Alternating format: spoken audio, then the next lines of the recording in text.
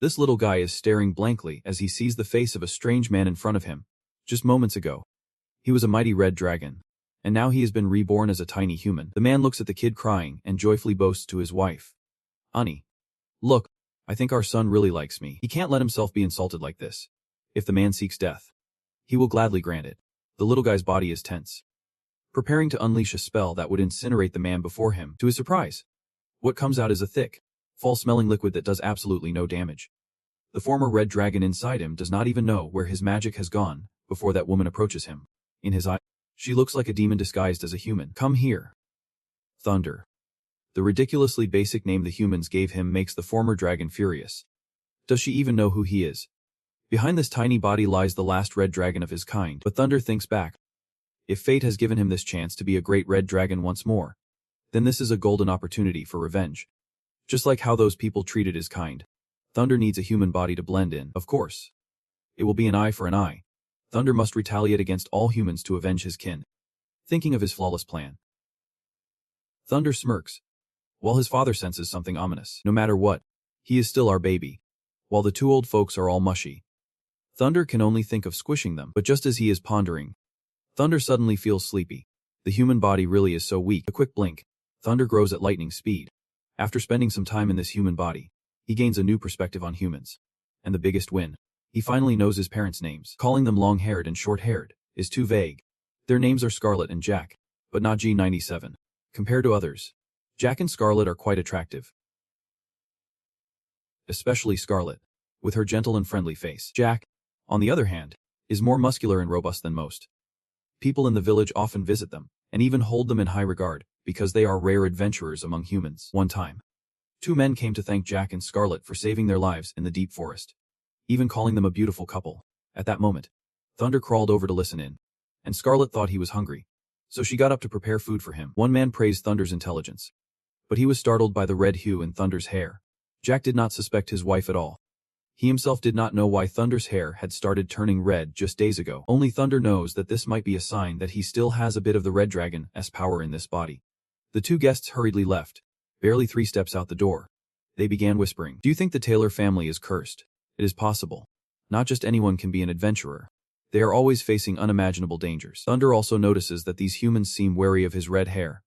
Or maybe those two felt threatened by him. Time to eat. My dear. Scarlet gently lifted Thunder up before the dining table. Compared to the crowd, Thunder found these two even more perplexing. They were not aggressive at all, even though Thunder had tested them time and again, making a mess of the food all over his face.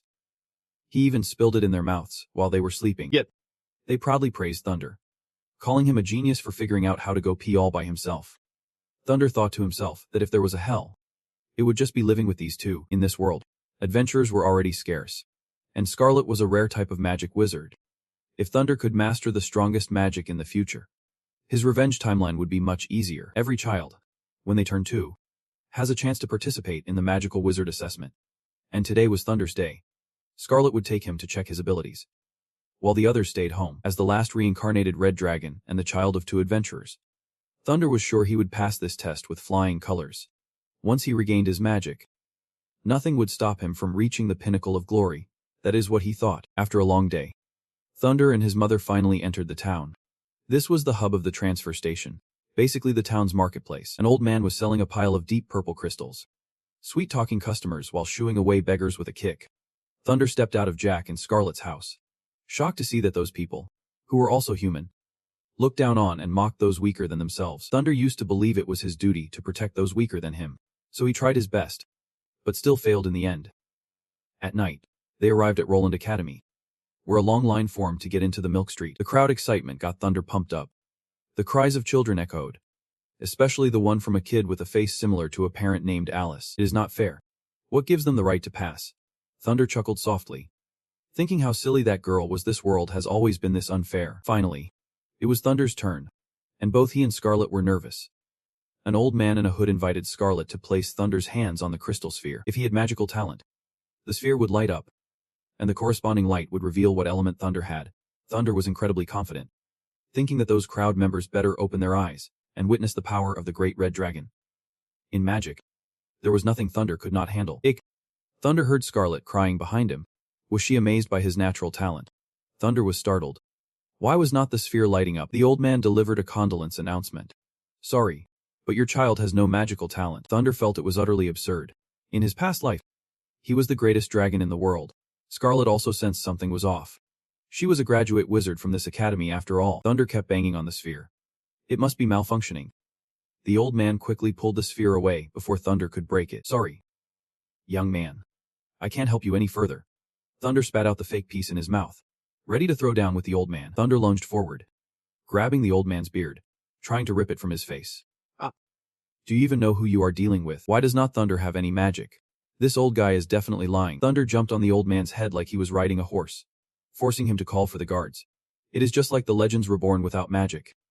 This is the most ridiculous thing in Thunder as thousands of years of survival. Could it be that Thunder has killed too many humans, and now the heavens are punishing him?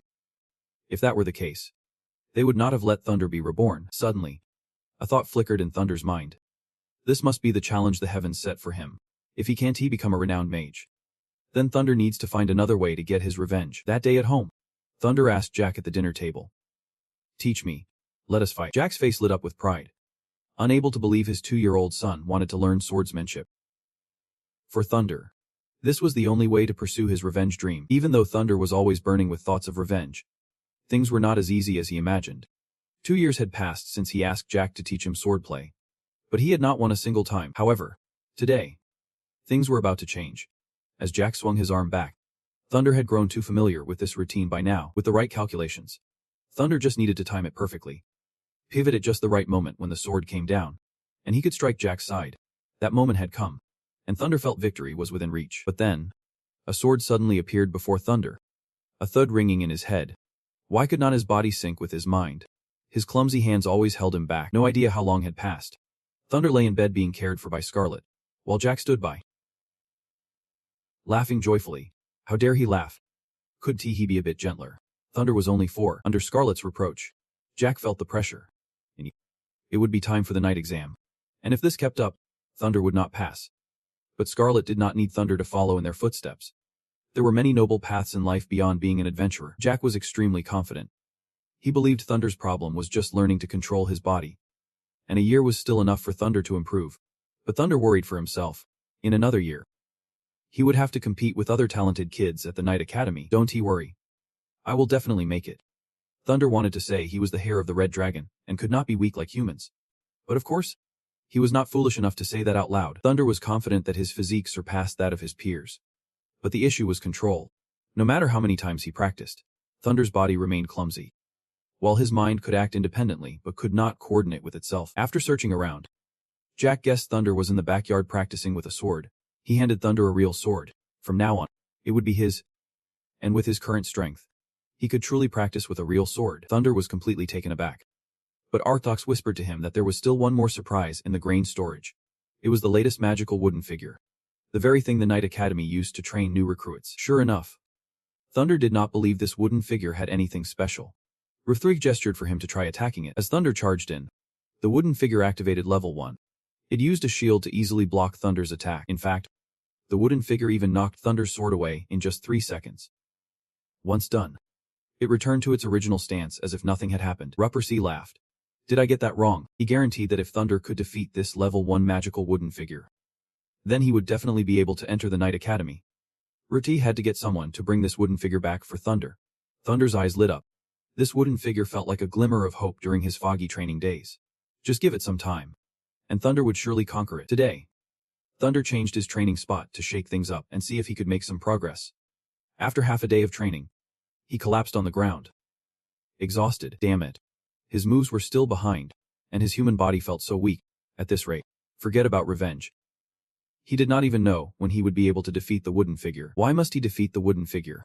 A strange voice echoed through the peaceful forest, startling Thunder into a panic. Thunder immediately raised his sword into a defensive stance, his face filled with caution. Who was it? Suddenly, Thunder's eyes widened in shock. In front of him stood a blonde girl with a friendly expression, just like Little Red Riding Hood. Her voice was just as gentle as her appearance. Are you okay? I did not mean to scare you. I live in the nearby village, and I saw you were still in the forest this late, so I wanted to remind you to head home early. Thunder snorted, feeling embarrassed. Ahaha, so that is it. You scared me to death. Is it really dangerous here? Emmy nodded and said like an old lady. During the day, it is, but at night, dangerous beasts can appear. Thunder nodded. This girl seemed to know a lot about this. Amy often came here to pick fruits and vegetables, so she was quite familiar with the paths in this vast forest. She decided to lead Thunder back, as Thunder was about to introduce himself. Amy winked. You are Thunder. Right. You are famous in this village. Thunder's face immediately fell. Yep. He was quite known.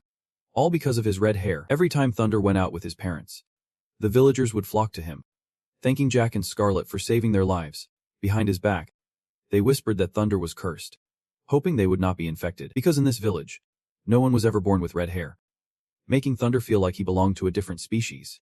Although they respected his parents, there was always an invisible fear of Thunder. It is unclear where this idea came from, but in human society, hair color represented evil and power, possibly linked to elders scaring children with tales of red-haired dragons. Thunder found this utterly ridiculous. Humans had wiped out his kind yet portrayed dragons as the villains in their stories. The dragon's act of revenge is just self-defense. But in the eyes of humans, it becomes evidence of tyranny. Thunder is lost in thought, prompting Amy to call him to follow. On their way, Amy's mouth is non-stop chattering. Knowing that Thunder wants to apply to the Knight Academy, she mentions that her brother plans to take the exam too, and no one in the village has ever beaten him. But for common folks like them, learning swordsmanship is a tough opportunity. So Amy really admires that Thunder gets to be trained. As night falls, a group of guys blocks Thunder's path, led by a blonde youth and 2 other goons. That red-haired punk better stay away from my sister. Amy is shocked and steps up to defend Thunder, or maybe to shield her brother from Thunder's wrath. What do you want to do? He has not done anything to you. Kyo rushes over to check on Amy while the other 2 guys start to close in on Thunder. Why are you with this guy? Let me see if your hair's turned red. The other 2 look just as ugly as their faces, and they even chase Thunder out of the village. As if that were not enough, they start making fun of Jack and Scarlet. Just look at that cursed child. Bet your parents are heartbroken. I wonder what terrifying thing you all crossed paths with to end up cursed like this. I think your whole family should just move away. It would be for the best. Thunder's hands are trembling, his anger boiling over as he shouts, "Stop right there." Suddenly, Thunder's fist is in front of the skinny guy, and Kyo instantly shoves him aside. But even he can't block Thunder's punch, getting pushed back as if he is made of paper. Thunder sees Kyo taking the hit for the skinny guy and warns him, "Don't get in my way. I just want to beat the guy who insulted my parents." Kyo shakes his hand, which is stinging after Thunder's punch. "I know your parents are adventurers, and your dad is a swordsman. You must be endured quite a bit of training. If you want to fight, Kyo hands a sword to the other 2 guys, claiming he does not want to kill Thunder. Thunder tosses away the sword he is holding. "We can go all out.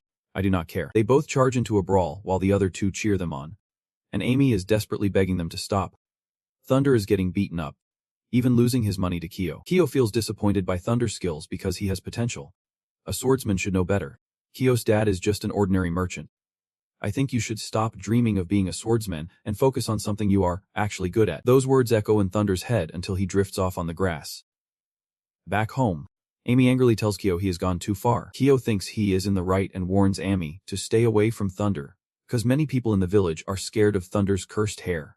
Their family is just ordinary, not like Jack and Scarlet. Amy can't argue back and shouts in anger, "You hate." Then she punches Kyo on the head and storms off to her room. As Kyo removes his protective gear, he realizes it is dented from Thunder's punch. This is the mark left by Thunder's first punch. Without it, Kyo's arm would have been wrecked, meaning Thunder truly is the one who won that fight. Late at night, Thunder finally got home, and his mom was still wondering why he was back later than usual when her eyes caught a glimpse of the wound on him. "Oh my god. Did you get into a fight?" Thunder shook his head, saying it was just training. Scarlet's eyes welled up as she grabbed a cloth to clean Thunder's wound. "Don't lie to me. Did some kid bully you? Hurry up and clean that wound, or you will be left with a scar." Thunder turned away, saying that a real man should have a few scars to look tough. Jack jumped in to encourage Thunder. Looks like Thunder's already on his way to being a real man. Training in swordsmanship must be tough. Scarlet immediately blamed Jack, saying if he had not dragged that wooden dummy over, Thunder would not have ended up like this. Jack sighed, saying if Thunder wanted to join the Avian Knight Academy, there was no other way. Scarlet was furious. Thunder clearly could choose a different career path than us later on, but Jack still believed that Thunder was a genius. Even if he could not become a mage, he could still be a swordsman. Boom. Scarlet shot a fireball, almost incinerating Jack's head. Meanwhile, Thunder just sat there munching away like this was just another ordinary day. Even though both his parents were adventurers, Thunder did not inherit a single ounce of talent from them. If Thunder had become a mage back then, Would things have turned out differently? He still vividly remembered that old man's face telling him he had no magical talent. After that, Thunder even jumped up and yanked the old man's beard. The day he held his first sword was also the day of his dad's 4th birthday. Even if Thunder could not become a mage, he could still be a swordsman like his dad. Back then, Thunder still wanted to take revenge on humanity. But these two in front of him were his exceptions. Even if they could be a bit childish at times. That night, Thunder went back to the grain storage to train against the level 1 wooden dummy. The dummy only had a few moves, but Thunder got hit so much that he eventually learned to dodge easily. Next, Thunder charged in for a direct attack, aiming for a gap in the dummy's defense. Just as he was about to unleash a final blow, he suddenly tripped over a rock. His sword struck the pillar, leaving the wooden dummy stunned. Thunder stared at the pillar he nearly split in half, and only 2 words echoed in his mind. Totally messed up. To make matters worse, the wooden dummy countered Thunder, making him flinch from the pain. Another day of failure slipped away. The next morning, Thunder set off into the woods to train again. Spotting a familiar figure that made him stop, Amy looked around, acting a bit shy. Upon seeing Thunder, her eyes widened. Then she gritted her teeth as if holding back something. Finally, Amy smiled and waved at Thunder. Thunder realized Amy was waiting for him. Amy hesitantly apologized to Thunder, but he brushed it off. He knew it was not her fault. It is just that I did not know my limits. Hearing Thunder say that, Amy suddenly got teary-eyed. Thunder sighed. Humans were so complicated with their social dynamics. He grabbed an apple from Amy's basket. Accepting it as her apology, Amy immediately stopped crying. Thunder could not grasp the sensitivity of humans. Their emotions flipped in just a few seconds. Which was truly annoying. That afternoon at the Thunder house, an army stopped in front of their home. A general seemed to be begging Jack and Scarlet for help, as something terrifying was attacking the border villages. Although there were no official reports from witnesses, some people had been infected, and most of them were currently unconscious, leaving the situation unclear. That is why they wanted Jack to investigate first. Scarlet felt that the two of them should go together. Normally, such things would not come near human settlements, and this situation was exceptionally strange. Jack, brimming with confidence, told Scarlet not to worry. They were just going to investigate. And besides, Thunder needed someone to take care of the upcoming competition. If there were not any major issues, he would be back soon. Scarlet nodded, though deep down, she felt a strange sense of unease as dusk fell. Thunder struggled to breathe in his human body. After closing his eyes for 5 seconds, Thunder glanced over at Amy, who was quietly reading, and an indescribable feeling welled up inside him. He immediately slapped himself in the face, reminding himself to stay alert. It must just be his human body messing with his emotions. Today's enough. It is time to head back. After saying that, Thunder dashed off, while Amy hurried ahead, looking around and reporting. All clear. I need to ensure no troublemakers are blocking our path. Thunder never thought there would come a day when he needed a human girl to protect him. He was curious if Amy was afraid of being judged by others, but for Emma, what others said was their business. She had her own perspective, and did not pay attention to the looks of others. So what if it was red? It was just a color. She should not be ostracized for it. Thunder did not need to care about others' opinions either. He had his own path to follow. Thunder was startled. Remembering what Tico had said he should do what he was good at, Thunder scolded himself for forgetting this. Thank you, Thunder happily said and ran home. When he got home, he immediately rushed to meet the level 1 wooden man. Thunder held the sword in his mouth, propping himself up on the ground, describing the body of the dragon. What Thunder was best at was being himself. Thunder jumped up, and somehow, the wooden man granted him passage. Awesome. This method works. Thunder leaped for joy, sitting down to calculate the school start date. His instincts told him that as long as he passed the level 1 wooden man, he would clear the Knight Academy's entrance exam. Suddenly, the cold voice of the wooden man echoed again. Level 2. Begin. Thunder's nightmare had only just begun. The next morning, Thunder woke up to see his dad fully geared up, ready to head out on a mission. Before leaving, his dad reassured Thunder that he would definitely be back before Thunder's competition. Make sure to practice hard while I am away. I believe you can win. About that, Thunder was about to brag about his achievements to his dad, when someone interrupted him. It was time for his dad to leave. His dad reminded Scarlet to take care of herself and Thunder, so Thunder could shine bright. Thunder promised himself that when his dad returned, he would give him an even bigger surprise. Thunder just wondered what his dad's face would look like then.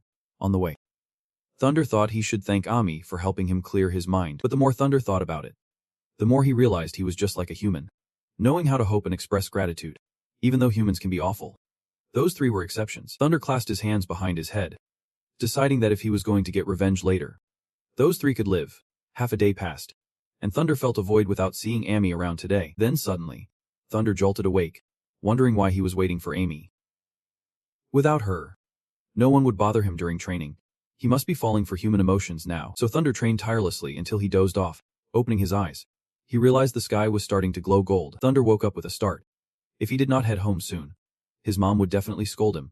He sprinted back, thinking that since he had not seen Umi to say thanks today, he would have to do it tomorrow. On his way back, he heard a noisy crowd gathered. Amy said father was talking with the shop owner of the weapons store. You really met my daughter. Yeah, that is right. The shop owner saw Kyo bringing 2 kids to the store to buy weapons early on. And Kyo even mentioned they were going into the woods to hunt monsters.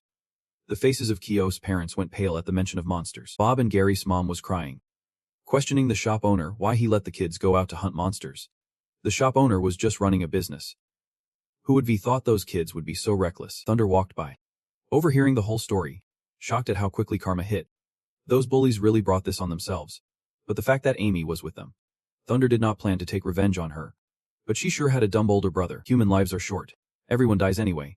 Still, as he walked home, Amy's bright, sparkling eyes kept flashing in Thunder's mind. He did not get what this uncomfortable feeling was anymore.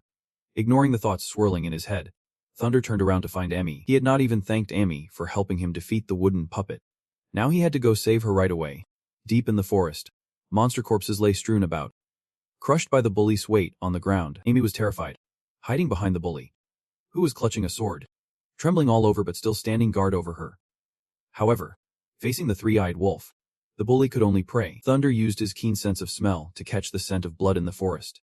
Walking along the forest edge, he spotted the corpses of several juvenile werewolves on the ground, slashed and still warm. From that, Thunder deduced they were close. But the chaotic footsteps left him unsure of which direction to go. Suddenly, a horrific scream rang out. Thunder recognized it as Amy's voice. Meanwhile, the bully was severely injured, leaving only Amy panicking and scared.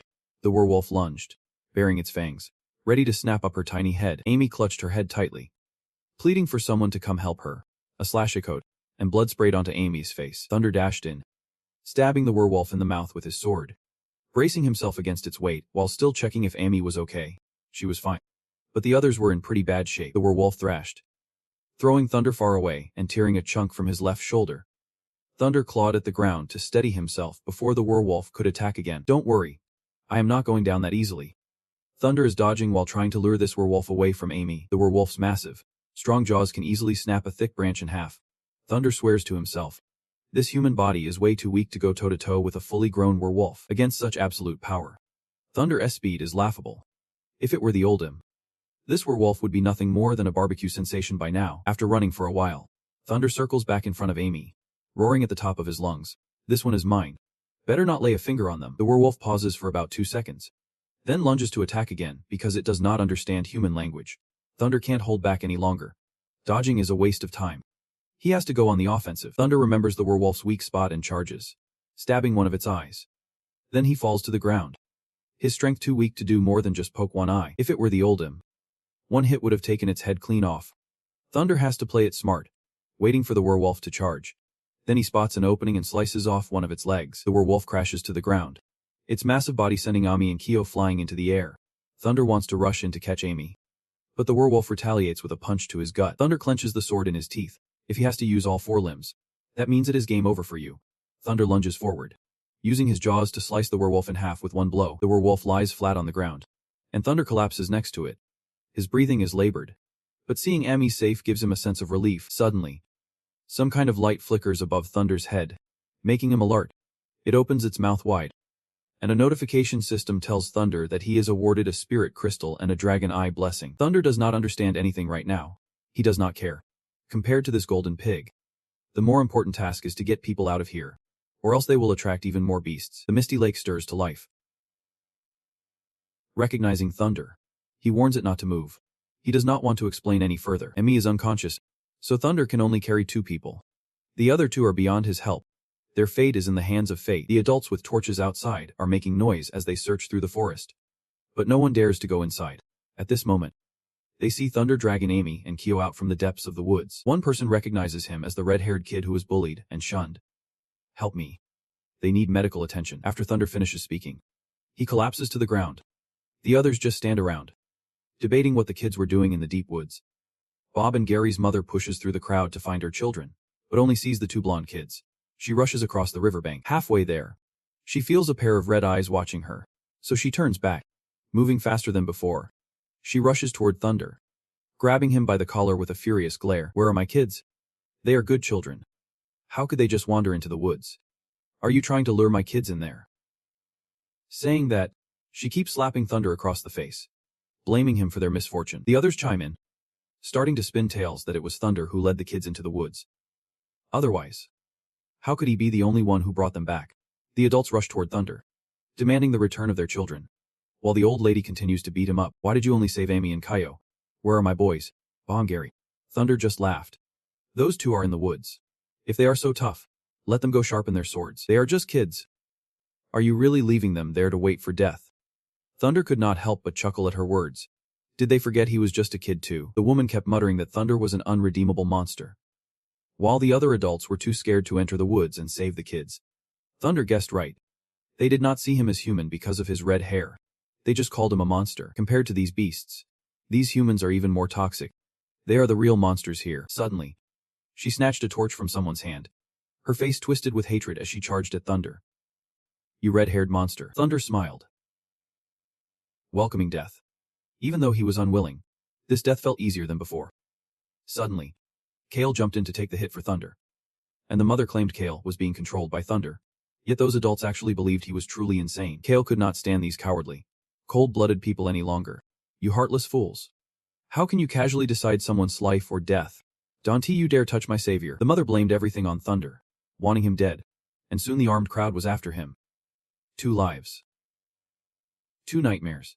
Leaving Thunder terrified and wide awake, he found himself in his room, with his mother beside him. Scarlet was asleep, but tears streamed down her face as she murmured Thunder's name. Thunder sighed. Humans were granted such beauty. Yet how could their nature be so cruel? He gently took Scarlet's hand, and she stirred awake. Oh my. Thunder. This is not a dream. Is it? You are finally awake. I thought you would never come back. His mother hugged Thunder tightly, causing him to wince in pain. Scarlet scolded him. So you can feel pain too? You can't go around acting reckless like that anymore. Thunder had been lying in bed for a whole week. Scarlet was in tears of joy. If he had not woken up, she did not know how she would tell his father. Thunder hesitantly asked about the kids. Amy and Kale only had minor injuries, but Bob and Gary are still missing, and Illa is dead. Earlier, Kale tried to explain, but no one would listen, insisting he must be enchanted by Thunder. It was then that Scarlet panicked and rushed over. Seeing Thunder unconscious, her face darkened. Who did this? Those people chimed in, telling Scarlet not to get worked up. After all, it was her son who led the kids into the deep woods. He had to take some responsibility. As a mother, if her child was missing, she would understand how we feel right now. Scarlet held Thunder tightly, glaring at Bob and Gary's mother. She dropped the torch, sobbing, My poor children. Can someone save them? A crowd gathered around her to offer comfort, murmuring softly, What will the coming days be like? If it were me, I would steer clear of this cursed place fast. Scarlet ignored their words and carried Thunder away, gently stroking his head to soothe him. It is all behind us now. You do not need to blame yourself. It is not your fault. You have done amazingly well. Scarlet guessed Thunder was hungry, so she went to whip up something for him. Thunder nodded and then looked up at the floor. He stared intently at the strange object in front of him. Thunder wondered if everyone had one of these. Thunder lightly touched the eye of the dragon, and suddenly, his own eye transformed, even restoring some of his past abilities. The moment he glanced at Scarlet, he noticed she looked exhausted. Back when he was the former Red Dragon, Thunder wielded countless spells. After leaving the Magic Academy, he thought he would lost it all. But now he was slowly regaining everything, and at least he still held on to hope. Next was that purple crystal, likely tied to defeating that mid-level ghost. Suddenly, thick smoke filled Thunder's room, and he heard a commotion from outside. Fire! Fire! Scarlet rushed in to grab Thunder, using water magic to douse the flames nearby him. Using the dragon's eye, Thunder quickly spotted the culprit. It was that filthy fake. The crowd just stood there, watching as Thunder's house burned, while Scarlet desperately fought the fire until she finally put it out. It is the curse again. If he stayed here any longer, the whole village would be doomed. Regardless of their attitudes, Scarlet kept smiling. Thunder, are you okay? Thunder shook his head. Praising his mom for her quick thinking, she put out the fire in no time. The two of them held hands as they entered the house. Thunder was sure those people wished for them to be burned alive. They wanted them dead. He swore he would get revenge for this. The next day, Thunder went back to training. Arriving at the edge of the forest, he surveyed the area with his dragon eye. spotting only small ghost beasts. None of them dangerous. A ghost monkey was enjoying its last breakfast. But just a second later, Thunder's sword pierced through it, ending its life with a stomach full of 2 apples. This ghost monkey was the second one Thunder had taken down, just enough to meet his daily KP. But now he had only gained 2 basic crystals, and Senzo would need some luck to get them, as their effects were still unknown. Just then, a baby ghost wolf approached the spot where its mother had just fallen to Thunder. Thunder frowned and stepped closer to comfort it. "You will be able to fight on your own someday." The baby wolf backed away, weary, and the system offered him a chance to tame it with just 1 basic crystal. Since it was a new feature, Thunder decided to give it a shot. He would already had enough practice for the day. The crystal released a cloud of black smoke that enveloped the baby wolf, and after a moment, the taming was successful. But once it was tamed, it immediately merged into Thunder's body, leaving him stunned.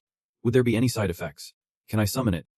If not, I might just have to make you my dinner." The system shook its head, rewarding Thunder to keep him from being eaten. A little while later, Thunder gained a new skill, but right now, he was not focused on that. "You used your eye to spot those 2, Gary." While Thunder's lips curled into a sinister smirk. "Found you." Thunder stepped into the cold, dark cave, littered with the remains of humans and beasts. Bob and Gary were reduced to nothing but bones and guts. Thunder grabbed their clothes and tossed them into a barrel of red liquid to take home. That night, Scarlet was worried because Thunder had been out all day without resting. Thunder said he wanted to sleep. He would continue training tomorrow. In 2 days, his dad would be back, and then they could train together. Thunder bounced around, ready to show off his training results to Jack. Scarlet yelled at him to get his feet on the bed and go to sleep already. Thunder heard a rustle. Humans really were terrifying. At night, he suddenly woke up. Thunder walked into the storage room where he kept the barrel he brought back today, at Bob and Gary's house. A knock echoed through the night, and their mother went downstairs. Annoyed, "Who is bothering us at midnight? Stop knocking." Suddenly, she thought it might be Bob and Gary returning, her face filled with confusion. What else could it be? Outside, a piece of Gary's clothing lay on the ground. The old woman followed the footprints, running deep into the dense forest. Though her heart ached to embrace her children, a chill ran down her spine. After a while, she wanted to turn back but spotted Bob's pants nearby. She dashed inside, while Thunder, perched high up, used his dragon eye to confirm that the mother had run into the heart of the beast territory. And then he let go. 2 barrels of fresh blood splattered all over the mother.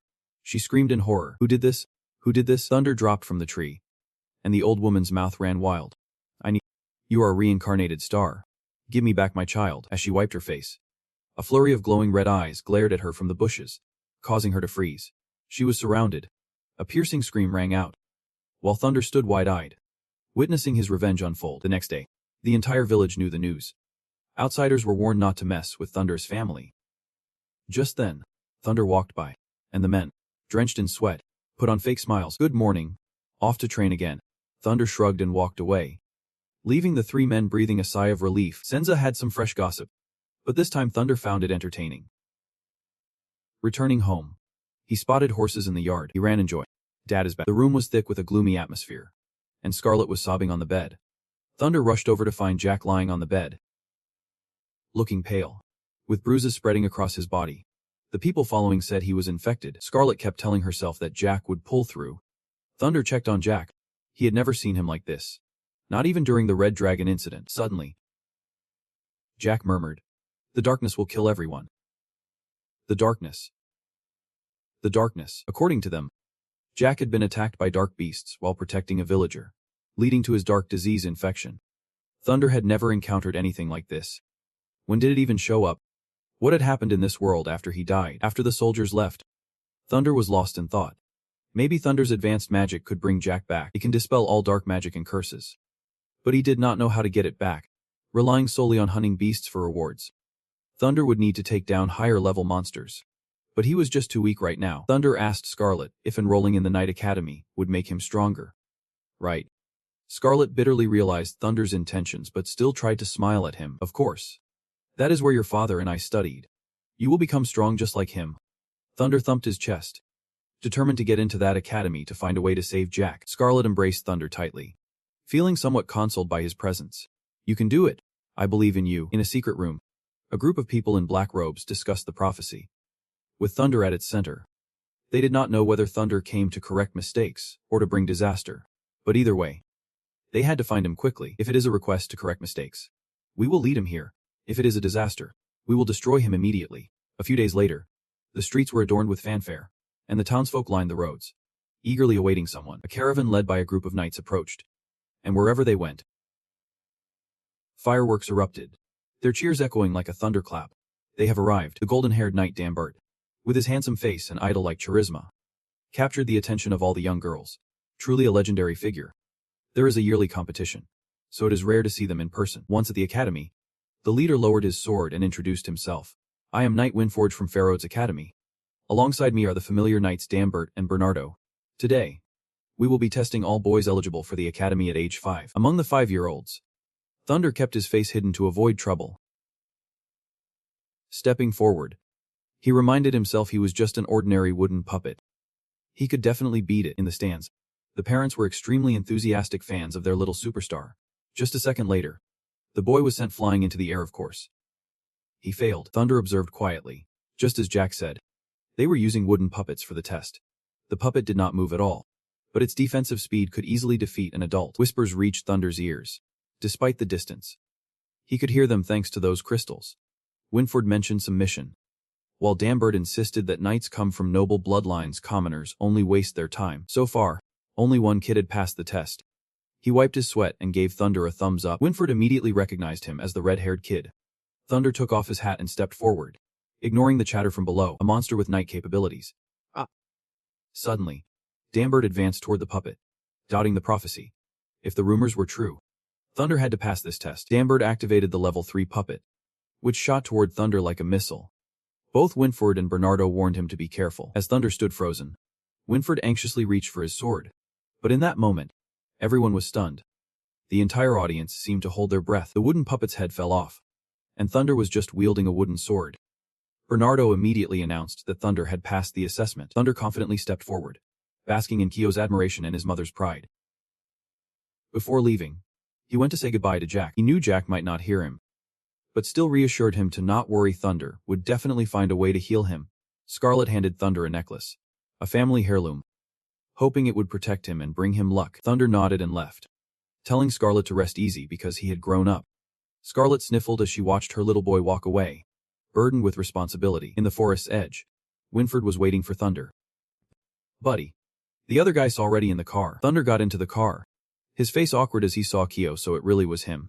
Along the way, Kyo tried to lighten the mood between the two men. Seeing Thunder turn to him, Kyo lowered his head and spoke softly. About that time I hit you and said some awful things. Sorry, man. I was such an idiot. Thunder let it slide.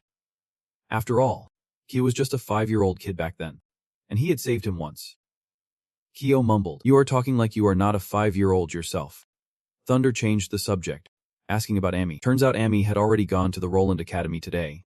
Thunder had no idea Amy had innate magical abilities, let alone that she was joining the Roland Academy. Stop the car. Outside, smoke was rising and enveloping the forest. Winford shouted at someone in the distance. Someone. This is the Pharaoh's Academy Night Squad. Please report in.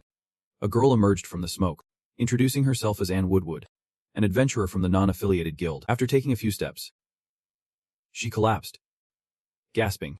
Our squad was attacked. It was the shadow beasts. Bernardo panicked, wondering why the shadow beasts were showing up here. There were no signs of them on the road. Dambert smirked, realizing the creatures sensed his presence and were scared off. Winford immediately offered Anne a ride to Rennie Town. What is with this? Aren't they supposed to be heading to the Night Academy? Dambert laughed. Don't be ridiculous. What good is bringing kids to the front lines? The Pharaoh's Night Academy is a major fortress on the border, always at risk of war. That is why students train in Rennie Town for 10 years. Only when they master the basics can they enter the Advanced Training Academy. Thunder was stunned hearing 10 years. For a dragon, that is just a blink, but for humans, it is a lifetime. Can we really wait it out for 10 years? On the way, the lake seemed to mock him. That girl Skeld had only her left alive, and Thunder's father had also been attacked by the shadow beasts. Bernardo hesitated when mentioning it. What would they do if they really encountered them? Speak of the devil, and he appears. Winford ordered the team to take combat positions. A pack of shadow beasts lurked in the purple smoke, waiting for them. And that thing was the Bear King. The Bear King was already terrifying, and it was a shadow beast with a contagious disease. This was enough to shake the spirits of the knights heavily. The Bear King roared, and his minions charged at the knights. They were too focused on what lay ahead to notice a cunning beast leaping out from the bushes to attack Bernardo. Bernardo thought to himself, "This is it. I am done." Just then, Thunder appeared, slicing the monstrous beast apart with 3 powerful strikes. Bernardo could not help but praise Thunder, realizing he no longer needed to protect them, even though Thunder had just saved his life.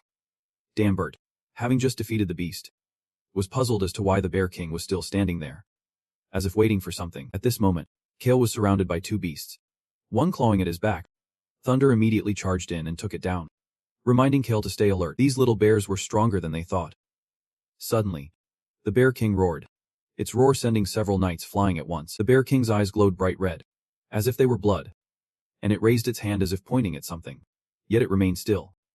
Suddenly, the Bear King opened its mouth. Wait! You will never be able to attack the darkness. Eventually it will consume this continent. You will surely fail, and everyone beside you will perish. Those words pierced Thunder's heart. Dambert did not understand what it was trying to say, or who it was threatening, but it felt like a dire warning. After finishing its job, the Bear King leaped into the sky and flew away. Winfred breathed a sigh of relief. They should celebrate that the leader chose them to wage war, or else they would not make it back to town today. Meanwhile, Thunder could not stop thinking about what the Bear King had just said, as if it were directed at him. Winfred turned to praise Thunder and Kyo, acknowledging that their future might just depend on their skills as knights. Thunder wondered if talking beasts like that appeared often. Winfred shook his head, saying he had never encountered one at the border, and that this was actually the first time he had seen such a creature. Winfred observed, puzzled as to how Thunder could remain so calm. Meanwhile, another person was also watching Thunder. Dambert. He gritted his teeth, glaring at him with a face full of hatred. The next day, they finally arrived at Rainy Town. For some reason, there were more guards at the gate than before.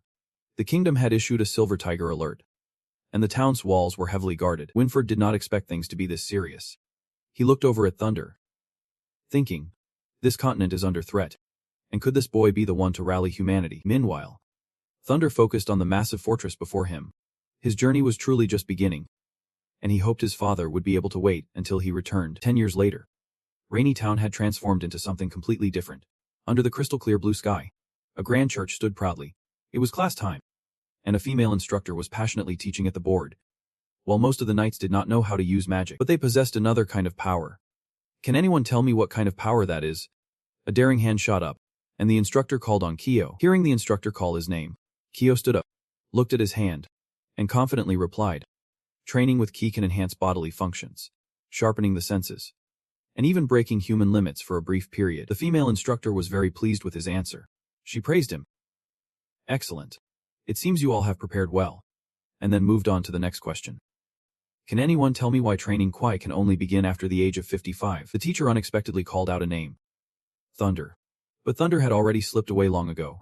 Kyo bit his lip, sweating bullets, thinking, oh no, where did Thunder run off to now? Quickly, Kyo stood up to cover for Thunder, saying, went to the restroom. Madam. The teacher helplessly turned away. Fine then. And called on another student. Slavia. Why do not you give it a shot?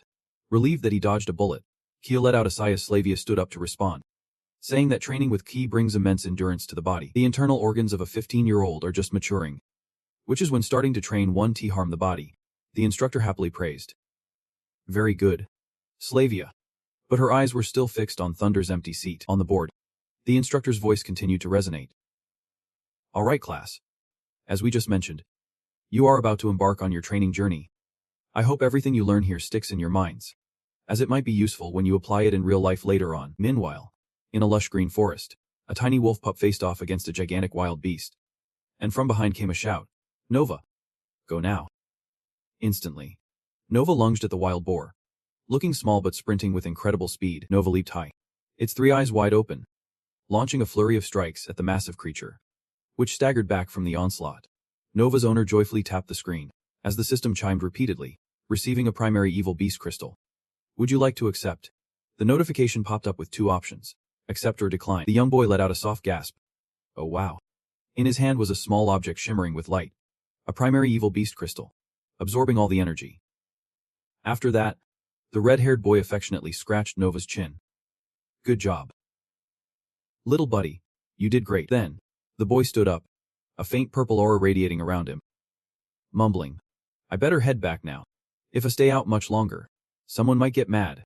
Under the warm sunlight, a group of knights approached the red-haired boy. The leading knight spoke up. So this is what you call an unexpected situation.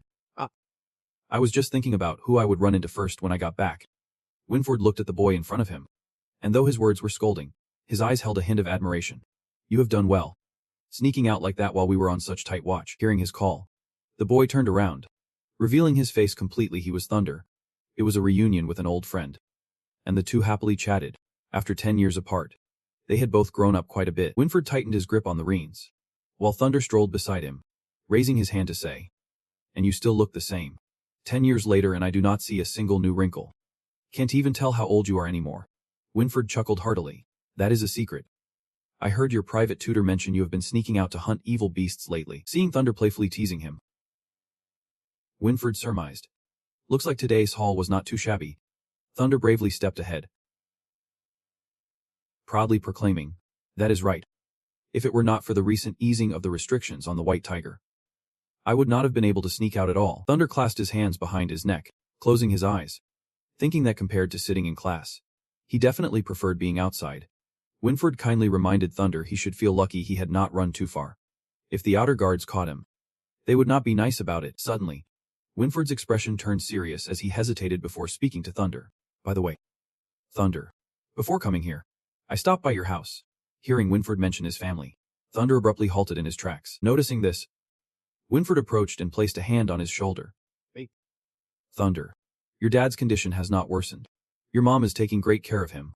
She asked me to tell you not to worry too much." Thunder struggled to hold back his emotions. Turning to Winford with eyes filled with gratitude, Thunder then lowered his head slightly, trying to hide the turmoil in his eyes. Deep down, Thunder thought, for the past 10 years, no matter how heavy the rain or strong the wind, I have trained hard. Yep. He had indeed been diligently honing various skills. However, the results were not what he hoped for. He had failed to awaken any new skills. And everything remained just as it had started, nothing new.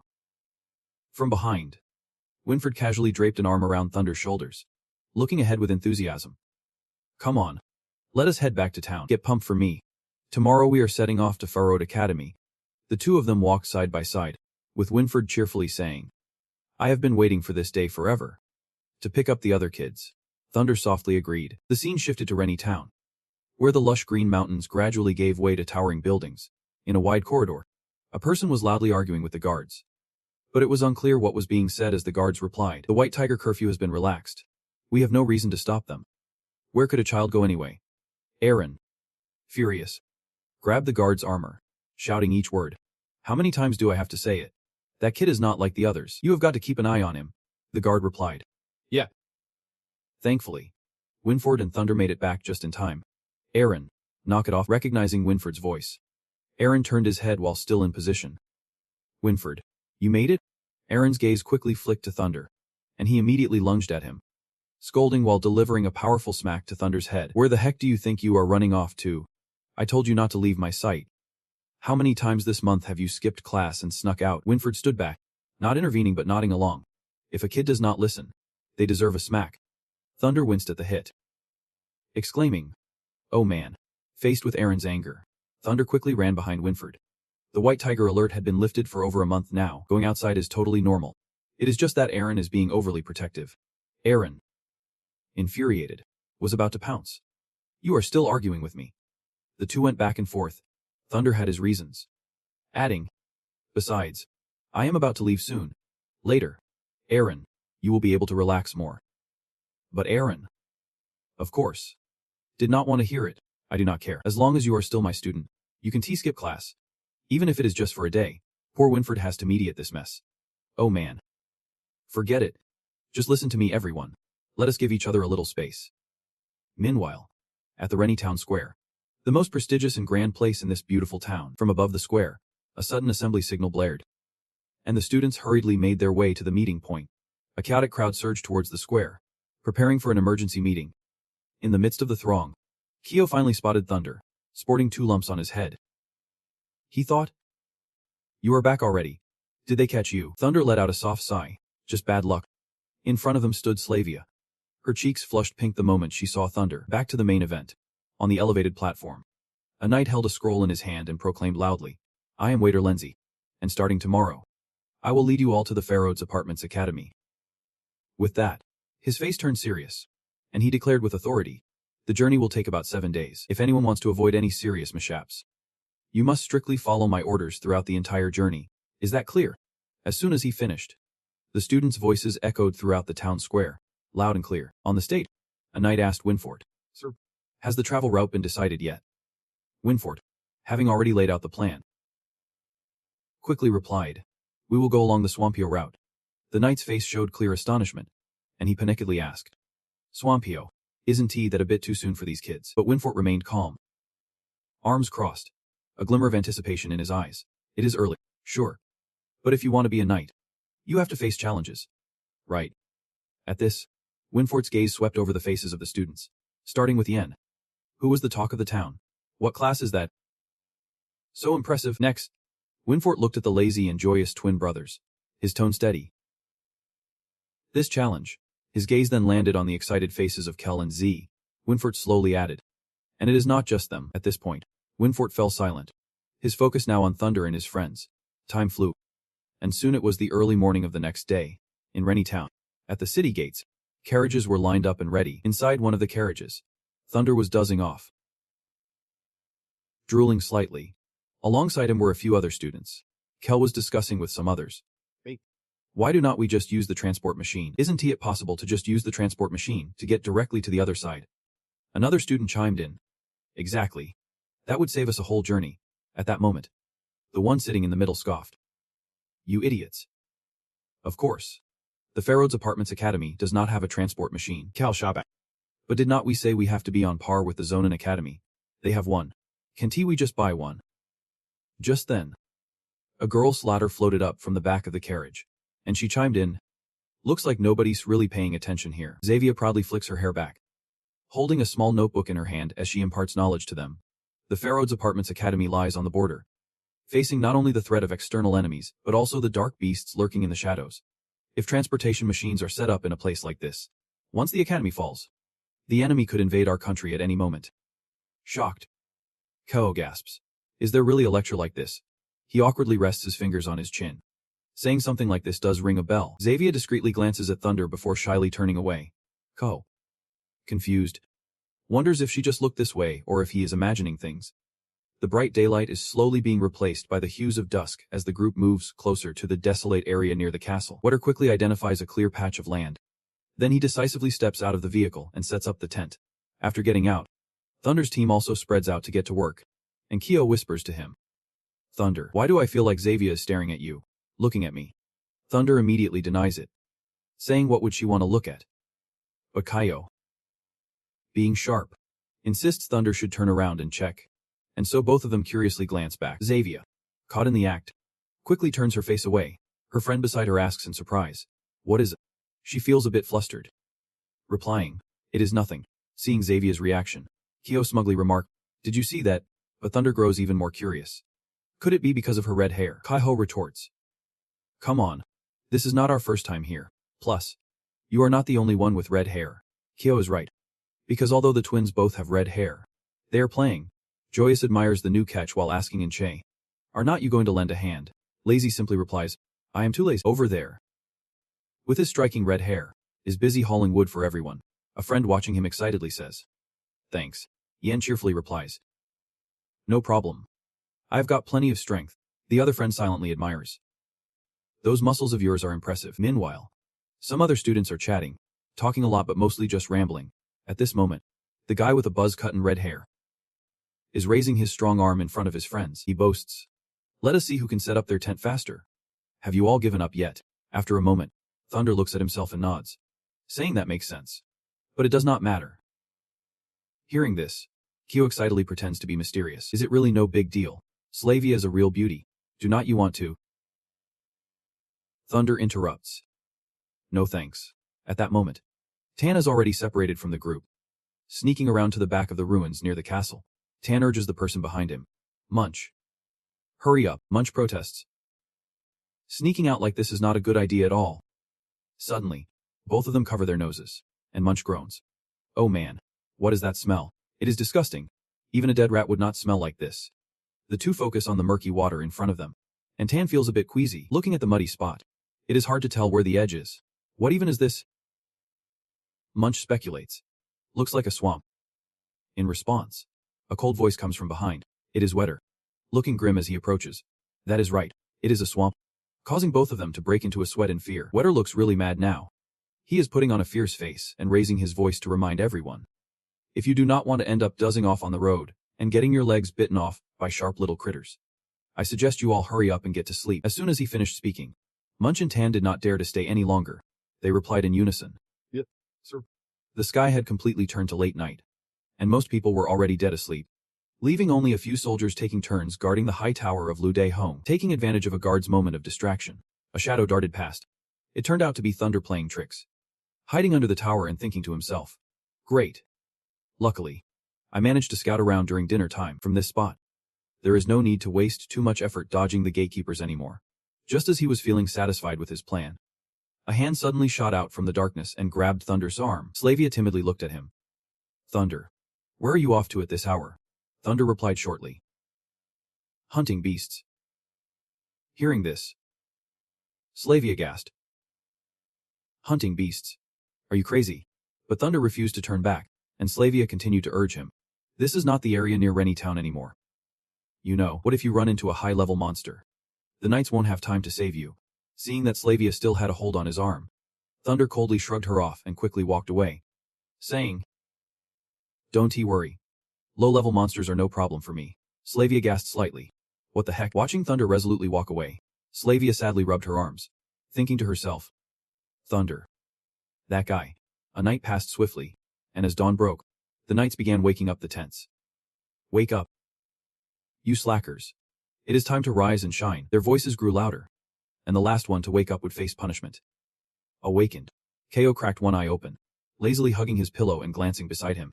Next to Ko was Thunder, who looked particularly rough today with dark circles under his eyes and his red eyes bulging like two big balloons. This sight jolted Ko wide awake in a panic.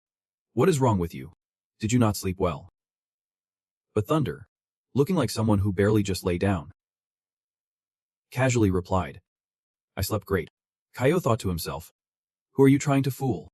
Nobody is buying that. After that, Ko quickly brushed it off, got dressed, and headed outside.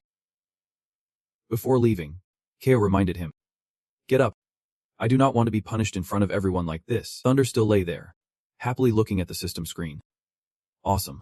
At this rate, I might fill up my basic crystals before we reach the Pharaoh's apartments. Thunder's eyes scanned his experience bar in Nova, and he thought to himself, next up, I might even snag some intermediate crystals. After breakfast, the group of people and horses from the academy continued on their journey, following the wide, smooth dirt road. Suddenly, Winford, who was leading the charge, had his horse whinny and come to a halt. Winford looked back, and Wetter, catching his signal, nodded in response. Then, the whole convoy slowly moved forward. While the group of soldiers backed up to provide support, the wagons slowly entered a hilly area. The terrain here was rugged and difficult to navigate. No matter how much the wagon shook, Thunder was still sound asleep, while the others felt a bit uneasy, thinking it was too quiet outside. Just as the intuition of the tree was right, the horse suddenly reared in pain. The loud noise jolted Thunder awake from his sleep, and he quickly opened his eyes wide with alertness. Right in front of Thunder, through the window above, a sharp worm was protruding in a bizarre manner. Luckily, the tree had swiftly drawn its sword, decisively slicing the sharp worm in half, but the tree knew the danger was not over yet. It quickly switched to combat mode and shouted, The sharp worm is coming. Get ready to fight. Just as the tree had predicted, another sharp worm crawled into the vehicle. Serena, terrified, shut her eyes tight. But thankfully, the tree jumped in front of her, protecting her carefully. The sharp worm was chopped into pieces, scattering across the vehicle floor, and Serena trembled in horror. There was so much blood. The tree held the sword high in its hand, cautiously warning its teammates that the sharp worms would regroup upon appearing. The more of them there were, the sharper your wits need to be. Do not stay in the vehicle. Turn your weapons into a swift response. Wipe them out. With that, the tree led the charge, jumping out of the carriage and continuing to direct everyone, forming teams of 3. Back to back, do not leave any gaps for the horses to escape. Move to open spaces to deal with them. Following the tree's command, each student jumped out of the carriage, the last one being the most excited, eager to see who could kill more worms, while Thunder remained frozen in place. A moment later, he slowly pulled back the carriage curtain, and as Thunder activated his dragon eye, he thought, am I getting a bit too hyped? Outside, a fierce battle was raging, with cries mingling with the clash of weapons. And he had to be careful, there were too many of them. I have killed 32 already. Thunder calmly scanned the area with his dragon eye. These were all low-level monsters. Nothing to worry about. Suddenly, a chill ran down Thunder's spine, and he cautiously shifted his gaze to the side. Thunder's eyes locked onto a shadowy figure on the cliff above. He quickly recognized it as 6 knights who had left the convoy first, so that is what is happening. Realizing this, Thunder resolutely turned back to the carriage, leaving his teammates puzzled. "Wait, where are you going? Don't mess up the formation." Thunder nonchalantly raised a hand to cover his mouth, yawning as he lazily explained. "These are just low-level monsters. I do not need to step in. Plus, do not you all have enough people?" After saying that, Thunder jumped back into the carriage, flopping down on the bench and calling out, "I am going to sleep now." Meanwhile, the group of knights watching from the mountaintop. Wetter looked on with disappointment. "Looks like he will only manage to snag a red belt." Another knight chimed in. "Maybe it is just a show-off moment," as one knight on the left suddenly exclaimed, "Hey, look over here. That kid is performing pretty well." Striking decisively hit the target in one shot. All the knights focused on Ko, who was showing impressive skills. Moreover, his movements were minimal, showing a sense of self-defense and reducing unnecessary exhaustion. Dante nodded in satisfaction. Not bad. He might deserve a white belt. While Winford quickly noticed another potential candidate, and that kid over there, though he rarely took the initiative to attack, had high damage output and held his sword with perfect form. The kid in question was Slavia, who was leaning against Serena, creating a balance of both defense and offense amidst the swarm of spider monsters. Slavia's gaze was eerily calm as she fiercely swung her sword, slicing the spider monsters into pieces. Winford observed from above, quite pleased. Once a weakness was spotted, she could strike decisively and act with caution. As the clever kid, even the locals have to praise Slavia. That is right. Even their clothes stay clean. Just when the battle was about to wrap up, something strange and fierce suddenly erupted from the ground, and everyone was left staring at each other in shock. What the heck is that? As the dust started to settle, a gigantic figure began to rise. The moment they laid eyes on it, the fighters who were once so fierce suddenly froze in fear. Those spider monsters gathering together into a massive, terrifying blob. Oh my gosh. Then, the spider monster bared its sharp teeth, choosing to attack a Vietnamese student. He was so scared, his legs went jelly, and he could not even scream for help. "Someone save me." Hearing his friends' cries, N bravely charged straight at that spider monster. N frantically tore apart each spider monster with his bare hands, shouting, "Don't hurt my friends." The twin brothers quickly joined in, Joyos and Leslie hacking away at the enormous creature with their swords, and Kel was still as pumped as ever, shouting while counting, 45 monsters, bring it on." Dante, who was a bit hesitant earlier, now smiled softly. "Looks like we won't even need to lift a finger. The organization of these red-haired teens is not half bad." Hearing this, the knight next to him laughed and added, "Except for one of them." At that moment, Wetter stepped up to whisper to Winford, "It is time to wrap this up." Not long after, the battle truly came to an end. Ian looked over at Lahan with concern. "Is everyone okay?" "We are fine." He looked a bit ragged but still alright. "Thanks. I owe it all to you guys." The other teammates sighed in relief, glad that they managed to take them all out. Winford kept a close eye on the group of students. His heart was with Ian. Not only was Ian strong, but he also cared for his teammates, a rare find indeed. Meanwhile, Kia was interrogating Thunder. "Why did not you join us? It is dangerous out here. If something happens, we want to be able to save you." Thunder stretched and replied sleepily, "I am too tired. There are knights here. We are fine." Kia looked at him in frustration. That kid is still as unsociable as ever. Winford, on the other hand, was troubled by another issue. Sighing, the chosen one from the legends. What a mystery. After settling down, the convoy rolled on through the forest and over the mountains towards their destination. Inside the vehicle, Kyo excitedly bragged to his friends, "I killed the most monsters." Sitting across from him, smiled happily. Not bad for a kid. The praise made Kyo boast even more. "Looks like those beasts are just like this." Tan chimed in. "For sure. We are going to become knights in no time." As they spoke, Tan smugly looked at a classmate being bandaged by Serena. Serena focused and asked, "Does it hurt?" The classmate Winston replied, "Not really." Still full of himself, added, "If I am lucky, maybe I will get a white belt." Hearing Tan mention that, Kia looked a bit surprised. "A white belt? What is that?" Sensing the opportunity, pretended to be mysterious. "You do not know." Next, Tan raised his hand and explained loudly, "Even though we are all knights, there are still ranks." He pointed out, "See those people following us? They are all white belt attendants. The highest rank." Then, the group of Len Luth looked out the window. Tan's voice lowered. "They all have white belts, which means they have proven all the skills a knight needs during the assessment." Moreover, he also named a few other types of knight belts for the group, including green and black belts, each representing different abilities. Suddenly, Tan glanced back, a smug look on his face, his voice dripping with implication. "The lowest rank among knights is the red belt. given only to those who performed poorly in the exam. And that is all they can get. Then Tan continued listing the perks of each belt color, mentioning that those who receive a white belt will get specialized training, along with some bonus money on the side. In stark contrast to the white belt, those with red belts will be in for a tough time. Red belts do not get that kind of luck. Sure, they receive training, but there is no one to supervise them. They mostly end up doing all the heavy lifting until classes are over. And honestly, it is more like they are just left to figure things out on their own. It is pretty much like being abandoned as an apprentice. Hearing this, it felt like lightning struck his ears. He silently took note. If they can work on their own, does not that mean there is plenty of time to hunt monsters? If that is the case, he might just quickly rack up some high-grade crystals and abilities. At that moment, an idea sparked within him, and he clenched his fist. Determined. Awesome. I need to find a way to get a red belt. He was not sure how much time had passed, but the convoy finally reached its destination, stopping at the city gate. Get out. We have arrived. The grand city before them left all the students in awe. As he stepped off the vehicle, he was hit with a cacophony of sounds. Is this some kind of exhibition or what? This city gate must be at least 50, no, at least 100 stories high. Even he could not help but feel overwhelmed. He thought to himself, this is the Pharaoh's Academy. What he saw was an incredibly expansive institution, decorated in a classic style with white as the dominant color. Tan was no exception. His eyes widened in shock. Even though he had heard about it, he never imagined the academy would be this grand. It was bustling with people everywhere. The entire academy was equipped with purple glass orbs, making Tan even more in awe. The whole place felt like a city. Moreover, everyone here is a knight, and the academy's energy is sourced from magical glass. They did not even need fire for lighting. It looked so extravagant. As they navigated through the chaotic crowd at the city gate, it seemed like only Kyo managed to keep his cool. Simply commenting, it is nothing like the village I grew up in. Seeing everyone so distracted, Wetter reminded them, let us move along. Stop staring around. If you get lost, I want to help you.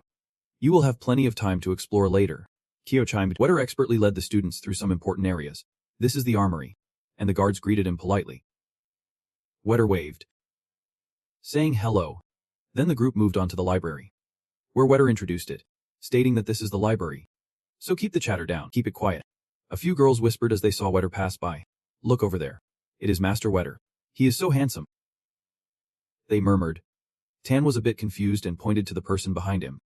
Even the person in charge of the library is a knight. The person he mentioned is sitting at the librarian's desk, warmly greeting guests, saying, welcome, come back anytime.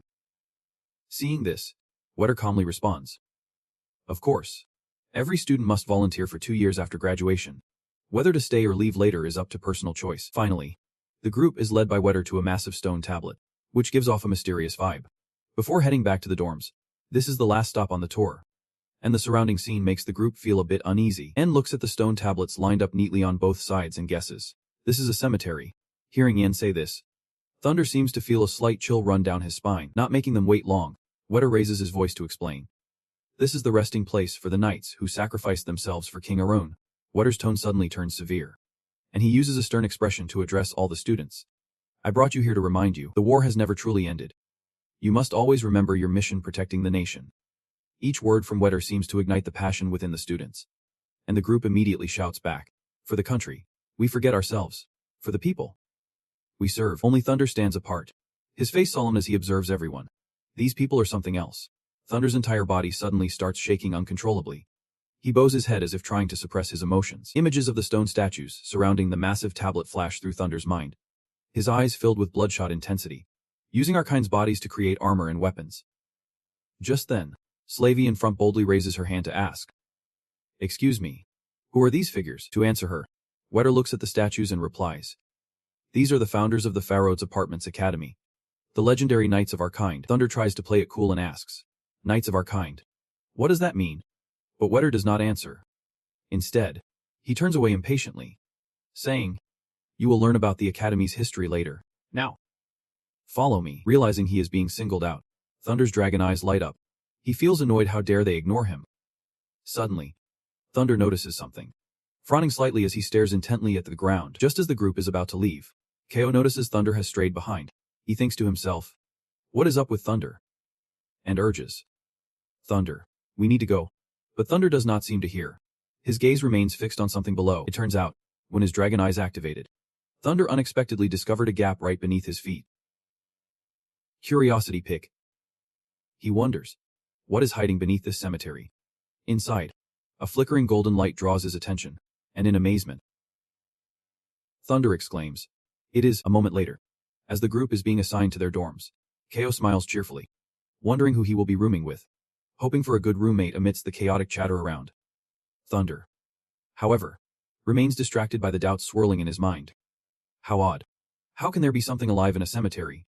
And it looks so strange, even if it is a monster. Ko suddenly stops mid-walk, potting as he looks back. Thunder, are you even listening to me? Startled, Thunder snaps back. Sorry. I was lost in thought about something. You mentioned a roommate. In note. The two of them were back in their room. Ko looked at the nameplate on the door and said, Awesome. Looks like we are in the same room. Let me see who else is with us. Just then, a girl's voice piped up from the side. Are you kidding me? In front of them stood Slavia. Her expression like she had just seen something terrible. Thunder gasped. Slavia.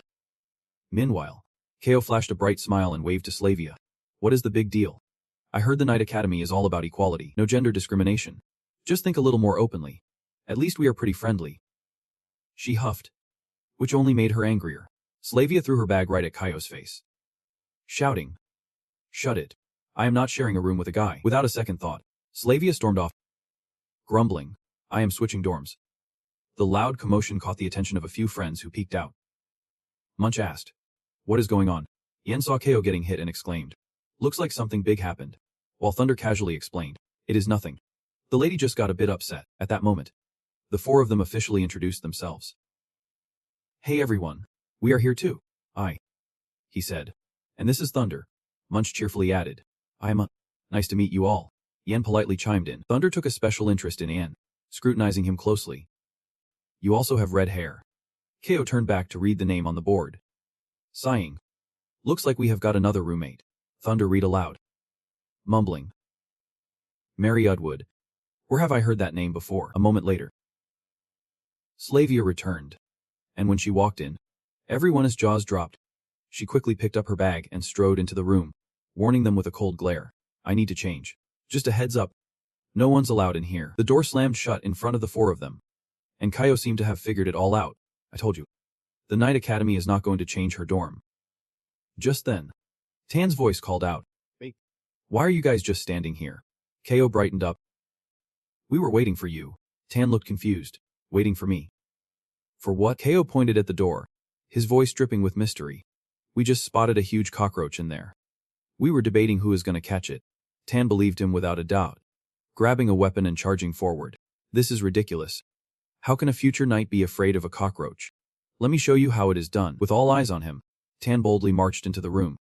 As the door shut behind him, Ann and Munchkin's eyes widened in shock, while Ko and Thunder struggled to hold back laughter.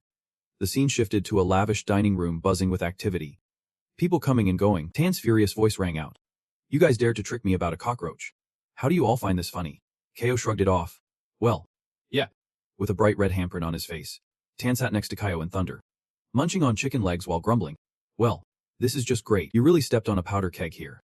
What if one day I am about to sleep and you sneak in to poison me? Ko teased. But is not that a good thing? Someone's actually looking for a chance to talk to her. And you are worried. Who would have thought? Slavia overheard these words. And it was like adding fuel to the fire. She shot a furious glare at the three guys. What are you talking about? What poison? What good thing? Ko and Tan jumped. Nervous. It is nothing. We were not saying anything. After letting out all her anger, Slavia sat down, her face flushed but trying to act calm. Seriously? Can you guys still eat? We are about to take the test. Have not you heard? Ko glanced over at Thunder, who was not about to miss a single bite. A knight's ranking test. Sure. It sounds fancy. But what does that have to do with eating? Thunder was still focused on his meal, enjoying every second of it. This was just too good to waste. Watching the two of them chow down, Slavia sighed in exasperation. You two are hopeless. Just then, from behind, Luxie scoffed. Clearly they have never had a taste of real food. Ryan chimed in from the side. Considering they came from such a poor background, they really do not know how to eat properly. Look at them. They walk past Thunder's table, throwing insults. Just leave already. You will be back to your mom after a couple of meals. Ryan and Luck approached the gentle N, who remarked sarcastically, Look at this guy. He is so large. He is about to break that chair. Luxie teased. Hey Roy the country bumpkin. Does anyone tell you that you are hogging all the dishes, not stopping there? They raised their voices arrogantly. Really ruining the appetite around here. Why are all these red-haired punks from Rennie Town? Who had been eating? Suddenly looked gloomy. His movements stiffening. Joyos and Lazy. The pair of brothers. Could not take it anymore. Joyos. Frustrated. Reached for his sword. But luckily Lazy managed to stop him just in time. Meanwhile, Ryan and Luffy were getting bolder. Pretending to shout. At this rate, we will get infected. I do not want to turn into a redhead. Stay away from us, you country bumpkins. Munch immediately stood up. Reminding them. You guys are crossing the line now. Seeing Munch stepping up, Ryan did not back down. Taunting. What is wrong? You want to step in for them? Luck shot back. Look at you. The most you will get is a red stain on your shirt. Take care of yourself first. Or I will take you down too. Munch was so furious he could hardly speak. And quickly interjected. Come on. Munch. It is. Ryan turned back to bully the gentle Yen, resting his elbow on An's shoulder. Looks like your freaky redhead buddy is quite the hothead. Just so you know, from now on at the academy, if we run into each other, just steer clear, An replied shyly. Why by me? By this point, someone could not hold back anymore. And a chicken leg flew straight at Ryan's face. He caught the chicken leg, shouting angrily. Damn it. Who did this? Step up. Just as Ryan had hoped, in an instant, a hand slammed his face down onto the table. Ryan screamed in pain. You let me. What do you want? Thunder growled as he twisted Ryan's arm behind his back. Who needs to get out of the way? I am talking about you. Ryan stubbornly shot back. You freaky redhead. Just as he said that, he let out a desperate scream. Help. This guy's gone mad. The crowd around them buzzed. It is a fight. Seeing Thunder go this far for him, En rushed over to mediate. Thunder. Thank you. But they are not a threat to me. The little guy quickly chimed in. Yeah. Thunder. Let us not stir up trouble. All the knights are watching. Slavia anxiously urged Thunder. We are about to take the test. Do not mess up their impression of us. Thunder coldly replied. I do not care, while pointing and yelling from behind. You jerk? En anxiously called out. Thunder. Seeing that he still would not let go, then he shouted louder. Sir Knight, please save him.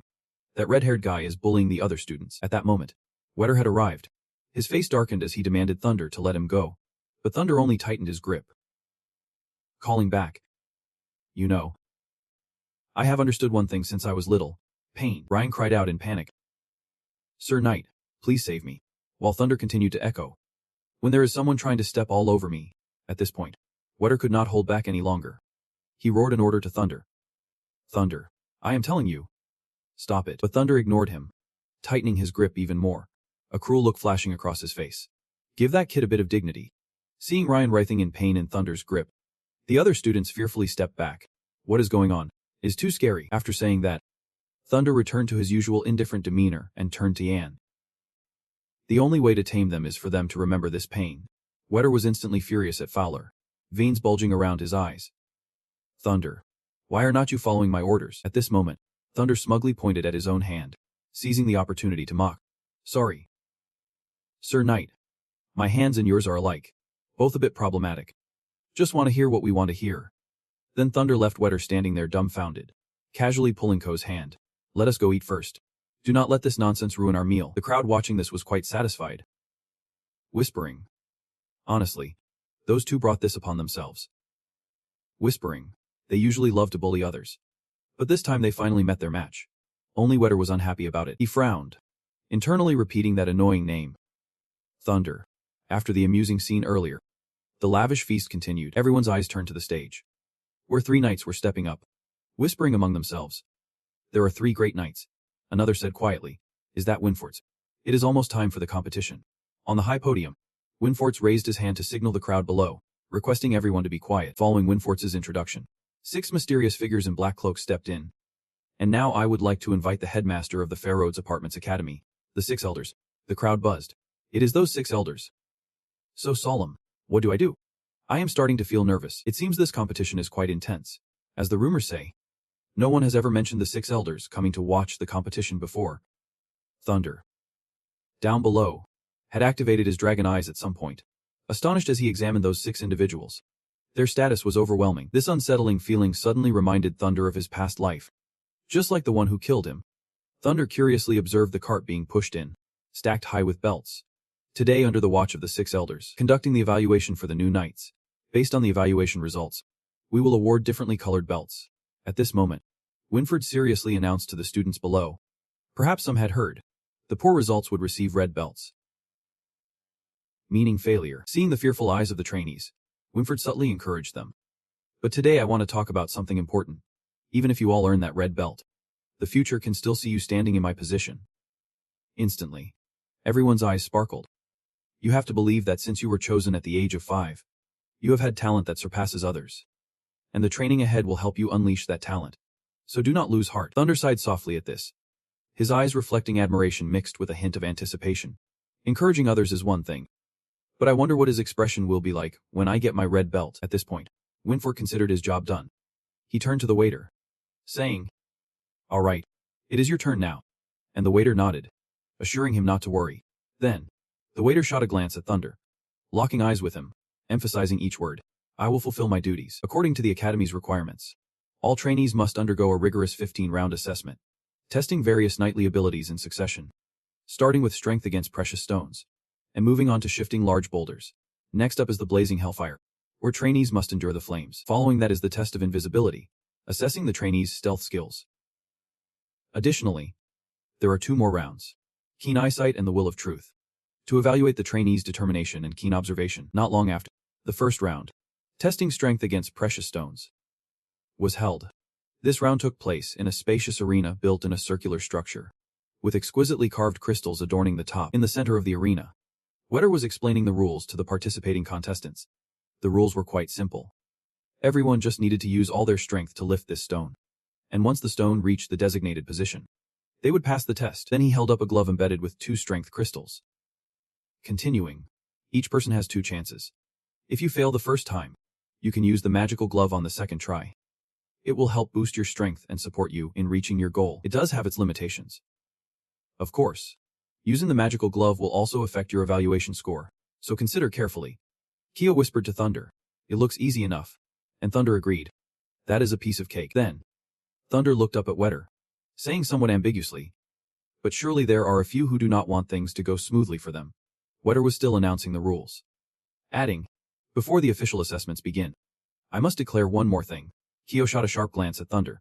"What is that?" Just as Wetter's words were clarifying Kyo's confusion, he stated, "As the judge of this round, I refuse to allow Thunder to participate."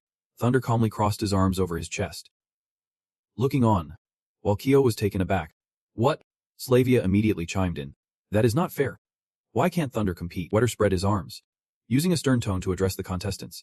"Fairness is key. I just want to remind you who are about to become knights. Whether on the battlefield or at the academy, obeying orders from superiors is your duty. If you have any objections, you can voice them to me. Your superior. I will follow orders unconditionally." Hearing this, Kyo and Slavia immediately fell silent, as if they had started to grasp the situation. Then, Wetter called out the contestants, and the first student stepped up to compete. The contestant responded, "Got it." Kyo anxiously glanced at Thunder. This was getting interesting. "The moment that guy targeted you." Thunder. Slavia beside him was equally impatient. "You should report this to your superiors. He can't treat you like that." But Thunder did not care at all. He casually put his hands behind his head and walked away, saying, "No worries. This is just how I like it. Everyone, focus on your tests. I will join you in the next round." Wetter's direct act of shunning made Thunder quite pleased. He thought to himself, "Great. This way I can keep my red belt." Slavia watched Thunder's figure fade away, her voice heavy with unspoken emotions.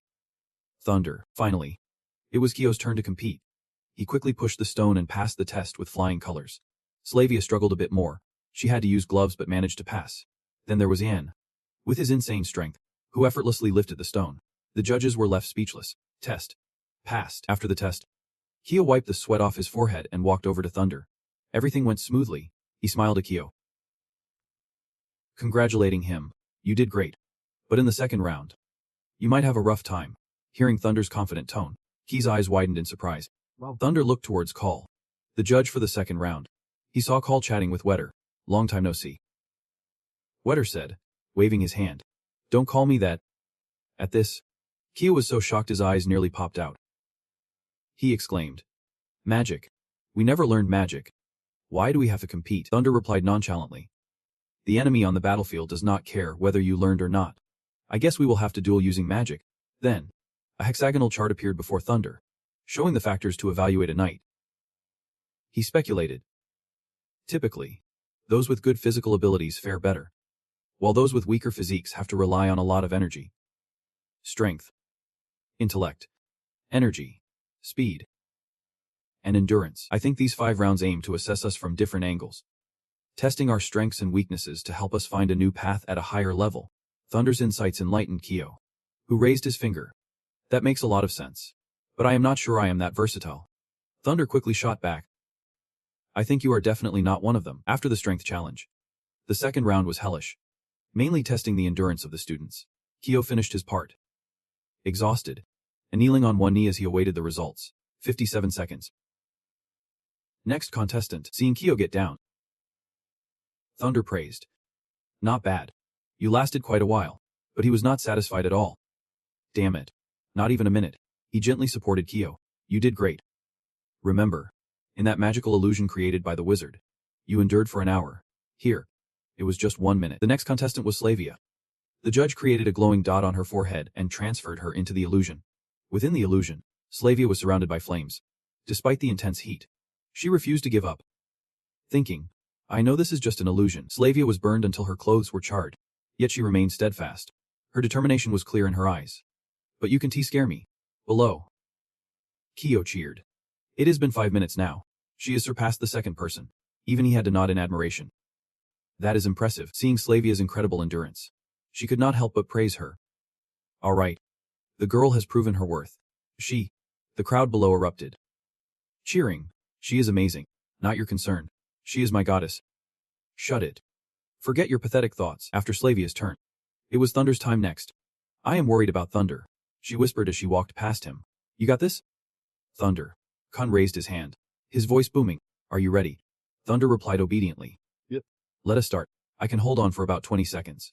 That should be enough, Thunder was calculating in his mind, feeling like he might collapse any moment. The crowd below started chanting. Look, it is the redhead. The redhead. Thunder quickly entered the illusion, calmly waiting for the fire. Is it coming? Suddenly, Thunder's face turned slightly pink. He excitedly thought. All right, here we go.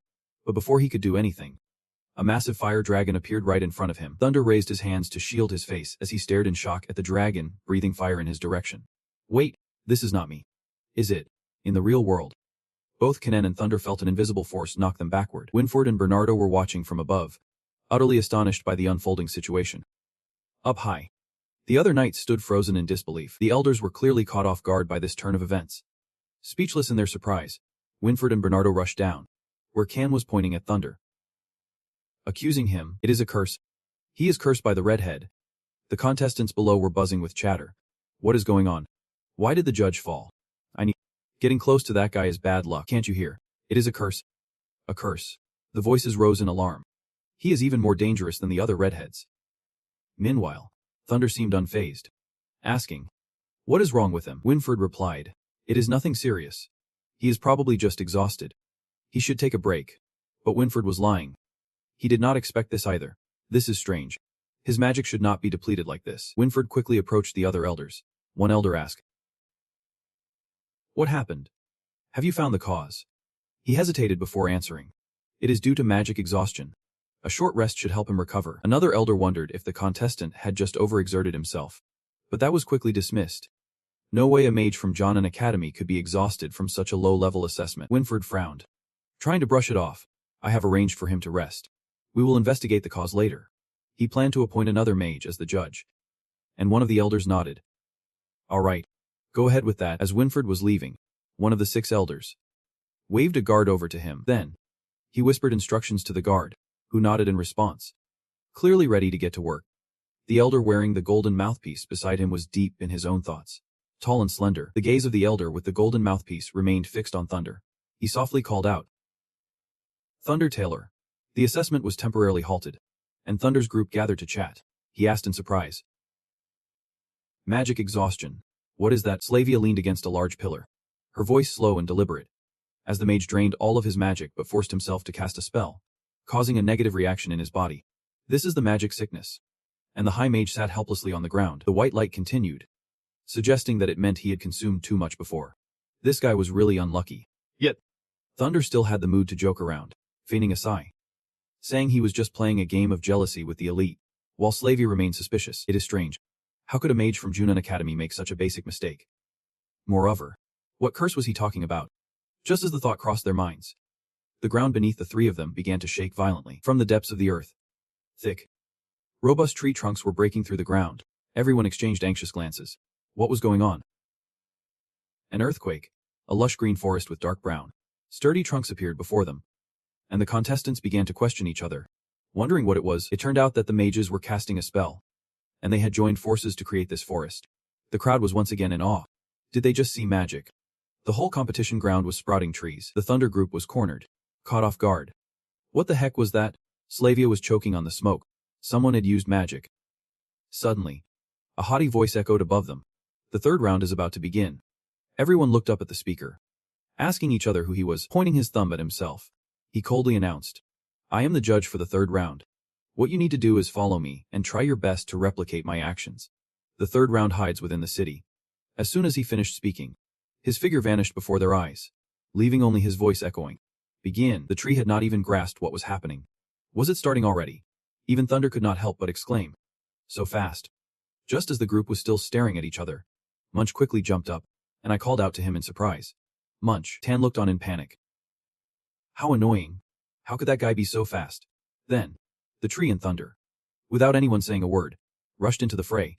Thunder and Slavia quickly followed suit, confidently glancing back. I won't let you guys win. The land was left in chaos, and he shouted hopelessly. Hey, are not you guys waiting for me? Meanwhile, the judge was swiftly gliding through the branches, secretly thinking, this will be a bit challenging for these kids. Thinking this, the judge tilted his head back slightly, contemplating whether to wait for them a bit. What met his eyes was a shocking scene, a glimmer of horror reflecting in his gaze. Right behind him was Munch, followed by Ko, Thunder, and Slavia. He called out, Hey Munch, we are about to catch up to you.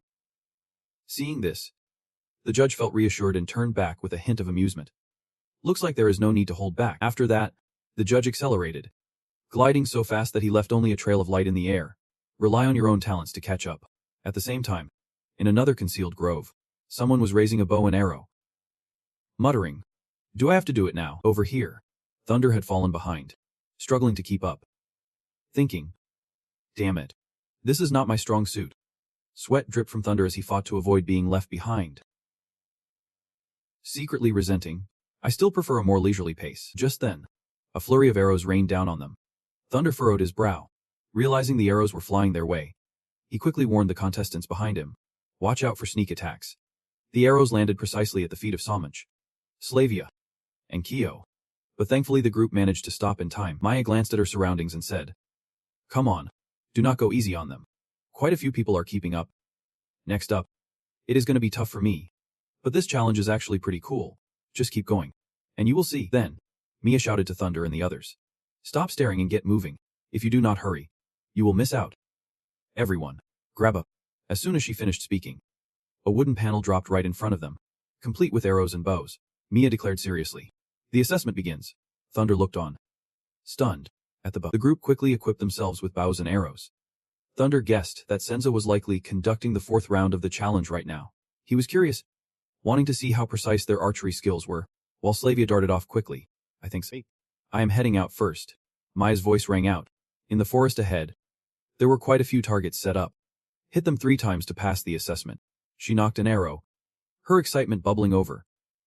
Of course, with my intervention, the fourth round of precision archery officially begins. Following Samuch was Thunder, who felt a bit uneasy. He thought to himself, they say it is just about wearing a red belt, but I really do not like being at the back.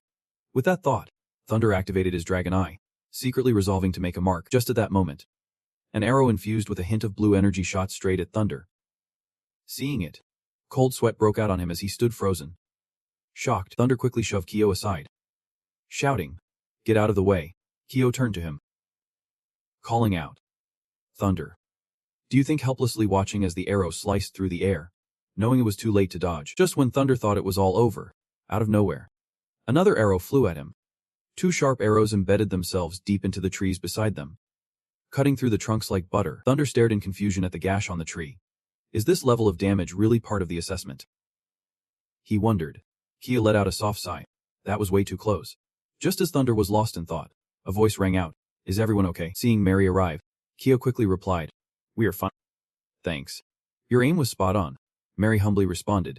No need to thank me. If I had not been close to you guys, I am not sure I could have hit that. But before they could chat longer, a new barrage of arrows came flying in. Thunder yelled. Watch out. Here we go again. He and Kyo quickly jumped back to avoid the arrows. But it did not feel right. Thunder recalled the earlier incident, his expression suddenly changing. That last arrow had a different energy. It was nothing like the ones the judges shot. Someone is trying to corner us. But after some thought, Thunder had another shocking realization. Or maybe, it is targeting me. With that thought, he immediately heightened his guard and knocked an arrow onto his bowstring. At the same time, Mary, from a distance, began to sense something was off and cautiously turned around. Meanwhile, Thunder's bow was ready, and he gritted his teeth, poised like a coiled spring. Then, with determination, he aimed his arrow straight ahead and sang. Over there. Just then, as Thunder was drawing his bow, a splash of water unexpectedly appeared on it. Under the astonished gaze of the three onlookers, the top of the bow snapped off. Faced with this situation, Thunder's face momentarily fell. Luckily, Maya arrived just in time, rushing towards the commotion while firing a warning shot at someone. The arrow struck the trunk at the feet of the shadowy intruder, who immediately fled. By the time Maya reached the spot, all she could see were the arrows she would shot. Maya looked around and could not help but marvel at how fast that person was. They had evaded her attack without leaving a trace. Straightening up, she pulled her arrows from the tree, her mind still racing with confusion about who dared to target the trainees. To avoid scaring the other contestants, Maya waved her hand towards them, apologizing. Sorry. That was me shooting arrows. Did not mean to freak you out. Please, continue with the assessment. At that, Ko and Mary breathed a sigh of relief in response. Thunder watched Maya's figure fade into the distance. Understanding that those arrows clearly were not hers, she was trying to reassure them. Ko noticed Thunder lost in thought and urged. Hearing Ko, Thunder hurried after him while carefully piecing everything together. It seemed a dangerous person had blended in with them. In the center of the forest, the trainees were almost all gathered, with murmurs of complaints floating around. Munch, you are such a traitor. You did not even wait for me, Munch sheepishly explained. This assessment is just weird. Other trainees were discussing as well. Wait. Did you shoot them yet? This feels super tough. Joyos was chatting with his little brother. Can you be quicker next time? Lazy calmly replied. Lazy. In another corner, Thunder's group was huddled together, and Xavier gasped in shock at the story of what happened. What? That really happened? She continued questioning. Why did not you let the knight know? Thunder thought differently. I think it is better not to say anything. Xavier looked at him in confusion. Well, at that moment, Ku, who had been silent, finally spoke. I agree with Thunder's perspective. The examiner probably did not tell us the truth to avoid affecting our competition. They might also want to hide something. Under Xavier's surprised gaze, Kehu carefully explained. If someone really wants to harm us, then that person must have infiltrated the competition. Then, Kehu's expression darkened slightly.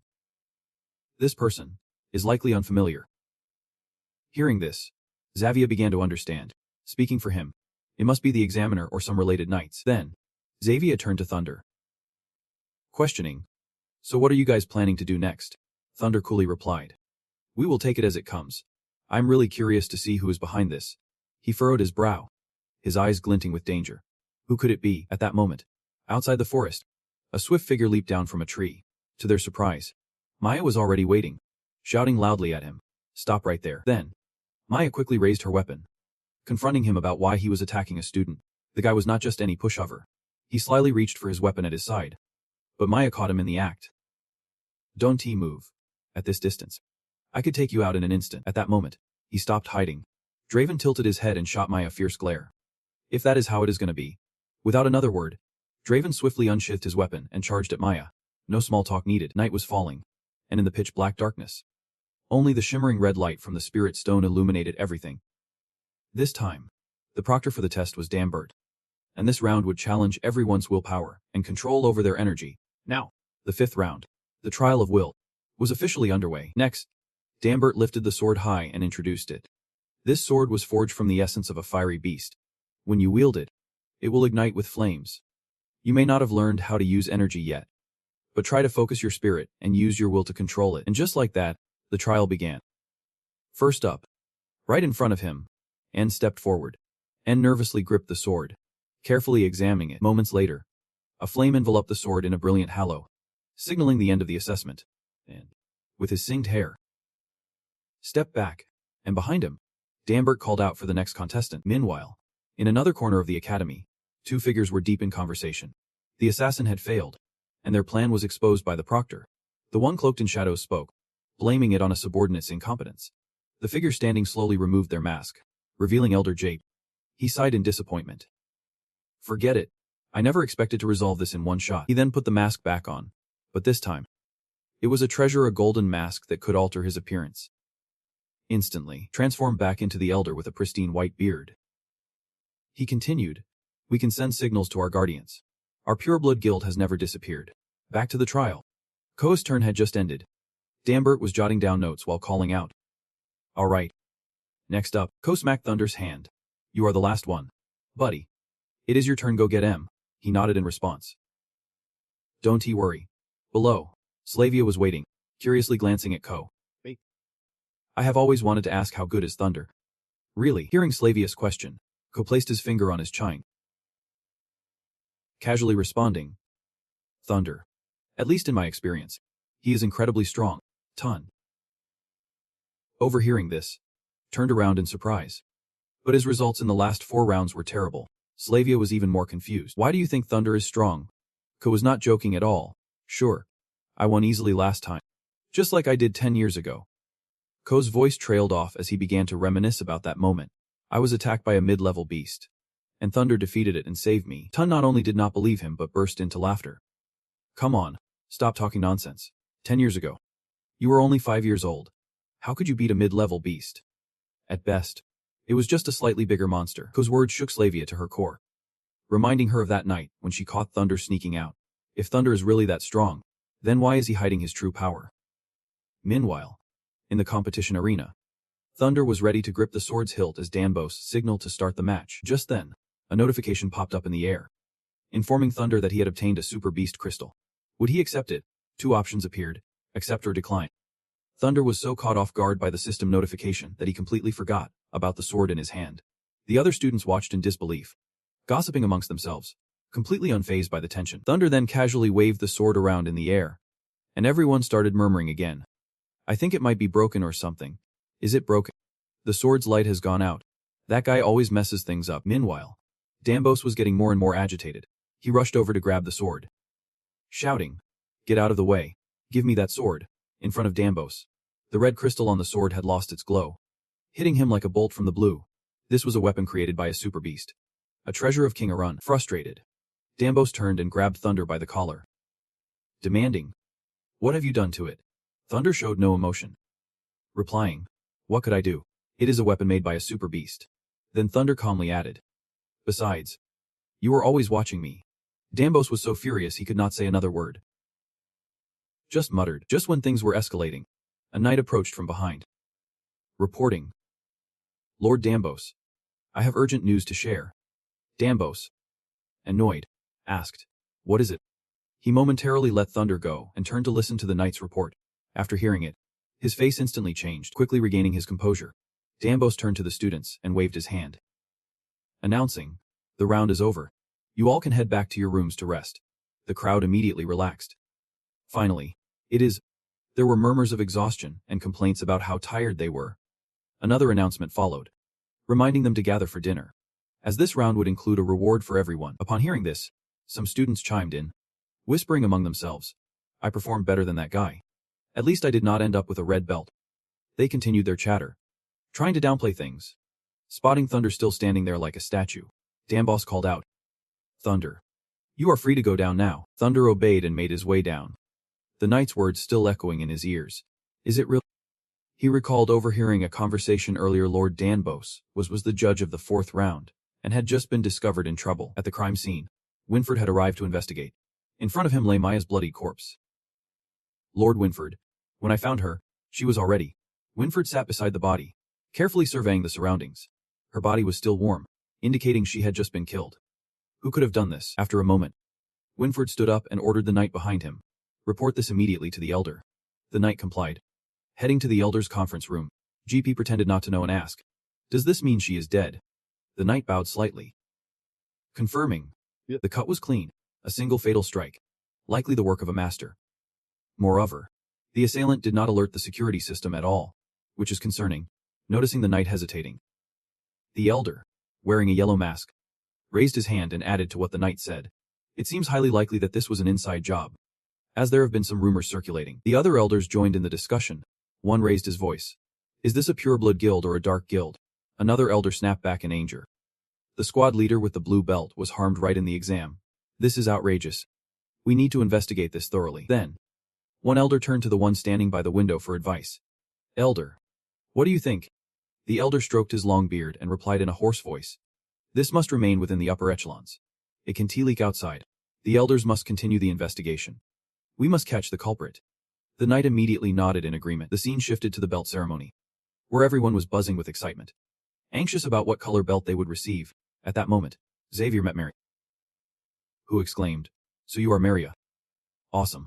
Finally a female roommate. Meanwhile, Keiho stood off to the side, guessing their colors. Your last name is Udguth. Right. Is Mary Udguth someone you know?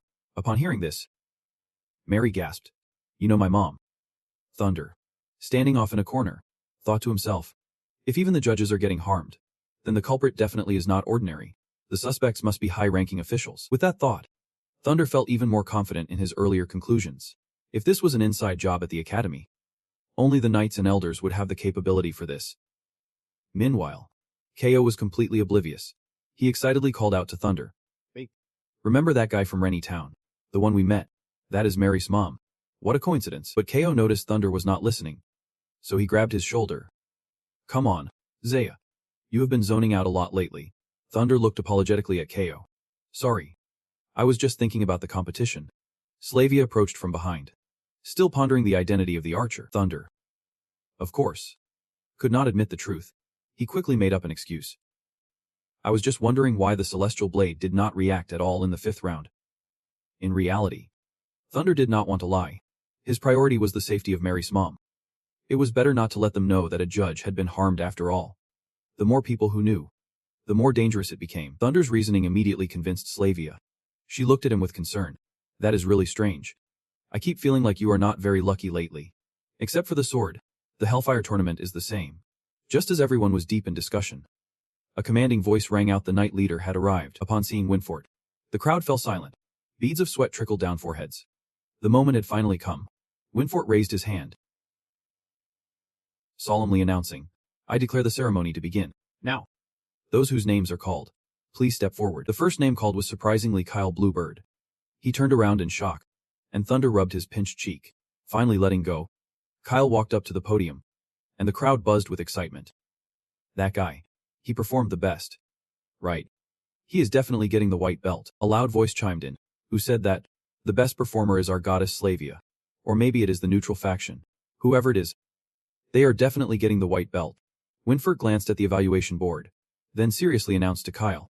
After careful consideration by the Knight Squad, we have decided to award you the black belt. Clearly, this is way below what Kyle expected, and he did not want to take it at all. Seeing Kyle dazed, Winfort smirked and reminded him. Come on. Take it. Kyle's face showed clear disappointment, but he accepted it anyway. Of course. The crowd was buzzing with gossip. What is going on? Isn't he supposed to get a white belt? I mean, what is the deal with that black belt? No one really knows, but having a red belt is even worse. Next up was Ant, who was a bit surprised by the outcome. White belt. Someone else whispered. After all, that red-haired guy got a white belt too. The person next to him chimed in. Have you forgotten who got beaten last time? And Slavia was honored with the highest results, causing the crowd to erupt in cheers. Of course. It is the goddess Slavia. I knew she would get a white belt. But you got a red belt. So it looks like you are out of the goddess' league now. They whispered. I do not want that. She is still my goddess. Mary received a blue belt, proudly showing it off. Thank you. Meanwhile, I stood by with tears streaming down my face. What is up with that? Manch got a black belt. And without making everyone wait any longer, the last name called was Thunder Teller. He became the center of attention, with everyone guessing. Is it? What color will it be? Probably red. Thunder clenched his fists and nimbly stepped up to the podium. Finally, it was his turn. But the result shocked Thunder. Winford held up a black belt and said, The Knight Squad has made a careful decision for you, a black belt. Seeing this, cried even louder. He shook Manch and exclaimed, How can that loser get a black belt? Manch reassured him. Maybe Thunder is hiding his true strength, but that reassurance did not help Tan feel any better. He mumbled. What does this even mean? Am I the only one who is not good enough? Even Thunder was confused, staring at the belt in his hand. Questioning. Why this? Why did I get a black belt? Is this some kind of conspiracy? Winford's voice rang out again. The knight's belts have been distributed. Whether you accept it or not. This is the current result. Manch patted Tan on the shoulder, saying, just think positively. Winford continued. Starting tomorrow, after completing basic training, everyone, please follow the color of your belts to train with different knights. Tan looked sadly at the black belt in his hand, wondering what it was even for. Meanwhile, at the back of the crowd, Carden was reading the student list. After a moment of contemplation, he quickly finished selecting students. Carden said to the person in charge, give me 2 of those red-haired ones. With a cigar in his mouth, Carden glanced back, hoping they would not cause him any trouble. The knights of the future. Fast forward to the next day at the training square, where people were bustling about, some waving goodbye to each other. Looking back, others smiled and replied, yeah, then turned again, while another group laughed. Finally heading back to the dorm, only Thunder's group stood still, not moving an inch. Kia looked toward the crowd, starting to feel anxious. Everyone else had already left, so why was not our instructor here yet? I hope he is a normal person. He had just complained a bit, when a voice suddenly called out from behind. Are you talking about me? Kyo jumped in surprise. The newcomer breezed past him, casually introducing himself. I will be your instructor from now on. Follow me. Kyo stood at attention, still in shock. Then added, that is him. The instructor continued walking ahead, not bothering to slow down for the students trailing behind, creating a really awkward atmosphere. Kyo was the first to speak up. What did that knight say his name was? Thunder shook his head slightly. I do not think he mentioned it. Kyo suggested. Why did not you just go ask him? He had just blurted out a random question, but to his surprise, Kyo actually asked directly. Excuse me. How should we address you? Sir Knight. Thunder felt speechless. This guy really dared to ask anything. The instructor did not turn around, just lazily waved his hand and replied, you can call me bro. Hearing this, Thunder muttered, bro. What a weird name. Kyo thought the same. Guessing that can be his real name. The group continued on and soon ran into Dambert, who forced a smile and greeted. Hello. Bro Knight. What a coincidence. The instructor simply nodded back. Dambert.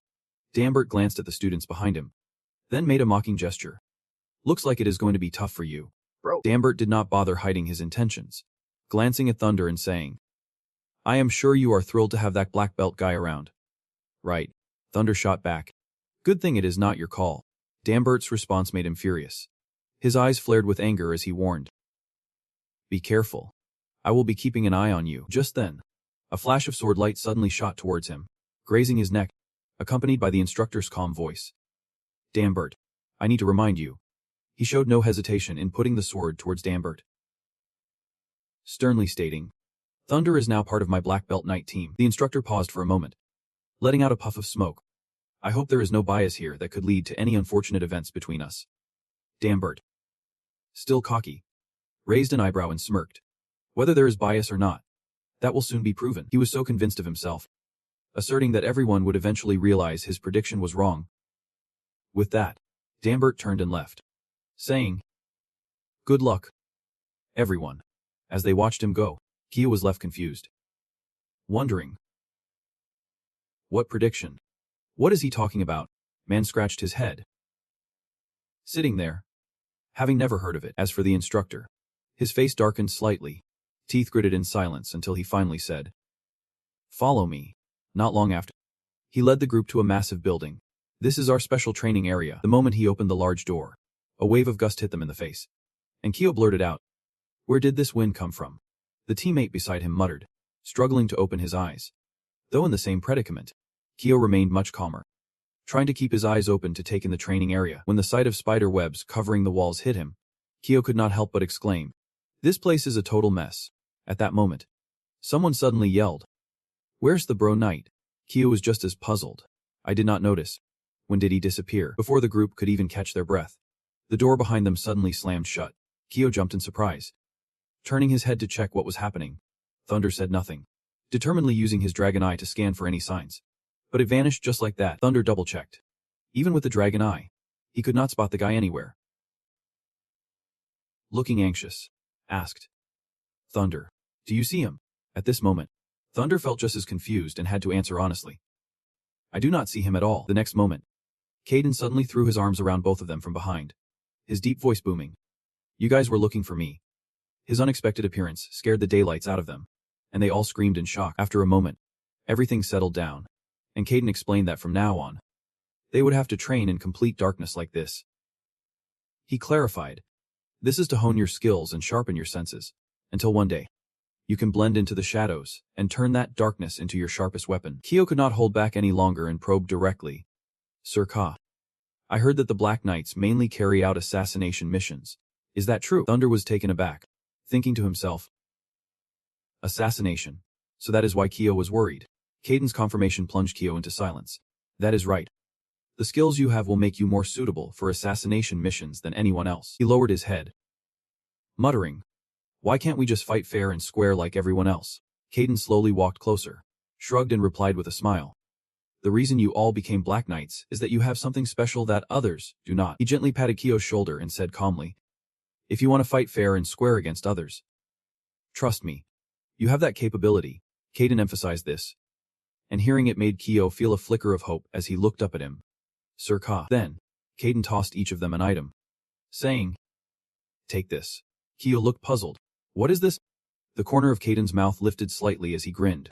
From today on, you can fight however you like. The sunlight shone on the watch on his wrist, displaying Thunder Taller's name, rank 300, along with the completion level of today's training, lying on his bed, legs crossed and deep in thought. Thunder realized. 300. So this thing shows the current rankings. He pondered as Sir Ka had mentioned. After their daily training, the rankings would update, and members could challenge each other freely. To be more specific, if a member at the bottom of the rankings wins, they can directly take the position of a higher ranked member. The higher the rank, the more members challenged would be. With that thought, Thunder shot up in excitement. Kao. How many students does our class have? Kao calculated for a moment. I think it is around 300. Upon hearing this, Thunder felt a sinking feeling. Realizing, so I am at the bottom. He then asked Kao, what is your rank? Kao hesitated, not answering right away. Let me go check, he said, quickly glancing at the watch on his wrist, which displayed Kao's rank as 1. With a training completion level of 100%, he immediately grabbed Kao's wrist in excitement. And while we were still guessing who was in first place, it turned out to be right here. Tan burst out laughing. And now it is great, both the first and third place are from our dorm. Is it better to go in a straight line or not? Kao was blushing like crazy. And Tan, that guy, Slavia, ranked third, shot them a glance, thinking the boys were so shallow. Standing next to her, Mary, ranked 89, could only chuckle meanwhile, and noticed Munch's goofy smile. Ben asked, Munch, you seem really happy. Munch replied with a vague response. Nothing. The corners of his mouth curled up as he eagerly checked the ranking info. Munch ranked 65. With a training completion rate of 100% today. He told himself he had to keep pushing harder. Fast forward 10 days. And the sun blazed down over the buildings. Thunder strolled down the hallway, lost in thought. Today's hunt was not very fruitful, but he was about to gather enough for 100 points in ancient monster crystals. As he reached the dorm entrance, he heard a heated argument. What do you mean by that? Thunder's gaze fell on Munch, who looked extremely upset. Luckily, during these special training sessions, I just leveled up, so pay attention. His current rank is 50. And Cahill bluntly shot back. Maybe so, but I think those tactics are a bit low.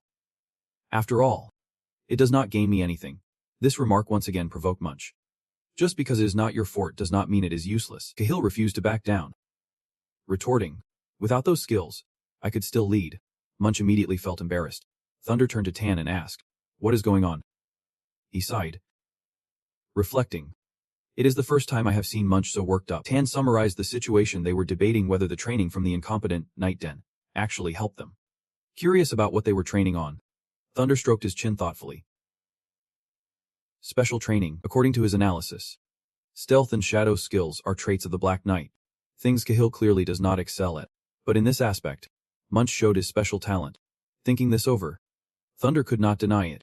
But Cahill had a point. His basics were overall stronger than Munch's. Even if Munch levels up quickly, considering the overall strength, he still has a long way to go. The two in front continued their heated dispute, with Munch getting too upset. I won't let you underestimate my efforts, Cahill also showed signs of losing his cool. Didn't I say it is up to you to think? Slavia hurriedly intervened. Alright. Alright. You two stop arguing. Thunder. You should talk them down too. Thunder, who had been quietly standing aside, was suddenly called out and startled. In the next moment, he unexpectedly suggested, "Why do not you two just fight it out?" I stood by, enjoying the vibe. That is a good idea. Slavia jumped up. Annoyed. Are you here to mediate or just stir up trouble? In a moment of impulse, Munch did not hesitate to agree. Let us have a duel. Cahill smirked coldly. I am fine with that. But if you want to fight, I will show you whether those skills you see in the field are actually useful. Not long after, the arena quickly buzzed with excitement, people whispering to each other. Are you going to see this? There is a challenger over there. Looks like the new guy is ranked first. Instantly, curiosity sparked, especially from that red-haired guy. And someone chimed in. I heard it is a dark horse. Apparently also ranked high. Sebastian, the youngest son of Dambert, happened to stroll by, sneering with disdain. A fight. Please. Nothing worth watching. Just a bunch of country bumpkins from Rennie Town. Meanwhile, Kia was seizing the opportunity to make some cash, enthusiastically making bets and handing out stakes. The new horse in the academy is squaring off against the Black Knight Munch. Come see who will come out on top. He smiled, inviting everyone. Chamun folks. Who are you rooting for? I am all in. $10 on Kyo. Kyo's overly confident attitude immediately irked Slavia, who snapped. What? How can you bet against your own roommate? To her surprise, Mary jumped on the bandwagon. $10 here too. I am betting on Munch. Who knows? He might just pull off a surprise. Kyo chuckled. Thanks for the support. Everyone. Slavia was utterly baffled. Wait, Mary. Why are you in on this too? Finally, her curiosity got the better of her, and she turned to the person behind her. Thunder. Do you think Munch has a shot at winning? Below the ring, Kyo took on the role of referee. Speaking up. I apologize for the wait. Everyone. The match you have all been waiting for is about to begin, the crowd urged. Hurry up. He followed the protocol, raising his voice to introduce. Let us witness this crucial moment as we prepare to start. Thunder finally answered Slavia's question. You think Kyo will win? Right. She could not deny it. Falling silent, below the stage, Kyo took his position, raising his hand high. I declare the match. The moment his command rang out, the two fighters sprang into action, and the crowd erupted with cheers. Come on, take him down. Thunder observed the entire match, straightforwardly assessing. Kyo has talent. His skills are refined. If compared to the rest of us, he is definitely exceptional. He did not forget to comment on the other fighter. Munch has also put in a serious effort during training. You could say he is a worthy opponent for Kyo. And just as Thunder predicted, Munch wielded his sword with fierce determination, not backing down against Kyo at all. With a swift strike, Munch's sword came crashing down, and dust instantly clouded the arena. In the chaotic scene, no one could predict what had just happened. But he confidently declared, It is in my hands now. The crowd below the stage buzzed with chatter. Did he get knocked out? Quickly, someone with sharp eyes noticed. Wait a minute. Kyo blocked the attack. This unexpected turn caught Munch off guard, prompting him to blurt out, What the heck? Kyo had expertly deflected his opponent's attack with his sword, raising an eyebrow. He taunted, Give it up, you can't win. Thunder watched it all, crossing his arms to analyze. Munch's skills have improved for sure, but it is time for Kyo to be cautious. He stretched and yawned, finally concluding, I still stand by my bet that Kyo will win. Slavia nodded in agreement, assessing the basic skills involved. There is no way to fill those skill gaps in such a short time. Hearing them, Mary could not help but feel anxious for Munch. Back in the ring, Munch seems to have lost his cool, wildly charging at Kyo, repeating the same annoying lines. Dung blocks each attack, and at a certain moment, Kyo unexpectedly spins around, ready for him with a decisive strike. He seals the fate of the match. Munch's wooden sword is snapped in half. He still refuses to accept reality, his face pale as he watches the blade fly away. Defeated in Munch's horrified gaze, the wooden sword falls, hitting the ground hard. Kyo calmly turns to look at him. It is. Munch collapses to his knees, burying his face in his hands. How could this happen? Kyo speaks without bothering to glance back, decisively turning to leave. It is a shame, but that is reality for you. Munch tightens his grip on the broken sword. A surge of red energy suddenly flares up. Gritting his teeth, he mutters, It is not over yet. Thunder quickly senses something off. His entire body goes still. Below the ring, Munch, fueled by adrenaline, charges at Kyo from behind with the broken sword, shouting, It is not over yet. Realizing things have spiraled out of control, Slavia panics and shouts, Be careful. Mary beside her is equally flustered. Rushing to stop him. Munch. Stop. Just as he is about to strike. The broken sword is mere inches from Kyo's throat. It suddenly halts. Munch's blank stare meets the horrifying sight right after Kyo's complexion turns ghostly pale. With the blade dangerously close to his throat, drops of hot blood begin to drip down. The witnesses are stunned. Mouths agape. Yen stands up in shock. Stammering. How could this happen? Even Slavia is left speechless. Wondering when it got to this point. Below the ring, Thunder arrives just in time, using his bare hands to grip Munch's wooden sword tightly, seriously warning him. Munch. Stop. Kyo glances at Munch's bloodied hands, anxiously calling out. Thunder. Perhaps the smell of blood has brought Munch back to his senses. He panics and drops the sword, awkwardly looking at Thunder. Meanwhile, over here, Slavia still can't believe her eyes. The speed at which Munch acted is shocking. I did not even have time to see clearly. How could Thunder have intervened so quickly? On the ring, Munch is frantically apologizing to Thunder, stumbling over his words. I really am sorry for what just happened. It was all my impulsiveness. If you had not stopped me, I could have caused a disaster. Thunder shakes his head lightly, reassuring him.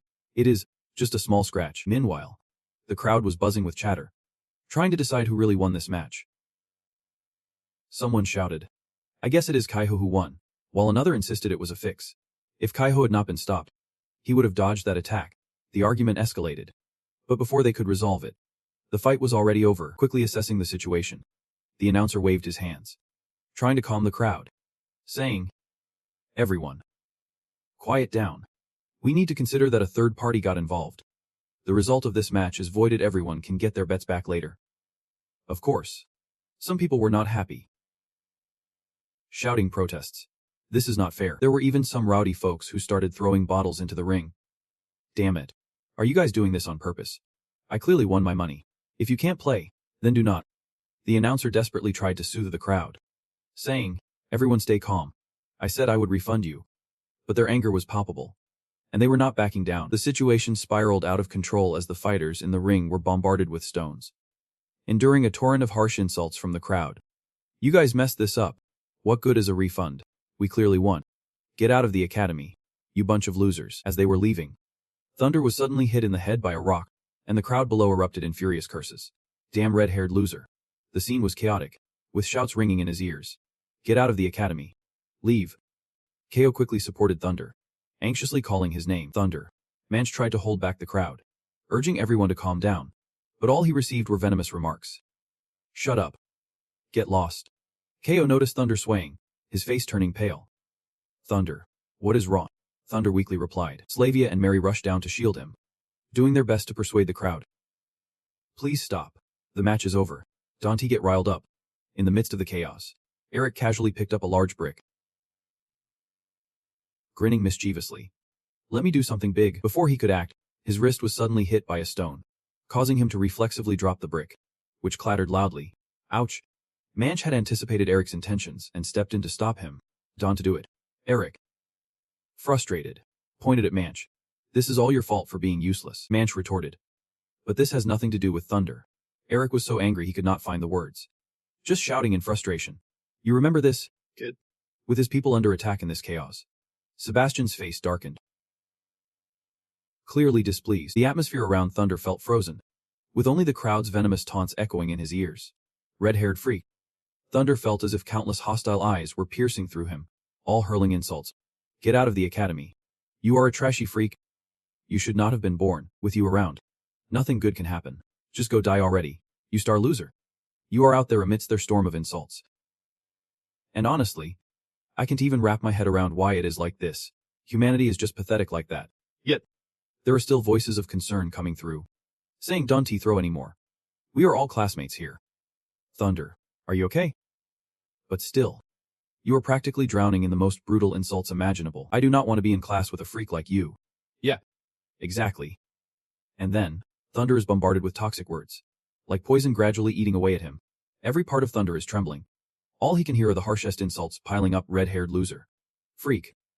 Just die. Trash. Useless. Idiot. Go away. You disgusting piece of work. Thunder starts to lose control, his dragon-like eyes involuntarily appearing, veins bulging on his forehead, gritting his teeth in anger. Amidst the chaotic crowd, a stern voice suddenly cuts through the noise. Silence. The crowd immediately goes quiet, turning their heads toward the source of the voice. When they finally see who it is, whispers spread like wildfire. It is Lord Winford. What is he doing here? Is he betting on this too? Someone quickly interrupts. Stop being stupid. How could that be? As soon as Kyo spots Winford, he rushes to inform him. Lord Winford, Thunder is bleeding a lot. We need to bandage him up. Winford nods slightly and volunteers. I will help you stop the bleeding, but Thunder flatly refuses. No need. It is just a small wound. What is going on? The other person hesitates for a few seconds, then cautiously says, Thunder, your mom is here. Thunder's eyes widen in shock. Not long after, the scene shifts to a room where a woman stands silently by the window. The next moment, frantic calls echo closer and closer. Scarlet, startled, turns her head back, just as Thunder bursts in through the door, his head still bandaged. Breathless. It really is his mom, Scarlet gently inquires. It has been a while. My child, you have grown so much. Thunder cheerfully replies. Yeah, I am a bit taller. Just as Scarlet hesitates to speak, Thunder eagerly grabs her hand. Let us not talk about me. Is Dad doing better? With things being this way, Scarlet reluctantly has to break the news to Thunder. Your father has passed away. Hearing this, he goes pale. Dad, is he gone? Scarlet hurriedly clarifies. That is not what I meant. I mean, your father has left the house. He has gone out. Thunder is even more confused. Gone out? How could that be? Isn't he supposed to be bedridden because of the dark plague? How could he suddenly be able to move? Outside the room, Winford leans against the door, quietly listening to their conversation. He knows that he has been keeping the truth about the dark plague from Thunder all along. From what Winford understands, those infected usually die within a year, and very few can survive. But ultimately, no matter how strong they are, they must bow to the plague. Becoming carriers of it, there has been no exception over the years. Inside the room, Scarlet slowly recounts the whole story to Thunder. Actually, I just found out today that for the past 10 years, your father has been fighting against the dark plague. She recalls a time when, one night, she was jolted awake by a sudden noise. Ah! What was that sound? At this moment, in the bedroom, a bottle of black ink lay scattered on the floor, along with crumpled papers everywhere. As Scarlet pushed the door open, she saw her husband sitting at the table, scribbling something, and she gasped in shock. He turned to her, struggling to breathe, managing a faint smile as he called out, Scarlet. She rushed over and wrapped her arms around him, joyfully exclaiming, You are awake, Jacob. Thank goodness. As he responded with a tight embrace. However, it was not long before dark veins began to surface on Jacob's face again. He was nearly breathless, whispering in Scarlet's ear, I can't hold on much longer. His words filled her with despair, tears streaming down her cheeks as she thought, maybe, just kill him. Scarlet of course rejected that notion, bursting out, Jacob. I can't. He gently caressed her face, softly urging, Scarlet, just. Before Jacob could finish, a wave of pain hit him, his eyes widening in agony. Jacob clutched his head, trying to keep himself sane, urgently pushing, just. Hurry. Scarlet hurried to his side. Jacob, what is wrong? But his condition was deteriorating rapidly, dark purple energy swirling around him as he screamed in anguish. Just kill me. Scarlet panicked, desperately calling out, Jacob. In the blink of an eye, he lost control, standing up and growling, energy erupting and shaking the entire room. Scarlet could only sob. Jacob. She fell to the floor, flames quickly igniting around her, while Jacob remained engulfed in his illness. Pleading, just kill me. Scarlet resolutely refused, tears streaming down her reddened eyes. Yet she firmly replied. Jacob's figure flickered in and out behind the raging flames. At that moment, he was a shadow of his former self, repeating one phrase over and over. Do it. Just kill me. Hurry. Kill me. Jacob stood there, his voice strained with desperation. Back to the present, Thunder hesitated to confirm. Mom did not go through with it. Scarlet's face was etched with sorrow as she rummaged through her coat pocket, replying, That is your father, and this is what he left for you. I felt I needed to give it to you. With that, she pulled out a letter and presented it solemnly to Thunder. He took it, opened it to read the contents, his expression filled with doubt. He left this for me, the letter began. My dear Thunder, I regret not being able to be with you as you grow up. From the moment your mother and I saw you, I knew you were special. I know you got into Farrod's Apartments Academy, and I also know your strength goes beyond that. Every word Jack wrote in the letter was heartfelt, expressing, I am proud of you. At the end of the letter, Jack wrote, I'm sorry I can't be there anymore. I hope you can do what you want in the future. Thank you for being my son. I will always love you. After finishing the letter, Thunder trembled, gripping it tightly in his hands. Tears streaming down his face. Choked up and speechless. What a foolish dad. Writing something like this at the end. Being so sentimental, what is the point? I will definitely find a way to save him. Fast forward to the next moment. Thunder returned to the dormitory. Flopping down onto his bed with his arm draped over his forehead. He recalled his mother's words before they left. Thunder. I have to go find your father. No matter what he has become. I have to find him. At that time, he had offered. Then I will go with you. However, Scarlet flatly refused, saying, I have my own things to do. I think your father hopes for the same. Thunder still held on to the hope of persuading her, but Scarlet firmly interrupted. Thunder, it makes me so happy to see you again. You do not have to worry about us. Just focus on your own tasks. In the end, she said goodbye to Thunder with a tight hug, gently stroking his head for comfort. As the memory faded, he sank into contemplation. But it had been 10 years. And he had not accomplished anything, just like humanity. No progress at all, unable to avenge his kin. Nor protect the ones he wanted to safeguard. Everything felt so bleak. Hearing the door open, Thunder sat up abruptly, just in time to catch Kyle's gaze. Concerned, Kyle asked. Thunder, you are back. Did you see your mom? What did she say? Is your dad still doing okay? But Thunder simply brushed past Kyle. Striding out the door, he walked slowly down the hallway, his silhouette incredibly lonely, softly muttering an indistinct sound. Seeing his state, Kyle could not help but worry. Calling out, Thunder, he thought to himself. He does not seem all right. Just then, a piece of paper suddenly fell from the table, catching Kyle's attention. He picked it up and skimmed through it. What is this? Kyle was so engrossed that he did not notice a hand creeping closer. Tan snatched the paper from his hands, bursting into laughter. Gotcha. You were reading it so seriously. This must be a love letter from some girl. Right, Kyle shouted angrily. What are you doing? Bring that here. The other party was still teasing. Come on. Let me see how your love story is going. Kyle tried to reclaim it. I told you it is not a love letter. Give it back. Just as the others arrived back at the dorm, Slavia stared in shock at the scene in front of her. What are you guys doing? A love letter. Kyle rushed to explain. It is a letter for Thunder. Upon hearing this, everyone was taken aback, and Slavia blurted out. This situation was truly complex to explain to the others. He sighed. Here's the deal. Slavia still had not processed all the information. Mumbling under her breath, it turned out Thunder's father was afflicted by the dark plague. Tan lamented. I never saw that coming. That guy's childhood must have been intense. Looks like we should treat him a little better. Meanwhile, Manch sat quietly in a corner, his head down in deep thought. Thunder. The scene shifted to the dining hall, bustling with people coming and going, while Thunder walked alone. Head down. Suddenly, Thavia appeared, smiling and striking up a conversation. Thunder. What a coincidence. Are you going to eat? Mary also chimed in. Let us go together. He looked around, confused, and let out a small, unsure sound. Fast forward to when they returned to the dorm. Thunder stared bewildered at the neatly arranged belongings on his bed. My bed and clothes. Tan walked over to him, trying his best to use his acting skills, smiling as he asked. Thunder. What do you think of Slavia? She is the ageless girl. Right. Thunder was still trying to process everything. What? Anne continued. Yep, that is Slavia. Their stiff reactions combined with recent events made Thunder suspicious. What is going on with these guys? The scene shifts to the next day. As he enters the room, he spots a bouquet of freshly picked lilies on the table. Thunder furrows his brow and presses for answers. What is going on this time? The other person hesitates and says, Thunder. I just thought that when you see fresh flowers, it lifts your mood. Don't you think that is true? Hearing this, he immediately puts on a teasing face. Are you in love with me or something? The other person jumps back, blushing. No way. Thunder seizes the moment to ask directly. I have been meaning to ask. What has been going on with you guys lately? The other person stammers for a bit, then finally chooses to confess. Well, sorry. I accidentally read your letter. Thunder looks at him, his expression unreadable.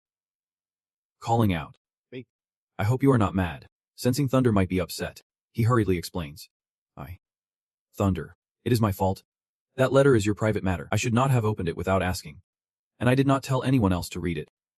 Basically, I messed up by revealing your stuff. And I am really sorry. To his surprise, Thunder breaks into a big, genuine smile, saying, Thank you for telling me. Seeing this, the other person lets out a sigh of relief. Thunder, you are not mad. Just then, a commotion erupts outside the door. Hurry. Get him in here. Clear the way. Move it. The door swings open, revealing a battered Munch, coughing and wheezing, being dragged in by Anne. Munch, hang in there. Slavia quickly reminded everyone. Get him onto the bed. Mary stood nearby, panic-stricken to the point of tears. Calling out. Munch. The crowd surged with confusion. What is going on? Let me explain right away. It was that guy. Sebastian. He challenged Munch. And they had a duel. Thunder was baffled. A ranked match. Is not it just about admitting defeat to end it? How did it get this bad? Meanwhile, Anne was focused on getting Munch onto the bed. Careful now. Tone hurriedly recounted everything, his voice tinged with indignation. Munch had been knocked out cold, and did not even get a chance to surrender. But that guy just kept going, kept pounding on Munch. It was clear he was doing it on purpose. Munch lay on the bed, and through Mary's sobs, he struggled to call out. Thunder. Come here. What do you want to say? Who knew he was in such bad shape yet still worried about Thunder? Even apologizing for not being able to help him these past few days. Hearing this, he just sat there, while Slavia's hurried voice filled his ears. It seems his hands and feet are frostbitten. We need to get a doctor. Anne quickly stepped up. Got it. I will go find one right now. Thunder shot up without a word.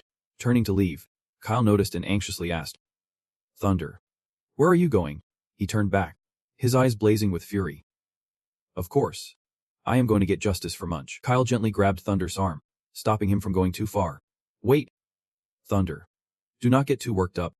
Thunder shot him a dark look. Are you coming with me or what? He hesitated, replying. I want to help Munch settle this score too. But, Thunder coldly interrupted. What is there to hesitate about? I believe in an eye for an eye. Slavia chimed in. Worried.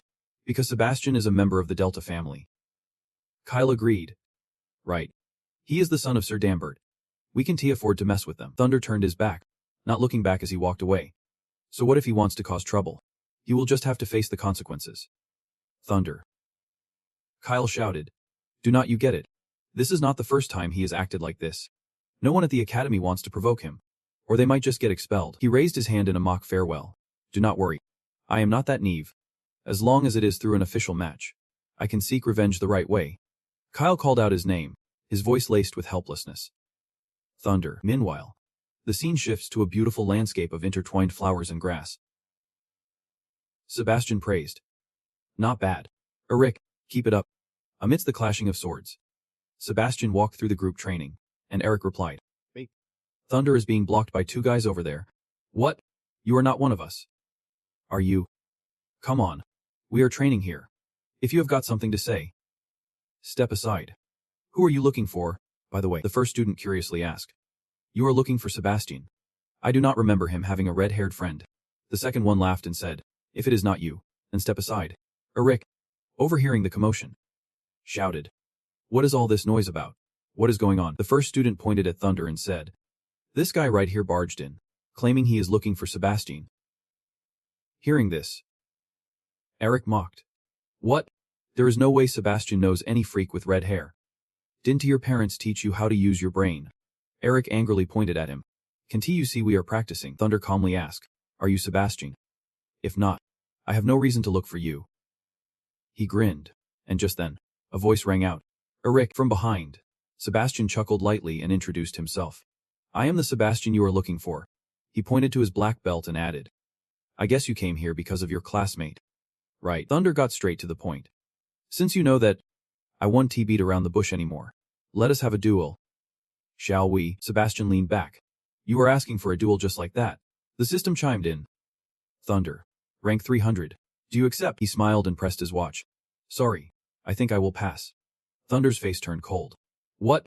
Are you scared? Sebastian replied with a mocking tone. Looking at your rank, I think a duel is not necessary. Look. I thought that black belt kid was the star of your group.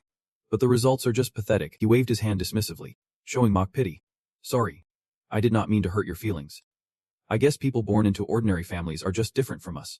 Then, Sebastian turned away with a playful remark. I really do not want to see that happen again. The tense atmosphere was shattered by Thunder's sudden call. You are not giving up. Are you? Wait a minute. Eric stepped in to block him. Sebastian is not the level you should be challenging, but I do not mind. He raised his watch. Currently, I am rank 9. If you can beat me, maybe the others will be interested in taking on your challenge. Eric shot a glance at Sebastian. A fleeting but meaningful look. Alright, boss. It is up to you. Thunder pointed at Eric. If I beat this guy, you will accept my challenge. Right. He was startled. This guy. Sebastian replied. You handle him first. Then we will talk. Whispers circulated. Oh man.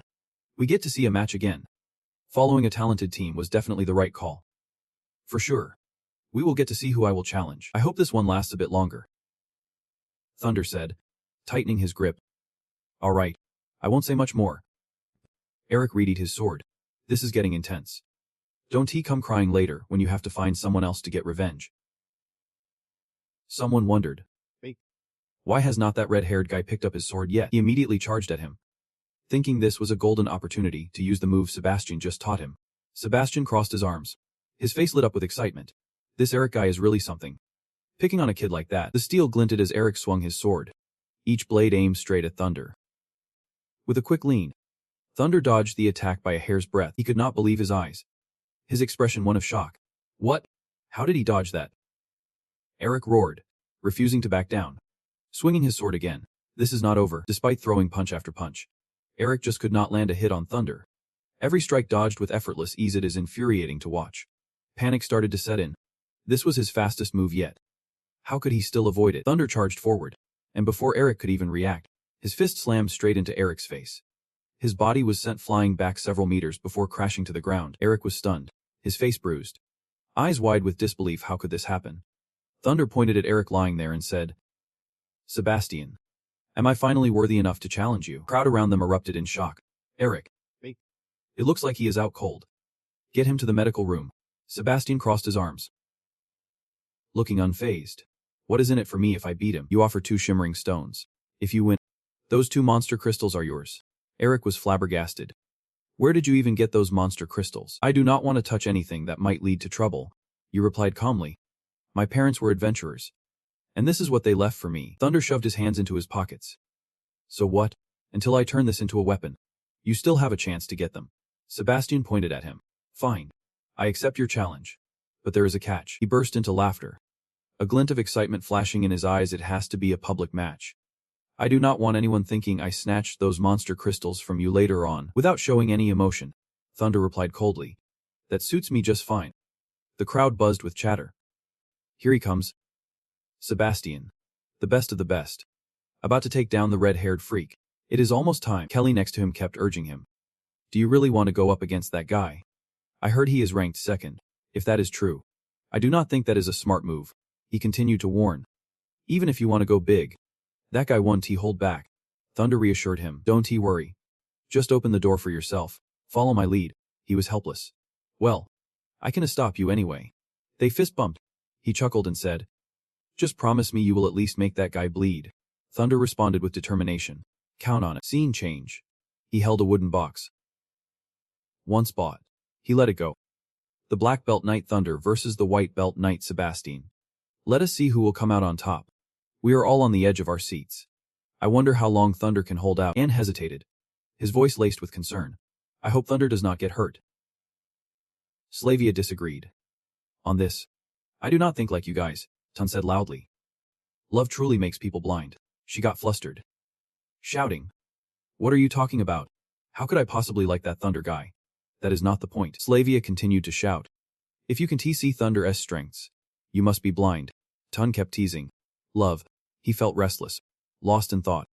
Instead of worrying about Thunder winning, I am worried if this match will send Knight Dan Bird into a rage. Sebastian's voice rang out, sweet with a smug challenge, saying that the son of a knight will become a knight, while the son of a commoner will remain a commoner. This is the unbridgeable gap. He caressed his sword, mocking Thunder with clever wordplay. I know you beat Eric, and that gives you some confidence. But through this match, I have realized what truly separates you from me. The referee spoke up. Both sides were asked to take their positions. Thunder replied coldly. You might want to save your breath for sweet talking your little brothers. Sebastian raised his sword high, ready for battle, while everyone in the stands watched anxiously, wondering who would emerge victorious. Thunder wrapped a cloth tightly around his face, leaving only his sharp eyes visible. When the referee's shout echoed, and the match began, Sebastian lunged forward immediately. Seeing this, Thunder held his breath, shouting his name over the noise around him. Thunder. Thunder dodged his attack amid the cloud of dust. Sebastian smirked. You are lucky. Hardly anyone can dodge my first strike. Thunder retorted with contempt. Your luck is not all that impressive. In the blink of an eye, a gash sliced across his face like a whip cutting through the air. Sebastian wiped the wound on his cheek. It was just a scratch. With this level of attack, you will never win. Thunder jabbed back. Why so chatty? You have always relied on your mouth to win, have not you? In an instant, Sebastian darted forward like a gust of wind. All right. Your luck ends here. Thunder gracefully dodged. Slipping past his strikes with ease and agility, Thunder launched a powerful blow, striking his cheek and shoulder. I widened my eyes. Wait. Did Thunder even hit him? Why does it look like Sebastian got hurt first? Anne was just as confused. I can't tell either, Kyo pondered inwardly. Thunder. How did you learn that? The moves you just used to dodge Sebastian's attacks, he could not hold back his emotions. Thinking. It is just like a knight's technique. Sebastian gathered all his magical energy. All right. Let us see if you can dodge this one. The crowd below erupted. Look. He is channeling his power into the sword. This is going to be eye-opening. Sebastian surged forward like a whirlwind, surrounded by bright blue energy. Here goes. Then, Thunder pivoted like a breeze, skillfully dodging to the side. He scoffed, his face lighting up with excitement. I knew you would do that. What is next? Thunder stood firm, his gaze flickering with concern as the swirling blue energy approached him. Sebastian grips his sword tightly, charging forward under a thick layer of magical energy enveloping him. The crowd below starts to buzz with excitement. Cheering. Look out. Sebastian's furious. Get him. Show that redhead who is boss. Cheers. Sebastian. You are my hero, so cool. Tun looks worried, saying, this is not good. Thunder keeps dodging like that. Sooner or later he will get hit. Also concerned. Calls out. Thunder. He is not holding back. Sebastian's going too hard. He tries to reassure them. Don't he worry. I think Thunder will be fine. Tun asks. What do you mean? Xavier looks down and replies. Think about it down there. It is Sebastian who is really outmatched. His legs start to shake, as if they can't support him anymore. Blood begins to trickle down. Below, Sebastian's body is battered, his breathing ragged. As he collapses to the ground, all his strength seemingly drained. What the? He freezes, his expression in disbelief. How could this happen? Isn't he Thunder always dodging? Ko is puzzled too. But actually, Thunder has been attacking all along. When did this happen? Why did not I see it? Ko looks down, noting that every time Thunder dodges Sebastian's attack, he lands at least one hit in return, constantly wearing down Sebastian until he can't fight back anymore. Injured all over, Sebastian clutches his arm. My dad did not teach me to fight like this. I swear I am going to take you down. Breathing heavily with fire in his eyes, Sebastian channels all his remaining strength into one final blow. Thunder darts past him like a lightning bolt, launching an attack so fast it feels like time itself stands still. Tun is stunned. Is that really Thunder? How can he be this strong? Slavia turns to Ko, asking, Ko, Thunder clearly has a chance to end this in one hit. But why do I feel Thunder is being deliberate? She pauses. Deliberate. You are like a dragon toying with Sebastian, just a wild beast stalking its prey. Thunder wants to break his opponent down piece by piece. He is filled with pity and fear, starting to wail. My face. You filthy trash. How dare you? Ko realizes that he wants to avenge Munch. Sword slashes across his face, the steel blade gliding dangerously close to Sebastian's nose. He clutches his nose, trembling. Wait, just you wait. If you have got guts, do not run. I swear my dad won't let you off the hook. In a fit of ultimate rage, Sebastian screams as if he wants to tear the very fabric of space. You are as good as dead. Thunder raises his sword, ready to deliver the final blow. For someone like you, saying anything more is just a waste. He trembles, raising his hands in surrender. Voice choked. Wait, I am giving up. Your punch hits like a raging fire, smashing straight into Sebastian's cheek, leaving an unforgettable mark. Then, Thunder unleashes a flurry of strikes. Don't think I will easily admit defeat. I want double what you owe, Munch. Xavier watches the scene, worried. If this keeps up, it is not going to end well. The crowd agrees. Yeah, if this goes on. From the stands above, a voice pierces the tense silence. Stop. Munch, all bandaged up and leaning on a cane, appears to intervene. Please. Thunder. Stop. Thunder turns around. Munch. Why do you want me to stop? Sebastian kneels. I give up. He declares. The match is over. Thunder, full of concern, rushes towards victory as his underlings hurry over. Sebastian, are you okay? Thunder darts away like a gust of wind, with the crowd anxiously calling out his name. Thunder. Everyone around worries for Sebastian. Let us get to the infirmary first. Yeah. No injuries to check. He is boiling with humiliation. Get lost. All of you. His rage is taut like a bowstring, making Sebastian's body tremble with waves of fury. Just wait and see. Thunder. He screams. Vowing not to let it slide, the scene shifts to the Pharaoh's apartments. Top of the central building. Kalden. Arms crossed. Says calmly. I think you should keep your cool. As a knight, it seems this duel is not breaking any rules. He speaks steadily. You should not underestimate the rules of the game. Dan Bird erupts in anger. If I did not respect the rules, I would be killed that guy on the spot. Look at my son. He has been beaten to a pulp. His face is ruined. The room falls into an oppressive silence. Not a sound is heard as he yells. That guy clearly did it on purpose. We should call him an evil spawn. Suddenly, someone speaks up in agreement. I think Dan Bird makes a point. If the prophecy holds true, that red-haired boy will be the destroyer of the kingdom. Another chimes in. I want to add.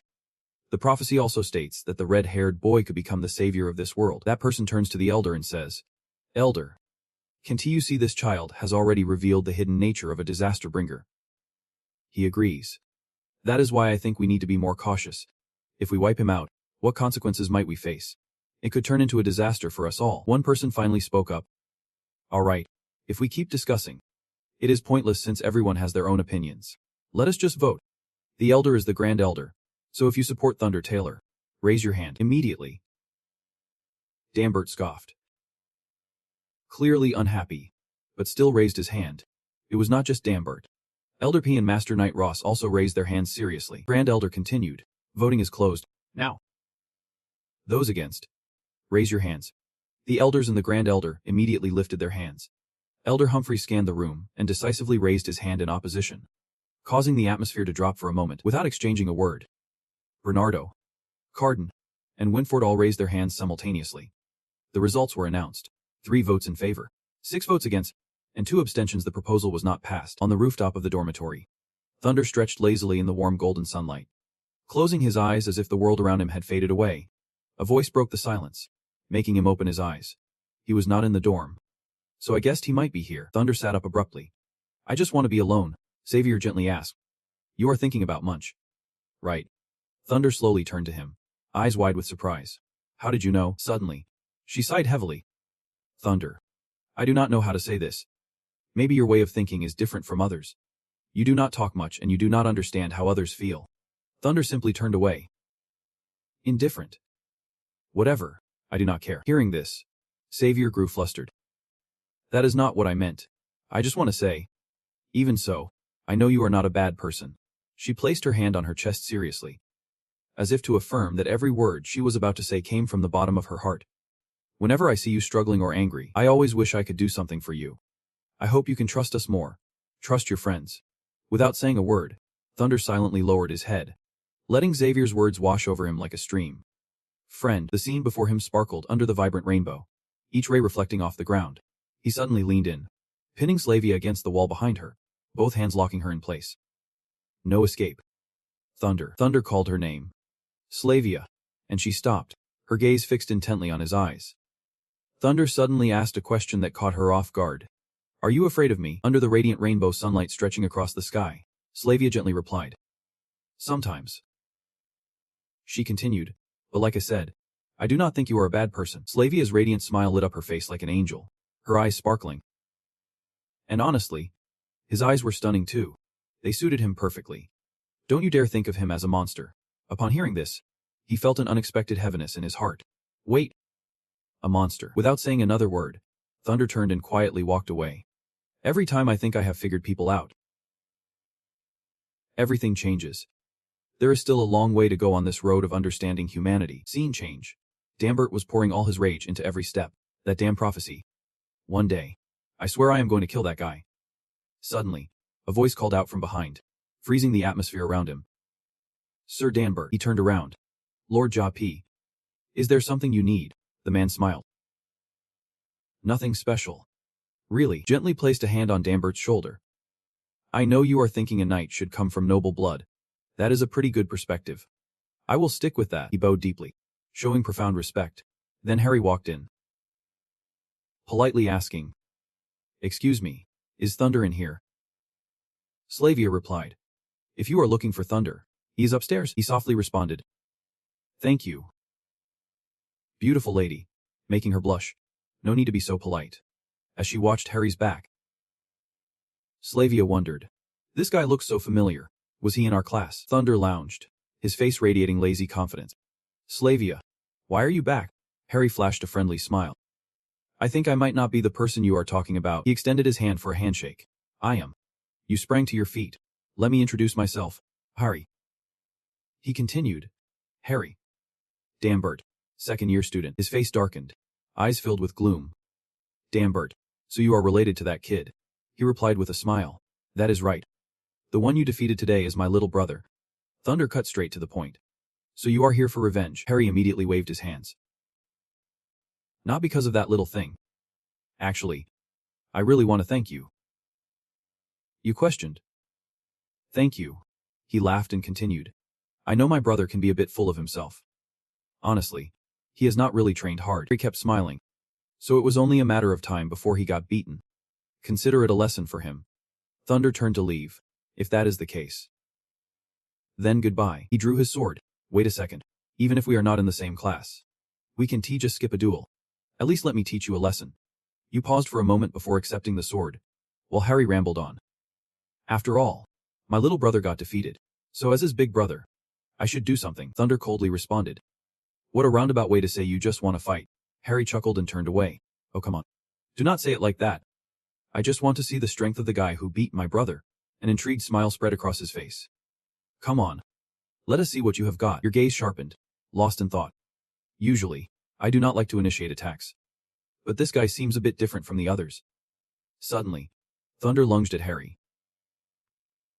Without hesitation. All right then, let us make this a special occasion. He smirked coldly, his grip steady on the sword, blocking your attack with ease. In that moment, Harry stared at Thunder, his gaze as icy as a winter's night, void of any emotion. You were taken aback. Your jaw clenched tight as you tried to contain the chaos swirling within you. This guy just with a single move, he unleashed a razor-sharp strike. Thunder struggled to kneel, while Harry let out a chilling laugh. Not bad. I am actually surprised by your smart decision. You were panting heavily, wondering, this feels strange. If it were anyone else, they would have broken under my attack by now. Thunder tightened his grip on the hilt of his sword. If this continued, he feared his weapon would snap. Harry pointed. Looks like you still do not know how to use your aura. With an expression as cold as ice. You charged forward like a bolt of lightning. If you could not overpower him, then you had to rely on your black belt skills. He effortlessly dodged your attack like a graceful dancer. Not bad at all. Harry laughed, playful and taunting. Is that really all you have got? Thunder's jaw tightened, teeth grinding in rising anger. But it was useless. Without hesitation, he gripped his sword tightly and lunged forward. Pay attention. A wooden sword swung straight at you, showing no signs of stopping. Caught off guard, Thunder stumbled back, his face tense. Moments later, you spat out a mouthful of fresh blood, the metallic scent filling the air. Watching Thunder writhing on the ground, Harry calmly asked, Is it over already? He immediately turned to leave. All right, today ends here. You gathered all your strength to call out weakly, yet determined. Wait, what? Thunder wiped the blood from his chain. In the second slot of the 5th level, you are ranked first. Harry turned back, his eyes sharp with a faint smile. No way that can be true. He raised a hand in a cold farewell before walking away. In the second slot of the 5th level, I am ranked 50th. In shock, you gripped your sword tightly. Disbelief etched on your face. 50th, he said softly. Once you master your aura, we can have another round. Thunder raised his hand in front of him, eyes fixated on his palm. You wondered, if I just learn to use my aura, will I become stronger? The night sky crackled with thunder, casting an ominous shadow over the arena outside. The situation at the border was grim, and knights were disappearing more and more. Elder, I fear it is not just external threats we face, but dangers from within as well. Rumors say the Dark Guild's influence has infiltrated the academy. The elder stood with hands clasped behind his back, staring sadly into the dark night beyond the window. Unfortunately, this is no longer just a rumor. Winford, should we implement some measures to prepare the students? At least. He nodded. Of course. But there is something even more pressing at hand. A bolt of lightning streaked through the window. The elder turned to face you. Bring those 5 kids to me. It is about time they learn their mission. The scene shifted to the rooftop of a house, where Thunder sat, concentrating his energy, as raindrops began to fall. soaking him. Thunder had tried countless times to practice condensing his aura, but he had yet to grasp it. As the rain intensified, thunder cracked above, and he finally snapped his eyes open. You watch the rain pouring down on you and think to yourself, so it is raining. Guess today's going to be like this. You start to get up to leave, but just then, some shadows below catch your attention. Below you, not too far from Thunder, a group of armed individuals is crouched on the rooftop, watching someone. You can't help but wonder, what are they planning? Are they going in for a sneak attack? This can't be good. Just when Thunder realizes what is happening, some masked guys block the alley where the target is heading. Eager to save the person, he does not hesitate, activating his dragon eyes and shouting. With dragon eyes activated, even in the pouring rain, Thunder can clearly see the positions and colors of each person. He is taken aback. That color is the plague of darkness. He pulls his hood up, draws his weapon, and seriously contemplates whether those people are connected to his father. Meanwhile, the attackers have revealed themselves, blocking the target in the narrow alley. Hong shouts a warning. The way for the incoming guy is blocked. Elder Feng covers half his face, looking at the people surrounding him with concern. It seems the rumors about the Dark Guild infiltrating the academy are true. You guys are too late. The Dark Guild will soon take control of the Pharaoh's apartments. He turns halfway to glance at the one who spoke, his eyes sweeping over the others behind him. Assessing, 1 against 4. It has been a while since I have had a good stretch. This might be a bit of a challenge. Just then, Thunder jumps in from nowhere, soaring over the heads of the two behind the Grand Elder, startling them. How about we try 2 against 4? Thunder is not holding back, masked and with half his face covered. He brandishes his sword, ready to fight. The Grand Elder glances at him, surprised to see he is prepared, and starts to take off his hood. Looks like you are a student from the academy. Sorry for dragging you into this. One of the bigger guys barks. Where did this demon come from?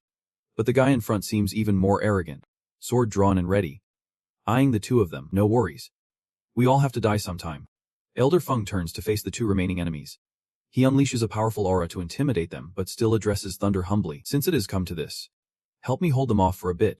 It will be over quickly. His aura exudes intense pressure, and Thunder glances back at the Elder, feeling a sense of admiration. This Elder's aura is terrifying, but the two infected by the plague of darkness, oblivious to danger, charge in recklessly, screaming, "Go die, demon!" Attack Thunder, who leaps to dodge effortlessly while assessing their condition.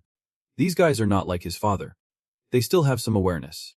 In the blink of an eye, one swings and misses, not finding Thunder anywhere. In the next moment, he is slipped behind the attacker, who realizes Thunder's presence just in time.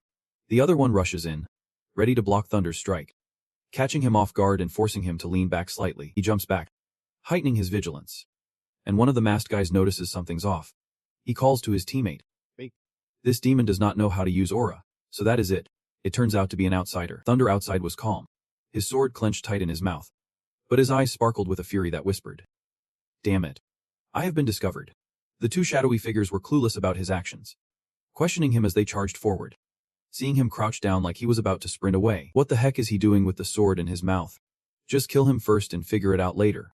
They did not give him much time, attacking in perfect syncs, slashing back and forth, but he was agile enough to dodge their strikes, leaving them bewildered.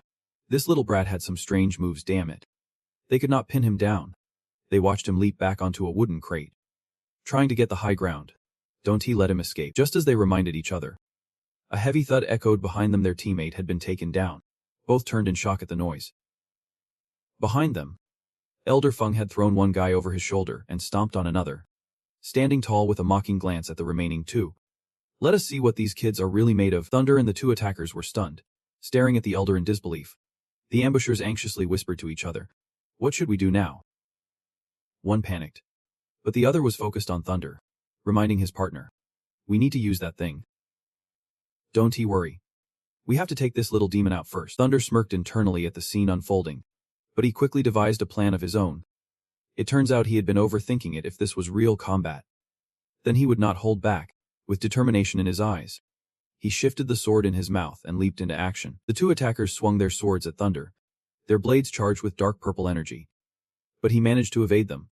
He used one guy's arm as a springboard to dodge, causing them to curse in frustration. Damn it. In an instant, he was like a reptile, clinging to the wall with a loud thud, still gripping his sword tightly, getting ready to leap. In the blink of an eye, Thunder charged at both of them from behind. One of them shouted a warning as his partner turned around.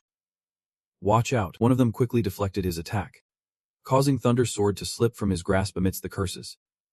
Damn brat. Don't he get too cocky? He turned back, disregarding the rain soaking his outfit. With a sneer, one of the attackers lunged at him, swinging his sword, forcing Thunder into a corner. Let us see you escape this time.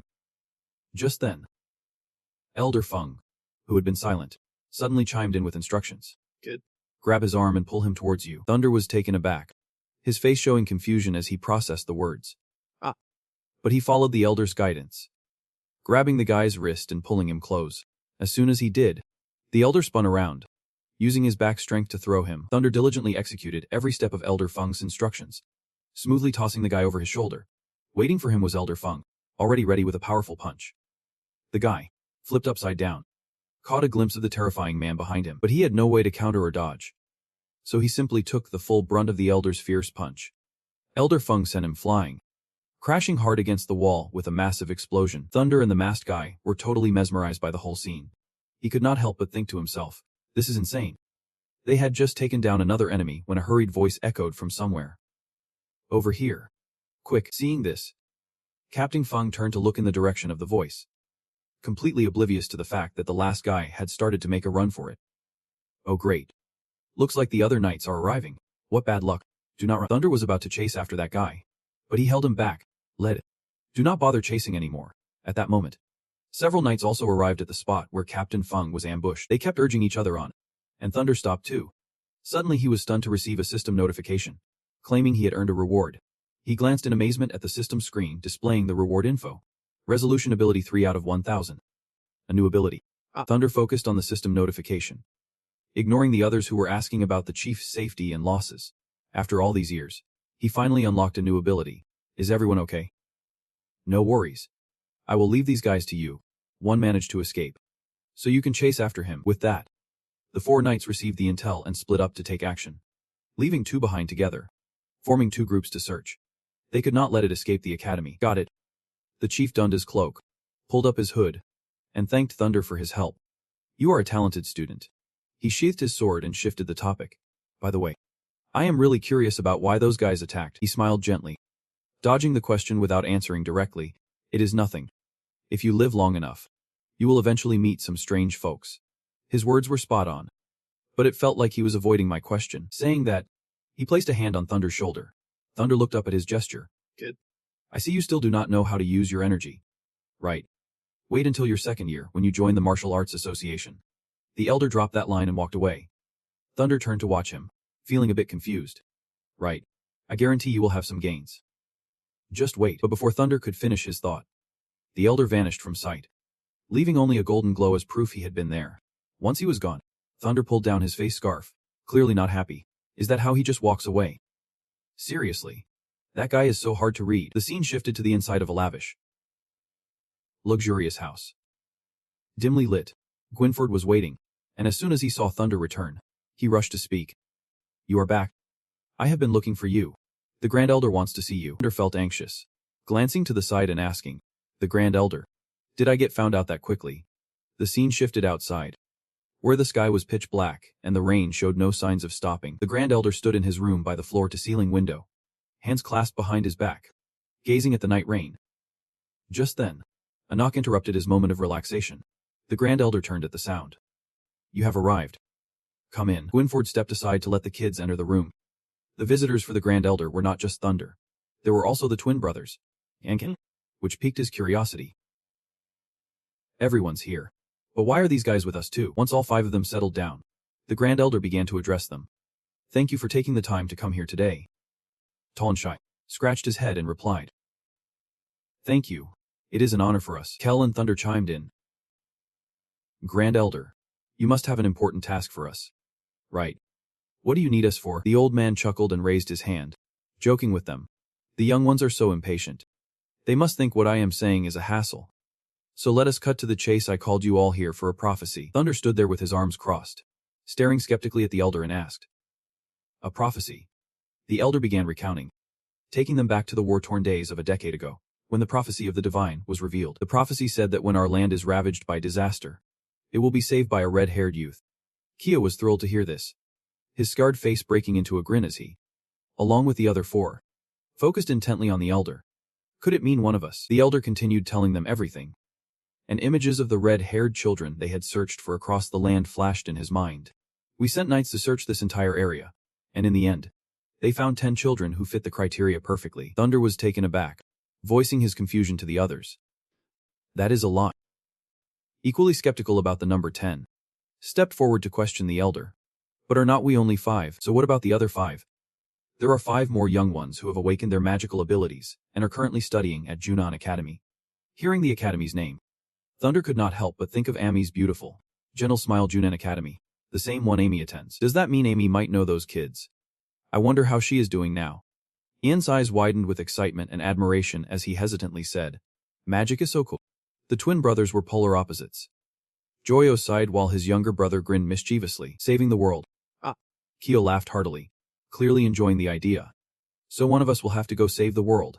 The elder slowly continued discussing this monumental event, stating that one of them here could be the chosen one. Or maybe even all of them. This is why I called you all here today. He recounted the past years. Heroes donning heavy armor, wielding sharp swords to fight against dark forces long ago. 5 knights saved this land. They pushed back the darkness and built the Pharaoh's Apartments Academy, protecting the common folk and leaving us with an invaluable legacy. The elder spoke the most heartfelt words, looking sincerely at the 5 of them, saying that now the responsibility of protecting that legacy lies with you. Of course, this means you will need to put in even more effort from now on. In addition to basic training, you will also have to practice specific skills based on your colored belts. The 5 fell silent, intently listening to the elder talk about their upcoming mission. They would have to take on many more specialized training sessions. The 5 of them pondered, heads slightly bowed with expressions of deep thought, each with different ideas swirling in their minds. We will become knights of the Pharaoh's Apartments Academy.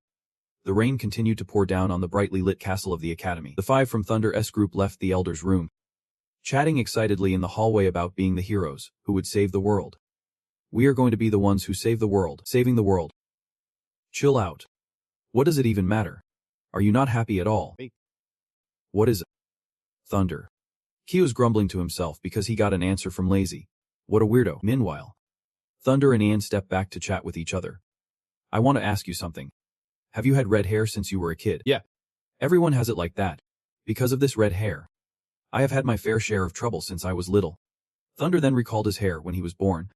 Indeed, he had asked Kyo about it before. Those guys have had red hair since birth, but I did not. My hair went from black to red. You tilted your head, looking back at the room they just left, a hint of disbelief in your eyes. Plus can T really be considered a knight among them? It is hard to say how much of what the elder said is true. He must be hiding something from us. The rain poured down in the pitch-black night, and the elder's room still shone brightly amidst the rumble of thunder. Once it was just the 2 of them in the room, Winford spoke up with a worried tone. Elder, I honestly do not understand. Why did not you tell them the whole prophecy earlier? Winford, they are still just kids. The burden is too heavy for them already. The elder turned his head, looking at him, his weathered face looking even more sorrowful. Some things are better revealed to them when the time is right. He received the answer, which was not entirely clear, but he could only bow his head in compliance. Understood. Get it. The scene shifts to a freezing winter day, where white snow covered the bare branches. In the library, Thunder was seriously reading every line in a thick book. The next day, I went to investigate quite a bit of material related to Dragon Knights. Among the books he read, each one contained information about Dragon Knights. What was astonishing was that, in this current world, some believed dragons symbolized cruelty, and there were those who believed dragons actually existed.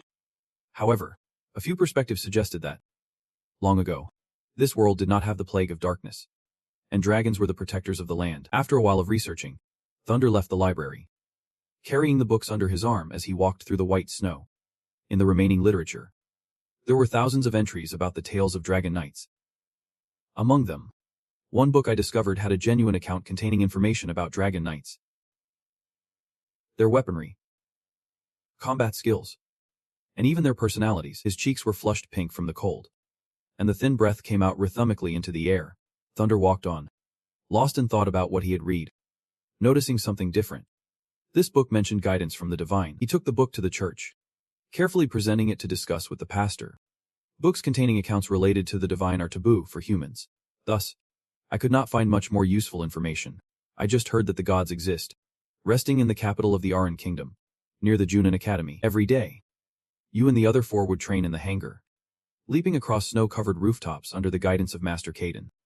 If it were not for the fact that I can't leave Pharaoh Apartments until the night training is complete, I would be off chatting with the gods right now. Thunder, while having his own thoughts, never missed a training session. He and his team practiced swordsmanship in the biting cold of winter. With a serious expression, he pondered deeply. I need to ask him why he turned me into a human after those grueling hours of training. He leaned against Nova, studying the system's data as the first year flew by. With intense training and sneaky hunting sessions in between, the end was approaching fast. Tomorrow, we would begin our second year of training. At that moment, Thunder was jolted awake by fragmented words. He blinked groggily as a voice rang out beside him. He got up and moved closer to Kyo's bed, worried about his pale face. Do not move. Wake up. Is this guy having a nightmare? Startled awake, Kyo opened his eyes wide and stared at Thunder, confused, asking, Thunder, why are you here? Your yelling woke me up. Are you okay? Hearing the concern, he turned away, pulling his legs to shoo Thunder back to his own bed. Of course. Just had a nightmare. Now go to sleep. We have got the opening ceremony tomorrow. If you are okay, then I will go back to sleep. What a proud guy. Even though he thought that, he still worriedly glanced back at Kyo, curious about what could have caused him to have such a nightmare. The next day, when the sun was high and its bright rays illuminated Pharaoh's apartments, Thunder could not believe his eyes at Kyo's haggard look after just one night. He secretly thought, that must have been one nasty nightmare. The two arrived at the academy's entrance, where Slavia was standing with a paper in hand, smiling as she greeted them. Good morning, you two. Have you decided which club you are joining yet? Thunder blinked in confusion, asking back. What club? That is right, Thunder. And what you received was a registration form that Slavia shoved right in your face, along with Jack's words. Didn't you listen? All second-year students have to choose a club they are interested in to join and receive training there. He looked down at the glowing registration form in her hand and asked slowly, have you decided yet? Slavia pulled back the registration form and smiled at both of them. I have chosen to join the healing club. And the other one added, I have made up my mind too. I am joining the Swordsmanship Guild. Your statement caught Thunder completely off guard. Wait, you have already decided everything. At this point, he started to really think. Thunder rubbed his chin, pondering the idea of joining a group. Now that you mention it, someone told me about that before. Inviting me to join a group. Which one was it again?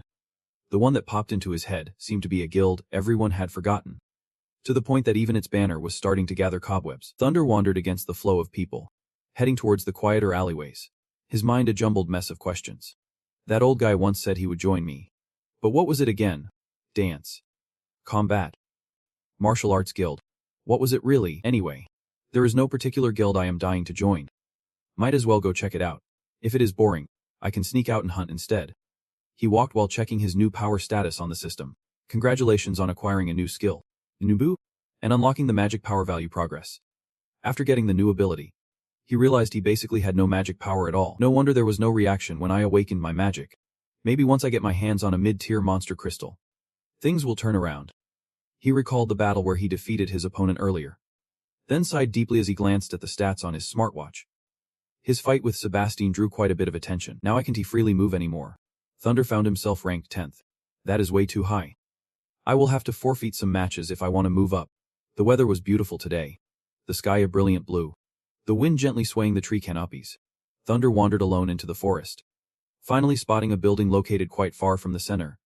This place felt like it was about to exit the city. Thunder looked up at the sign covered in cobwebs and vines, with the marks of time etched on the wooden beams. The desolation of this place left Thunder speechless. He did not know how to express his feelings. Just looking at it, he stood alone in front of the large door with no one to greet him. The atmosphere eerily quiet as he whispered, "This place is so dead."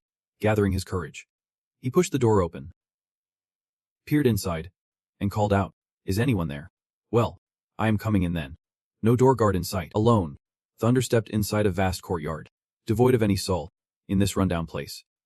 Could there really be a martial arts gathering happening? He pressed on, searching for any sign of life, when suddenly he stumbled upon someone. "Is there someone here?"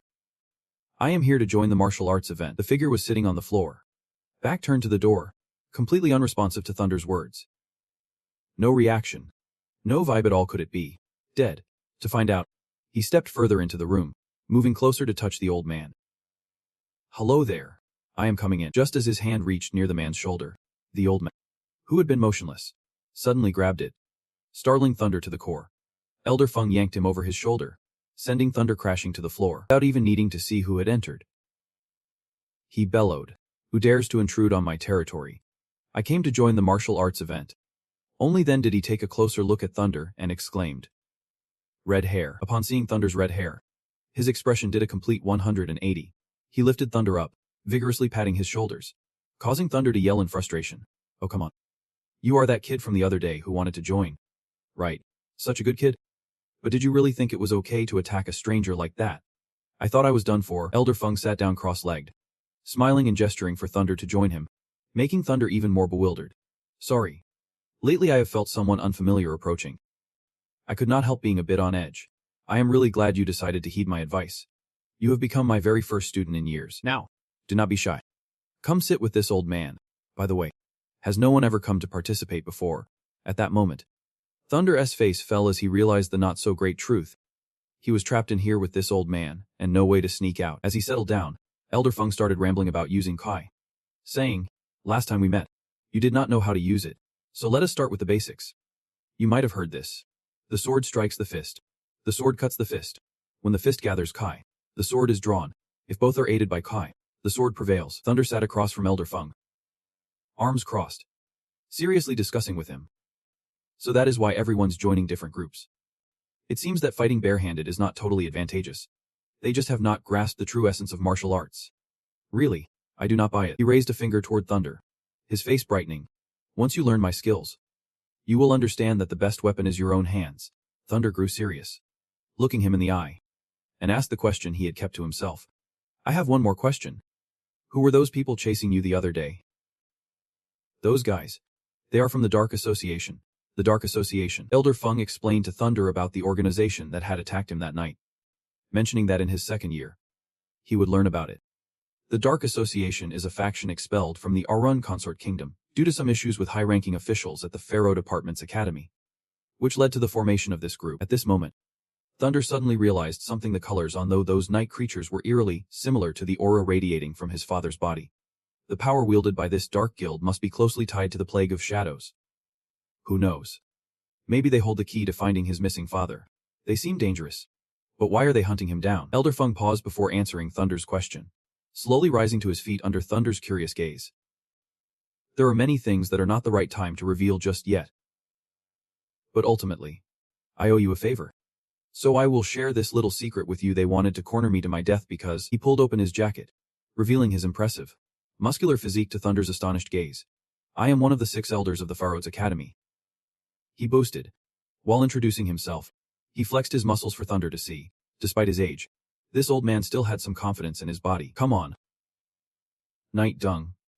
Let us see what you have got. Show me your true strength." Thunder stood up, taking a fighting stance, ready to attack Elder Feng. It seemed this old man knew about his background, so there was no need for pleasantries now. He clenched his fist, muscles tensed, eyes locked onto his target. If he was an elder, there was no need to worry too much. Thunder unleashed his power, delivering a solid punch right to Elder Feng's stomach. Elder Feng was slightly taken aback, looking down at the one who just punched him. Thunder froze, surprised as he felt the strength of the elder's muscles like iron. He widened his eyes at Thunder, who was blowing on his reddened hand. "Did you focus your energy for that punch?" "Nope." Hearing Thunder's answer, Elder Feng's eyes sparkled with excitement. "Good job, kid. Your strength is even greater than I thought. I can sense that your potential is incredible. Once you master your energy, it will transform you completely. This elder does not seem so trustworthy after all." As Thunder was about to shake off his thoughts, Elder Feng grabbed his shoulder, and Thunder looked at him with alarm. "Well, let us get started." "Oh wait. Did I say we were starting? We are starting now. Hold on while we have time to get out." The two began their training session, sitting cross-legged, with Elder Feng pushing his hands into Thunder's back. "The energy comes from our internal force," he explained, channeling energy into Thunder. Thunder turned his head, listening attentively, realizing that being human means generating energy with every breath. The stronger your body, the more energy you can harness, allowing it to flow throughout your being. This is the key to mastering energy. I will channel some energy into you, using external force to cultivate your internal power and get your energy flowing. Don't resist. Just feel it with your heart as it spreads through your body. The energy system danced around outside, observing the flow surrounding Thunder's body. Listening to Elder Feng, Thunder closed his eyes to feel it so warm. So this is how energy moves. Suddenly, a loud crash echoed. The system next to Thunder let out a satisfied sound, while Elder Feng collapsed to the floor behind him. Thunder turned around. Shocked. What just happened? The system blared an alert, and he turned around in shock to see the numbers flashing on the screen. Congratulations. The mana value has been activated. What is going on? Why did the system choose this moment to show up, activating mana value? After checking the stats, he panicked and rushed to check on Elder Feng. What is wrong with him? Wake up. Please. If he dies, I am totally screwed. What do I do now? Thunder flipped him over, laying him flat on the floor, and leaned down to check his heartbeat by pressing his ear against his chest. He let out a sigh of relief. Thank goodness. The heart is still beating. Thunder sat back on the ground, staring at the unconscious elder, thinking to himself, looks like he just fainted. But what the heck just happened? He lowered his head, intently studying the system's stats, and incredulously said, could it be that the so-called mana absorption skill was activated because this old man channeled energy into my body? The system passively absorbs mana from others. Could it be that I unintentionally absorbed all his magic? Time passed quietly, and Thunder grew more anxious watching the elder still not waking up. 5 minutes later. Why is he still out cold?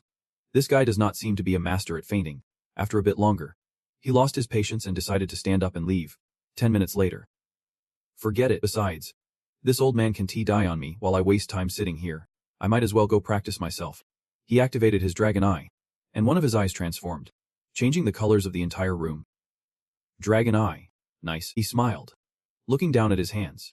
Golden energy swirling around his body, visible in motion. All right. Let us see what I can do. Thunder focused, smiling as he slowly began to control the flow of energy around him. Directing it with his mind, the energy shifted, bending and gathering into a small, glowing orb right at Thunder's waist, forming condensation of Kai at his dantian. He did it. He opened his eyes, and the energy started to dissipate, leaving just a little behind in the space around him. Thunder thought, next, let us get the energy moving inside my body. He was so focused that he completely ignored Elder Feng still lying behind him. It is. Thunder concentrated and tried again, the energy in his body flowing with his focus, beginning to intertwine into a small orb. Let us do this again. Closed his eyes, centering his mind, and the energy began to appear outside in space. Condensing. The amount of energy grew thicker and brighter, illuminating the area around Thunder. But suddenly, it all vanished, leaving just a few tiny remnants that dissipated into thin air. He let out a tired breath, a fine mist escaping his lips, wiping away the sweat that had soaked his face without him realizing it. What is going on? Why is the movement of energy so unstable? Is it because I do not have enough? He tried again, sitting cross-legged, closing his eyes, and focused on releasing a larger amount of energy to form a circle. This time, let us add more energy. His brows furrowed tighter. Thunder encouraged himself with every thought, just a bit more. After a moment, he cracked his eyes open, gritting his teeth as he felt something changing. It seemed to be starting. There was a hint of pain. Then a massive surge of energy exploded, radiating around Thunder's body, making his red hair stand on end. At that moment, Elder Feng also stirred awake, squinting at the glowing figure beside him. Seeing Thunder's increasingly chaotic state, he shot up, worry etched across his face as he assessed the situation. Noticing that Thunder looked unwell, Elder Feng immediately channeled his energy into Thunder's back and shouted, "What are you doing? Don't cause a scene." He strained to pull the energy out of Thunder's body, loudly encouraging him through his pained cries to hold on. Once he managed to extract it, Elder Feng forcefully tossed a mass of energy out the door. "Get out of here." The energy shot out, crashing into the pond and sending water and the small pavilion beside it flying in an instant. Elder Feng could hardly believe his eyes at the scene, sweating profusely as he spoke through Thunder's heavy breaths. Just extracting that energy caused such destruction. You nearly harmed yourself to death. Seriously.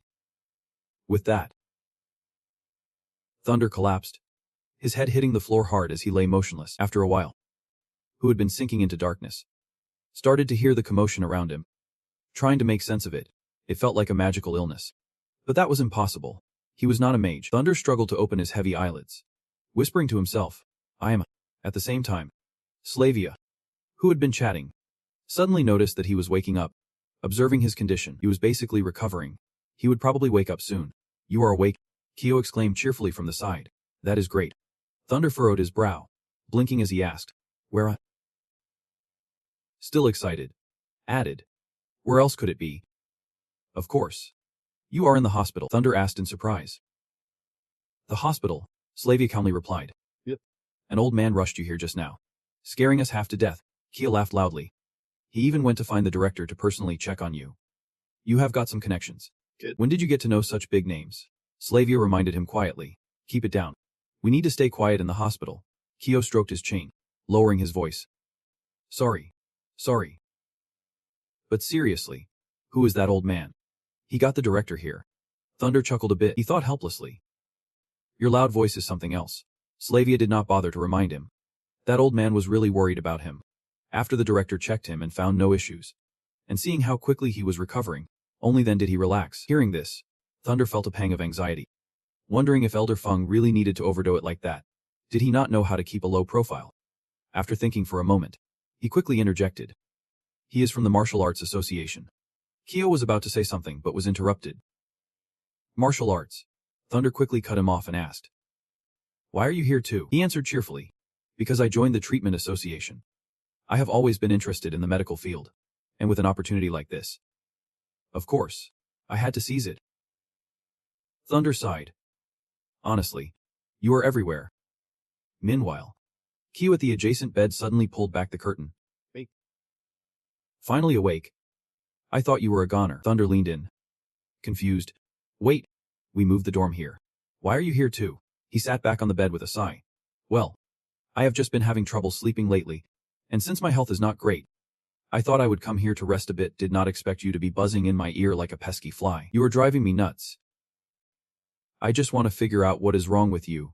He casually sat up on the bed. I told you, I'm not sick. Thunder listened to their bickering and thought. Is that how it is? He was curious, wondering what kind of nightmare Kyo was having. Days later, deep in the vast rice fields, a grand old mansion was hidden behind the lush greenery. Thunder strolled up to the door. Hey, old man, are you still there? No sooner had he spoken than Elder Feng lunged at him, yelling, what an idiot. You still have the face to come back.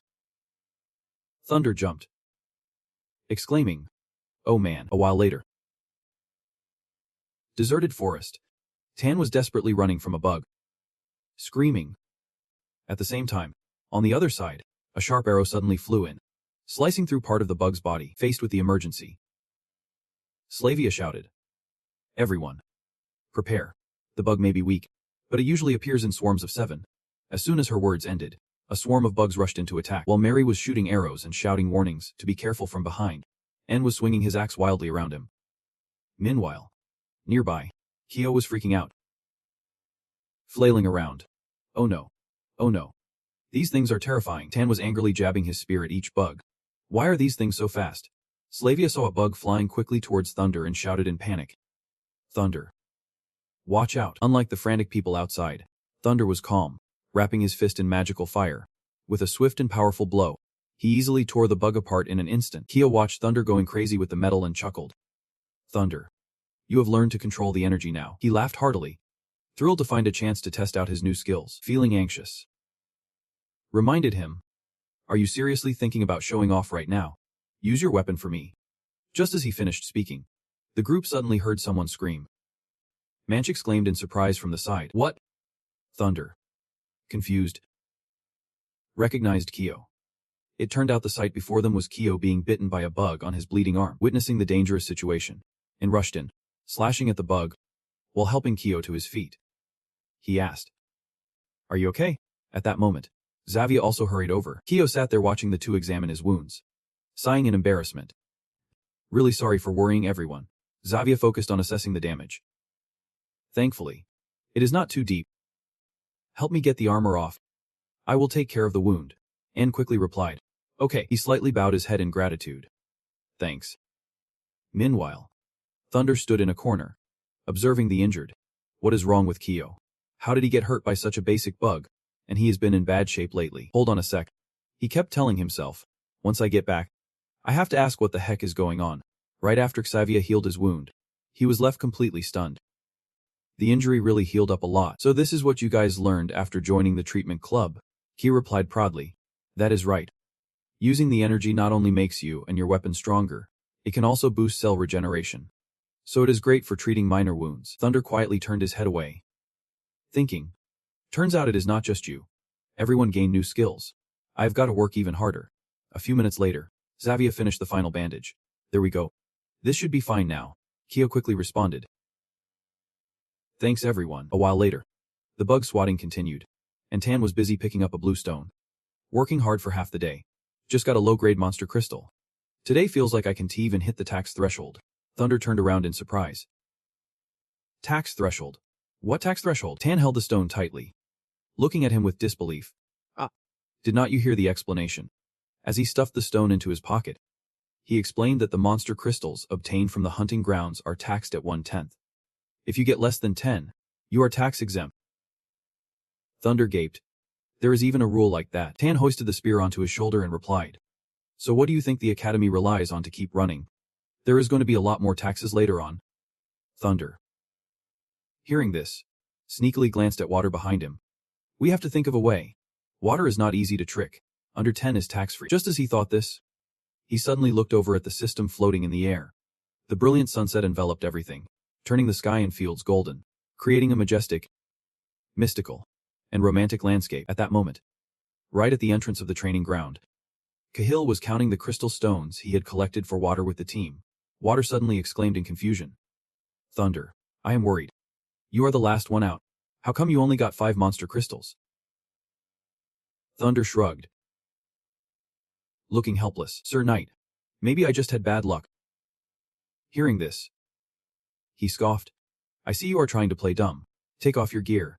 A while later, lying on the yellowing grass, smelling of sunlight, were his heavy sword and armor accessories taking a break. Thunder was dressed in a thin outfit, teasing the person in front of him. What is wrong? It is not real. Water exploded in anger. No way. You must be hiding them in the mountains. I have seen plenty of schemers like you. If I find out you are hiding monster crystals, I will. Before he could finish, Thunder casually turned around and waved goodbye. Say whatever you want. If you find them, they are all yours. Water, standing behind, yelled angrily. Do not get cocky. If you really are that useless, someday when I catch you, you will see. Thunder lazily replied. Sure. Seeing Water still fuming and making a scene, Tan ran up and whispered. Thunder, how did you pull that off? You definitely got more than just that, right? Thunder laughed mischievously. It is a secret. After saying that, Thunder quietly added. I found out a long time ago, going back to the past. At that time, he was talking to himself. After storing the monster crystals in the system, they looked just like ordinary stones in reality. Completely useless. Back to the present, he analyzed the situation again, recalling that every time he killed a monster, the system would automatically collect the monster crystals. Meanwhile, the others had to dig through the monster's corpse for the heart. Thinking back to that moment, Thunder suddenly remembered when Munch was distracted. Finally, he found it. He turned to the little girl with the system and said, All right, that is enough. You have had your fill. Let us take a break. Thunder reassured himself to avoid raising suspicion from others while hunting. He made sure the system did not directly collect them. Plus, once the monster crystals were stored in the system, they could not be retrieved. To trade at the shop, he needed to keep a few physical ones. At that moment, a notification popped up. You have received 10 basic crystals. Do you accept? Accept. Looking at the screen, Thunder did some quick math in his head. If he only kept 5, he would not have to hand them over. He did not expect to escape this way. Back to the present, Thunder was quietly checking the data. 10 basic monster crystals, 2 intermediate, and 1 advanced. Hearing this, he could not help but smile in satisfaction. In the last trial, he thought the system would not work on completed weapons, but he never expected it would directly absorb the monster crystals. Remembering this, Thunder reminded himself to be more cautious in the future. If that Denver guy found out, he definitely would not let him off the hook. Lost in thought, Thunder suddenly sensed something unusual behind him. Everyone else had left. We should head back too. Hey. Did you drop something? Seeing Kyo silent and unresponsive, Thunder hurried back to where he was standing. Hey. Someone's calling you. At that moment, Kyo's eyes were glazed over as he mumbled something. The red door. I have to open the red door. Thunder, confused, shouted. What do you mean, the red door? What are you talking about? It hurts. Kyo burst into tears. It hurts so much. It hurts. Completely caught off guard by Kyo's actions, Thunder knelt beside him in confusion. Hey. Calm down. Meanwhile, elsewhere, Munch anxiously looked around. Where are those 2? I am surprised. They were just behind us. Where did they run off to? Munch was fidgeting with worry. You guys go ahead. I will go back and find them. Slavia tried to stop him. Wait, maybe we should all. Before she could finish, he vanished in a flash. It is. I will be back in a jiffy. A little later, in the forest, Munch rushed toward Thunder and Kyo. Panicking. What happened with you two? The others have gone far. Thunder quickly explained the situation. Munch. Kyo is not doing well. He keeps talking about a red door. He paused for a moment, pointing at the person sitting under the tree. The red door. I must go to the red door. That voice is calling me. Munch.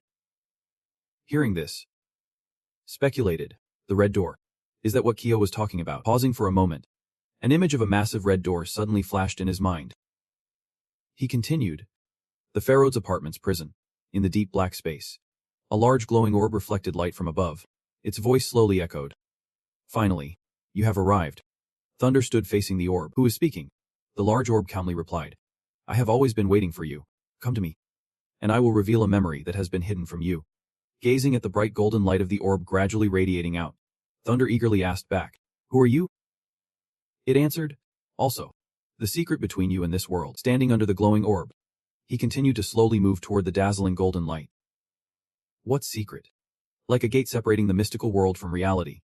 No matter how much Thunder screamed to understand, the memory orb suddenly blazed brighter than ever in just a few fleeting seconds. Those golden rays were swiftly extinguished by the giant gate right before his eyes. Do not wait. Faced with such a surreal scene, Thunder was still reaching out as if trying to pull it closer. He suddenly jolted awake. Was it a dream? But it felt so real. Thunder slowly sat up, looking at Kyle lying on the bed beside him. The red door. He silently speculated. Could that red door be the one from Kayao's dream? Thinking this, he suddenly remembered when they were still in bed. At that time, Munch had eagerly suggested. Thunder. How about we take him to the hospital? Thunder anxiously looked at the person in front of him. Kyle. What nightmare did you have? You are still covering your ears. I can't remember. I really do not remember anything. Upon saying this, Kyle began to recount. That day I just happened to walk past that place, only glancing through the red gate. Pausing for a moment, his face suddenly turned pale. And then the chain of nightmare days began. But every time I woke up, I could not remember what I had seen in the dream, only feeling the overwhelming fear, as if his spirit had stabilized a bit more. Kyle leaned against a tree. Something in the red gate seems to be calling me. That feeling is becoming stronger. I feel like I have to go see. Hearing this, Munch snapped back. Are you crazy? That place is a prison, an absolute no-go zone. If you go in there, you will get expelled. Faced with Thunder's focused listening, he helplessly replied. I know, but I have no other choice. If this keeps up, those strange sounds will drive me insane. Thunder hinted. As long as we are careful not to get caught.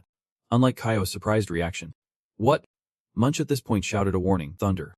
This is not just about getting expelled from the academy. If you are not careful, you could lose your life. Thunder reached out to explain.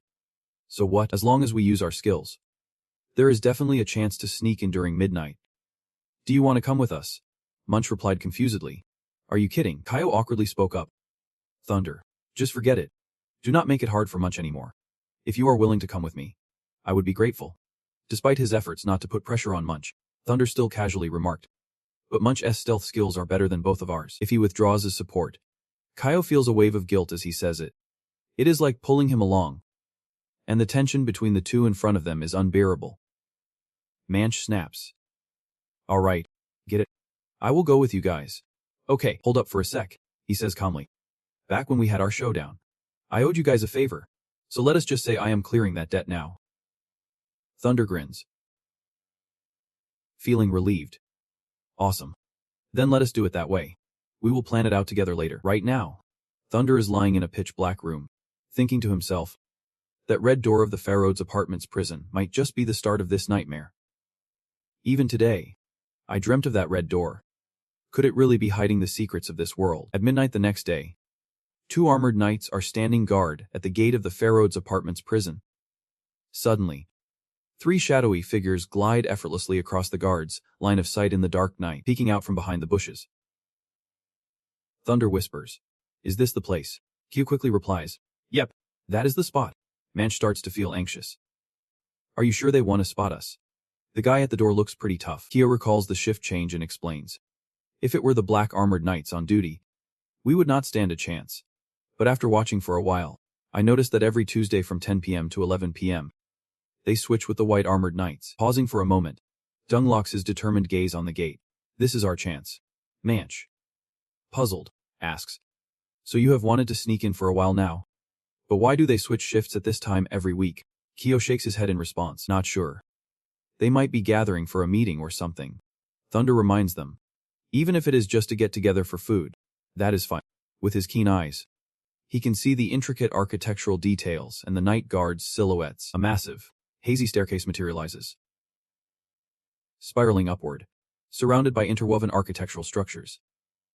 Mysteriously, down below, tiny figures move like little green lights lost within this grand construction. The white space slowly fades into an endless abyss, plunging deep into a dark, bottomless pit where ominous black smoke rises, swallowing all light. Back outside, Thunder is still trying to focus deeply on the hidden structure within this dark domain. Even a dragon's eye can see what is down there. It is definitely shady. Plus, this prison is built underground. Thinking about that, he suddenly retracts his focus back to a normal state. After a few seconds, Thunder looks up at the bright moonlight illuminating the night sky, feeling a bit uneasy. The night grows quieter, despite the drifting clouds that threaten to cover the serene emerald glow of the moon. A little while later, near the main gate, two groups of guards are in the midst of their shift change. It is time for the meeting now. We will handle the rest. All right. Kyo let out a sigh of relief. Finally, we are on shift. Just as he sensed something was off, one of the soldiers turned to his partner with a puzzled look. Is something wrong? The other guy quickly replied. It is nothing. The elders are still waiting for us. Seizing the moment while no one was watching, Thunder was itching to make a move. Thankfully they had left. Let us stick to the plan. Kyo agreed immediately. All right, let us go. But just as Kyo was about to head inside, he felt someone grip his arm tightly. Wait, what are you guys up to? Caught off guard, Kyo and Thunder stared in shock at the person in front of them. As soon as they turned around and saw who it was, Kyo and Thunder gasped in unison. Jasmine, what are you doing here? Turns out it was the black sheep student. Jasmine, unable to hide her curiosity. Jasmine crouched down to look at them. I am the one who should be asking you. I was just practicing around here, and noticed you sneaking around like this. Kyo stammered, seeing him fumbling for words. She quickly guessed. Are you guys planning to sneak in there? Kyo's heart raced at being called out. How do I say this? You showed up just in time. We were about to, but just then, before he could finish, the wooden crates hiding them suddenly collapsed right in front of the guards. Oh my god. How did it fall apart like that? Right when we were about to switch shifts. Stop complaining. Just get to work. Completely oblivious to Thunder's group, making a hasty escape from the scene. The two soldiers continued tidying up. I told you to secure the crates and weapons properly. Now look at this mess. We have to start all over again. I had tied the rope tight on the ground. Maybe the rope quality is bad. Thunder turned to Kyo and reminded him. Manch is moving. We need to hurry. Jasmine was so surprised she could not stop talking. Even Manch. Are you guys out of your minds? Where do you think this is? Doing this is against the rules. Not to mention, it is dangerous inside. Kyo kept getting tugged at by his shirt, helplessly asking for help. Thunder, what do we do? Thunder's expression darkened as he stepped forward. Sorry, but if you have seen us, then there is only one thing left to do. Jasmine's eyes widened in fear. Are you guys planning to silence me? We are all classmates. We should support each other. How could you? Taking advantage of her distraction, Kyo suddenly struck Jasmine, knocking her out cold. Seeing her completely unconscious, Kyo sighed in resignation. You talk too much. Honestly, I can't any more. Let us just leave her here. Thunder hoisted Jasmine onto his shoulder and handed his sword to Kyo, explaining. No way. If she wakes up and reports us, we are done for? For now. We have to take her with us. Everyone needs to go in. A few seconds later, at the main gate where the soldiers were still tidying up, Thunder quietly reminded Munch. Hurry up. The guards are coming soon. Munch, focused on picking the lock, replied casually. Patience is a virtue. Do not rush me. There. It is. Not realizing that Thunder's group had successfully infiltrated, the soldiers were still bickering loudly. This time you really need to secure things better. If everything was organized from the start, it would not have fallen apart like this. I told you it is not my fault. The rope quality must be the issue. I will ask for a new batch tomorrow. Just like that, the red gate closed again, just as it had in the beginning, leaving no sign of intrusion. At that moment, in the darkness, a figure was silently making its way toward the towering fortress, flickering torches illuminating the path, and that fiery red gate. And it turns out, it was none other than Draven, who was hiding up high, choosing this moment to seek his own demise. Pausing for a moment, he smirked knowingly. Our dear master must be having a blast right now. A few minutes later, inside the fortress, The Thunder group began to gather. They finally made it. There were not any doors inside. But thankfully I brought along a precious light source. The smiling face looked surprised. Wait, is that Jasmine? How did she end up here? I did not even notice earlier. The leader calmly replied. She spotted us. So we had to bring her along. Jasmine. Surprised. Flared up. You guys even knocked her out. Thunder gently set Jasmine down on the ground. Yeah. Still a bit dazed. Jasmine blinked around. Where is this? The leader hesitantly stepped forward. Senior Jasmine, are you okay? As soon as she saw the leader, she shouted. What? You guys dared to lay hands on a senior. I am going to report you, he hurriedly explained. Senior Jasmine, listen to my side of the story. We really had no choice. Regardless of the commotion in front of him, Thunder maintained a chilling tone. You can go ahead and report us. We are already in this mess anyway. Just shout a little louder. Call the guards over here. And we will all be kicked out. Jasmine, hearing this, got furious. And you, seeing her upset, quickly intervened. Thunder, do not pour fuel on the fire. Senior, please calm down. Do not listen to him ramble. Taking advantage of Thunder's reluctance to engage, the leader quickly chimed in. Yeah. Since we are all in this together. We were just taking a look before heading out. You have got to be curious about what is inside this prison. Right. Despite everyone around trying to smooth things over, Jasmine still shot an angry glare at Thunder's retreating figure. Suddenly, a tug-of-war between rationality and curiosity was raging in Jasmine's mind. Her tone softened a bit. Let me say this first. If there is any trouble, it is on me to deal with you guys. The leader nodded vigorously. Got it. We will take care of ourselves. She snatched the torch and declared. I am the senior here, so I will lead the way. You all have to follow me. Understood. He mumbled under his breath. What a mess. After everything, the trio unexpectedly gained an unwilling new member. Jasmine. Seeing the group go deeper, she felt a bit uneasy. This place does not seem like it has anyone here. They call it a prison. But there are not any prisoners. The leader was equally worried. Unsure. This area has always been off limits. I have never heard of any prisoners being moved here. Yet there are always guards stationed. At this point, Jasmine cleared her throat a few times. I thought you guys had heard something. And that is why you wanted to come here to snoop around. I curiously asked her. So you have heard something before? Jasmine confidently replied. Of course. Although it is called the Pharaoh's Apartments prison, the legends outside say that no prisoners are actually held here. As she said this, she turned to look at them. And someone mentioned that they used the term to mean imprisoning prisoners to hide what they were truly concealing. Once those things come to light, after a few seconds, Jasmine suddenly frowned. Looking serious, this would cause a huge uproar. Hearing this, the group could not hide their curious expressions. They were dying to know what it was. Jasmine pouted, giving him a judging look. Oh, you little brat. This is just a legend. A legend. No one has ever personally gone in there to see for themselves. Except for the 3 knights or the 6 elder masters. Just as she finished speaking, a sudden burst of green light appeared from outside, rushing toward them, suddenly hit by a strong wave of dark wind.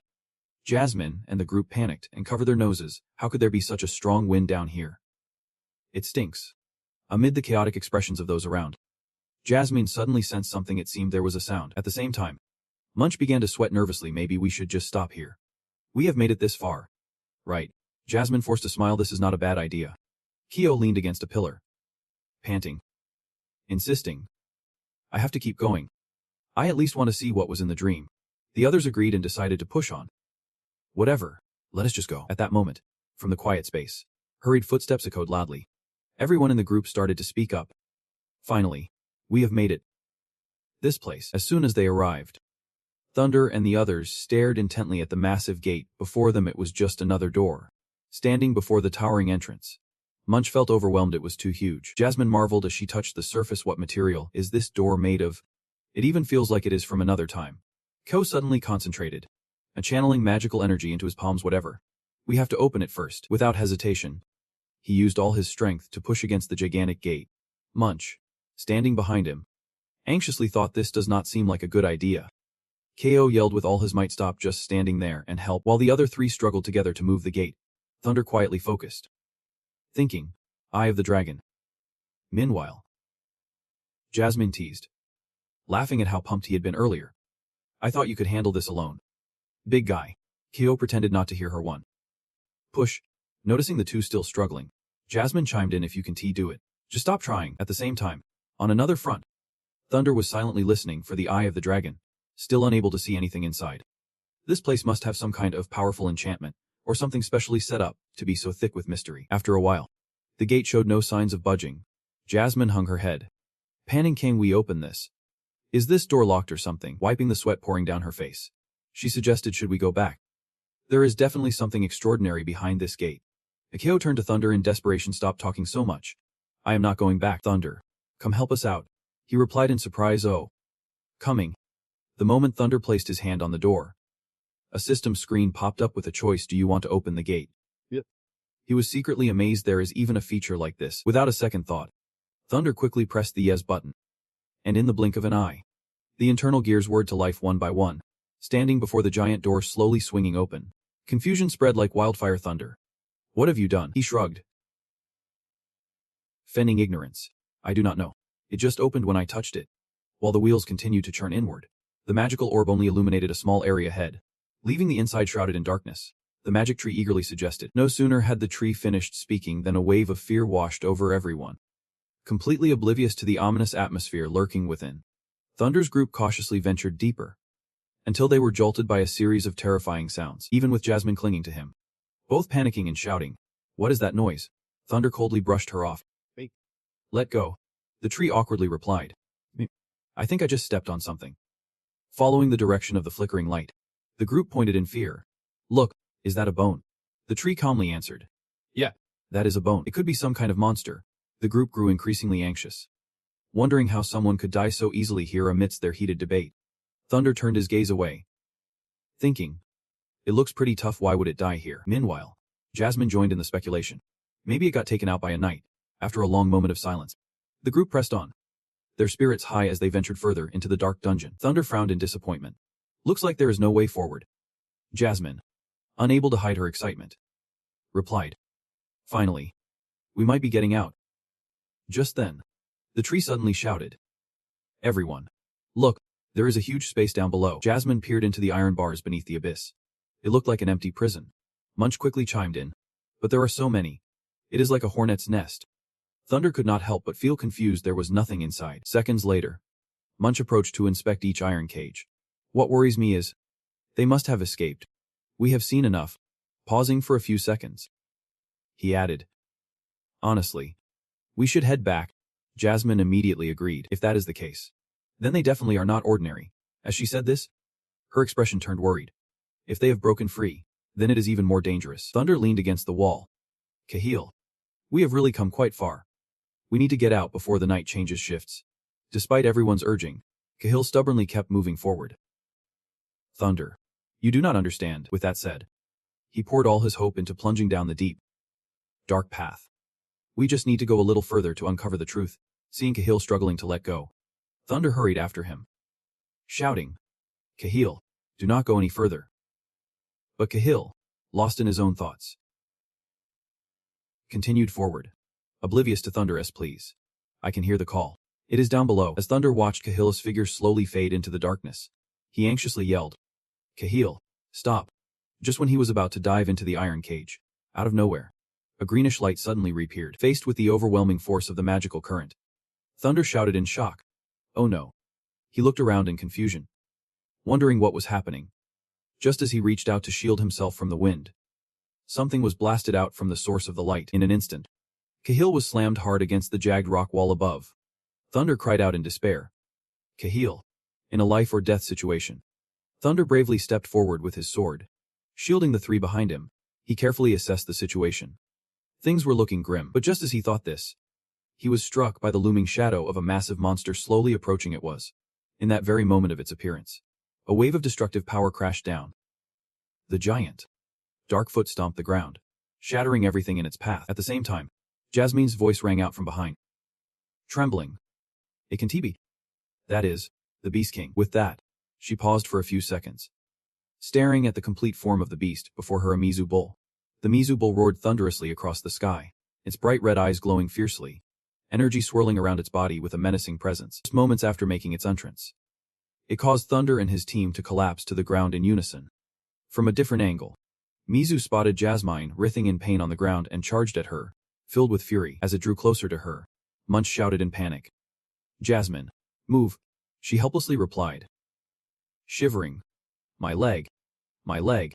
In the blink of an eye, Jasmine found herself trapped in the giant hand of the Mizu monster. Unable to do anything but scream in sheer terror. Instantly, Munch leapt from afar, desperately slashing at Mizu's hand. Yelling, "Let her go. You monster." Seeing Jasmine drop to the ground, he did not hesitate to charge in. Using his remaining sword to carve into Mizu's tough skin, the moment Munch hurriedly jumped down beside her, Jasmine let out a sigh of relief, almost thinking she was a goner. He quickly asked, "Are you okay? Jasmine, can you stand up?" We pausing for a moment. He glanced at Mizu, who was focused on channeling magic into its horns. "This is bad. It is an attack spell. Jasmine, get up fast, or we will all be toast." In just a few short seconds, Mizu suddenly unleashed a surge of blue energy, its power crackling into fierce lightning that lit up the whole area. Without a moment's hesitation, it let out a roar and charged toward the two fleeing figures. Witnessing Mizu's powerful punch about to come crashing down, Munch's eyes widened in terror. In less than 3 seconds, Mizu's strike hit the ground, sending shockwaves that shook the very earth. At the same moment, Kiho, positioned elsewhere, was also thrown back by the impact, landing far from where he had been. Gasping, he clutched his wounds and looked around. Bewildered. What just happened? What kind of monster is that? Kiho thought, worrying about Munch and the others. As the dust settled, Kiho's eyes were drawn to Thunder and Nova, who were desperately trying to withstand the overwhelming force of Mizu. Kiho sighed in relief, realizing they were okay, while Munch looked at Nova in confusion. Why is this beast helping us? Thunder gritted his teeth, straining every muscle. No time for explanations. Just know it is on our side, do not worry. Stopping for a moment, he ordered, "Nova, first get Jasmine to safety." Munch, bewildered, could not believe it. Nova was actually obeying him. He was pushed away. Thunder urgently warned Munch, "Hide your energy. Wait until I have it locked down. Then strike." Munch questioned, "You really think you can do that? Did you see its power?" Ignoring the thousands of questions racing through his mind, Thunder stepped confidently toward Mizu. "Trust me," he said with a firm tone. Not hearing any more, Munch quickly shouted, "Got it." "Be careful." Thunder felt a surge of confidence as he challenged, "Come on, big guy." Just as Thunder finished speaking, Mizu charged at him, the force so strong it knocked his sword from his hands. With no other choice, Thunder hastily concentrated all his magic into gripping one of Mizu's massive horns. Feeling frustrated, "Damn it. This thing is too strong." While Thunder struggled between life and death, Mizu furiously slammed him into a rock wall. Like a true warrior, Thunder clung on, refusing to let go. "Give it up. I am not letting go." Just when the moment arrived, he suddenly shouted, "Munch, now!" Munch, perched on Mizu's back, poured all his strength into stabbing twin swords into its body. Die already. But in a twist of fate, at the pivotal moment, Munch realized in horror. What? He thought desperately. No way. I can't get through. Its skin is as tough as steel. Meanwhile, Kiho shouted from a distance, "Munch, dodge." Munch was taken aback, realizing Kiho seemed regretful. Just as Kiho rushed in, the sword shattered upon meeting the unyielding hardness of Mizu's skin. He made a shocked expression, silently exclaiming as the blade snapped in two. Amid the chaos as everyone around was desperately attacking, Mizu suddenly unleashed a barrage of magical lightning, sending those nearby flying back several meters, after being controlled by Mizu for a while. Thunder, fueled by a surge of determination, shouted, "You won't escape." From a different angle, he silently selected a skill through the system, absorbing magical energy, ready to activate it. The moment the choice was made, his magical power skyrocketed. Seizing the opportunity, Thunder quickly flipped and jumped out of Mizu's encirclement. Hanging in midair, he concentrated all his magical energy, successfully absorbing it. Thunder, while seriously generating a powerful flame in both fists, reminded himself to focus, then launched his attack. With that thought, he clawed at Mizu's body like a wild beast, causing it to roar in pain. Seeing the bright red blood splattered everywhere, Thunder could not help but smirk. His attacks were effective, and the special training from Old Man had some impact after all. But just when victory seemed within reach, a voice urgently warned, "Thunder, watch out." The moment those words left his lips, Mizu, in a frenzy, charged at Thunder for revenge. In an instant, the tides turned again. With a swift blow, Mizu sent Thunder sliding helplessly across the rough ground, and he silently cried out, his body refusing to obey. Feeling utterly drained, Thunder gritted his teeth, thinking, besides the stunning effect of the electric attack on the monster, the real issue is that I have absorbed too much magical energy too quickly. and my body can't keep up. Damn. This body is so weak. Pausing for a moment to look at Mizu advancing closer. His heart raced with urgency. He needed to find a way out. But in that moment of boiling tension, Thunder suddenly froze, staring blankly at a distant figure. To his surprise, he spotted someone standing high above. Oh man. You guys really messed with the wrong person. With that, Caden calmly lit a cigar. You little brats, back off a bit. And the group cheered in relief. Yep. It is Kane. This is awesome. We are saved, shouted Shika, beaming with joy. As Caden descended with a sharp sword, he coldly warned, stop your whining. I will settle the score later. Just as he jumped down close to Mizu, he tightened his grip on the sword's handle. It was as if he had planned this all along. With a decisive swing, Caden effortlessly sliced through one of Mizu's massive arms. But just as he was about to make another strike, Mizu unexpectedly grabbed his leg tightly. Caught off guard, Caden had no time to react. His eyes wide with surprise, seizing the moment, Mizu slammed him hard into the ground, shattering the bricks beneath them. Ironically, Caden quickly turned this experience into an advantage. And in less than a minute, he once again severed all of Mizu's fingers, leaving everyone around in shock. The excruciating pain instantly made Mizu scream in agony. The hatred intensified, and Mizu charged forward with bloodshot eyes, ready to slaughter, like a crazed butcher. It dashed so fast that the debris around it suddenly ignited in a cloud of dust. Continuously provoked, Mizu became enraged, exhaling 2 puffs of white smoke from its nostrils, its gaze filled with aggression. Before Mizu could fully grasp the situation, Caden calmly stood on its back, wondering if it was looking for him. Upon hearing his voice, Mizu's furious red eyes flashed with an uncommon tension. In less than 2 seconds, its powerful head was effortlessly severed and dropped to the ground. Amidst the chaos around him, Kaio stood dazed, thinking, is this resolved? Impressive? Meanwhile, Thunder stealthily crept toward Nova's hiding spot, urging, Nova, come back. At the same time, Thunder glanced at the system screen, surprised. New abilities. Was it from the damage after absorbing electricity? A moment later, a Caden, cradling Jasmine, approached, relieved that the monster's magic was nearly depleted. Otherwise, I would have struggled to hold on, but right now, there are not too many complications. Just follow me. The full moon illuminated the quiet night, and the clouds drifted lazily across the deep blue sky, creating an ethereal scene. As Caden walked, he coldly asked, don't any of you have to explain anything to me? Manch hesitated, glancing at his sturdy back. Are we getting expelled? Unaware that Jasmine was pretending to play innocent, Caden continued puffing on his cigar. You should consider yourselves lucky for still having a chance to get expelled after barging into the dungeon. Hold on a moment, he said. Just being alive is no easy feat. Kaio and Manch both bowed their heads in unison, apologizing. Seeing this, Caden felt a flicker of compassion, glancing at them a few times before falling silent. After a moment of thought, Thunder spoke in his most relaxed tone. But you can live after fighting a monster. If you are expelled like this, it would be a shame. If you agree to keep it a secret, then I will gladly pretend I did not see you. As soon as he finished speaking, Caden, Thunder, and Manch shared a light smile. The round, bright moon hung in the dark blue night sky, surrounded by twinkling stars, bringing an unprecedented sense of peace. A dense spider web clung to a corner of an old, dusty wall. Caden pushed the door with all his strength, feeling perplexed. But seriously, how does this door even open? Thunder hesitated, lying. It was already open when we got here. Caden looked at him in surprise. No kidding. Caden could not shake his suspicion. It is open now. That is really strange. But just as the gate slowly began to close, Thunder, standing behind, suddenly heard a haunting voice. I will be waiting for you here, he thought, his face pale. This voice, I have heard it before in my dreams. Without waiting for any response from the other side, that eerie voice echoed in Thunder's mind again. Wait until you are strong enough, then come back. Time flies. And at midnight in the Academy Hospital, the director is anxiously checking on the injuries. Seriously? How did it come to this? 4 people injured at once. You guys really went overboard. Caden, casually puffing on his cigarette, chuckles, saying it is all just an accident. Director coldly reminds them that talking about it won't help. They will have to explain themselves at tomorrow's elders meeting. Come on, Director. It is just minor injuries.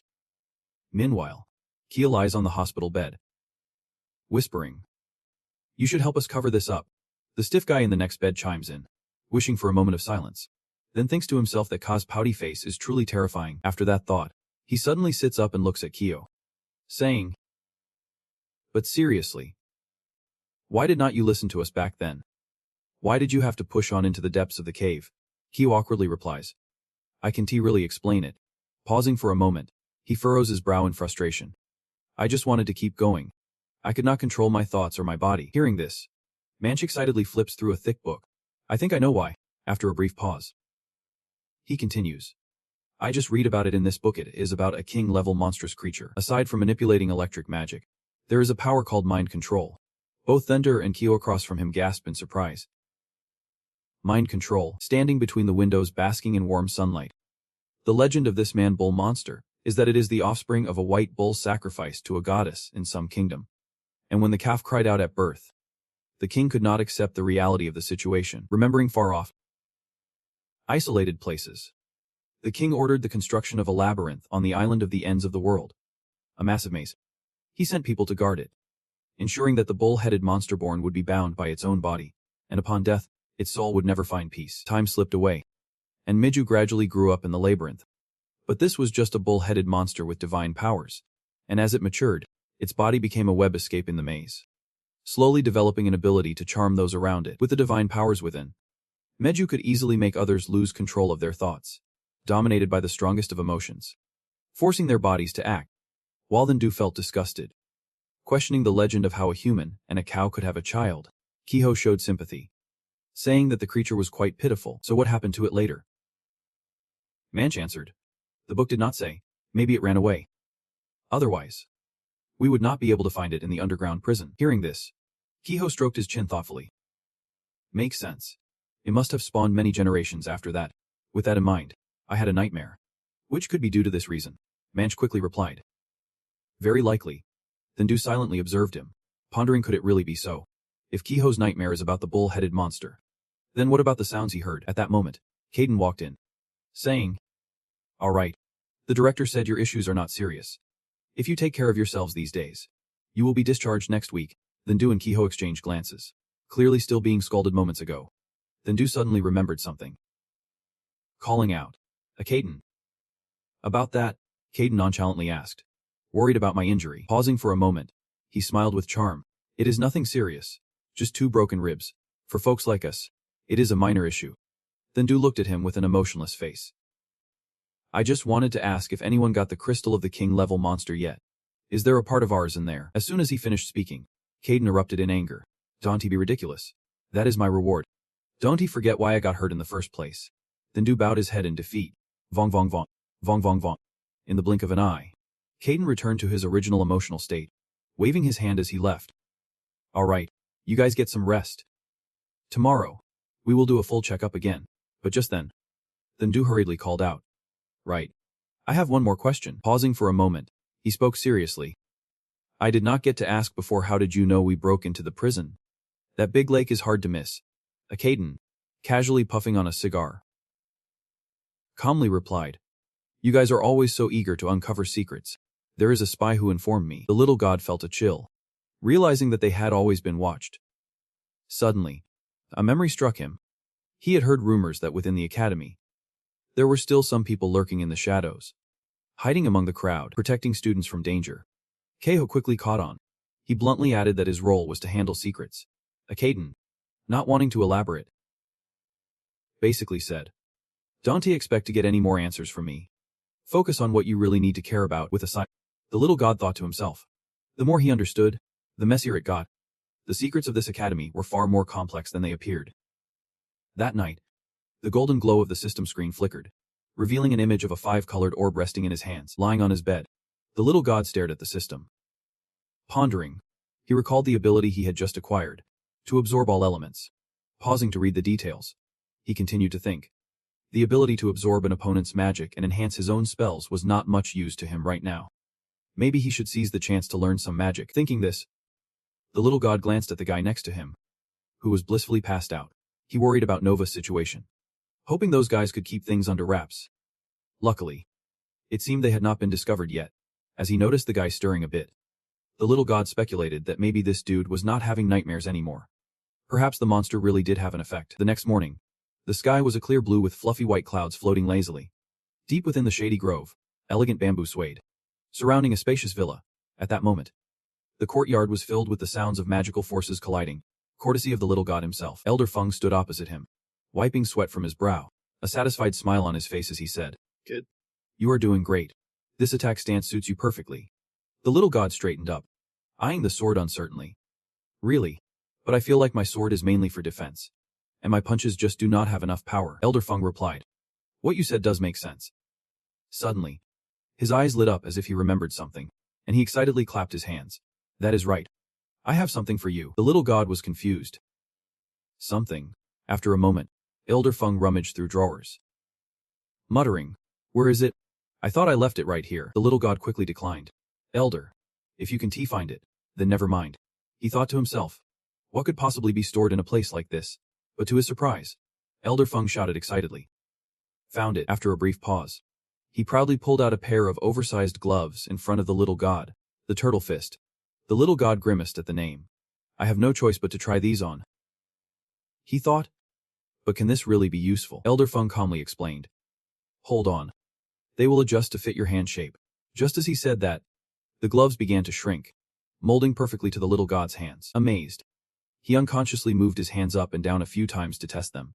The little god's eyes widened in shock. "Wait, these are made from monster crystals." Elder Feng chuckled with pride. "Not bad at all. Right. But it is a shame he only used mid-level monster crystals to forge it.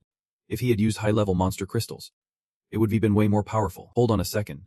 He crossed his arms and continued. "I do want to create some high-grade weapons myself. But that would not be fair to the other competitors." Shendi was completely lost.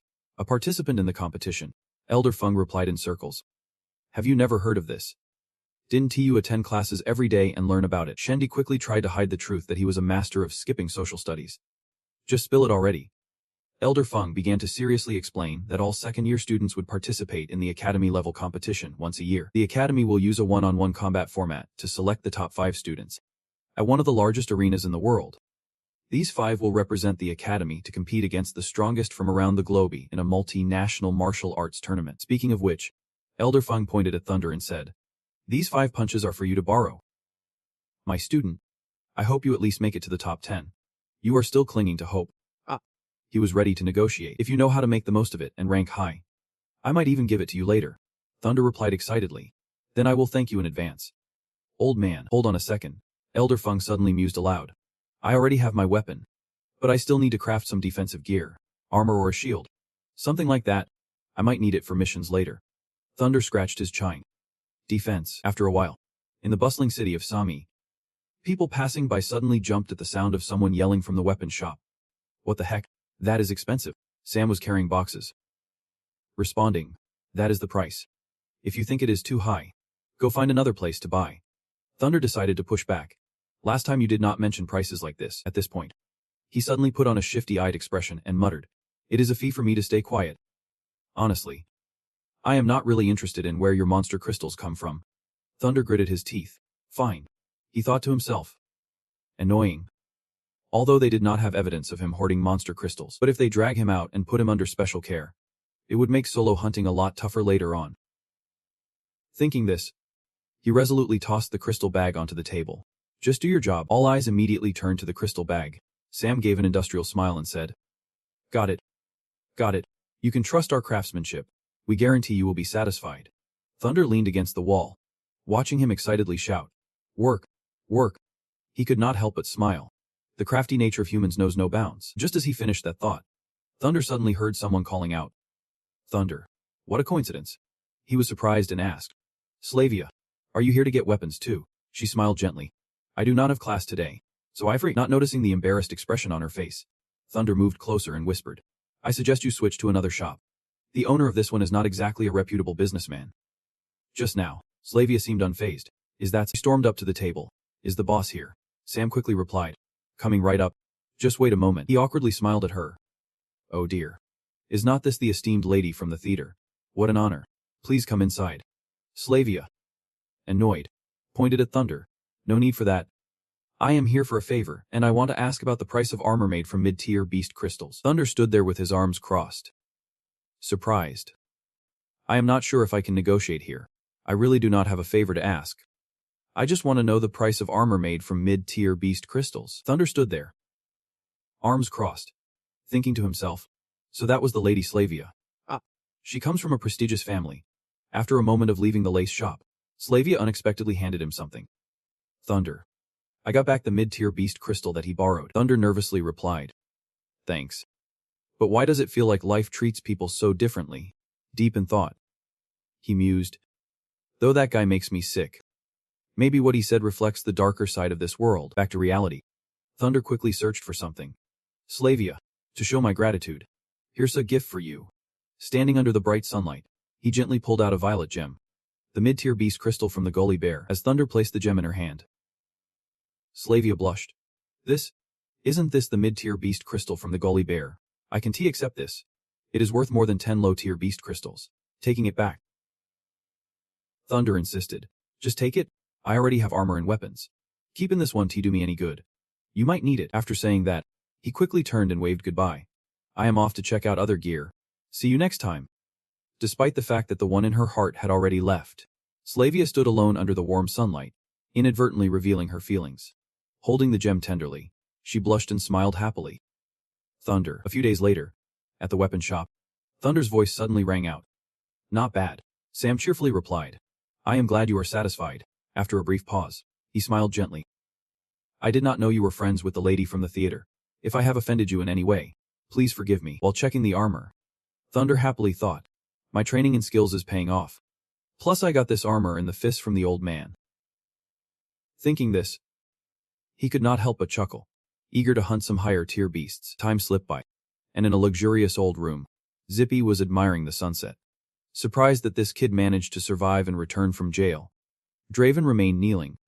As his subordinate reported that someone had informed Ka about their rescue, Zippy grumbled coldly. This setup is clearly not working anymore, and Draven quickly added a few words. Originally, they had 3 knights by their side, and now with Kai's support, it was a bit tricky to make a move for the time being. Pausing for a moment, he bowed his head in hesitation, wondering if he should test Dambert or not. Zippy casually clasped his hands behind his back, taking his time. Dambert was someone who could be swayed, but after all, he was one of the 3 knights. I need to verify his loyalty, Draven said. Hesitating, Zippy took the initiative and ordered, have that guy come over, except for Dambert. He would be the most convenient to handle. Tell him, if we can pull this off, the Pureblood Guild will grant him a new position. Draven stood up and replied. Understood. My subordinate will go notify him. Just as he was about to walk away, Zippy suddenly remembered something and hurriedly spoke up. Oh right, hold on a second. He glared with intense eyes. If we do not bother calling him back to report to me. Draven immediately replied. Understood.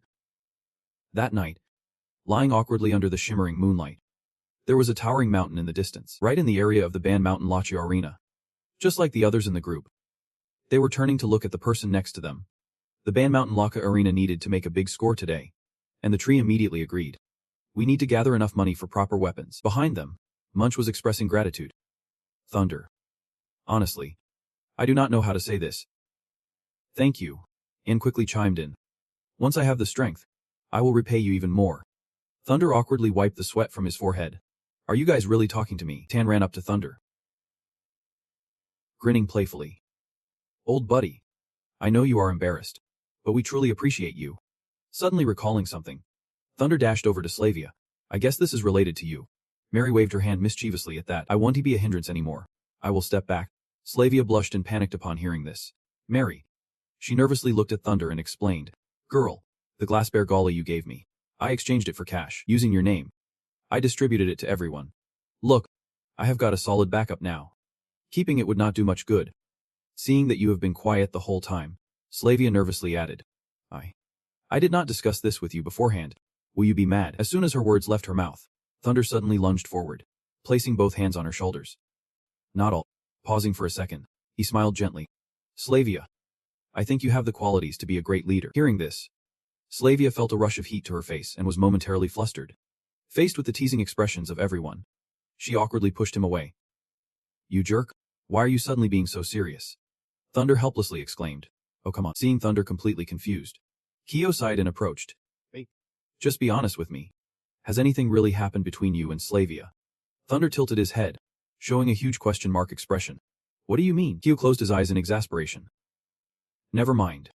Your brain is harder than a piece of wood. Promise me, when you see Amy next, do not act so awkward around her. Thunder listened to his brother's reminders, silently holding back his thoughts. After a while, the night sky was dark, with black and white clouds drifting by, and a few tiny stars twinkled against the magical night. In the distance, two gigantic black shadows loomed, racing towards them at lightning speed. Like a reflex hung through countless tough battles, Tan swiftly grabbed his weapon, everyone paying attention. Something's up, and he quickly signaled to prepare for a fight. In the blink of an eye, a swarm of blue dragonflies began to gather in front of the group. Thunder stood in a corner using his dragon eye technique, quietly assessing the scene. They were just basic monsters. Nothing too concerning. Just as Thunder predicted, Tan and Kia were enthusiastically slicing through the dragonflies, making it look way too easy. Is there really no challenge here? Proving my combat skills have leveled up. Am I destined to become a white belt soon? Meanwhile, elsewhere, Munch was single-handedly wielding dual swords, effortlessly slicing through each dragonfly in a heartbeat. As soon as he finished, he quickly took a breather, wiping off the sweat. Noticing that Munch had not detected the creature rising from underground, Thunder shouted in panic, "Munch! Watch out!" It was a giant insect from the powerful divine realm. Right after hearing the warning, Munch quickly jumped up high. He floated in the air, bewilderedly looking down at the mid-level monster. No defenses at all, and Tan pointed his spear directly at the insect, grinning smugly, thinking, just a mid-level creature. This will be a breeze. Without a second thought, he charged forward, aiming to stab it in the belly. In an instant, he used all his strength to fling it several feet away, watching the impact shatter the crystal. He was wide-eyed in shock. Never expecting this creature's shell to be that tough, Thunder tried to keep his cool, urging everyone to spread out. There were plenty of insects about to swarm in. Just as Thunder finished his warning, the insects began to rise from the ground, surrounding the group. Kia was struggling alone, fiercely swinging his sword against the swarm of insects, but due to their tough exoskeletons, he could not inflict any damage on them, gritting his teeth in frustration. Their shells are too strong. Meanwhile, Slavia was trying her best to cover Mary from behind, making sure they could not get close. Mary took the chance to keep firing arrows straight ahead, saying, "I can barely pierce their armor." Over at Anne's spot, Tan and Munch were also on edge. The three of them huddled together, gasping for breath, mumbling curses under their breath. Suddenly, Tan noticed a giant insect being launched into the air, exposing its belly. Thunder appeared, engulfed in flames, his hands glowing red, addressing the swarm of insects. "Look at this." His face turned icy as he hissed through clenched teeth, "Get lost." Immediately after, Thunder surged forward alone, systematically taking down the swarm with his fiery attacks. Munch exclaimed in astonishment, "That is impressive." Tan was captivated by the flames around Thunder's chest, curious about what new weapon he had that made him so powerful. Munch speculated aloud, "Looks like he borrowed some gear from the martial arts guild." Hearing this, he sighed dramatically, feeling envious. "That is so unfair. I must have chosen the wrong guild." Meanwhile, Thunder had to balance fighting while controlling his powers, making sure not to show how easy it was to avoid raising suspicions about his weapon. Seeing he was alone, he suddenly remembered his teammates and turned around, shouting, "What are you guys waiting for? Get over here and lend a hand." Munch quickly replied, "On it." Next, Mary leaped high, shooting an arrow that struck true at the head of the giant beetle, followed by Slavia drawing on the legendary ring she had in hand. She also jumped high, gaining momentum to strike down with the ring, aiming right at its shield. Then it was Munch's turn. He soared up with his sword, piercing straight into the beetle's armor, and exclaimed, "Whoa, you can do that? Break." As soon as he heard the signal, Tan quickly drew his wooden staff and shouted, "I am on." With a powerful swing, he sliced through the beetle's armor, causing its green goo to splatter everywhere. Not stopping there, and seized the chance to snap off one of its sharp pincers, lifting it high. Without hesitation, he drove that sharp tip straight into the beetle's belly. Time passed, and the moon shone brightly overhead. When the beetle fell again, the battle came to an end. Tan let out a sigh of relief.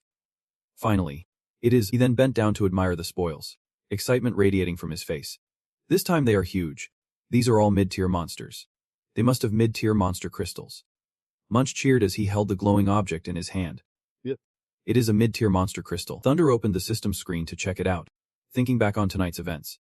They had already collected 2 crystals, leaving the rest for the team. But on the flip side, it was strange how so many mid-tier monster crystals gathered together. It felt planned. Suddenly, a flash of light startled him, revealing a crucial issue. Thunder looked up at the sky, where a swarm of birds was frantically flying about. What is going on with those birds? He thought. deciding to use his powers to take a look Dragon Eyes. As his vision extended far, he discovered a pinkish glow spreading throughout the forest. Thunder quickly turned and shouted to his teammates. Everyone, heads up. There is a fire heading our way, but for those without Dragon Eyes, like Tan, it was invisible. Fire was nowhere to be seen. At that moment, Mary quickly flew up to a high branch to get a better view. She confirmed. Thunder's right. I see the flames. The group huddled close to the ground, listening intently. As the sound of frantic footsteps filled the air, the beasts were fleeing. Sensing danger approaching, Tan shouted, "What are we waiting for? Let us get out of here." But Thunder had some concerning news. "I am afraid it is too late." Mary jumped down from the branch to clarify. "We are surrounded by flames." Then she suddenly remembered something, turning to Slavia. "Slavia, did not Honda send help to you? Signal for them. We can only count on the knights now." But her response left everyone confused. "I already sent a signal." But it did not do anything. Tan started to panic. "No way. Not now." Suddenly, Thunder spotted a strange figure flickering in the flames. He immediately turned to block their view, shouting, "Who goes there?" From within the raging fire emerged 3 oddly shaped figures, all dressed in molten red and wearing black masks. One of them suddenly widened his bright, slanted yellow eyes. "Is Manhwa here to save us?" But looking at that expression, Thunder quickly dismissed the idea. It did not seem like it. The lake next to him was in such a rush that it shouted loudly, questioning them. "You guys created this fire, right? What is your goal?" They ignored him. Enro. Dung raised his hand to signal, immediately bringing forth his chain. The first target was Munch, who got hit hard and was sent flying backward. The lake worriedly called out his friend's name, but just then, one of the 3 attackers lunged at Munch. Over here, Thunder was on high alert, his gaze fixed in one direction, waiting. Sure enough, another attacker appeared, launching a decisive strike. But fortunately, he quickly managed to block it. Thunder's dragon eyes locked onto that strange face as he nearly shouted, "Who the hell are you?" Suddenly, the iron glove on Thunder was cut, startling him as he noticed something unusual. This guy's sword was not an ordinary weapon. Feeling a significant amount of raw power, he quickly chose to retreat to protect himself. At that moment, Tanding helped Munch get out of the way of the previous attack. "Hey, Munch, are you okay?" he strained to ask. Munch replied.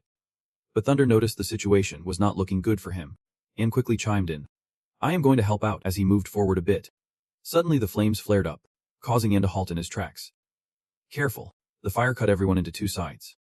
And Thunder silently listened for his teammates' calls from the other side. Thunder. He glanced toward the opponent advancing toward them, rapidly assessing the situation in his mind. They were deliberately provoking us, targeting either himself with Kyo, or maybe just him. His attention shifted to Kyo, who was being attacked by a guy wielding a knife. He sighed to himself. Kyo's already in trouble. Looks like it is going to be 1 against 2. Thunder shouted across to reassure his teammates. "Don't worry about us. You all need to find a way down the mountain for backup." Ann was still hesitant, but he started. But Thunder quickly commanded, "Staying here won't help. We will only be saved when the knights arrive." Assessing the situation, realizing that was their only option, Slavia quickly followed suit. Thunder made a good point. "Let us split up and head for backup." T2 men joined them, and Mary quickly followed suit. "All right." However, Ann lingered a bit longer, shouting over the flames. "Thunder, you all hang in there." Over here, the 2 of them leaned against each other. Kyo asked, "How about it? Can you hold on?" His hand held the sword firmly as he replied confidently, "No problem. Leave that guy to me." Looking at the guy with dual daggers slowly approaching, Kyo assessed seriously. His movements were quick and powerful, but not enough to overpower him. As long as he played defensively, he would not be in mortal danger. With that said, both of them charged into battle. As their swords clashed, one thought echoed in his mind, "Hold him down, and I can buy time for Thunder." Thunder stood firm, watching the 2 attackers ready to charge, preparing his mind and posture for the upcoming fight. Just as he reached out to block the sword of one guy, he noticed a chain whip lunging toward his stomach. He immediately sensed an ambush. In the next moment, he yanked his left hand back, snagging the chain and pulling hard. Gotcha. However, out of the corner of Thunder's eye, he spotted flames rapidly spreading from the other end of the chain. Before he could be overwhelmed by his opponent, he forcefully tossed the chain away. What a hassle. While dodging the relentless attacks from his opponent, Thunder pondered that no matter who he faced, there would always be another one waiting to back them up. Suddenly, in a moment of distraction, he took a punch from the end of the chain. Thunder was flung backward, propelled toward the flickering flame. But he quickly regained his footing. Eyes razor-sharp and focused, he had not expected the hit to be this strong. He bent down to examine the wet stain on his outer shirt, and let out a sigh of relief. Thank goodness for the armor that took the brunt of the blow. Time to rethink his strategy. Suddenly, a painful cry rang out, and Thunder jolted, anxiously calling out the name Kao. He staggered, grabbing his right arm, raising his voice to scold that red-skinned guy. Damn it. Do you have any idea I just healed this arm? He grunted in response. Then half-heartedly promised. I swear. There won't be any more annoying surprises like this. But the battle was not over yet. No time for a friendly chat with the enemy. Struggled to raise his sword. Assuring Thunder. Don't worry. I will handle this guy. Hearing that, the guy wielding dual knives did not hold back anymore. He leaped slightly, declaring, without further ado, I will make you die in a most humiliating way. At the same time, Thunder's entire demeanor shifted. His expression darkened. Voice icy. If you plan to strike ruthlessly, then I won't hold back either. Meanwhile, the information panel quickly displayed a prompt about the loot being used, a level 10, ancient beast crystal accepted. Of course, as soon as he selected it, a sudden surge of energy enveloped where Thunder knelt. Seeing this, the others immediately felt a sense of foreboding, their confidence waning in an instant. A fresh, explosive energy coursed through his body, announcing that his evolution was complete. He had evolved into a knight. Not only that, but beside Thunder, a creature with long antlers appeared. His pet had evolved into a wolf. Now, after a period of absorbing energy and leveling up, he declared, Nova. Behind Thunder now stood a fierce wolf, and his own appearance had transformed. His other eye had also turned into a dragon eye. Thunder clenched his fists. A dangerous aura radiating from him. It was time to get to work. One of the Pureblood Guild members halted. Curiosity pick. The intel did not mention this kid could use magic. The other guy shrugged it off, ready to charge in. No worries. The mission remains unchanged. While Thunder struggled against the chaos, they took advantage of the confusion and charged at him from all sides. Electricity crackling everywhere. With gloves on, he unleashed a beam of dazzling golden energy. Think I can't break through? Think again. The power surged like a scorching fire, landing a heavy blow right before Thunder's back as he shouted Nova's name. Nova. Dungsik was struggling to pull the chain tighter, finding it tough against an opponent of equal strength. Damn. This kid's power is insane. Thunder summoned a monstrous creature with colossal energy reaching its peak. As bolts of terrifying lightning crackled around the one-horned wolf, run. With Nova's chain wrapping around Thunder, they seemed lost, and in an instant, the guild members realized they had been ensnared without even knowing when. Dungsik noticed this tactic and clicked his tongue in dismay. Thinking, so you want to trap me like this? The two of them lightly used their axes, their hands and feet working to sever the chains. So knave. Thunder sat on Nova's back, charging ahead with unleashed power, telling him, just wait a bit. Hand me back that spear when I am done. And then, under Thunder's command, they surged forward, faster than ever, charging ahead wildly. He leaped off Nova's back and unleashed his power, diving straight towards Mar, Dung wielding twin swords. While Thunder faced this opponent, the other one rushed in fiercely, ready to die. Before he could even make a move, he was startled, as Nova charged at him like a whirlwind. Dung reacted quickly, blocking Nova's mouth with his weapon. Confidently thinking, don't get cocky. You are just a beast. I could take down hundreds of you in a day. Thunder leaped away, keeping a distance from his opponent. As the sparks from his magic continued to increase, he cast a fiery blaze, slicing through the air, appearing right before the void. Contemplating, here we go again. Those two. That sword is a huge threat. I need to restrain it. Thunder's power surged fiercely from his hands, and he looked ahead. Oddly enough, since that guy with the chains was not around anymore, it seemed like he did not want to get close to him anymore. Well, so he quickly shot forward, thinking to himself, let us give this a try. Elash. Thunder stood face to face with the mysterious masked opponent. In his blood-red eyes, he widened in shock, about to say something fierce. Thunder kept landing punches on his opponent, and observing how he dodged, he realized, indeed, this guy was a bit lacking in close combat. Dung jumped out of Thunder's magical path, sneering coldly. Thunder smirked, feeling smug for figuring out his opponent's weak point. Suddenly, a voice rang out, catching both of their attention. Dung was struggling against the spear, shouting and cursing. Damn it, just a student. Why is he so hard to deal with? He was desperately countering every strike. You are right. We are the damn students of Faro Apartments. The spear lunged straight towards Ding, asking, Why are you attacking us? Out of nowhere, a sudden power surge from behind him, and Thunder shouted a warning. Watch out. Spear. The spear quickly darted away, trying to dodge that power. Yet, Dung, wielding his blade, plunged into a sea of flames, the screams echoing relentlessly, his eyes bloodshot and wild. The piercing cries rang out, begging for help. Oh no. Tree witnessed it all. Almost in disbelief, these guys were even planning to silence their own allies, struggling to rise with his cane. He stammered. Thunder, I will help you. But just a few steps in, he fell painfully to the ground. Thunder, still fired up, looked at his friend and reassured him. Do not worry, bro. You just focus on resting. He looked ahead, determination flashing in his eyes. I will crush these guys. Quickly, he clenched his sword with his mouth. Thunder's gaze turned hollow.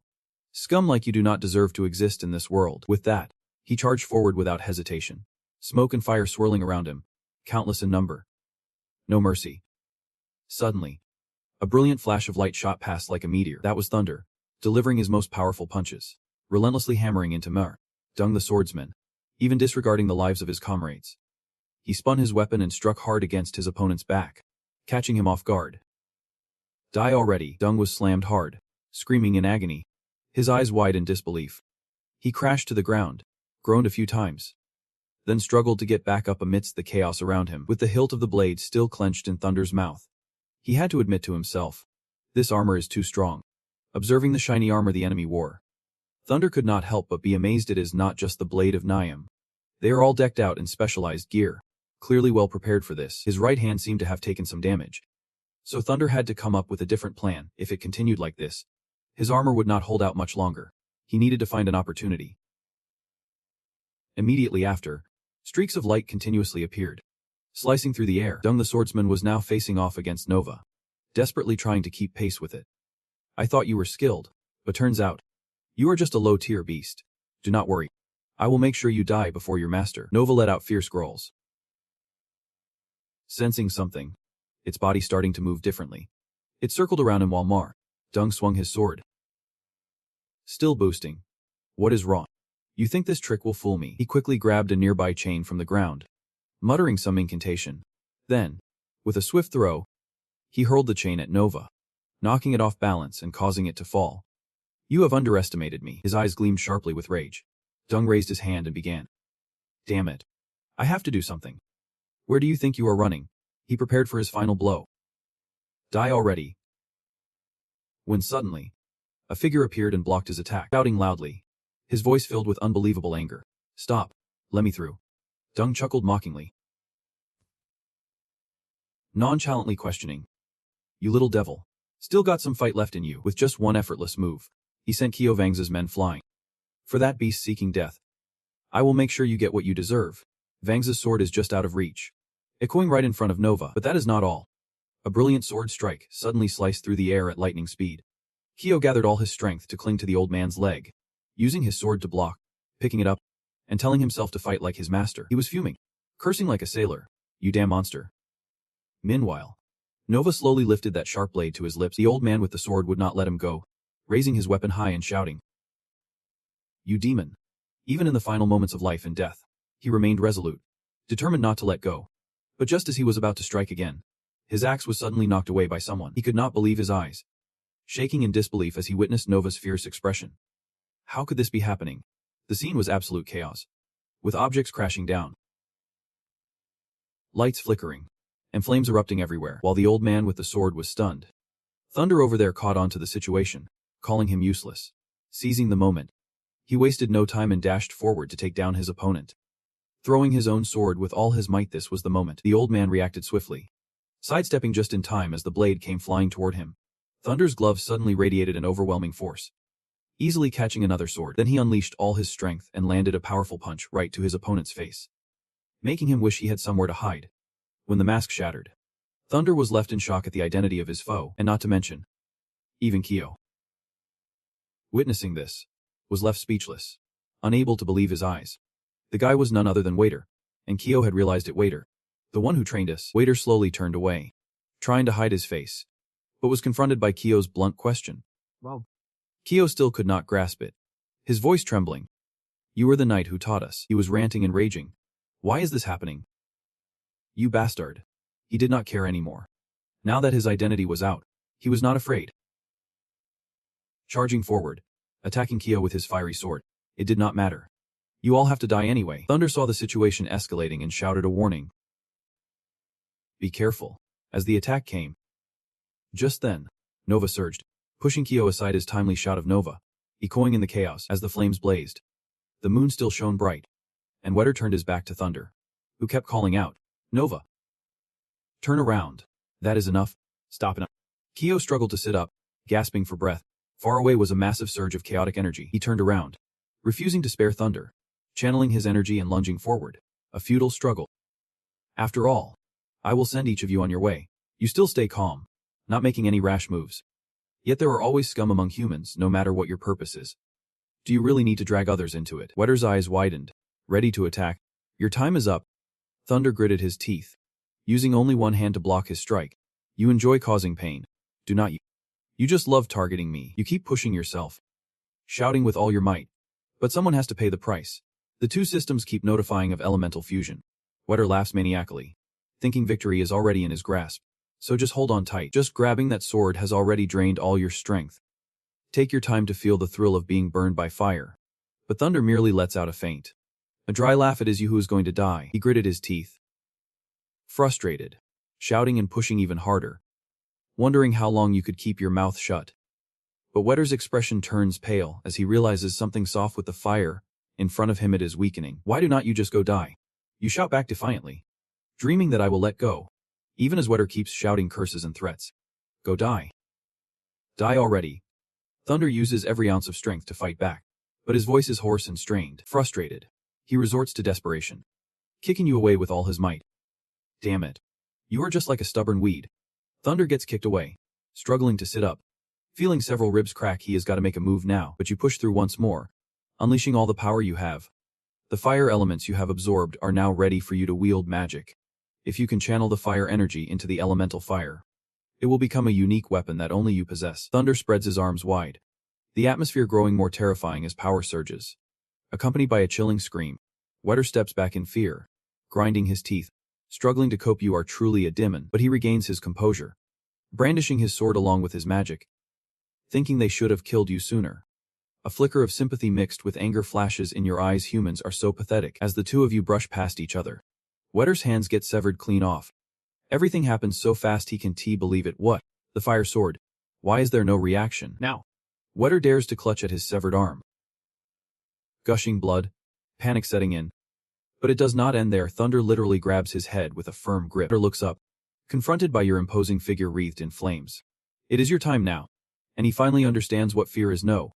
Please. Do not.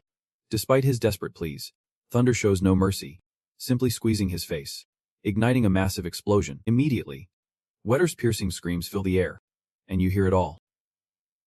Expressionless, his body is engulfed in flames. Charred black, only the outline of his head visible. While his face is utterly distorted, his body gradually withers away, and Thunder watches impassively, muttering, "You brought this on yourself." In the dark forest, as you catch your breath, you suddenly hear someone calling your name. Thunder. Kyo. Your vision blurs as many people rush toward you. It is Kate and Thunder. Are you guys okay? The moment you see them, you collapse. And everyone looks worried. It is the Pureblood Guild members. We need to notify Windforge. Try to stabilize Thunder. His face and arms are badly injured. We have to get him to the hospital fast. Thunder gently closed his eyes, and before drifting off, he felt a light thought ease his mind. Everyone. As long as you are okay, that is what matters. In a room glowing with light, a soft voice of someone just waking up echoed. Thunder slowly opened his eyes, glanced around, and wondered. Familiar floor. Familiar smell. Am I back in the hospital again? He tried to move his body gently, but could not manage it at all. What is this? It is so heavy. When he turned to the side, he spotted a figure sound asleep. Slavia heard a noise and jolted awake. Upon locking eyes with him, she was overjoyed and jumped up. Thunder. You are awake? Thunder softly asked. How long was I out this time? Slavia gently helped him sit up and casually replied. About 3 days. But do not worry too much. Your injuries have been taken care of, and you are healing pretty quickly. Hearing this, Thunder felt a bit dazed. Sitting in thought for a moment. It is... He remembered feeling like his lips were burnt. Now, it feels much better. Meanwhile, she turned to leave, reminding him, "I will go call the others. They are all waiting for you to wake up." A moment later, a hand gently tapped in a code on the wall, and light burst forth along with a symbol. The whole space was enveloped in a mysterious blue light, and everyone in the room was now gathered together. Caden observed and spoke up. "Okay. This time we can ensure our conversation won't be overheard." Thunder was completely confused by his strange behavior. What is he doing? He glanced over to that corner of the room where Lazy, Joyos, and Kel were sitting. Why is that guy even here? At that moment, Caden gently announced. Both Thunder and Kel fell silent, listening intently. As you all have seen, this time we have two students who were attacked quite severely, even threatening their lives. He took a drag from the cigarette in his hand and continued in a serious tone. Winford and I have gathered the details, and we have decided to share this with you all. Then, Caden looked at Thunder and asked, his expression extremely serious. "Thunder, could you remind everyone who attacked you?" Thunder was taken aback for a moment. He thought for a while, his face turning more serious than ever. There were 3 masked individuals, all wearing red masks. I do not know the identities of 2 of them, but the last one, at this point. Thunder paused, then seriously stated the name that sounded quite dangerous. It was Master Wetter. Manch could not believe his ears. He got so worked up, his voice louder than ever. So it was Hanta. The kid in the corner also reacted. How could this be? Pulling up beside him, arms crossed over his chest, expressing, "I feel like that guy does not seem like a good person." Slavia, realizing the seriousness of the situation, hurriedly turned to ask, "Excuse me, are they members of the Dark Guild? I once read in a book that they were an extremist organization." Caden cut in directly, responding boldly, "If that were the case, things would be a lot easier to discuss." He paused for a moment, furrowing his brow. "They come from an organization called the Pureblood Guild. Not to be confused with the Dark Guild. The Purebloods have plenty of protectors at the academy, and there are even rumors that they have the support of some elder behind them." The lake rippled suddenly, and I realized, shouting out in disbelief, "An elder?" Slavia would never have expected that. Why did the academy allow something like this to happen? Frustrated, I nodded in agreement. "Exactly. This is clearly attempted murder, a criminal act." Caden raised his hand to calm the situation, his expression reflecting significant worry. I know. While Winfort and I agree, dealing with it is not that simple." That moment, Thunder slowly spoke up, his body shifting slightly. "What is their purpose?" He turned away, his tone now icy, filled with frustration. "You might have figured it out by now. Besides the main players, I also called in those red-haired kids today. You get the intent, right? They want to eliminate us." Q gasped in surprise. "Eliminate us?" Joyos chuckled, almost gleefully. All right. We can ditch the wooden swords and grab some real weapons." Lazy rolled his eyes in annoyance. What a hassle. But Kyo was not satisfied, blurting out his confusion. "But is not the prophecy supposed to say we are the saviors? What good does killing us do for them?" Carden calmly explained. "That is because the prophecy has another half, which is where the twist lies." Carden took a breath and continued. 11 years ago, the prophecy was indeed like that. The red-haired kids are both saviors and potential destroyers of this world. I know it sounds contradictory, but that is the reality. According to him, there is an old man with a long silver beard and some weird followers. Some knights have put great stock in bloodlines and heritage, refusing to allow anything that threatens their family legacy. They can't stand the idea of losing their status to some unknown kids. What is sad is that many people have been influenced by this mindset. Meanwhile, on the other side, there is a brutal battlefield with mad soldiers fighting to push through. On the flip side, the kingdom of Aran is embroiled in endless wars at the border. We need knights to suppress the incursions from other nations and dark beasts. And we need stability to maintain the academy. This could directly affect both sides. With the situation as it is, senior leadership can't openly confront the Pureblood Guild, because that could very well lead to the kingdom of Aran fracturing from within, and peace would be a thing of the past. Hearing these explanations made Kyo all the more anxious and agitated. So what do we do? Are we just going to let those guys run wild? He sighed heavily. But honestly, this does not really concern us. Does it? Just look at it. Ultimately, saving this world is not up to us. Slavia snapped back at Tan. Why would you say that? They are our friends. He chuckled, quickly waving his hands in defense. I was just kidding. She scoffed, cursing him out. What a selfish jerk. Whether you guys agree or not, Carden took a drag from his cigarette and brought it back to his lips, sighing in this tense situation. I can only say you guys are getting caught in the whirlwind. Hearing him say that, everyone perked up to gauge the situation. including Mary, whose eyes were filled with concern. But from this incident, it is clear the Pureblood Guild's actions are becoming more blatant. You need to stay on high alert. Cardin's voice continued, as the Lazy and Joyo's brothers listened in silence. I have arranged for some people to keep an eye on you. Winfort and I will be lurking in the shadows watching over you. The tension was palpable. Kel and Anne were equally on edge. But we must admit, there are not many of us you can truly trust. Furthermore, regarding our responsibilities, we can just follow you around all day. Sometimes, you will have to rely on yourselves. As he finished speaking, Tan chimed in, realizing the situation. It seems aside from leveling up ourselves. Ko nodded, smiling helplessly. There is really no better way. Cardin was absolutely delighted, bursting into laughter. You are right. You are right. Based on my experience, most of those who want to lean on others' protection will probably end up as corpses by the time we meet again. Mary could only chuckle along. Maybe that is true.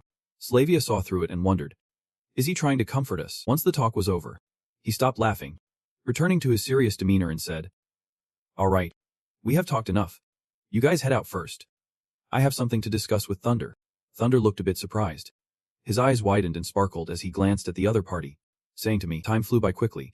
A week later, Thunder quietly stepped out from the medical room. He stretched warily, then raised his arms high, feeling relaxed, finally free from this weird place. If they did not discharge me soon, I swear I would go insane. Soon after, Thunder's expression returned to seriousness as he thought. The turtle dragon gloves that old man gave me are way too damaged. I need to get them repaired. He stood alone amidst the bustling crowd, lost in thought.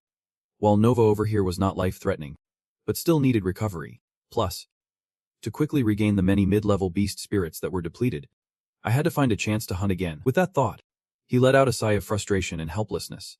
Just like Nightka said, I feel like, remembering a week ago, Thunder had shouted at Cardin. Never letting his guard down, he clicked his tongue and said, what the hell are you joking about? You think I could be the one from the prophecy? Cardin calmly took a puff from his cigarette and continued, while you quietly listened. I am not joking. I see something special about you compared to others. Your body has come close to death many times, yet you heal quickly each time. He turned to look back as the white mist blew out and floated into the air. Even though you tried to hide it, I guess you have mastered some spells already. Reflecting on it makes Thunder think deeply. The sadness in his heart can't be fully released. How should he explain this to him? Saying he was a dragon in his past life would definitely make him think he has lost it. Besides, his hair was black when he was a kid, and he recovers quickly. He clicked his tongue, predicting this but still cursing that damn system. It is probably because he still has some dragon essence left in him, and this bizarre system. Just then, Cardin spoke up, pulling Thunder out of his wandering thoughts. Whether he believes it or not does not matter. The real issue is that the guild definitely will. He kept his eyes on Thunder, speaking cautiously. From their actions, it was clear. The one they wanted to eliminate was him.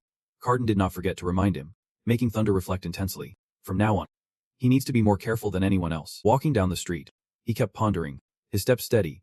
If even Lindsay struggled this much, the next one sent after him would surely be even tougher. His figure silently glided through the crowd, and Thunder reminded himself that he could not just sit back and wait for death. From atop a towering spire, a voice echoed as it witnessed Thunder's slow march below. Who would have thought this Lindsay guy would be so useless? That was none other than Jibby, expressing his frustration. He would given him so much high-level gear, yet he still could not handle this kid. He appeared completely calm, his gaze never leaving the figure below. At least he died perfectly, not revealing anything he should not. While Jibby's subordinate stood beside him, bowing his head in respect and composure. Both he and Winford already knew our target. For now, we just need to keep a tight watch on him. It might be a while before we get a chance to act. He gently placed his mask on, a calm glint in his eyes. It is no big deal. Just a small matter. In an instant, Jibby transformed into an old man with a silver beard, draped in a mysterious cloak, lightly resting his hand on his subordinate's shoulder. Go get Dem. He has been waiting quite a while. The elder stepped down each stair deliberately, clearly wanting to express his loyalty. So let us have him help us clear a few thorns first. Draven replied immediately. Yep, sir. At that moment, dusk had fallen. The sky was overcast, and near the tall tower of Ford Gear, Thunder's voice rang out. Aya. As he opened the door, the cheerful man welcomed him back. Welcome back, Thunder. Kyo sighed with relief, turning to look at him. Finally, you are out of the hospital. Kyo approached, inspecting Thunder curiously, noticing all his injuries. Thunder comfortably flopped down onto the bed. I went to the martial arts club for a spar with an old man. And this is what happened. Kyo clicked his tongue in awe. What kind of terrifying club is that? Just then, Slavia walked in, holding a letter. You have a letter. He snatched it away, turning his attention. Thanks. Mary followed behind her. As soon as she spotted him, she joyfully exclaimed. Thunder. You are out of the hospital. Slavia's excitement was palpable, glowing with happiness. Thunder. You are back. Hope you are doing okay. Right. Thunder flashed a bright smile, saying, I am all good. All good. Feeling great. Mary scrutinized his hair and clicked her tongue, reminding him. Oh right. You really need to get that hair trimmed up a bit. Tan nodded in agreement, continuing the banter. Yeah. Why not go for my style? Just shave half of it off. Thunder looked at the other's hair with judgment. Who would want to copy you? Kyo cheerfully chimed in. Come on, just go for it. Shave it all off. Thunder felt utterly defeated. No way. I am not going bald. What are you doing here? Anne quickly explained. The dorm just had an opening. And Nova has always wanted to move in here, Munch added excitedly. Sir Nightcat thinks it is best if we all stick together to take care of each other. So everyone agreed for him to move in. Thunder pointed at the other guy with a wicked grin, saying, You guys have no idea how noisy this dude can be. He turned around to see Kyo sitting over there in the corner, looking anything but happy. So Thunder called out again. Thunder, genuinely concerned, asked, What is wrong? But he only saw the terrified expression on Kyo's face, unable to utter a word. Moments later, Kyo suddenly stood up and bolted for the door. Thunder seemed utterly confused. What is happening? Munch called after him. Mary was completely baffled. What on earth just happened? Slavia seemed to catch on. Is this about that letter earlier? Tan struggled to express himself. From what I can see, he is acting all worked up because he probably just got dumped. Munch immediately clutched his stomach, laughing. Don't start guessing again. Don't you remember last time? Thunder was already deep in thought and then bolted off. I am going to check it out. With a burst of speed, he dashed forward. Thunder's right eye transformed for a moment, becoming dragon-like. Seriously? Where did that kid run off to? With his keen eyesight, he quickly noticed something unusual, a shadow of someone sitting up there on the rooftop beneath the cloudy night sky. Sometimes you could catch a glimpse of the beautiful and peaceful stars. That bright shadow was calmly sitting on the rooftop. Thunder found the way up, and as soon as he saw him, he shouted. He walked over slowly, gently asking, What is going on? Everyone's really worried about you. Kyo bowed his head, his expression completely blank as he said, Thunder, I just got a letter. It is about my sister. About Amy. Just from that expression, Thunder sensed something was very wrong. A letter from Amy. What happened to her? He let out a shaky breath, then uttered a shocking line. She is gone. Vivid images from memories flashed before him. There was a playful Amy, winking at him, saying, And you are Thunder. Right. There was a caring Amy, always by his side, comforting him, a little girl under the sunset, not bothered by what others thought, or the time she sat quietly beneath a tree, engrossed in a book, saying, Thunder, just be yourself. Her little figure, wearing a big backpack, the fabric of her dress fluttering gently in the evening breeze. Amy, I still have not gotten the chance to thank you. Thunder recalls the radiant, beautiful image of Amy as she turned to look at him. I thought I would have the chance to speak to her directly. But now, she just lies there motionless among the beautiful white flowers. With the heart-wrenching cries of her mother mourning the loss of her daughter, everything felt like it was shattering. Each pristine white flower fell onto Thunder's tear-streaked face, and he still could not believe it. She is gone. Kyo sat hugging his knees, turning away from Thunder as he spoke each word heavily. You know, Thunder, I remember now. There was a nightmare I could never shake off. He crumpled the paper in his hand, his eyes vacant, his face drowning in despair. I dreamed of Emmy being torn to shreds by a beast, right at Jonan Academy. Beneath the feet of a god, Emmy lay in a violent storm, surrounded by people who were indifferent, under the gaze of all the nobles. Looking helpless and alone, he could no longer control his emotions, burying his head in his hands and weeping as he spoke those painful words. Each phrase only sank Thunder deeper into silence. It was only now that I realized it was not just a nightmare. Kyo's face was a portrait of agony and pain from losing his little sister. Tears and snot streamed down his face as he choked out words that felt like a prophecy. Thunder stood there, silent, listening to Kyo's heart-wrenching confessions. My parents sent a letter. The nobles at the academy sent a large sum of money for our family as a donation. And then, it all led to this. His hand gripped the letter so tightly that it crumpled. Turning pale with the suppressed anger that surfaced on his face, he exploded with rage. leaping to his feet and punching the wall in front of him, shattering it amid the screams of his breaking heart. The more Kaio spoke, the angrier he became, his eyes blazing with fury, his voice rising with each cry. To them, the dead were just a country kid. A little money could fix everything. Thunder stood there, his entire body trembling uncontrollably. Those nobles would sit down to a lavish breakfast at dawn, chatting about their idyllic futures. While my sister's death, even that, would not be worthy of a mention at their table. Kaio was engulfed in sorrow, desperation, and rage towards those who turned a blind eye to Amy's death. I won't forgive them. Absolutely not. He turned to Thunder, his voice rising in a desperate scream. Thunder, I need to find the one who murdered my sister. Kaio's face fell into the darkest depths of despair. He wanted the one who took Emmy's life to pay. I have to kill him. Now Thunder spoke up, lifting his head, his eyes burning with unmasked fury, placing a hand on Kaio's shoulder. Count me in. Thunder, seeing that Thunder wanted to join him, only fueled Kaio's determination. He grabbed Thunder's arm and said, "Yep.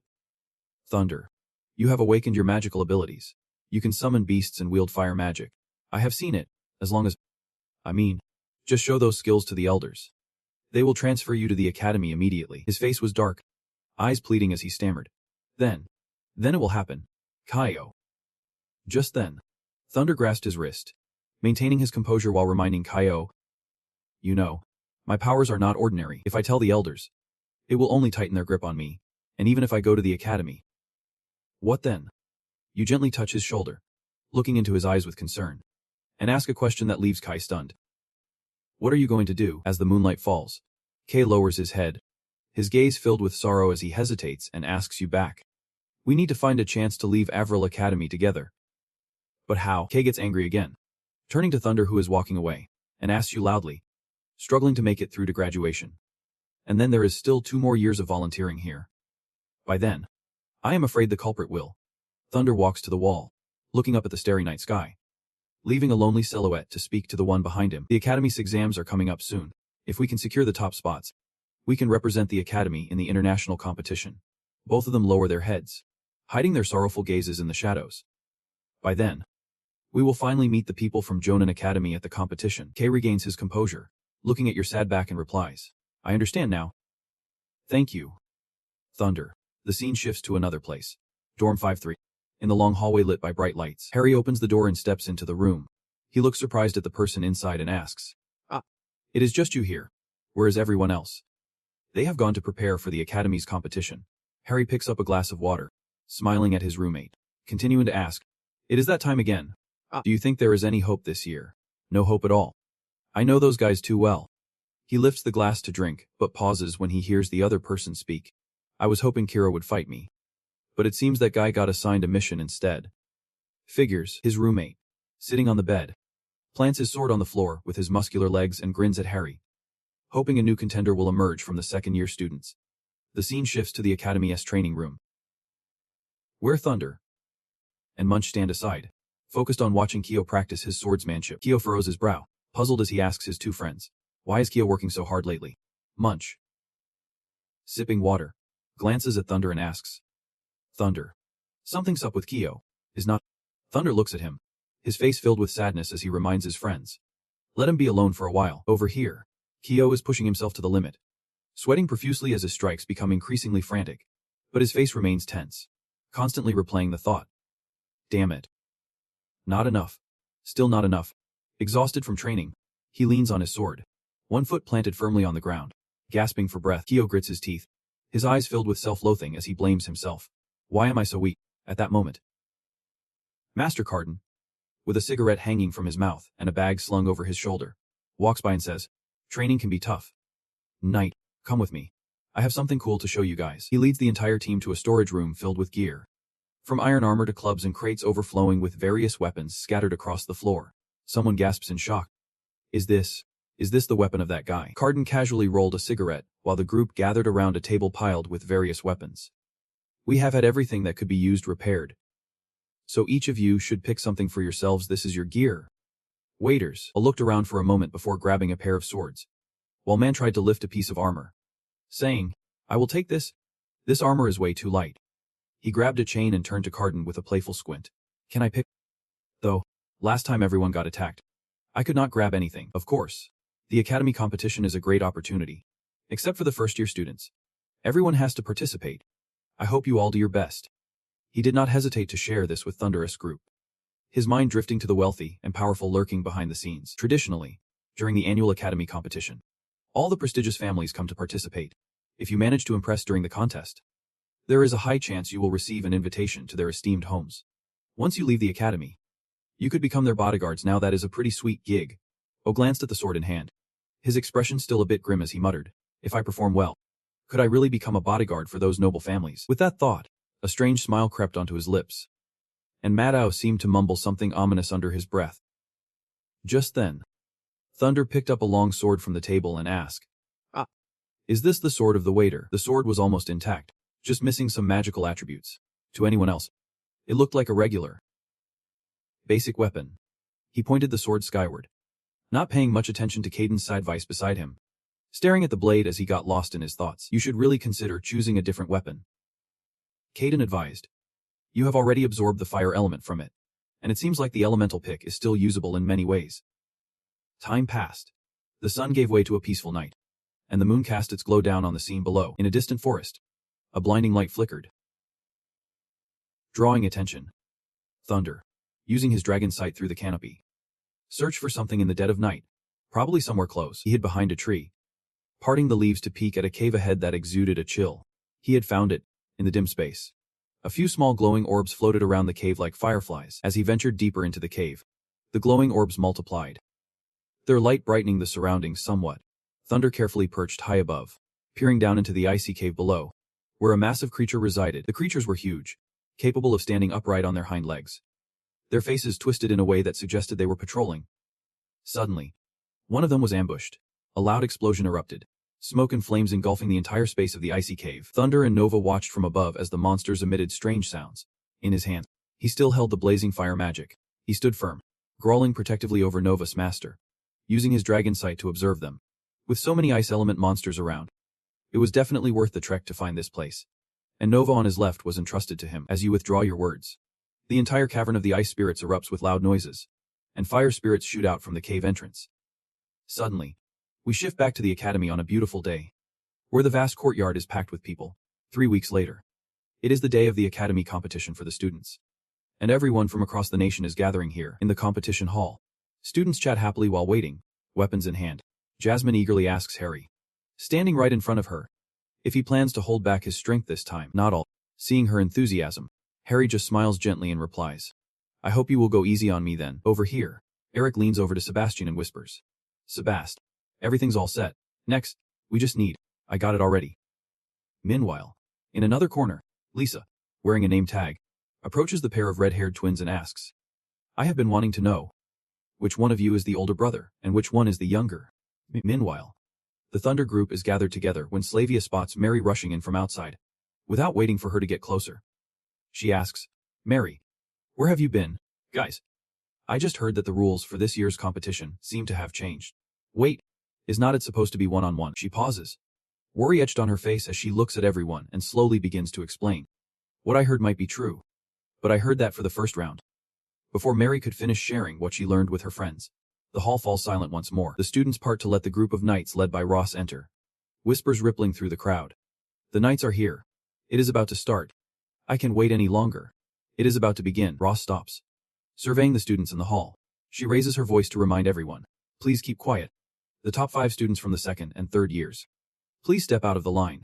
Slavia, standing next to Munch, lowers her head and glances at him, whispering, Munch, what is going on? Is there something special the knights are planning? Following her words, the 5 students step forward, with the leader carrying a spear, all wearing expressions of confusion. For me, I am just here, gripping my spear and lost in my own thoughts. Are these the top 5? If it were not for Thunder deliberately stepping back, I would not have made it here. Wait, why is there a guy in a red belt among them? Sebastian watches them approach, clearly envious of the attention they are getting from the other students, arms crossed and a look of disdain on his face as he scoffs. Once they settle in place, Ross raises an eyebrow and turns to ask the other students, where are the students ranked from the bottom? Hearing her question, the group of bottom-ranked students quickly separates. 3 girls of varying heights step forward to face the judges. The tallest girl raises her hand to report. Reporting. Chief Knight. That person is currently on a mission. Nain is ranked 5th, Cherry is 3rd, and Arthur is 4th. Ross, upon hearing this, looks down at the paper in her hand. While she feigns concern, Munch and Anne are wide-eyed in astonishment at the girl's unusual appearance. And Jay. This student looks muscular, even stronger than me. Right at this moment, a burst of laughter rang out, causing the other students to turn their heads to look at him. Nain also shifted her gaze to him and remarked, "What a total idiot." The one with that ridiculous laugh was a muscular teenager, casually sitting there with a big sword by his side. Grinning like a goof, this guy is none other than Jay Gully, a teenager brimming with enthusiasm. He confidently gave a thumbs up, clearly waiting for a challenge. Thunder stood in the crowd, observing the guy radiating that fiery energy, catching snippets of conversation buzzing around him. That is the guy in first place. Right, Jay. I have heard legends about him before, but I can believe he is here for the academy competition. The Kaiho group saw the situation and immediately felt uneasy. Kaiho, the leader, fell silent while the others behind him started grumbling. Could it be that they are calling for students ranked below us to fight first? It feels like we are totally outmatched. The group of students ranked below stepped closer, facing off against each other in the expansive hall, quietly sizing each other up as Rose announced. The following 10 students will be promoted straight to the next level, skipping the first elimination round. As soon as the announcement was made, all the students gasped in shock, their eyes wide as saucers. What? Letting out a sigh of relief, he mumbled to Thunder beside him. I was worried that the students ranked below us would fight first. I can believe they just skipped us like this. For a straight-up grade guess, you can only blame yourself for not being in the top 5. Oh man, who said we all have to be bras in the same dorm? Competing with them for rankings feels pointless. I am still confident I can beat Ian totally. Rose did not pay attention to everyone's reactions, continuing to read from the paper, stating that the rules for the first elimination round were a grand battle royal. Second and third year students will take turns competing, with 5 people promoted from each match in the grand battle royal. Are we really being called for this? After reading the announcement, she turned to Yan and ordered him to step up, leaving Yan confused as he pointed to himself, thinking, this tall guy, he does not look too bad. Can he even stand out? Oh boy. As Yan stepped forward into the open space, she drew her bow, fitting an arrow with a cap tip aimed right at him, causing Yan to panic. In the elimination round, only wooden weapons provided by the competition can be used, and each of our wristbands holds a life value of 100 points in case of attacks. She quickly explained the rules of the match before firing an arrow at him, which struck his armor and ricocheted off. At the same time, a display showing his health appeared, and she continued, saying that his life value would decrease. While explaining, she held up another arrow, engulfing it in flames, saying that if you amplify your energy while attacking, the damage value will increase. Conversely, using energy for defense will reduce the damage taken. All the students lowered their heads to look at the blood display device strapped to their wrists, realizing that if their life value drops to 0, they would be eliminated and removed from the competition. After wrapping up the explanation of the exam, Ross clapped to signal everyone to get ready, saying, "All right, let us have the second-year male students prepare. Everyone's weapons are kept in the equipment room. Go pick out the best weapon for yourself and then head to the arena." While everyone is carefully preparing their weapons for the competition, Sebastian signals Thunder, whispering his plan to Eric, telling him to run fast when they get to the stage. Do not let that guy get a chance. Thunder has no idea he is the target. He grabs a wooden sword, looks at it, and says, "I will go with this one. The sword suits me better. Plus this round is metal." The scene shifts outside, where the sky is a clear blue, towering high with beautiful white clouds. The front door swings open, and a dazzling light shines onto the crowd waiting inside. Ladies and gentlemen, welcome to the Academy competition. Now, we will proceed with the first match of the contest. Thunder raises his hand to shield his eyes from the blinding light, looking forward as the loud cheers ring out. Let us welcome our contestants to the arena. The vast arena features a wooden stage at its center, surrounded by a circular seating area. As groups from both ends of the stage make their way into the arena, in the stands, the audience begins to buzz with excitement, cheering during the introductions, while each contestant's health points are displayed on the screen. When a contestant's health points hit 0, they are eliminated, and this continues until only 5 contestants are left. Then it is showtime. Kyo and Mary stand among the bustling crowd of students, growing increasingly tense. There are just too many people. I am feeling anxious already. Up on the high platform, the top teachers, and knights, and elders are present to witness the students' contest. The contestants are ready to take their positions. Let us all wait for the match to begin. Amid the students moving into position, Thunder stands out with his fiery red hair as he walks quietly. Elder Feng notices him, his gaze filled with high hopes for Thunder. It is time for him to shine. That boy. Thunder stops, waiting for a few moments as the preparation time passes. And then it is time for the referee to shout, "I declare the first qualifying match. Begin." As the opening words fade, a swarm of people rushes towards Thunder, all attacking him at once. Thunder is slightly taken aback. He never expected to become the target of so many people at once. Taking advantage of his distraction, Sebastian strikes from the left, but Thunder manages to block the blow. Though he loses a bit of health in the process, just so you know, Eric grabs a wooden sword, glancing at his teammates around him, and shouts loudly, "Let us take him down. Everyone, go." Sebastian attacks like a whirlwind, shouting at Thunder, "This time, I am getting back everything you owe me. No more talking." But just when it seemed overwhelming, Thunder quickly takes control of the situation. He skillfully disarms Sebastian, knocking the sword from his hands, causing his health to drop. Not stopping there, Thunder grabs him by the collar, and now Sebastian, who was once in control, looks shocked at Thunder's fist, thinking, "What the hell?" Behind him, 3 of his teammates charge in together, swinging their weapons wildly at Thunder, but their attacks land squarely on Sebastian instead. Simply because Thunder used him as a human shield. Eric watched in horror as his boss got beaten up, sweating bullets and shouting at the others, "Wait, what are you doing? Can't you see the boss is in trouble?"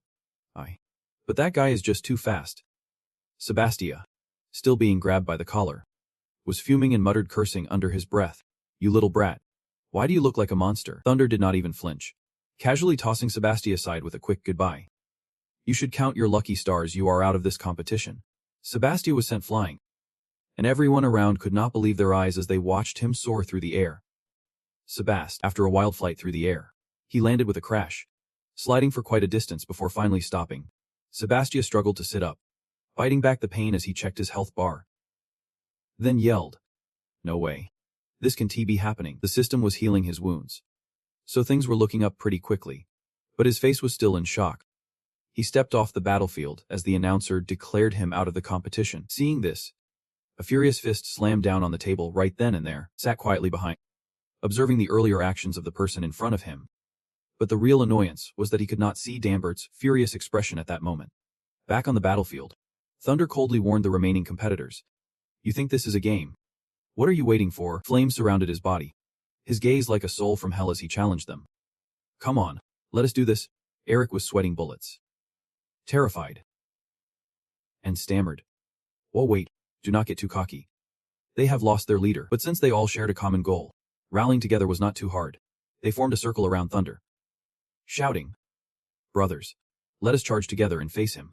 But Thunder leaped out of the circle, lightning fast, right in front of Eric, caught off guard by Thunder's ambush. Eric panicked, blubbering, "Do not come any closer."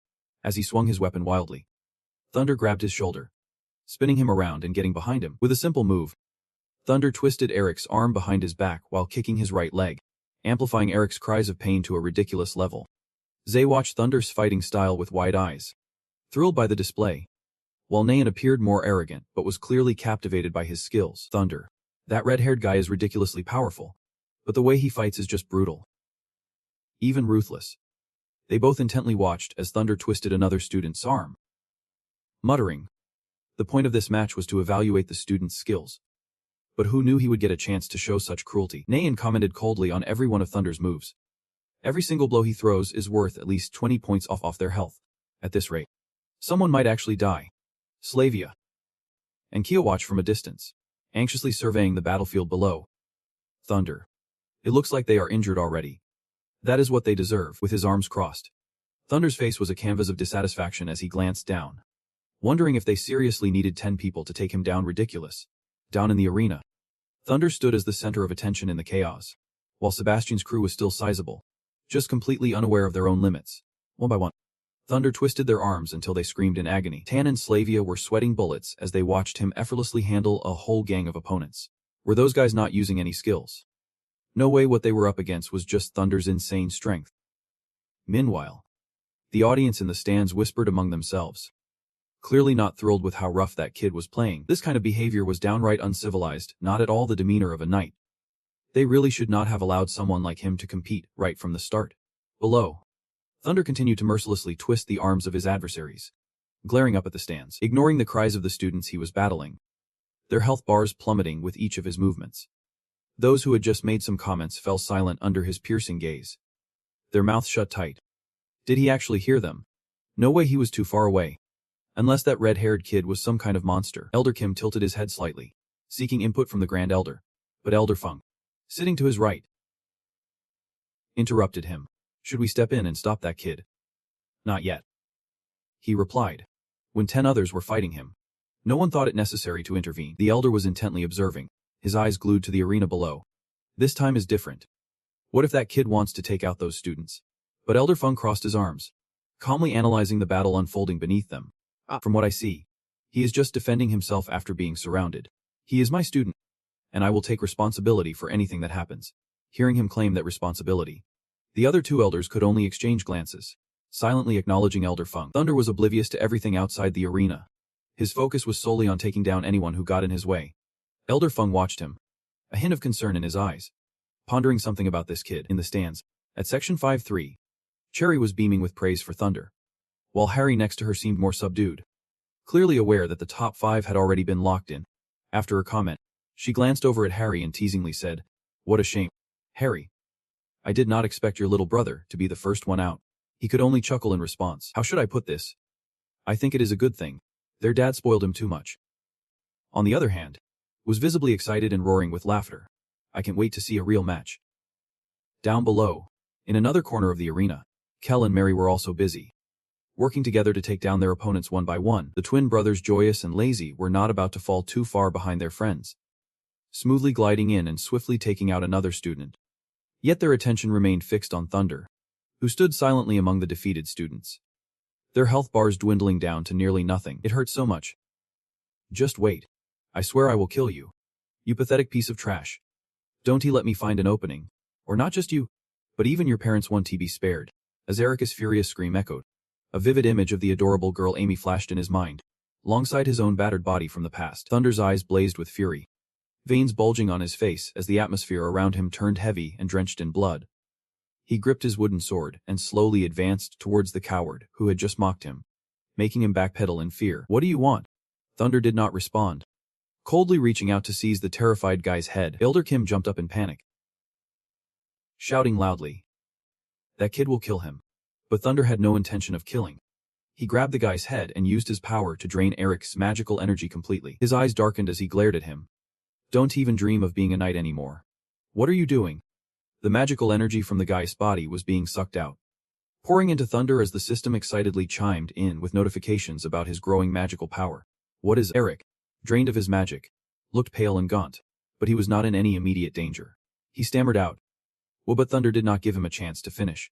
With a forceful slam, he pinned Eric to the ground, reducing his blood count to a flat 0. He was left battered, with a bruised face and foaming at the mouth before passing out, while Eric's system began its healing process. Elder Kim's face turned ashen. His tiny eyes behind the sharp mask caught something unusual. At that moment, the Grand Elder slowly spoke up, while Elder Feng beside him let out a relieved sigh. His instincts were right. The kid really was not harming any other students, and Issa did not break any bones. The battle on the arena was still intense. Just as Thunder dealt with another student, an arrow suddenly whizzed through the air, aimed straight at his head. He quickly dodged to the side, avoiding the arrow with incredible speed. Lisa pulled back her bowstring, aiming the arrow threateningly at him, though her voice trembled slightly. Let him go. Thunder let the student fall to the ground, then aimed his sword downward and turned to face Lisa. The student clutched his shoulder, lying on the ground as the healing system worked on him, gritting his teeth and shooting Thunder an angry glare. You are so annoying. Seeing Thunder release him, Lisa let go of her bowstring, and the arrow zipped through the air toward him. The speed was so fast it caught Thunder off guard, but he managed to dodge again. Lisa did not wait, firing off 4 more arrows in rapid succession. Yet Thunder effortlessly avoided all of them, his expression growing increasingly annoyed. Lisa was sweating as she pulled back again, but confusion filled her mind. What is up with this guy? He just keeps dodging. This can't be happening. She reached for another arrow, only to find her quiver empty. There was not a single one left. As she grasped at nothing, Thunder lunged forward to attack, leaping into the air with his sword drawn back, bursting with determination aimed straight at her. A hand from Thunder reached out, precisely grabbing Lisa's slender neck. He continued his old strategy, using his powers to siphon off the magic from Lisa's body, while she clutched his wrist, pleading, "Please, do not." Just then, a loud shout erupted from the crowd in the stands. Hold on. That monster is one of ours. Lisa's father was restrained by 2 men beside him, who tried to keep him from getting too worked up and rushing into the arena. Even as his anger simmered, "Get your hands off Lisa," Now. Calm down, old man. Please stay calm. We are still in the match. If Huin charges in, Lisa will be disqualified from the fight. Thunder tilted his head back. The voice and demeanor of that man reminding him of his own childhood, being on his father's shoulders. That man was her father. Thunder still remembered the image of his father, frail and battered, lying weakly in a hospital bed, bruised all over. He was just like any father. But what about mine? Thunder recalled the moments when his father fought beasts to protect others, only to be thrown aside. How much strength had he given to this country, saving so many lives? The more he thought about it, the tighter his grip on the wooden sword became. A surge of energy swirling around the blade, extending all the way to its tip. What was the result? He bitterly recalled that moment when his father desperately begged his mother through tears to end his life. His only wish was for her to kill him. Please. Just. What kind of joke is that? Thunder lost his cool, swinging his sword, channeling magic into it as he aimed at Lisa. Is this a joke? But just then, a thick chain wrapped around the arm holding the sword, stopping Thunder's next move.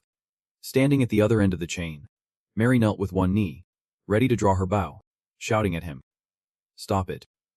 Thunder. He shot a furious glance at both of them, his icy, his face tense, asking, why are you stopping me?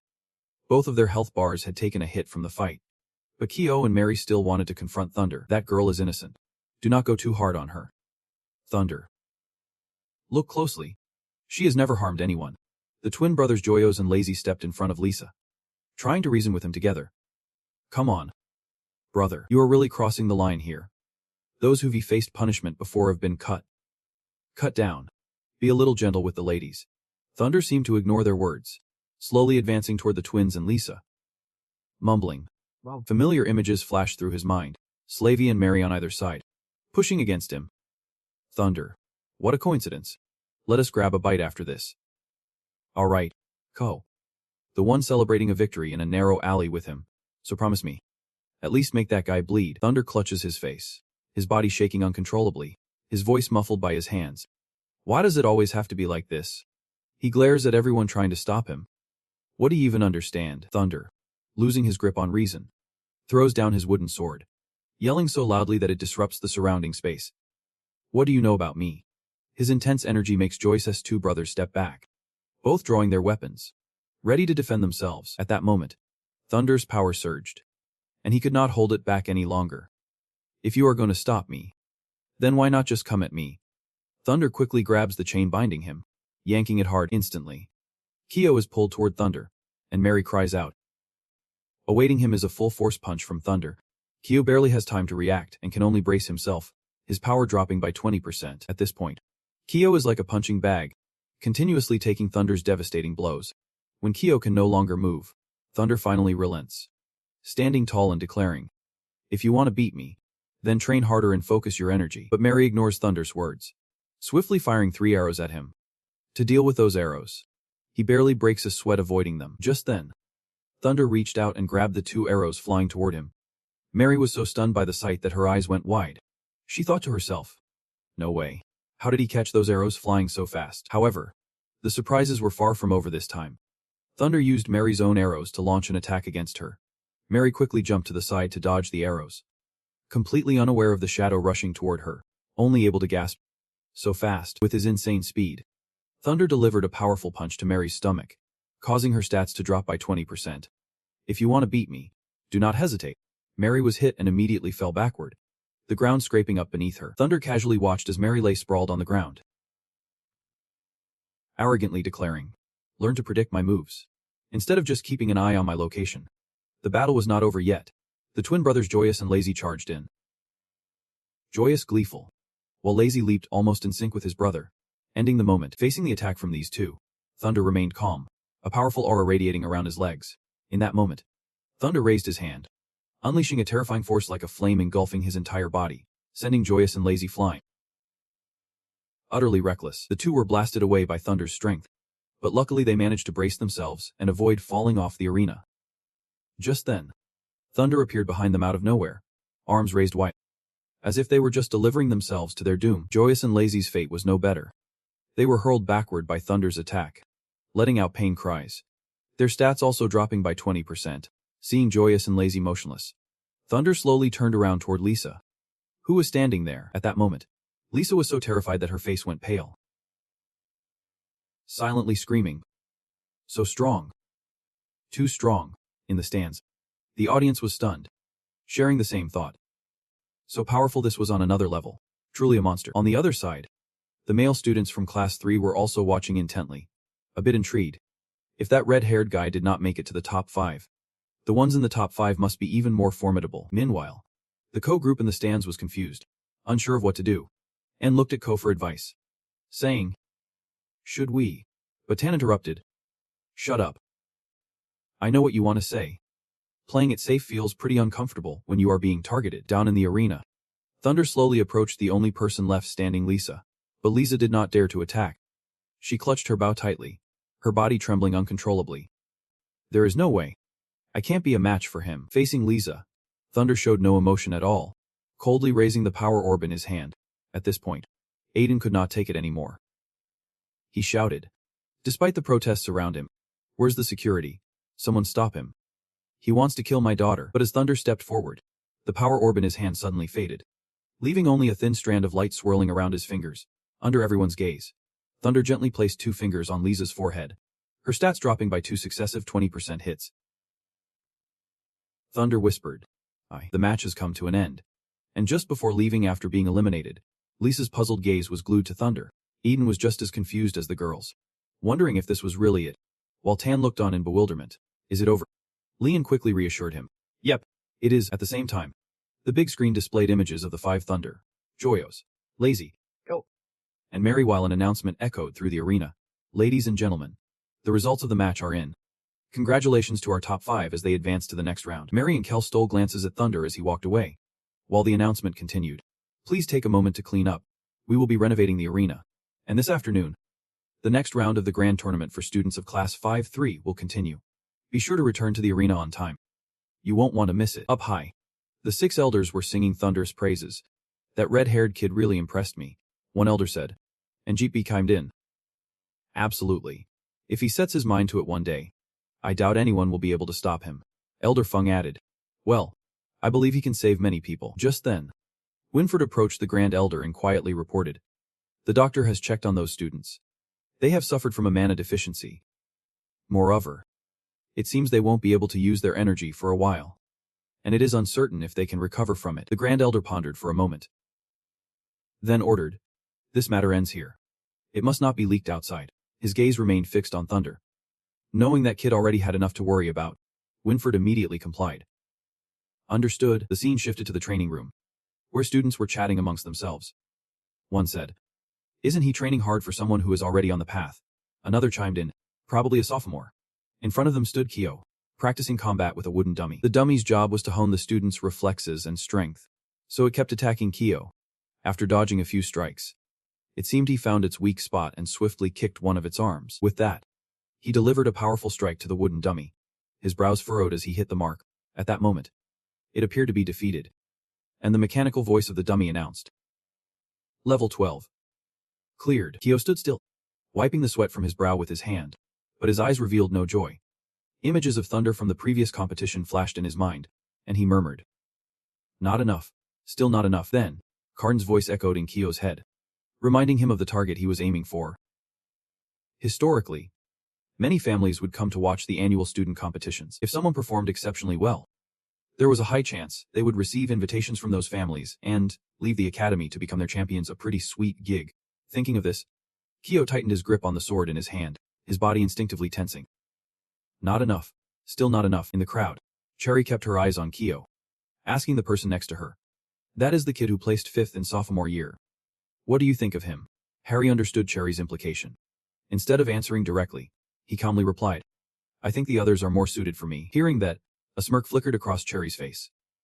She teased, "But honestly, he does look pretty sharp.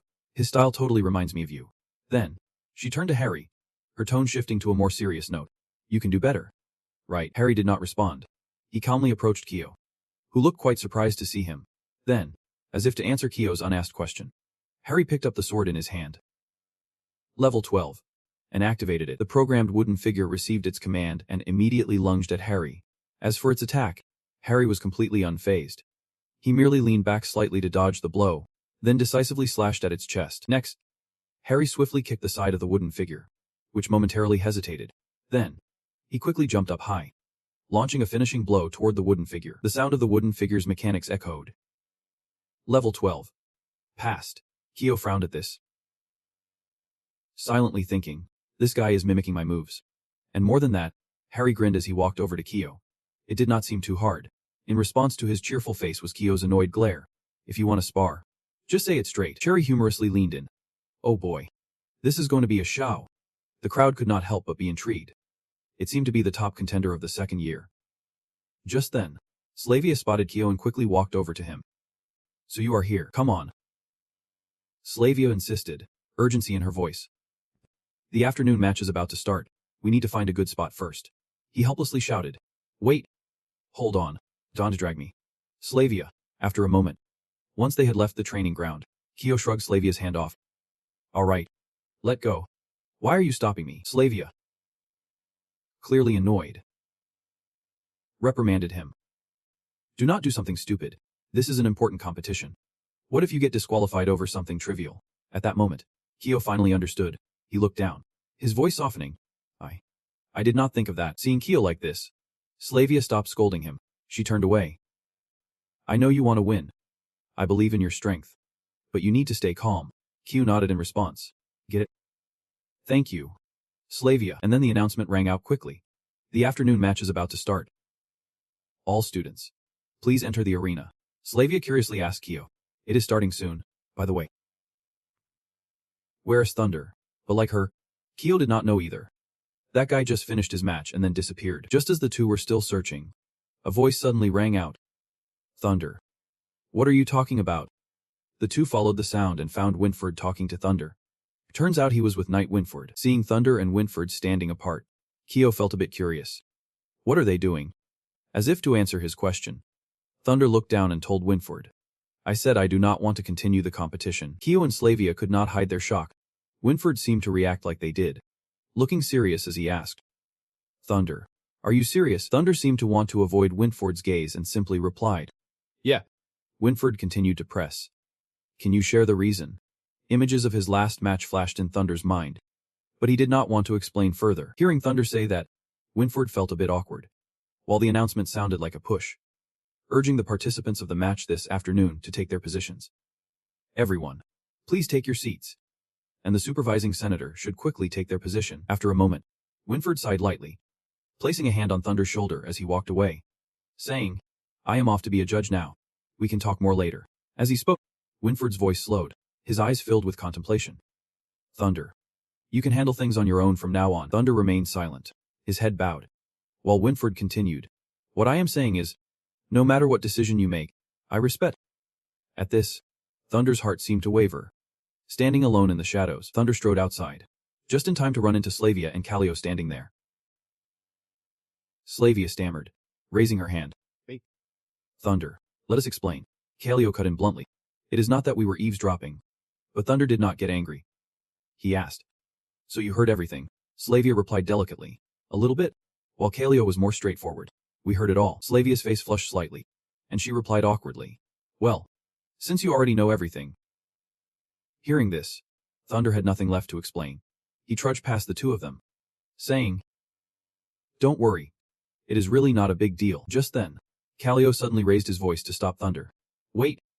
Thunder. Hearing his name, Thunder paused briefly, and Callio's voice was filled with emotion. Does that mean my promise does not count anymore? Seeing that Thunder did not respond, Callio raised his voice. What about Amy? My sister's death, are we just going to leave it unclear like this? Slavia went stiff as she realized. Now, Slavia started to understand part of the story. She looked at Callio with sympathy, realizing that Callio's younger sister had passed away, which explained his recent change in demeanor. Thunder clenched his fists, expressing his feelings unconsciously. How could I forget? She was human. She was my first friend.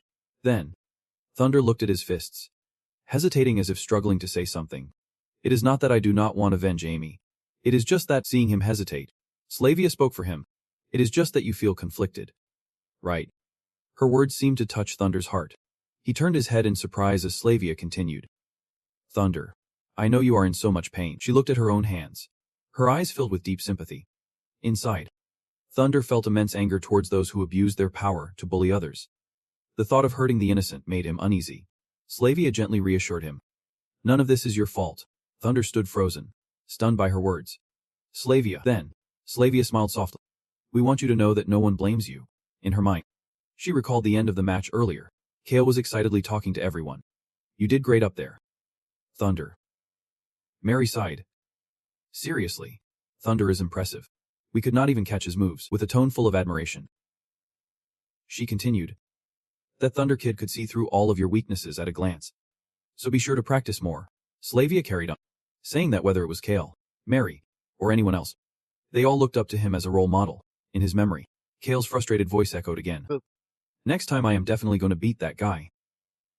Hearing this, Mary teased him. I would bet $10 you won't be able to do it. At this point, Kale, who had been quiet until now, chimed in to affirm. Yeah. Thunder. I know you have faced a lot of unfair treatment in the past. He firmly grasped Thunder's shoulder. I believe in you. You won't have to fight this battle alone. Thunder looked into the warm gaze of Kale. In Kale's eyes, there was a flood of warmth and trust as he softly said, We will always be your family. Thunder. You won't leave me hanging. Right. Thunder seemed to finally understand. Now, he no longer avoided Kale's gaze. Meanwhile, on the other side, a match for the level 3 students was unfolding, with the crowd's cheers ringing out.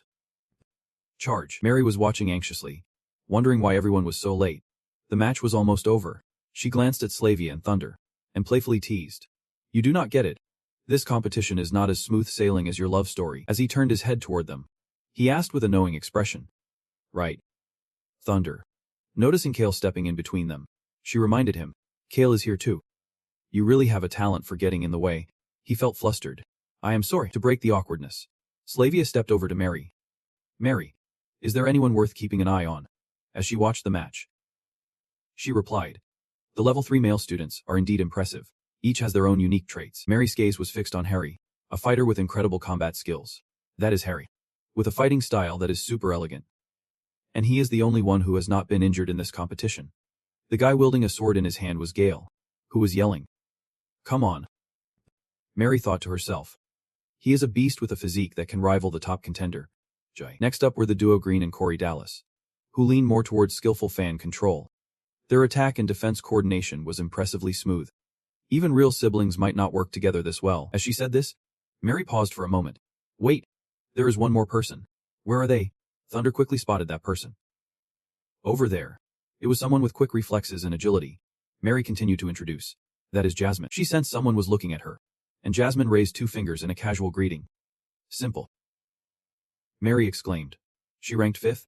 At this moment, the sound announcing the end of the match rang out, revealing the results. Let us congratulate the top 5 from year 3. As Harry stands on the arena floor, he silently thinks. Next up is the decisive match. Winford clasps his hands behind his back, standing on the podium, and begins. After 2 rounds of competition, we have selected 20 participants for the finals. Winford's gaze sweeps over the crowd, locking eyes with Thunder, and he announces. In the first round, the performance of the second-year students far exceeded the judges' expectations. Caught in Winford's stare, Thunder awkwardly looks down, avoiding eye contact. Seeing him appear, Winford feels more at ease and continues. The judges have unexpectedly announced a new rule for the competition. Suddenly, the big screen lights up with matchups between second-year and third-year students. Please direct your attention to the screen for the latest matchups. The crowd, stunned by the shocking news, starts questioning each other. Wait, second-year students are directly competing with third-year students. That is not fair, even if the second years are strong. The third years have been training for an extra year. Another student seems quite excited.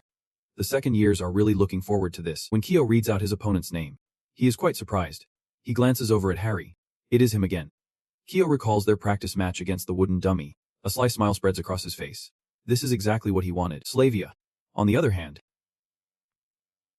thinks differently. Seeing her opponent's name makes her a bit anxious. Having to face the person recognized as the strongest in the academy. Can I really handle this? Over with the third-year students. Z remarks loudly. Too bad I am not paired with that guy. Harry comforts. You mean Thunder? You will get a chance eventually. That kid has really grown up a lot since before. I also want to have a chance to face him. Hearing this, Z finds it reasonable, and he stops feeling regretful. That is true. If I want to compete with him, it does not have to be in this competition. Meanwhile, in the guest stands, 4 people dressed primarily in white are chatting, saying it is a shame we won't get to see the little sister perform today. It really is a pity. But it is not a big deal. It is tough since we have only just come to Pharaoh Apartments once. Asking her to show us around is fine. One of the oldest among them speaks up. Let us talk about that later. I have to meet with the elder soon. The younger-looking one replies.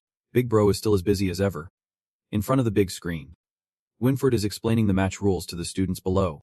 The finals will be held a day later. The match will not limit the weapons the players wish to use, so I suggest everyone prepare accordingly. Tun hears this but shows no signs of joy. It sounds easy, but facing the third years, I will need to prepare extra gear to deal with those guys. Ian encourages him. No matter what, it won't benefit us. Just think of it as special training. Meanwhile, Munch, upon reading his opponent's name, silently thinks, Jasmine may be a black belt senior, but I want to make progress. I want to defeat her. On Thunder's side, he is a bit surprised to see who he will be facing. His opponent is someone who does not show their face, unlike the others. Thunder feels somewhat relieved. It is not like he is fighting a second-year student, and that lightens his mood. Later, the sky was draped in the enchanting hues of sunset. As the red glow spread across the horizon, a voice rang out. Aren't you guys heading home? It turned out to be Thunder with his friends. Kyo answered him. We are planning to practice a bit more. Thunder nodded. All right then. I will head back on my own. You all take care and head home early. But even as he said that, Thunder's eyes could not help but follow Kyo's retreating figure. He thought to himself. For Kyo, this was a match he could not afford to lose. As Kyo's silhouette disappeared, Thunder turned away, silently wishing, Harry is truly strong. I hope Kyo can win. Suddenly, Thunder recalled his last meeting with Winford and felt relieved that his attention had shifted. This makes it easier for me, he said casually. It is nothing. Just that those guys keep buzzing in my ear all day. In his memory, Thunder frowned at Winford. Is there anything else you need to remind me about? Winford replied. I do not have much more to say. Just a heads up. The last 10 people in the finals will represent Pharaoh's Apartments at the tournament. Thunder was astonished and asked. 10 people. I thought it was just 5, but Winford only revealed a little. For now, all I can say is it is related to the Pureblood Guild. After the match, the Elder will announce this. Thunder, irked, muttered. Great. Another Pureblood Guild issue. Got it. Back in the present, Thunder lounged comfortably on his soft bed. Though he was resting, his eyes betrayed his deep thoughts. Who would have thought one match could lead to so much deception? What actions would the Purebloods take next? Thunder stretched his arm and unexpectedly brushed against a neatly folded piece of paper on the table. Immediately, he sat up in surprise, staring intently at it, the paper's color catching his eye. Without hesitation, Thunder opened it, his eyes quickly scanning the text. Is this a trap? It read, Tonight at 9 p.m. Meet at the arena. The sky darkened swiftly, and Thunder found himself alone on the battlefield. As he walked, he was lost in thought. Despite Sir Ka and Winford warning him not to act alone, going solo felt like the best way to use his abilities. Arriving at the venue, Thunder scanned the area, feeling clueless about both the Pureblood Guild and the Dark Guild. Then, one of his eyes turned black as he activated his dragon sight. I need more information. Only then can I find a lead on my father. With that in mind, Thunder crouched down to examine his surroundings. If it was a trap, he needed to catch a live clue. While Thunder was searching, a powerful voice boomed. What a coincidence. I finally have a chance to talk to you. The newcomer was Jay, swaggering in with a heavy sword slung over his shoulder. He said, Those guys have been messing around for 3 days, have not they? Thunder looked at him skeptically. Is that you? Aren't you part of the Pureblood Guild? Jay's expression was one of confusion. Pureblood Guild. Then, he confidently pointed his sword at Thunder, saying, Do not get me wrong. I just can't wait to have a match with you. If we can face off in the arena, let us settle it right here. But Thunder did not even look back, turning away, saying, I am not in the mood to spar right now. See? Honestly, in his head, he cursed, thinking it was just a joke. But turns out it was just a punk with some skills. Naturally, Jay was not going to let Thunder off that easy. He quickly leaped over to him, saying, Now that I am here, do not rush off like that. Realizing he was targeted, Thunder swiftly turned to block Jay's move. Thunder yelled in frustration. Are you out of your mind, Jay? I told you. I do not want to fight. But Jay did not care, actually enjoying the moment, saying, I knew your little buddy had some serious power. Jay laughed heartily. You are the first one to handle my moves like that. Thunder, fuming, deflected Jay's sword, thinking, who even cares? But Jay was stubborn, excitedly challenging him. If you want to end this spar, show me what you have got. Dealing with a muscle-bound guy like Jay, Thunder knew he could not just play around. This guy's strength was no joke. He raised his armored fists. Looking like he accepted the challenge, seems like a real fight was unavoidable. Just then, Thunder felt a shiver down his spine. His eyes caught a shadow lurking behind Jay. He frowned. Jay, noticing Thunder's focus, urged, "What is it? If you are not coming over here, I guess I have to attack." In the shadows stood a mysterious figure wearing a mask. Gazing intently at them, Thunder felt a surge of energy. Secretly guessing, a pure blood guild.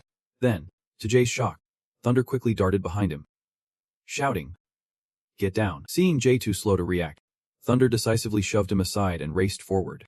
Right in front of that mysterious figure, he launched a powerful strike, but contrary to Thunder's expectations, his attack was immediately blocked. Stunned, he leaped back, gathering magical energy in his hands. Thunder landed on the arena floor, his eyes keenly tracking every move of the masked figure. That weapon looked strange. Just as the tension escalated, Jay shouted, "Wait, where did you come from?" Interrupted mid-sentence. Jay angrily pointed at the mask, questioning, "Didn't anyone teach you not to mess with others during a spar?" The masked figure coldly replied, "Mess with you?" Jay lost it, charging at him. "If you want to fight, then bring it on." The figure did not pay him any mind. His gaze fixed on Thunder as he casually gestured. Suddenly, a group of black-clad figures leaped out, surrounding Thunder. Up in the stands, Jay was relentlessly attacking the masked figure, thinking, bringing back up to a fight. I might not know any spells, but I like the challenge. Meanwhile, Thunder scoffed, sheathing his armored fists and drawing his sword. "You guys are like a bunch of flies." So annoying. After that, Thunder quickly charged into battle against those he believed were members of the Pureblood Guild. While Thunder was dealing with the few in front of him, someone behind was preparing to ambush him. Alright, but the strike he swung only hit air, causing him to lose balance and stumble. The guys in black quickly regrouped, looking around with caution. Where did he go? Did he just disappear? Another guy reminds us. That kid is the Black Knight, so do not underestimate him. The guy in black seems to sense something. Quickly turning around, facing him is Thunder's razor-sharp sword, which he had somehow drawn behind him. Thunder tightens his grip on the sword and charges in with a powerful strike aimed straight at a member of the Bloodline Guild. His teeth grind together, and his face is tense, holding back an explosion of rage. Thunder's sword gets knocked out of his hand, spiraling into the air like a wayward lightning bolt. Oh no. The Bloodline Guild members immediately swarm him, pouncing like a pack of hungry wolves. All rushing in together, the relentless barrage of attacks rains down on Thunder, leaving him no time to defend himself, his body spinning amidst the gleaming weapons. He gets knocked back hard, flying through the air but never taking his eyes off the enemy. Thunder looks at his hand, wrapped in magical bandages. These guys are pretty skilled, and their weapons are no joke. If he does not use magic like ice to protect himself, he might end up needing a trip to the repair shop for his fists. Seems like his usual fighting style is not going to cut it this time. The guy in the mask and Thunder charge at each other, like two arrows cutting through the wind, and Thunder grins with excitement. Quick as a flash, he seizes the moment, pouring all his strength into a powerful strike. Do not even think about running. The masked guy erupts with power, throwing his dagger like a blinding flash of white lightning straight at Thunder. For a moment, he freezes, standing still as if an invisible force has gripped his feet. Thunder raises an eyebrow, his expression puzzled as he watches the masked guy. Flames envelop his hand, radiating an astonishing power. Thunder uses his hand to block the guy's dagger. Did you really think that would hurt me? A surge of magical energy surrounds him. I am not great at controlling it. And honestly, I do not need to. He raises his sword high. This level of magic is lethal for ordinary humans, but for me, it is nothing. Thunder's eyes shine brightly, radiating a blinding aura. Here we go. The masked guy desperately tries to counter Thunder's furious attacks with his dagger, each clash sounding like thunder. When they collide, the force of their magic spreads out, ripping apart the space around them like a raging storm. The crushing pressure starts to overwhelm the masked guy, pushing him back. Thunder raises his hand and slams it hard into his face, the impact echoing like thunder. His eyes blaze with a fiery intensity, like flames incinerating anyone daring to challenge him. Thunder grabs his head, using all his strength to launch him off the ground. A deafening explosion erupts, shaking the very ground beneath them. The masked guy can't help but be awed, realizing just how terrifying human power can be. Thunder rubs his stomach, impressed that he can withstand one of my attacks. I have to admit, that is a powerful weapon. He looks down at the guy lying on the ground, having dropped his mask. But sadly, his strength still is not enough. He refuses to back down, rising up with the dagger in hand, leaving Thunder shocked. He can still stand after that. His eyes widen in disbelief. He can't believe what he is seeing. Takira kept a calm expression, His eyes fixed on him as he heard his name being called Kira, amidst the wreckage. The two faced each other, their gazes locked in a fierce challenge, with a bright smile and eyes shimmering with intensity. Kira. It seems you have been hiding quite a lot over the years. He clenched his jaw, glaring at him as if wanting to crush everything in sight. Kira surged with energy, like a storm barreling straight towards him. Unyielding, his sword clashed violently with Kira's blade, creating a sound that echoed like a bell. On the other side, Thunder was struggling against 5 members of Kira's Pureblood Guild. 5 was already a handful. Luckily, that guy was holding back the leader, so I guess I owe him one this time. Lindsay suddenly dashed in at breakneck speed, taking out another member of the Pureblood Guild, Het Vang, who slipped away again. He hit up high, biding his time. Once his magic was restored, taking care of these guys would be a walk in the park. Be careful. Do not let him ambush you. Where did he go? We know you can't hold out much longer. Come on. Show yourself, and we can give you a nice comfy death. Kira leaped into the air, his eyes ablaze with fury, questioning angrily. How long are you planning to hide? Keep this up, and the sun will rise. He bent down, trembling as he pulled out a strange glowing purple vial.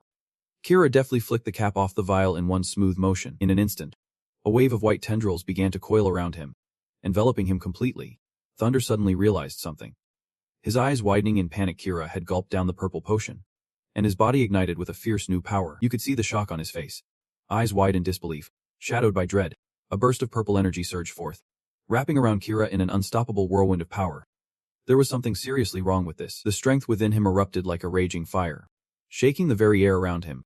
Kira transformed into a terrifying monster, teeth sharp and glistening like blades. Thunder's heart raced in panic, his voice echoing through the space. Be careful. Kira was consumed by rage, charging forward with an unstoppable speed and power. As the attack came barreling toward him, he froze, realizing he had to dodge. The sharp blade was only inches from his face, and he barely managed to block it with his hand, the force tearing his shirt and leaving a wound on his chest. Kira quickly retreated, falling back to prepare for his next move. He cradled his wound. The power and speed of this attack were drastically different from before, at least 10 times stronger. If he did not dodge, he might not make it out alive. Thunder's mind raced with worry. This was bad. If he did not act quickly, he would be stuck in a defensive position. Suddenly, he heard a voice shout, "That red-haired punk over there." The Bloodline Guild members charged toward him with deadly intent, wishing for his demise. Thunder raised his hand, flames erupting into a brilliant fireball in his palm. I do not have time to waste on you losers anymore. He zipped past them like a lightning bolt, shattering the sword in their hand to pieces. What a joke. He poured all his strength into pinning Kira down, the pressure nearly choking him. Kira struck back, taunting, "Come on. This guy is not as strong as everyone says." He was pushed back by Kira's attack, his foot stomping down hard enough to crack the ground. Kira struggled to regain his footing. He was not used to being on the defensive during a fight. Kira smirked wickedly. Even if you can still stand now, it won't last. He lunged at Thunder, eyes blazing with fury, ready to deliver the final blow. This is the end for you. Kira tightened his grip on the dagger, charging straight at him, shouting a wild battle cry. Go die. Thunder gritted his teeth, his body trembling, but his legs felt like they were nailed to the ground, unable to move. Just as the strike was about to hit him, something unexpected blocked the path, causing Kira to halt. Thunder appeared out of nowhere, eyes wide with surprise. Raising his ice-wrapped hand to stop the dagger racing toward him, Kira turned his head, brow furrowed in confusion. Who are you? Seeing his unconscious subordinates sprawled on the ground, Kira was stunned. A single person could take down all 5 of them. He tightened his grip on the dagger, growling as icy frost instantly enveloped the blade. Kira's jaw dropped, his eyes bulging in shock as he saw the blade completely covered in ice. Realizing the situation was turning against him, he immediately backed away to keep a safe distance. Ji struggled to get up, fighting through the pain coursing through his body. Surprised to find himself saved by Kira, Thunder calmly said, "Rest up first. I will handle the next part," then reminded him. Be careful. That guy's weapon is made from the shell of a spider demon. Not only is it sharp and deadly, but it also has a toxin that attacks the nervous system. Getting hit by it will leave you completely numb. His tone was icy as he confirmed. I understand. I got. Thunder lunged forward like an unstoppable arrow. If that is the case, then strike fast and win fast.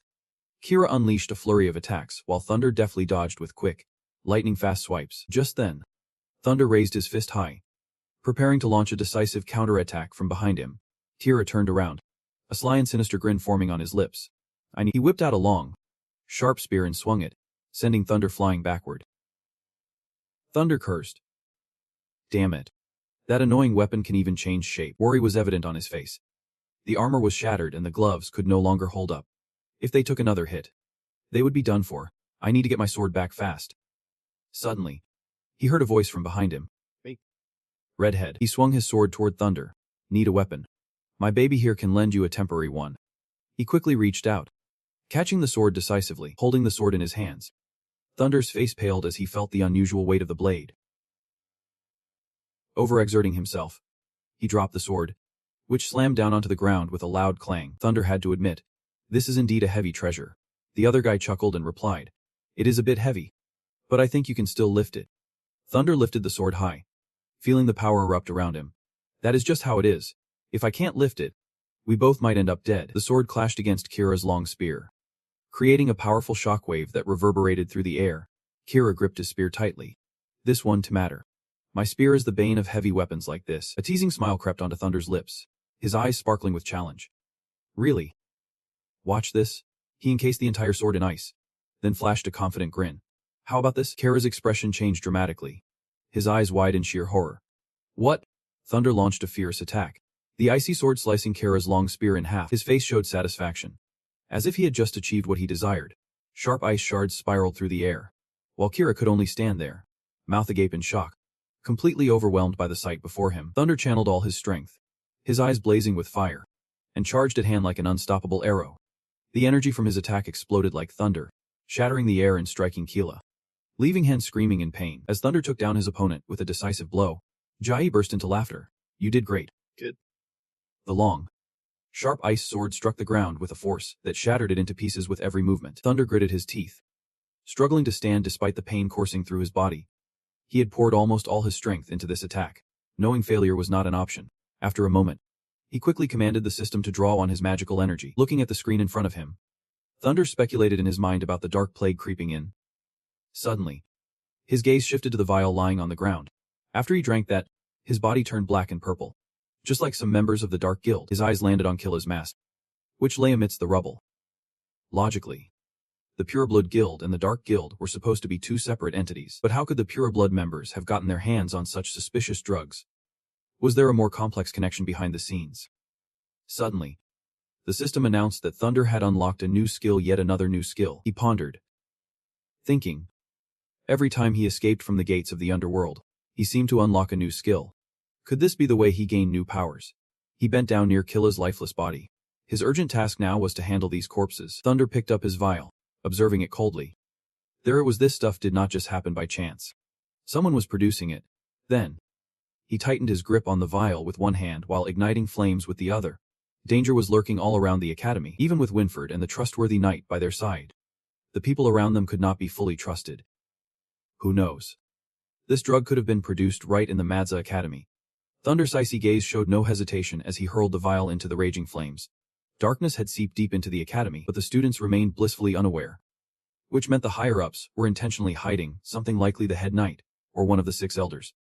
The quiet night was illuminated by the shimmering silver moonlight, casting its glow across the vast space. He pulled his sword back, thanking it for being there, and asked, You still good? The blade answered gently, No need to worry. I am not dying just yet.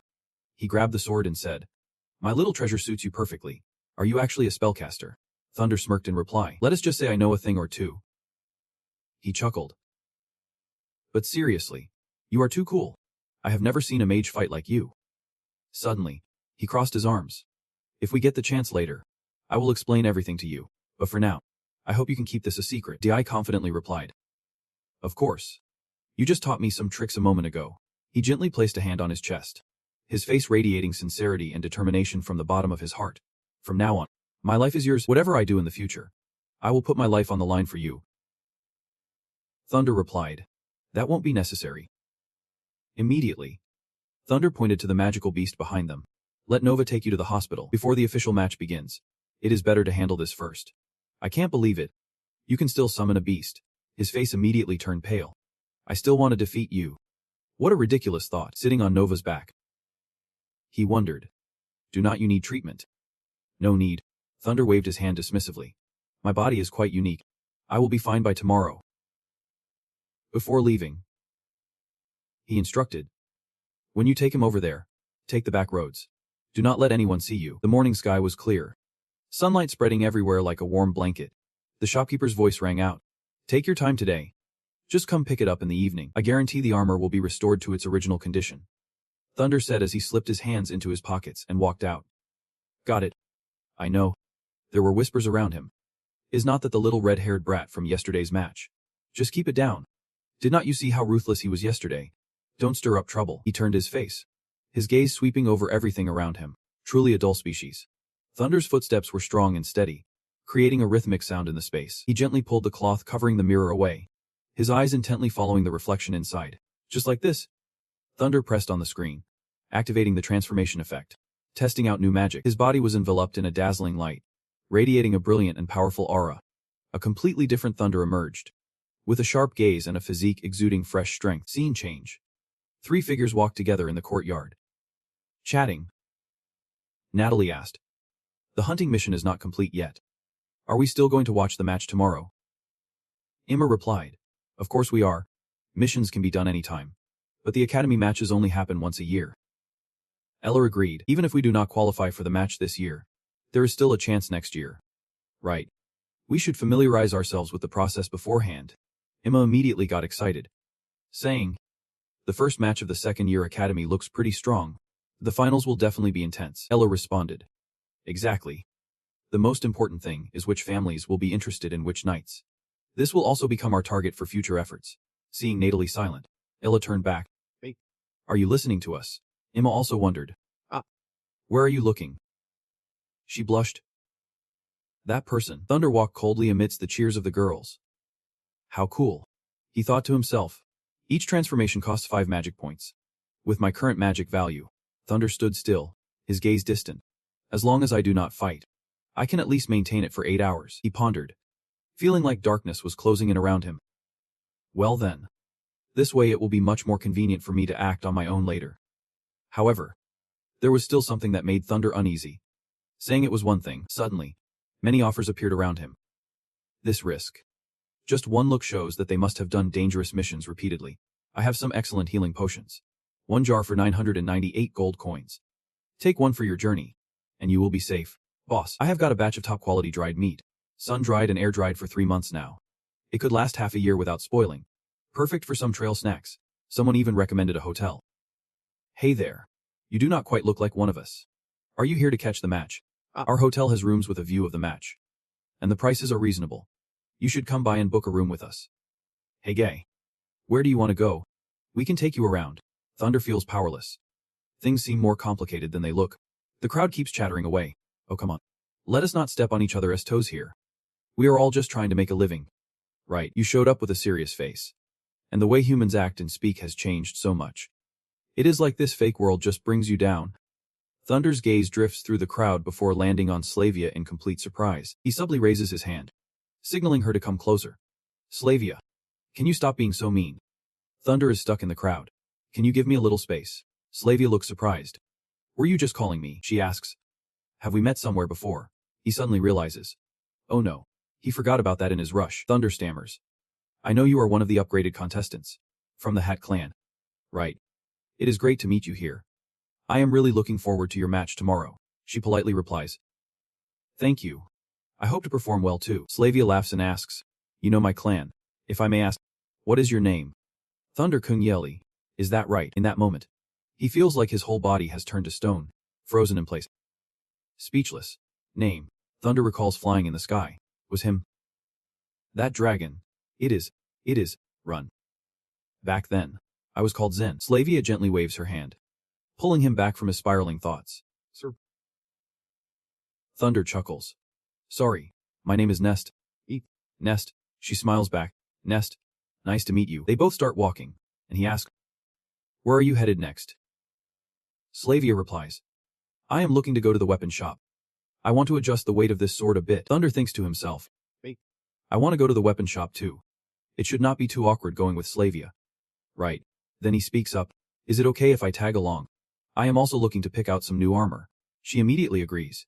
No problem at all. He looks at the shiny sword and asks, did you forge this from high-grade spirit beasts? Slavia replies, it is made from the fins of a tiger fish. One night, a family member brought it to me, saying it was for me to use in the competition. There was really no need for all this fuss. Thunder falls silent. Pondering. Is this the source of resources in her clan? What if she came from a regular family? It must take years to get equipment this high class.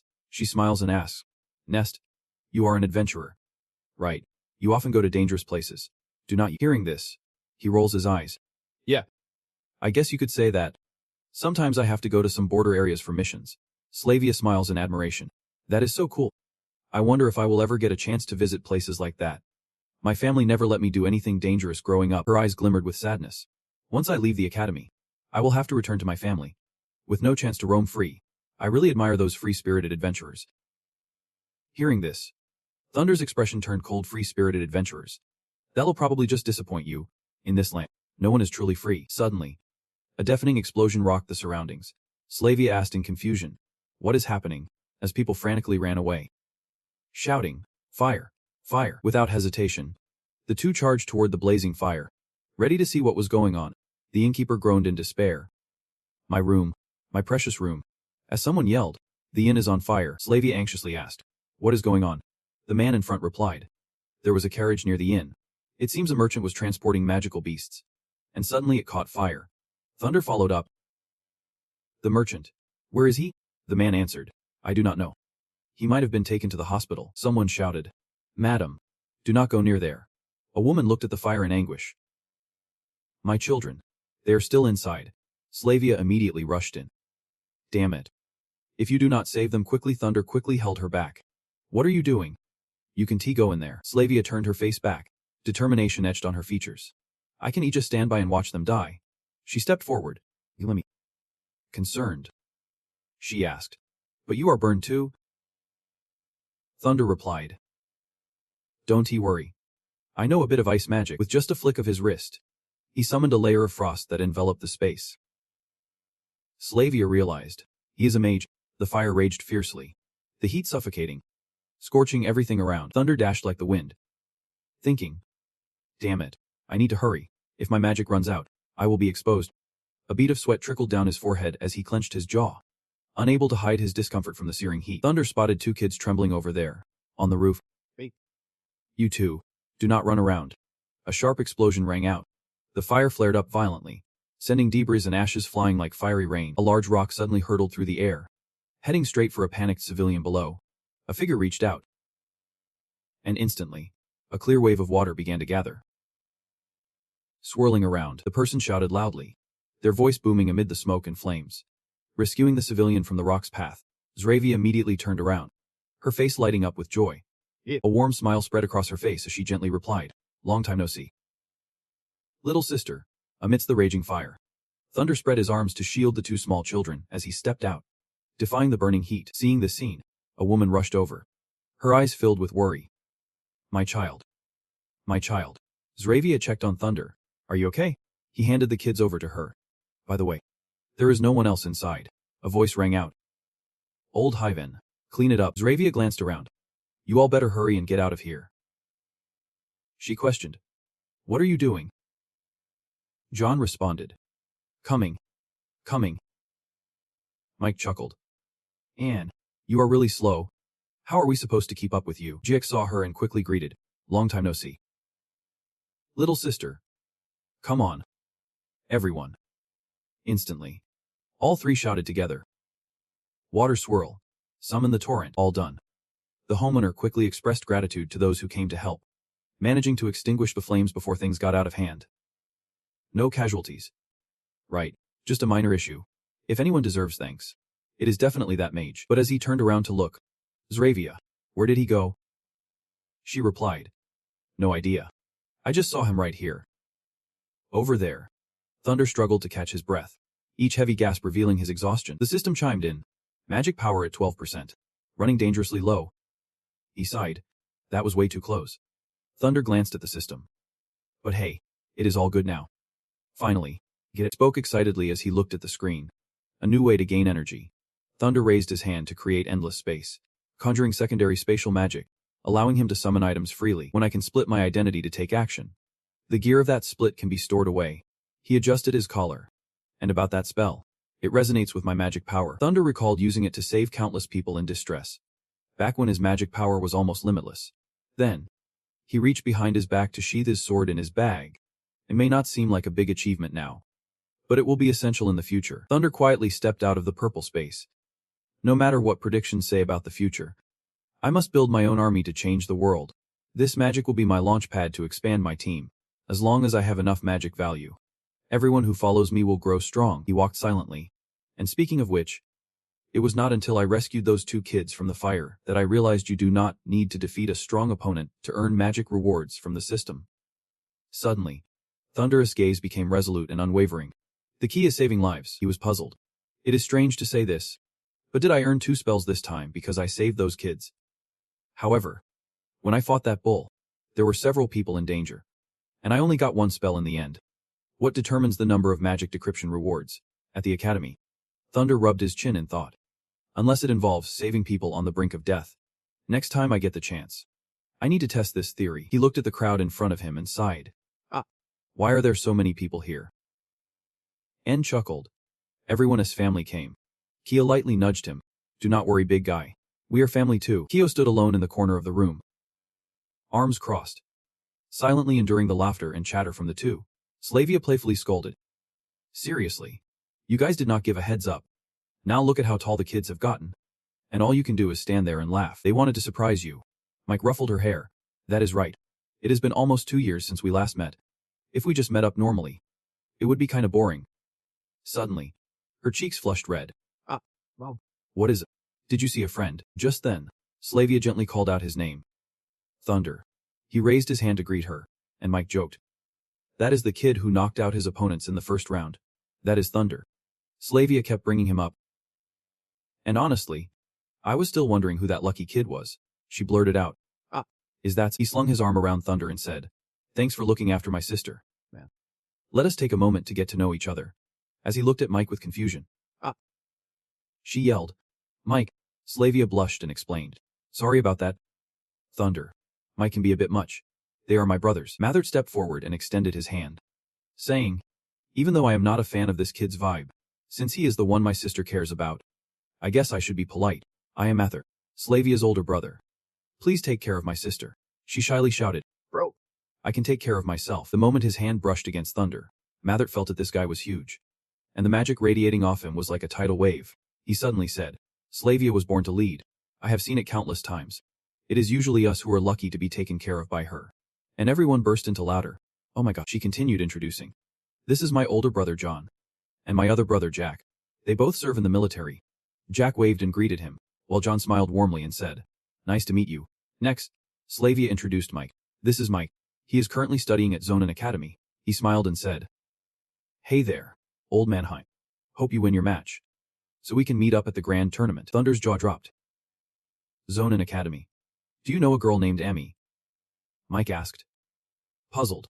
Wait, do you have a friend studying there too? He raised his hand, trying to remember. I am not too sure. Zonin Academy and Farode's apartments are both in a really big city. Thunder looked worried and said, Her full name is Amy Bluebird. She just passed away recently due to an incident. Have you heard anything about her? Mike struggled to respond. I am really sorry. I do not know much about that. When I get back, I will look into it for you. If I find out anything, I will let Slavia know to pass it on to you. Thunder's face showed clear disappointment. I see. Well. Thanks anyway, Mathert interjected.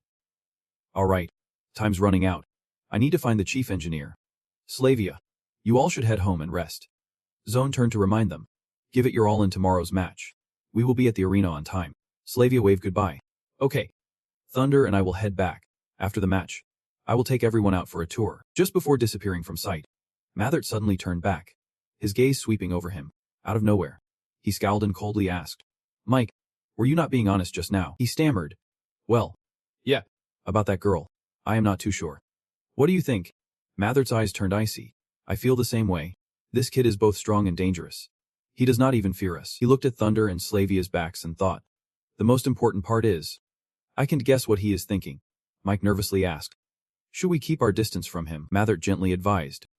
Let us maintain some distance for now and see how things unfold. On the day of the finals at the academy. Kyo teased. Worried at all? Tan chuckled and replied. A little bit. But then Slavia spoke up softly. Her voice tinged with anxiety. What should I do? My match with Zay is in the first round. In her nervousness, She kept asking. Thunder. Do I look really bad right now? Thunder spoke up reassuringly. Just act normal. Do not overthink the outcome of the match. Then suddenly, Slavia chimed in. Thunder. Actually, I hope I can participate in the grand tournament. She lowered her head. As you can see, I was born into a family of mages. All my brothers are mages. And I am the only one without any magical talent. In an instant, her eyes turned sad. I can forget the disappointment on my parents' faces. Thunder was momentarily taken aback, then asked in surprise. Slavia, do you really want to win this match? Slavia replied firmly. Her face slightly flushed. I want to prove my worth to them. I want to show that I can be an elite knight like my brothers. Then he decisively took her hand and pulled her along. Okay, come with me. Slavia could only blush and fumble, her cheeks burning like coals. Kyo turned around and asked, Wait, where are you guys going? The match is about to start. On the other side, Tan was continuously playing with rice. Just minutes before the match, they wanted to enjoy their private moment.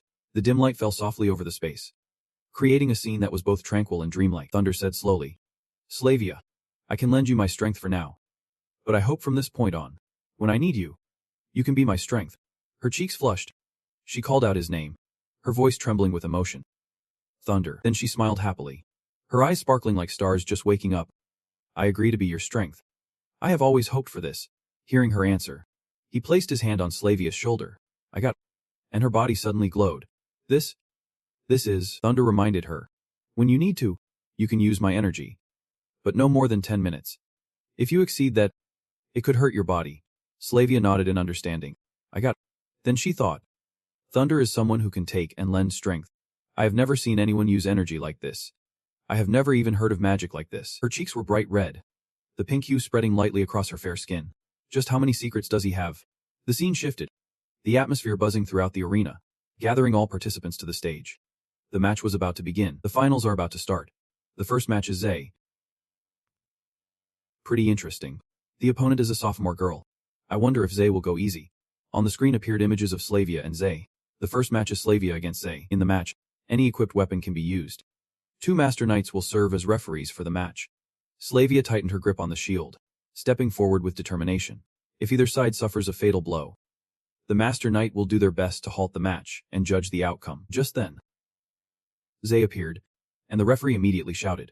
The atmosphere exploded. Next up, please welcome the 2 competitors to their positions. Munch worriedly asked. Mary replied with a determined look. Do you think Slavia can win? Of course she can. Slavia will definitely do it. You all know her strength. Zay agreed with Munch. Saying it like that. But the opponent is Zay. Look at that strong body. It is like a bull. Hearing that, Thunder crossed his arms. Zay was not wrong. Zay had clearly been seriously injured before, and now it seems like he is fully recovered. You are hesitating, even though you have shared your power with Slavia. If you want to win against Zay, unless Zay suddenly opens his eyes. Right. You are really gonna let Thunder freak out like this? Boss. Are you trying to lose to that girl? You mutter under your breath. What the heck is that idiot doing? Zay wanted to shut up. Wait. Boss. Are you even hearing this? The boss turns around. Hey Thunder. He is calling you out. Right. People are confused. Why is he yelling boss at a second-year student? Who the heck is Zay talking to? Zay keeps shouting. Boss. Can you hear me? Thunder. You are about to blow a gasket. Stop calling me that and focus on the fight. Come on. You are really pushing it. You brace yourself. Excitement lighting up your face. Just hearing that from you is enough. I will give it my all in this fight. Then, Zay points his sword at Slavia. Sorry girl. I thought you were the boss's girlfriend or something. I thought I would let you off easy. She panics. Not. We are just good friends. Besides, I do not need you to go easy on me. Right then, the referee shouts. The match begins, and you dive in. No more holding back. The blade crashes down into the ground, the sound echoing as rocks shatter everywhere. That was a serious hit. She watches Zay's attacks, worrying silently. Even if there is a shield, it might not hold up. Slavia calculates in her head. If I do not act quickly, my hand will break. Without hesitation, Zay charges in, the sword slicing through the air straight at her. I am coming in hot. With lightning-fast reflexes, Slavia leaps up, her body as light as a feather. Dodging the descending blade, she furrows her brow, thinking through her next move. Zay might have boundless strength, but there are gaps everywhere. Whether it is a trap or not, I have to test it. She swings her sword, barely grazing Zay's back, but it does not inflict any damage. The fish's fin could not even pierce her skin. Zay's sword collides with her ring, sparks flying in a moment of intense tension. Out of options, Slavia silently apologizes to Thunder in her heart. Sorry. Thunder. Let me borrow your strength for a bit. The ring is dripping with sweat. No more places to hide. Slavia elegantly spins and soars into the sky. Dodging the next attack, she lands smoothly, her feet touching the ground like a warrior ready for the next step. A wave of energy bursts around Slavia. Just 10 minutes. Only 10 minutes left. Zaysa's smile is radiant, feeling the thrill and excitement. Something's different now. This is getting interesting. She quickly pieces the broken rings back together, transforming them into a sharp, powerful weapon. With a flick of her wrist, Slavia launches them like arrows, speeding after them. Her gaze sharp and determined, Zay swings his sword, clashing against her ring, the metallic sound echoing through the air. Slavia darts towards him like a flash, her speed making it feel like time has stopped. Too fast. However, Zay remains calm, raising his sword. But with just that, he is still far from hitting me. In a blink, she glides to the side and vanishes behind him. Pulling off a surprise move, Zay's eyes widen, filled with shock and deep confusion. What? She zipped past him like a gust of wind, leaving Zay so stunned that a warm sensation spreads from his gut throughout his body. Zay stood frozen, his eyes wide open as if they might pop out of his head. What is happening? He grinned with excitement as the situation took a turn. It was truly thrilling to watch. Cherry's eyes widened. Harry, did you see that? Someone can actually hurt Zay. He chuckled softly, surprised that girl was so strong. I thought only the stiff kids in sophomore year had that kind of potential. Looks like I underestimated their abilities. She is my goddess. Slavia. Her brothers cheered her on. Take down that big guy. Dante, hold back. It is just getting started. That guy has not even shown his real moves yet. And your strikes are impressive too. Seriously. I did not expect you to fight so swiftly. You are definitely cut out to be a knight. I watched anxiously, saying, what is going on? Slavia's stunning strike only drained him a little. Man, that guy's body must be made of steel. Slavia thought to herself. Zay is incredibly tough. Borrowing energy from Thunder can only injure him a bit. However, he was overly reliant on his stamina and did not focus enough on defending his weak spots, leaving plenty of openings. She calculated silently.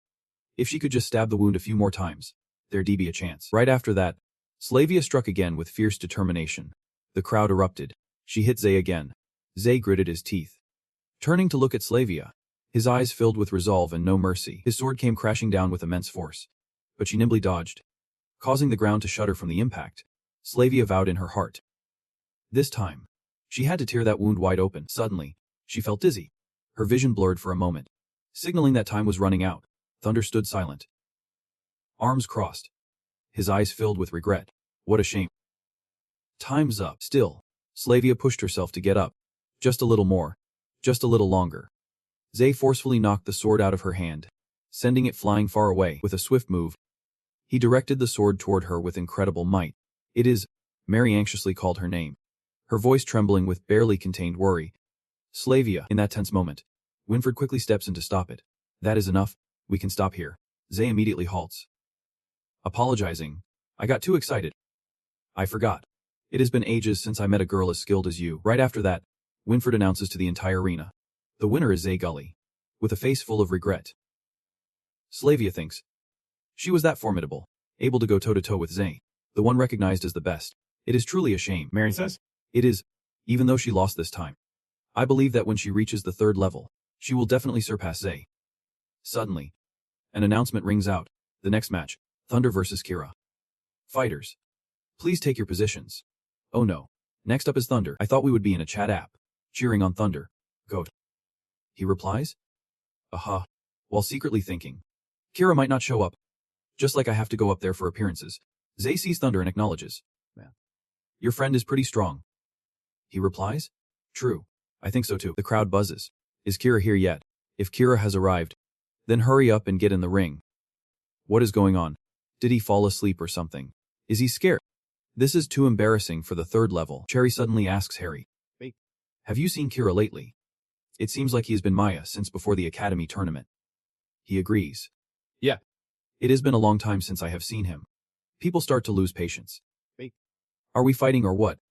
If not, just get off the stage. You are wasting everyone's time. Who is Kira anyway? Is he really that important? Then the referee announces.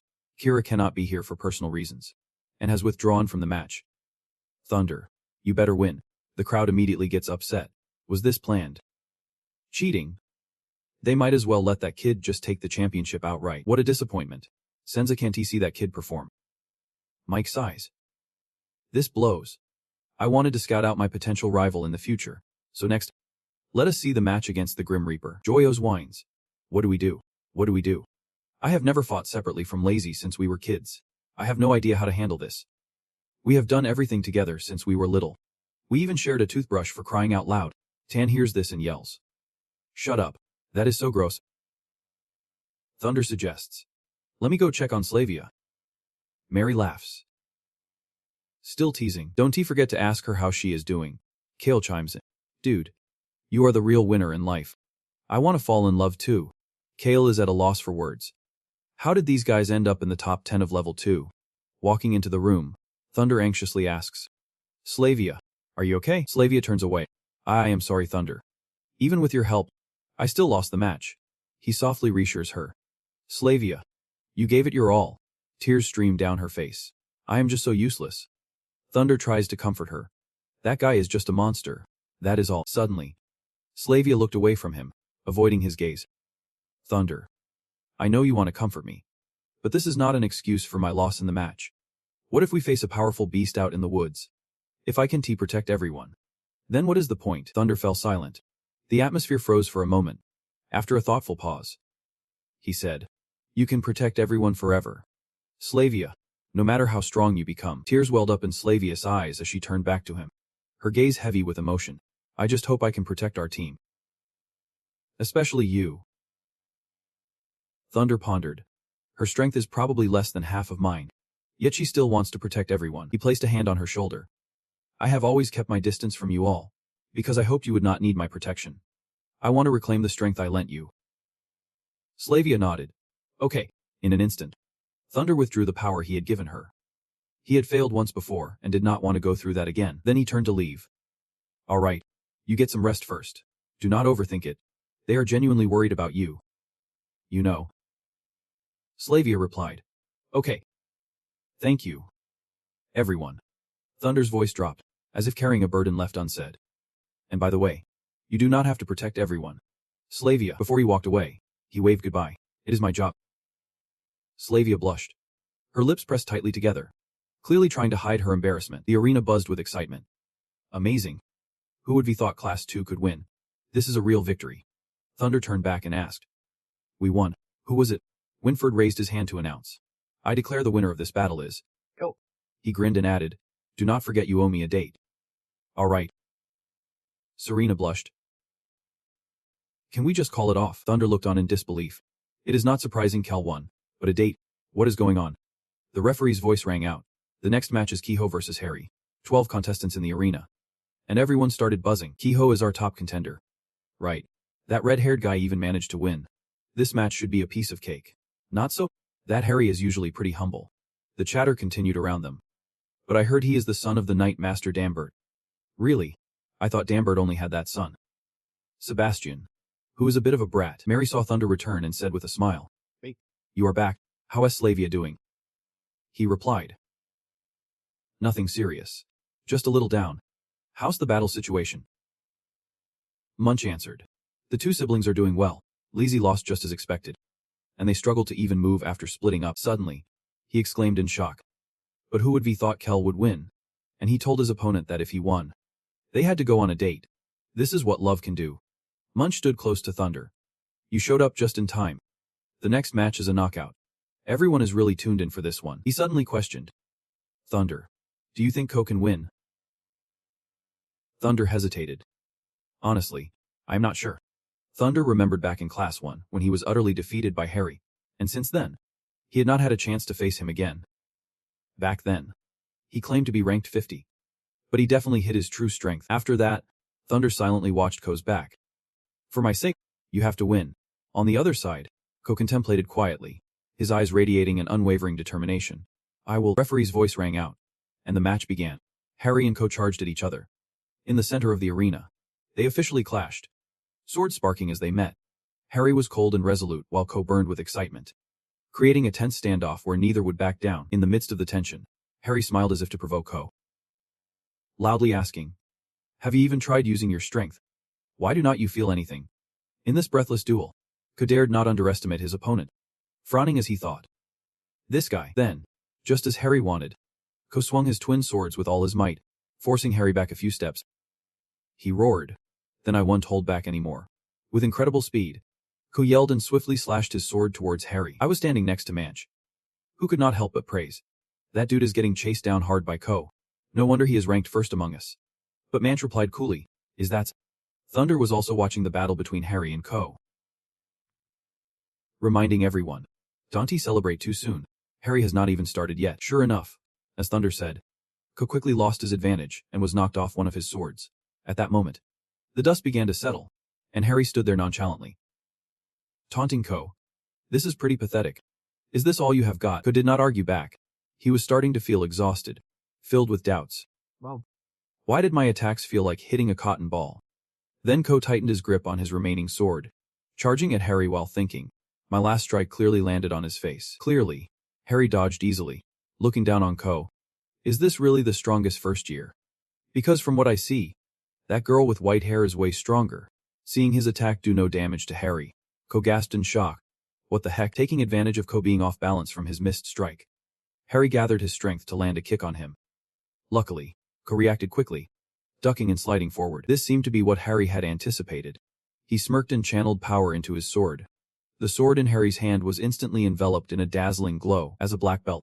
If you still can't feel the sword aura, then you are wasting my time. Ko paused on the ground, the echo of Harry's words ringing in his head. Sword aura. It reminded Ko of Carden's lecture, who had mentioned something similar to him. Thunder, Munch, and Kel. What they called sword aura was just a way to help people visualize. In reality, it was more like a feeling. In his astonishment, Ko asked back, feeling? To answer Ko, Carden swung his sword vigorously, a wave of sword aura slicing through the air, and he said simultaneously, when I swing the sword at the candle. No sooner had he finished speaking than a candle behind him flickered out, leaving Munch and Kel in shock. Carden's voice continued. So what do you think I am aiming for? Munch looked at the extinguished candle, his voice filled with admiration. That is impressive. Everyone was fooled. Thunder finally understood. Does this mean you can anticipate your opponent's every move? Carden held a cigar in his hand, exhaling a puff of smoke before speaking. It is. You will only get better as you master your skills. Plus, with some practice and perception and a bit of natural talent, you might just start to feel it. Kel questioned. What do you mean? It is not guaranteed that you will actually feel it, Carden continued. Of course. In fact, many people do not even believe in the existence of sword energy because they have never seen it. They think it is just a fancy way of talking about it. Plus, everyone experiences sword energy differently, so it is tough to validate. Kel crossed his arms, pouting. What? So it is just a bunch of theory. Who had been listening intently, asked Carden. But when did those people start sensing sword energy? I mean, there must be some basis for it. Right, Carden replied. That is probably where people's experiences differ, with a hint of mystery in his voice. He shared an unbelievable thought. It usually happens at the edge of life and death. Back in reality, Kel had completely lost his advantage. He was taking hits from Harry like a punching bag, but Kel was not one to back down easily. He quickly regained his footing and shouted.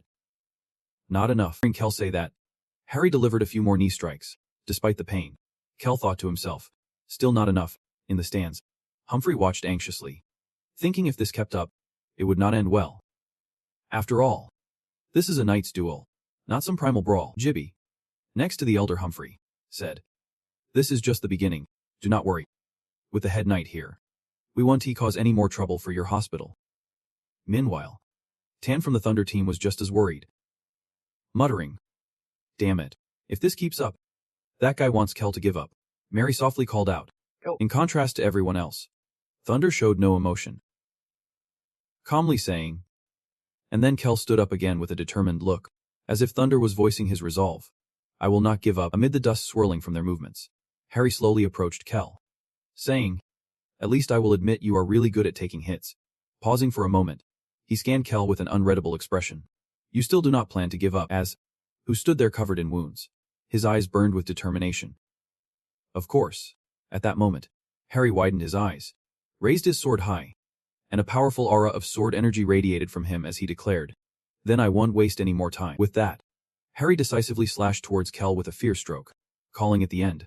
But Kel remained still, breathing heavily, his gaze unwavering. Facing the terrifying force of that attack, Kel calmly closed his eyes.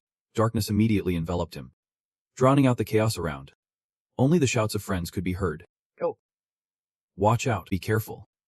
Move now. Hurry. He is coming for you. Go. Fight back. The cheers echoed. But they were not for him. He's got this. The night will hold back. It is. Suddenly, the darkness in front of Kel began to fade, revealing a golden sword energy. He whispered to himself. Concentrate. Then. Hold back. Spotting what he was looking for, Kel's eyes widened in surprise. The outcome of this match was getting harder to predict. At that moment, Kel did something that left the elders watching Tan, Munch, and Cherry completely stunned. It turned out, Harry's sword strikes were effortlessly blocked by Kel with just one swing, leaving everyone gasping in disbelief. Saying, he did it. He actually blocked it. Esive Elohim, standing in a corner, let out a sigh of relief. Now he felt he could finally relax. Things did not seem so dire anymore. The battle raged on, with Harry unleashing a flurry of strikes at Kel. In front of him, a cascade of golden streaks appeared, and as he dodged, Kel thought to himself. Not bad. I see it now, Kel observed calmly. Wherever Harry's sword struck, the air shimmered with energy. He felt satisfied. This was the essence of swordsmanship. At that moment, he not only dodged Harry's attacks with ease, but also seized the opportunity to find a weakness and counterattack. Before long, that opportunity presented itself, and Kel charged in quickly. Harry, taken off guard, could only stammer in surprise. What? In the blink of an eye, Kel turned the tide. Now he was the one pushing Harry's sword away. However, even with a sword at his throat, Harry remained unnervingly calm. He said, not bad. I am starting to take an interest in you. But Kel did not let his guard down. He replied coolly, is that? Well, I still dislike you just as much as before. Just then, the referee's voice rang out, declaring, I announce that the winner of this match is Kel Bluebird. Tan jumped for joy, exclaiming, yep. Kel won. Munch cheered. Great job. As he looked at Kel with a proud smile. With the match concluded, Harry prepared to leave the arena when Kel suddenly called out to him. Wait. Harry replied, what? Turning around, Kel voiced his suspicion. Did you do that on purpose? To let me feel your sword energy? But Harry pretended not to understand, quickly denying it. I do not know what you are talking about. Despite his defeat, Harry laughed heartily, his face beaming. But I love fighting strong opponents. Bring on more of them. Behind him, Kel found this even more baffling. He muttered, what a weirdo. Before he could finish his sentence, fatigue hit him hard, and he collapsed face first onto the ground. Mumbling. Seeing this, man rushed over. Go. Thunder quickly reassured everyone. Don't he worry. He probably just overexerted himself for a bit. To sense Harry's attack, Kel had expanded his energy range. If that last move had not worked, he might have lost. Man finally stopped worrying. Is that? Thunder frowned and added unexpectedly. Why not transfer your concern for Kyle to the next round? Just as he finished speaking, the large screen displayed Mary and Cherry, and the referee announced. Next match. Mary versus Cherry. Please welcome the two contestants to the arena. Mary tightened her grip on her weapon, cheering herself on. I can do this. Man looked on anxiously. It is Mary's turn now. On Cherry's side stood a muscular girl, proudly boasting about her skills. Wait. Can someone lend me a bow? I do not want anyone saying I am bullying short guys. Before Mary stepped onto the field, Man called out a reminder. Mary. That guy looks like he has got some serious physical abilities. Be careful. She smiled softly. Thanks. I appreciate it. Don't he worry about me. Seeing Manch worry about Mary like that, I could not help but tease him. Is it just me? Or do I smell the sweet scent of love in the air? Of course. Manch denied it, saying, what are you talking about? No way. Meanwhile, in the arena, Cherry gripped her bow tightly, eagerly gazing at Mary. Your name is Mary. Right. I have heard about you. Sir Ruther said you are something special. Mary looked at Cherry's weapon in surprise, thinking, is that a bow? But it clearly looks like a white belt. On the outside, she kept her cool, replying, well, I feel pretty average compared to that. Cherry, tired of small talk, decided to cut to the chase. No more wasting words. At that moment, the referee's voice rang out. Mary versus Cherry. Let the match begin. At first, Mary did not rush to unleash her full power. She shot an arrow to gauge her opponent's strength. On the opposite side, Cherry started firing arrows as well, looking down on her opponent, thinking, is that all you have got? To Mary's astonishment, Cherry's arrow easily pierced through hers and darted straight towards her. It seemed Mary was prepared. She deftly sidestepped. Noticing the mark on the arena floor, Mary could not help but admire. No wonder she is in the top 5 strongest, able to retaliate so effortlessly.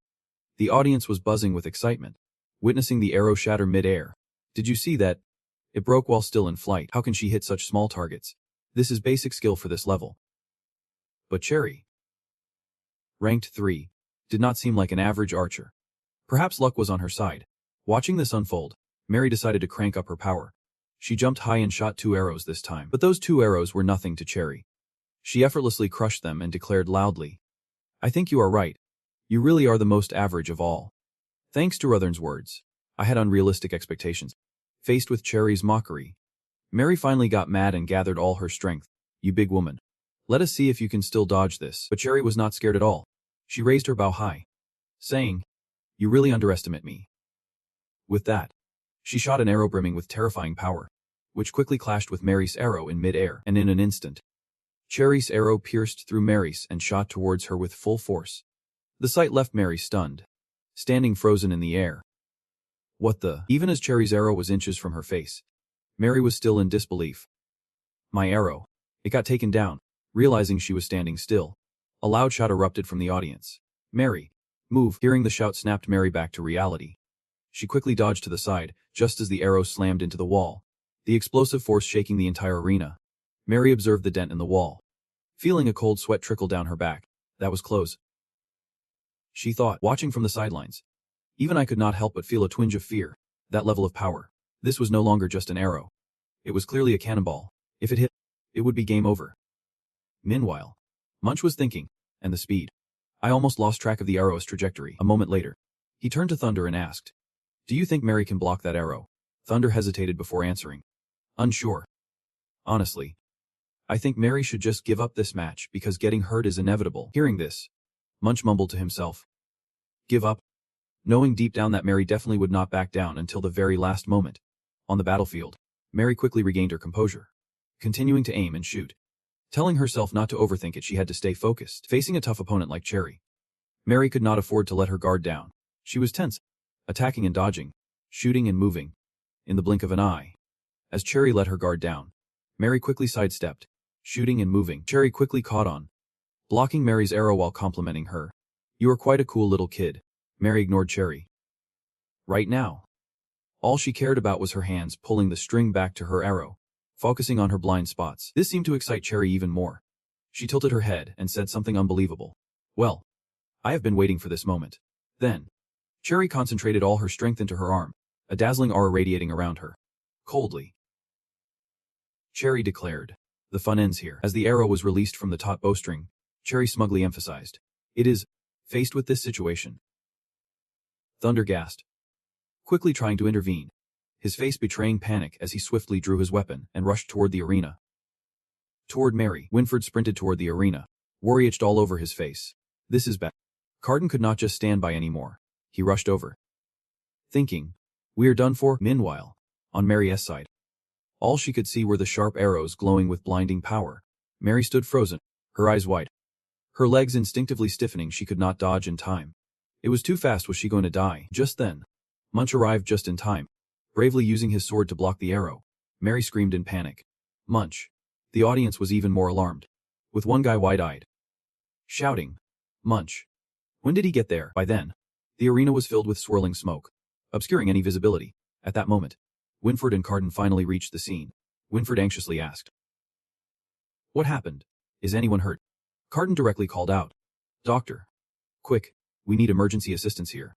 Only Mary remained seated, cradling Munch's body, crying, "Munch, why did you block for me? You really..." Munch had an arrow lodged straight into his back, struggling to speak. Am I not?" Mary quickly denied it.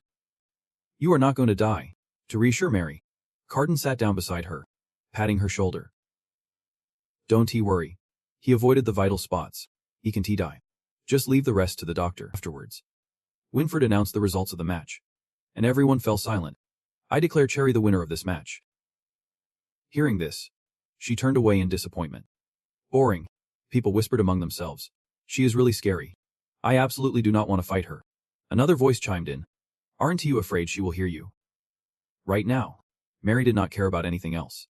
Her worry was solely on Munch's stretcher as Winford's voice rang out, reminding everyone, "By the way, Contestant Munch has been injured, unable to continue the match. Player Jasmine will automatically be promoted. Once again, I remind everyone to prioritize safety and avoid unfortunate incidents. But the game is not over yet.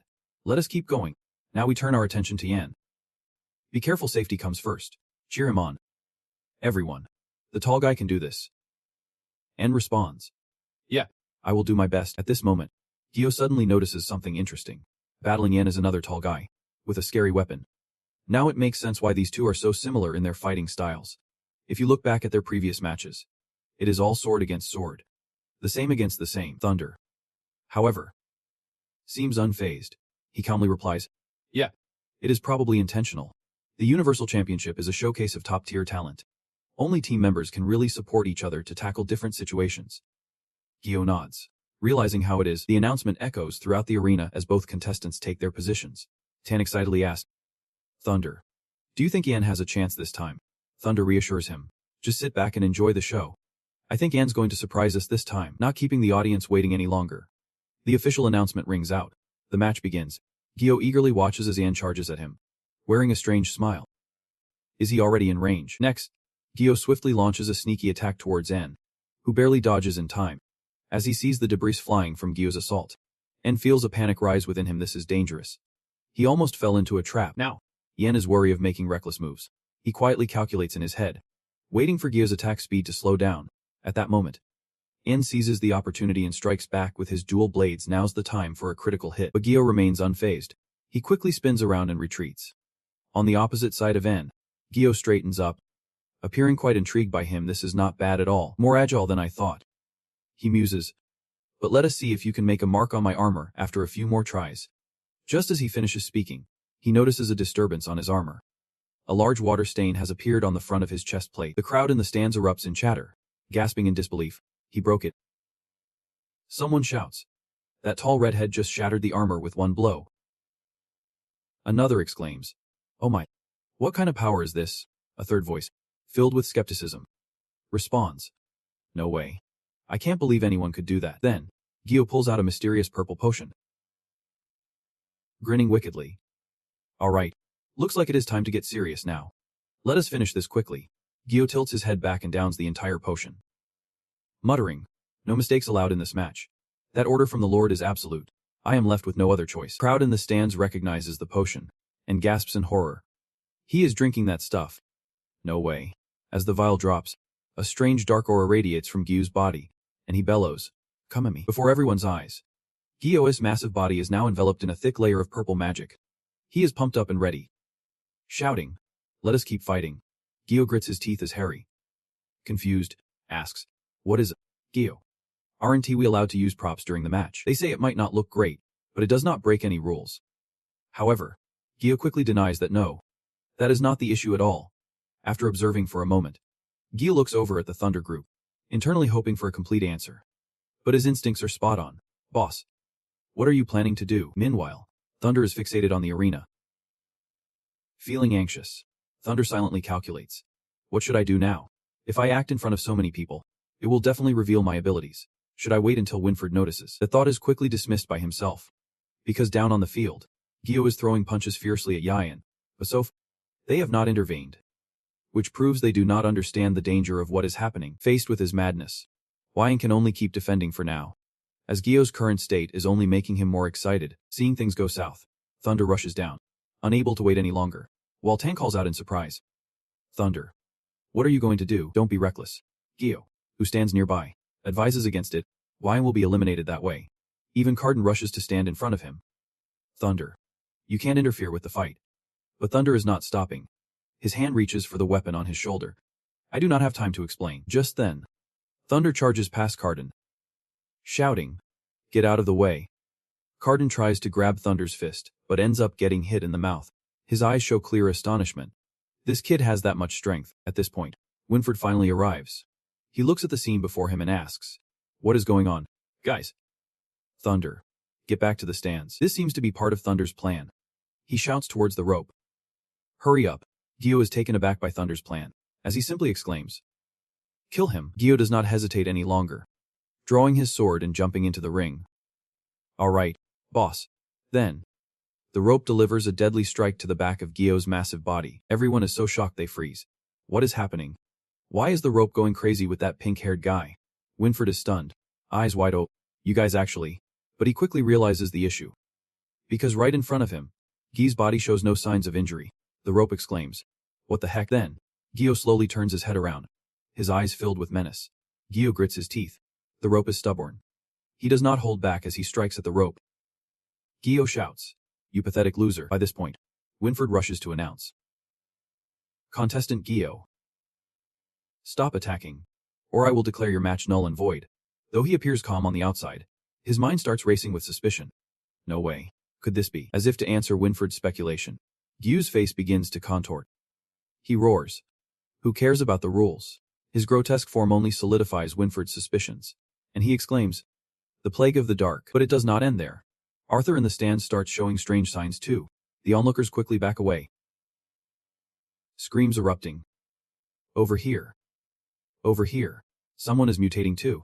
It is Arthur number. And is not over yet. On the other side, Green and Corey Dallas were gradually swallowed by the bizarre purple mist. Everyone immediately panicked. What is going on? These guys are here too. They are the #1 contenders. This is terrifying. Carden could hardly believe it. Has the dark plague infected so many people already? But Thunder was thinking in a different direction, saying, looks like this was a planned ambush. Carden quickly urged Winfred, hurry. Protect the elder and get him out of here. Winfred hesitated, unsure of what to do.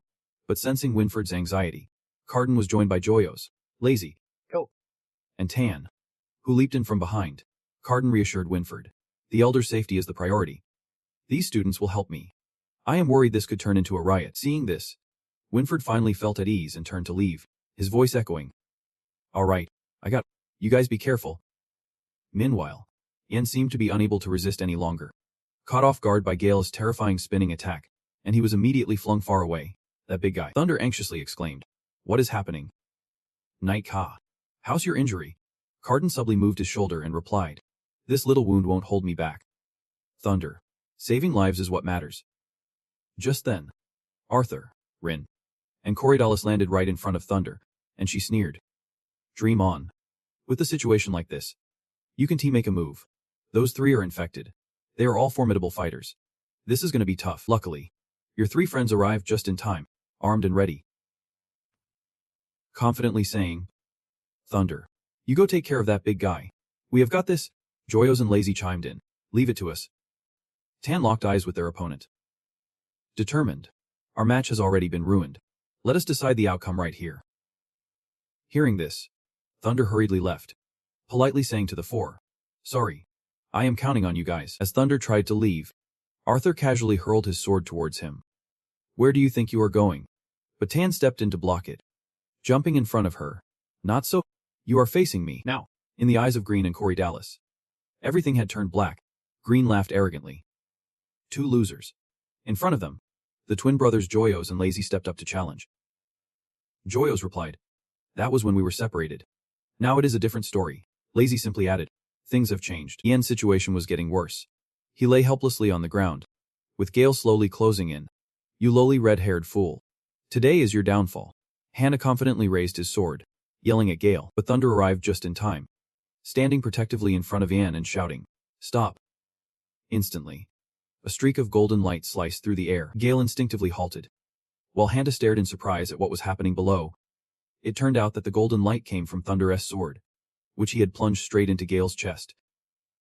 While Harry, out of nowhere, had stabbed Hannah through the gut. With the simultaneous movement of the 2 swords, the bloodstain on Gale's armor quickly spread. Blood gushed from the wound. Harry maintained his stance, and Hando acknowledged Thunder's quick reaction. You move fast. On the opposite side, Thunder recognized Harry's voice and boldly replied, you are not too shabby yourself. Then, Thunder turned to Yen, worry etched on his face, and asked, big guy, are you okay? Yen softly called out. Thunder. Just as Yen was about to say something, the loudspeaker suddenly interrupted. All knights pay attention. All knights pay attention. Outside, the academy is under heavy attack. Smoke and fire everywhere. The urgent announcement rings out. We are under attack by the Dark Guild that has invaded the arena. Inside the arena, the battle between Tan, Joyos, and Leslie rages on. The announcement booming with intensity. All knights, raise your swords. Protect your families. Protect your friends. Protect the injured. Winford holds the communication crystal tightly. His voice tense as he urges everyone. It is time to fight to the death to protect our glory. Meanwhile, Harry and Thunder are helping Ann up. The three still clueless about the danger lurking behind them. Too busy bickering. Looks like the academy is in trouble. Harry replies. I am glad you are not the one causing it. Just then, Gale looms over the three of them, but Thunder has not noticed yet. He turns to Harry, asking what he is planning to do next, and Harry responds, I need to make sure my friends are safe first. Just as that was said, Gale yells from behind and raises his spear high. Thunder and Harry finally realize he is there. Luckily, with their quick reflexes, both manage to dodge this deadly attack. Harry stares in shock at the giant before him. Is this guy invincible or what? But Thunder is just as confused. Looking at him, I do not know. The last few times we faced them, we burned them to ashes. I am afraid this kind of sickness will make him fight until the very end. Hearing this, Harry decides to take action, brandishing his two swords. This is really a dirty trick. Go look for your friends. I will handle this guy. Thunder does not hesitate any longer, quickly agreeing with Harry's decision. All right, I am leaving this big guy to you. Thunder then jumps up swiftly, calling out, Hey boss. Where are you going? Let me come with you. Thunder insists. You need to help the knight. They need you now more than ever. From high above the arena, Thunder looks out at the chaotic battlefield below. Next, Thunder quickly activates his Dragon Eye model to scout below. Dragon Eye. He scans the area. Suddenly his gaze locks onto a crowd of purple figures. All right, the medical team is surrounded. Why are there so many infected people gathering there? Thunder rushes straight towards them, silently praying. Slavia, you guys better not get into trouble. Before the medical team, Slavia's four brothers have gathered at some point. Mather asks, has the Dark Guild really brought things to this point? Elaborating with blood flows. The group in black responds, it does not matter how. We just need to achieve our goal. Perhaps a battle is unavoidable. Mather takes the initiative to attack first, gathering a magical sphere. Everyone get back. Water Strike. The leader of the Dark Guild swings his sword to block, arrogantly declaring, stop struggling uselessly. It is too late for you to do anything now. Realizing the situation is dire, Mather turns to urge, Mike, go find Slavia. Mike nods. Yep. Brother. The scene shifts to a tall tower, still untouched by the Dark Guild's assault. In the conference room, Winfort respectfully reports to the person at the high podium, Elder, I have issued a citywide alert as per your orders. The Elder did not turn around. He coldly commanded Winfort, all right, we do not need you here for now. Step back. Seeing this, Winfort froze, quickly calling out, Elder. But the Elder calmly replied, what? Is there still something you need? Realizing he could not change the order, Winfort suppressed his agitation, bowing his head to accept. Nothing. I take my leave. Meanwhile, at the medical station, in the patient room, Keiho was resting on the bed. Suddenly, the door creaked open, and a figure in medical staff attire appeared. Sneaking in, Keiho, still unaware, comfortably shut his eyes. Damien held a syringe filled with a purple substance, seemingly the same infection-inducing drug as the previous batch. Noticing the movement, Keiho opened his eyes wide, looking at the person in front of him. What are you doing? Damien stumbled over his words. You are awake. Saying that, he grabbed Keiho's hand, preparing to inject him. I am just giving you a painkiller. Do not worry, Keiho muttered. Painkiller. Just then, the door burst open, and Slavia shouted, stop. Keiho looked confused at the two figures at the door. Slavia, Mary. Without time to explain to Keiho, Mary rushed forward to attack Damien. Don't think we do not know what is happening here. Meanwhile, Slavia quickly moved to check the other beds, asking a visibly pained student, hey, how are you? Wake up. But it seemed they were already too late. The other students had fully succumbed to the purple energy. Damien smugly replied, so what if you know? It is too late. If you do not want to end up like them, you only have one choice, die. Keiho sprang to his feet, grabbing his sword and getting into a battle stance. I choose option 3. Hearing this, Damien decisively commanded the infected students. Get him. Slavia reminded Keiho. Wait, Keiho, these controlled ones can still be saved. Mary added, don't kill them. Taking their warnings into account, Keiho put his sword aside, deciding to use hand-to-hand combat with a helpless expression. This is just pathetic. Damien observed their actions, a satisfied laugh escaping his lips. That is right. You need to remember that these students are your comrades. You would not want to see them die by your own hands. Would you? Then, a strange purple fire appeared in Damien's hand as he taunted. Why not just join us willingly? It is simple. But before Damien could say more, an arrow flew in and struck his back, interrupting him. That precise arrow came from Mary's bow, her voice cold. One shot. One kill. They are our comrades. But these people are not. Slavia added. Well done, Mary. However, the danger was far from over. The infected students were becoming increasingly aggressive. Slavia warned everyone. Be careful. These infected are starting to lose control. Kale turned back, confused. Is this really the time to worry about hurting them? Slavia explained her plan. We need to limit their movements. As long as it is not lethal like breaking a few bones. At that, Kale breathed a sigh of relief. You should have said that sooner. The three leaned against each other. And Kale wondered. Can someone tell me what the heck is going on? This was beyond Slavia's understanding. I am not sure either. The patients are acting strangely. Some are deliberately causing chaos. Let us get out of here and talk later. Mary was even more frantic. We need to find Munch first. He is in the operating room. Hearing that Munch might be in danger, Kale grabbed his jacket and bolted. All right. Follow me. Slavia nodded. Okay. And Mary hurriedly followed. Got it. A large streak of blood marked the door to the operating room, as if forewarning the three of something ominous. Upon seeing the bloodstain, Mary instantly felt uneasy. Without hesitation, she pushed the door open. Munch. Suddenly, Mary's pupils widened. Before her stood Munch in the darkness, surrounded by a menacing red aura. Mary, disregarding everything, embraced Munch and joyfully exclaimed, It is so good. You're okay? Meanwhile, Munch was still panicking, saying, I have killed someone. I have killed someone. Seeing Munch blame himself, Mary held his face and reassured him. You did not do anything wrong. Munch, moved, softly called out. Mary, in this tense atmosphere, Kyo suddenly interrupted. I am really sorry to cut into your emotional moment. But can you speed things up? Slavia is struggling to hold the door. Kyo urged. Mary, we are about to lose it. Just as he finished speaking, the infected students were almost through the door, one of them reaching out toward Kyo. Outside, the battle against the infected was fierce, with distant cries of desperation echoing. Help! Neen was fighting with everything she had. But worry began to creep in. More and more people were getting infected. And she could not believe how many male students were affected. Images of Arthur, Rin, and Corey Dallas flashed in her mind, and she muttered to herself in frustration. She knew those guys had a huge responsibility due to their lineage, but she never expected them to willingly become pawns for the Dark Guild. Just as Neen was lost in thought, an infected person attempted to attack her from behind. But thankfully, they were bitten back. In front of Neen, Kyo gripped his weapon tightly. In this tense moment, he had not poked fun at her yet, but she seemed like she needed help.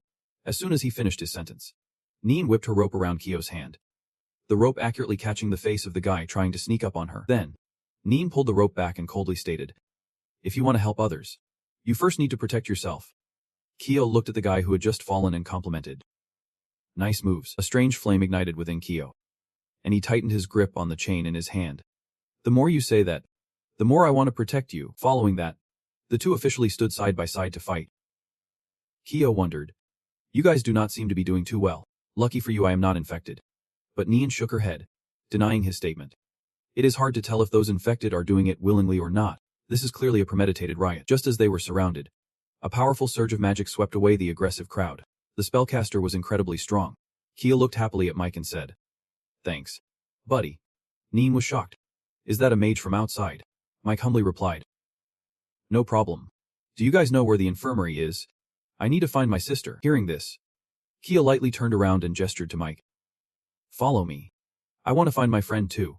The scene shifted to the infirmary, which was engulfed in a thick purple mist. The group of four trapped in the infirmary was surrounded, and Munchkin exclaimed in horror. Why are there so many of them? Slavia was fighting and explaining. They are targeting the injured. While Mary angrily shouted. Damn it. The exit is right in front of us. Mary. Slavia. And Munchkin formed a circle when suddenly a voice called out. Munch. Where are you? Slavia. Slavia. Hearing her name, Slavia perked up. It was Kyo's voice, and right after, Mike's. Hearing this, Mary joyfully called back. We are here. Slavia chimed in. Mike, I am near the exit. Mike, hearing his sister's voice, wanted to rush in. Finally, I found you. Standing before the suffocating crowd inside, Kyo was sweating bullets. Why are there so many people? Neen urged. Stop standing there like a deer in headlights. Let us. She tightened the whip in her hand and commanded, "Let us go according to the plan." Kyo immediately regained his focus. There. The two quickly threw the chains and whips towards the four. Kyo shouted. Munch. Grab it. They fully utilized the length of both weapons. Munch grabbed the whip. Got it. Kyo firmly held onto his iron chain. I got. Neen then clarified the plan. Let us pull to the sides together. Then, Kyo and Munch synchronized. Pulling the two ropes apart, the infected crowd was pushed back, creating a path for them. Realizing the opportunity had come, Mike quickly raised his hands to cast magic. Barrier. The spell reinforced the path slightly. Mike's voice rang out urgently. Hurry. We can hold it much longer. Once the four were safely outside, Mike continued casting magic from behind. Barrier.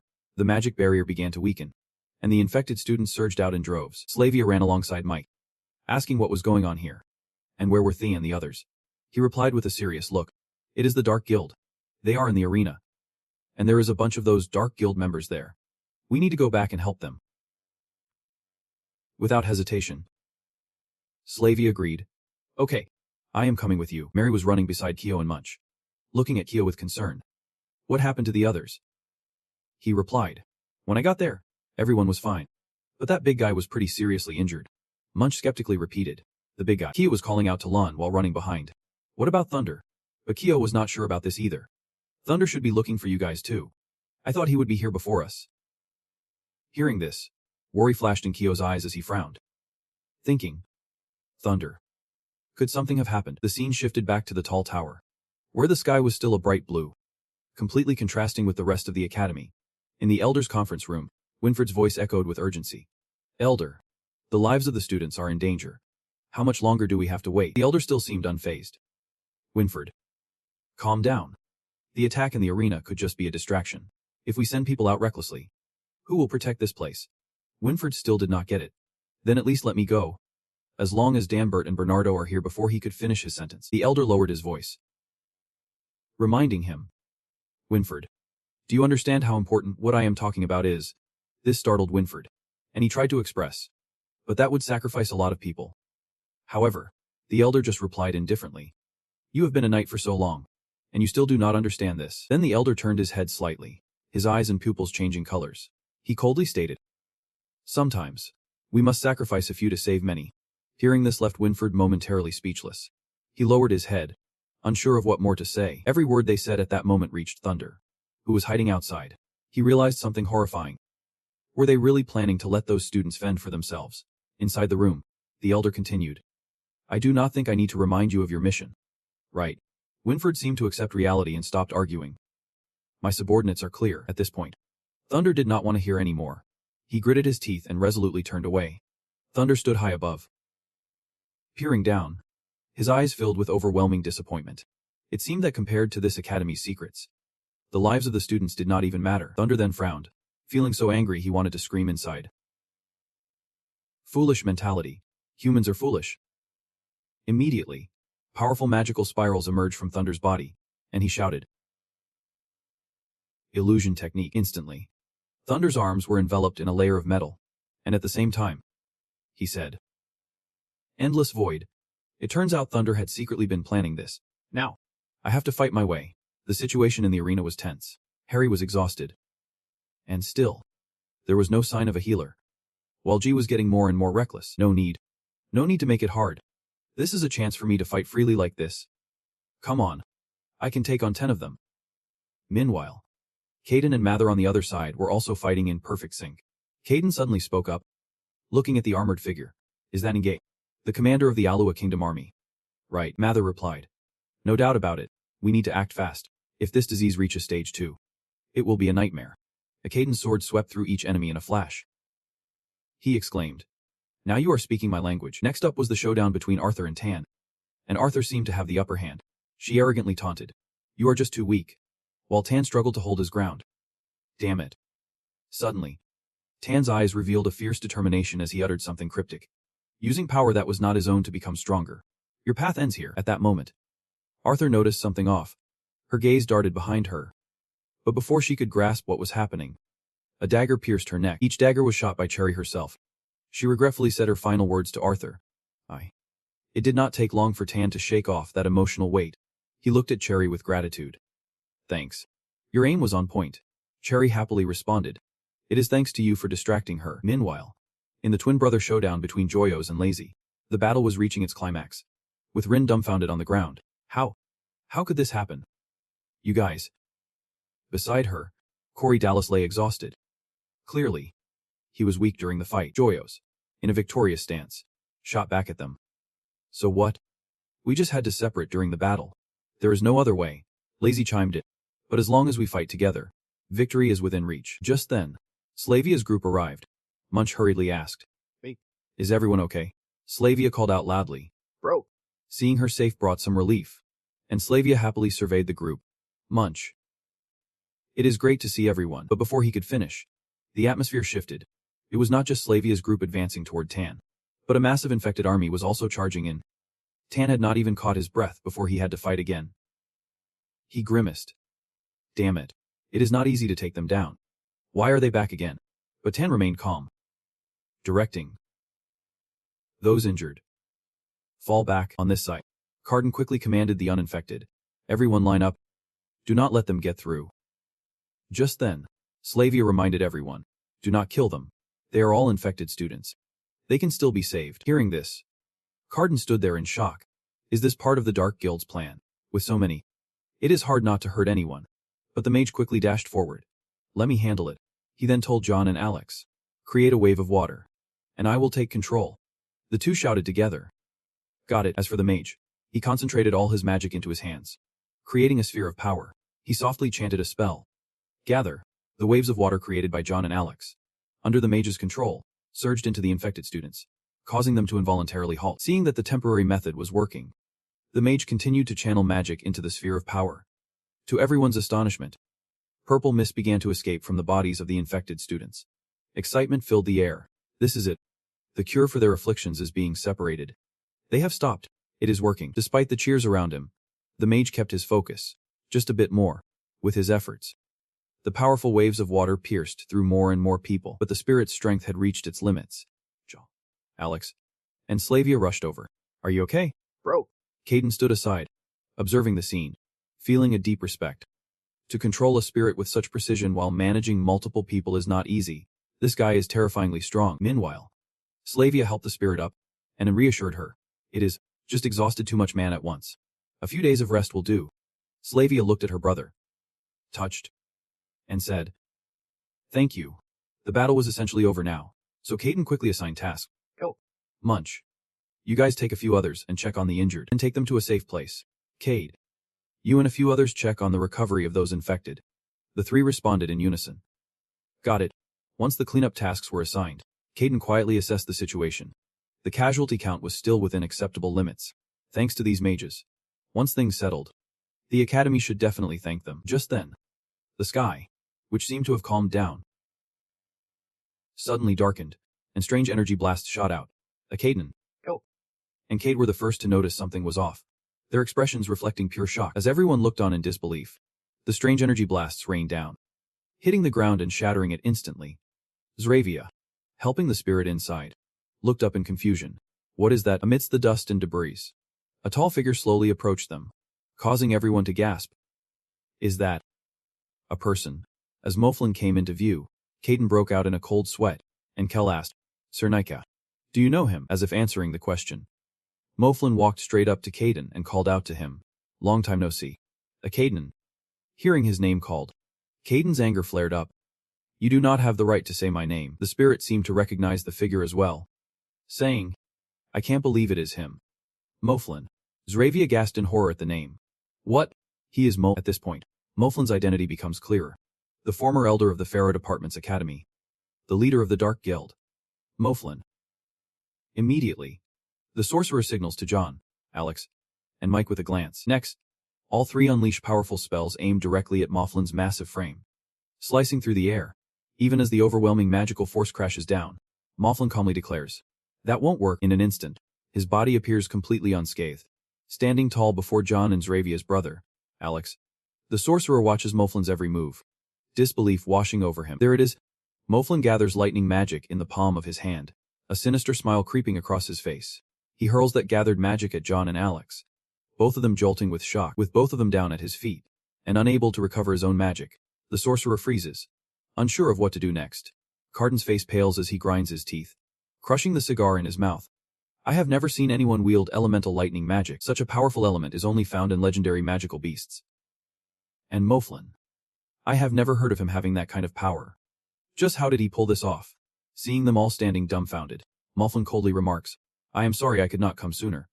But I doubt the elders will show up now, even if I wipe out everyone here. Cherry is the first to react, immediately drawing her bow and firing an arrow at Moflin, still unsure who will take whose life. Unfortunately, he easily deflects it. Moflin casually remarks, too slow. Right after Cherry, another member jumps in, pouring all their strength into their sword as they slash at Moflin, yet he remains unfazed, simply pointing a finger at the attacker. That seemingly harmless gesture sends the attacker crashing into the wall, and Moflin smirks, foolish little demon. After the impact, the attacker collapses, and everyone panics, shouting their name. Moflin continues toward Carden, asking, what do these students call you now? Carden replies bluntly, what do you want? At this point, Moflin turns his head back, his voice taking on a sinister tone. Nothing much. I am just giving you a choice. Hearing that, Carden is even more confused. Muttering, a choice. Moflin's gaze falls on the motionless students on the ground. Threatening, you can leave now. Go beg those elders for help. But every minute, I will kill one of them. How many lives you can save depends on you. Carden's ears perk up as he tries to stall for time. What is the other choice? Receiving Carden's signal, the group knows what to do. Kyo nods at them. Meanwhile, Kyo and Munch take advantage of Moflin's distraction and circle around him. The other choice is, you will watch me kill them one by one. As Moflin's words faded, Carden let out a scream, lost in thought, and charged in alongside Munch and Kyo to attack.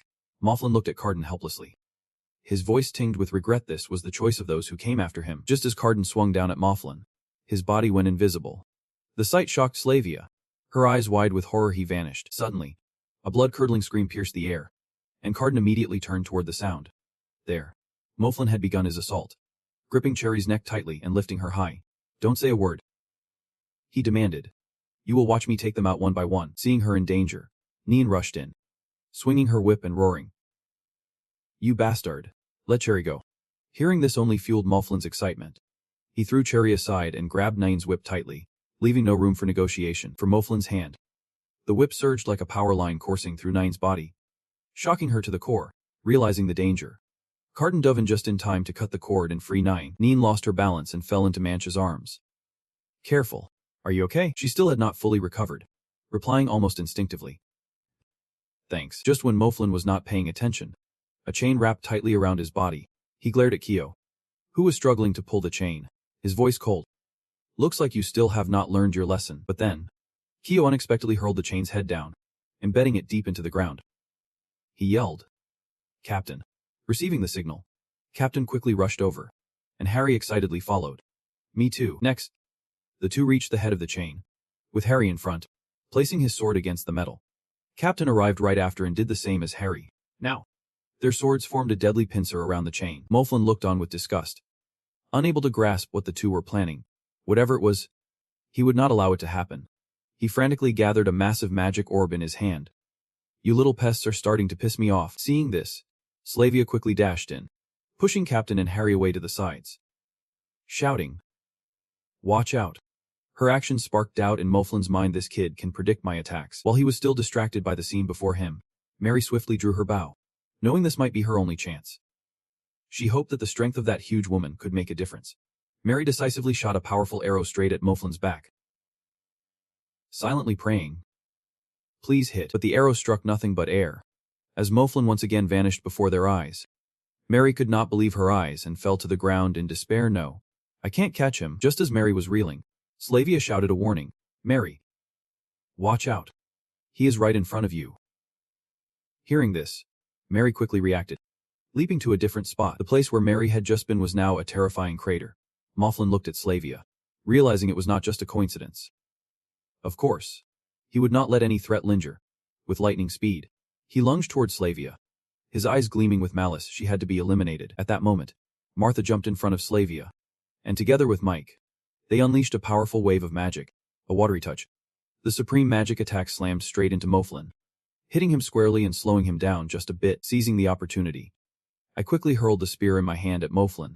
It shot toward his body, but only grazed his shoulder before bouncing back. This time, it was the end of the battlefield for him.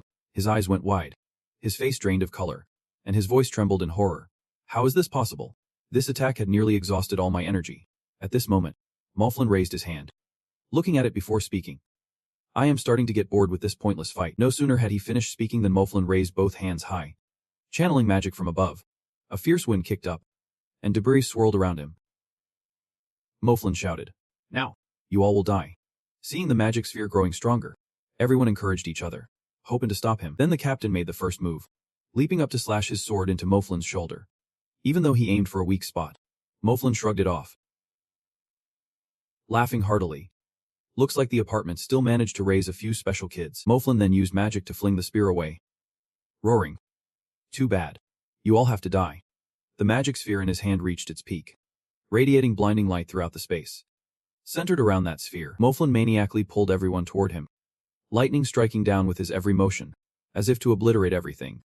The sheer force was so overwhelming that it forced Carden to brace himself, shocked at how he had become so powerful. Amid the chaotic swirl of dirt, rocks, and dust, seeing Moflin calmly approach him, Carden calculated that only the Elder could possibly stop him now.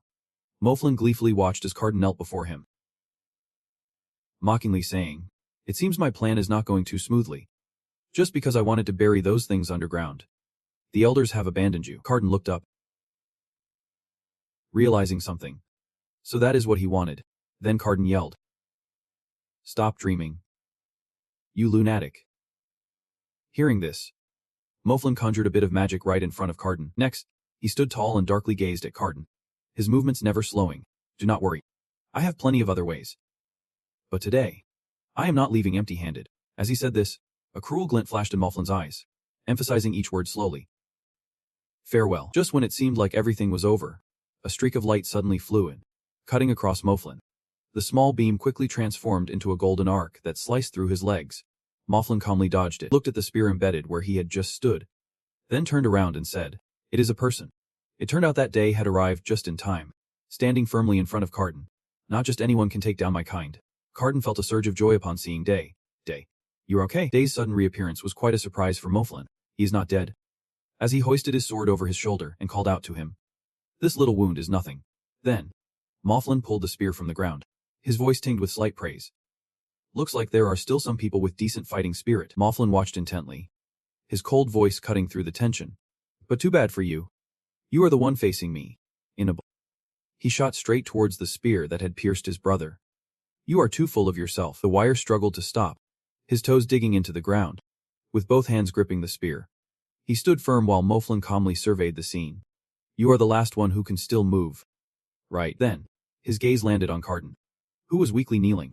Moflin coldly declared, "Soon, I will send you all on your way, one by one." Suddenly, a movement caught his attention. Moflin turned in shock to look down. The wire strained every muscle, gripping the spear tightly as he roared, "You think you can defeat us?" His teeth clenched so hard they bled, streaks of blood marking his face. He shouted something incomprehensible.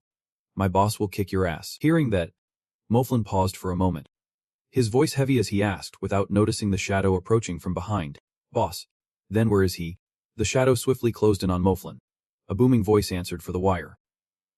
"Right here." The moment the words finished, Moflin was sent flying, caught off guard by a cough. It seemed this afternoon had dealt some damage to him. His body slammed against the wall behind him. From the cloud of white smoke created by that throw, Slavia struggled to stand. The figure before her was a young man with dark hair. Slavia gasped. "Nessie." Thunder swiftly swung his axe to cut through the spear embedded in the wire. He grimaced slightly from the pain. Then, Thunder held the sharp end firmly, calmly telling the wire, "Hold on. This will hurt a bit." The wire replied, "It is. Pull it out. I can take it." Seeing he was ready, Thunder decisively yanked the rest out. The wire stumbled forward in agony. Though it hurt, he felt much better now. Looking gratefully at Thunder's unfamiliar figure. "Thanks, brother." "No problem." Thunder replied, "You owe me one life from before." Calmly continued, "Now it is two." The wire finally recognized the person in front of him. He whispered, "You are Thunder." But Thunder signaled for the wire, "You need to keep this a secret." The wire quickly nodded. "Okay, even if I die, I won't say a word." While they were talking, a large rock was hurtling directly towards them. Noticing the movement, Thunder reacted instantly, pushing the wire out of the way.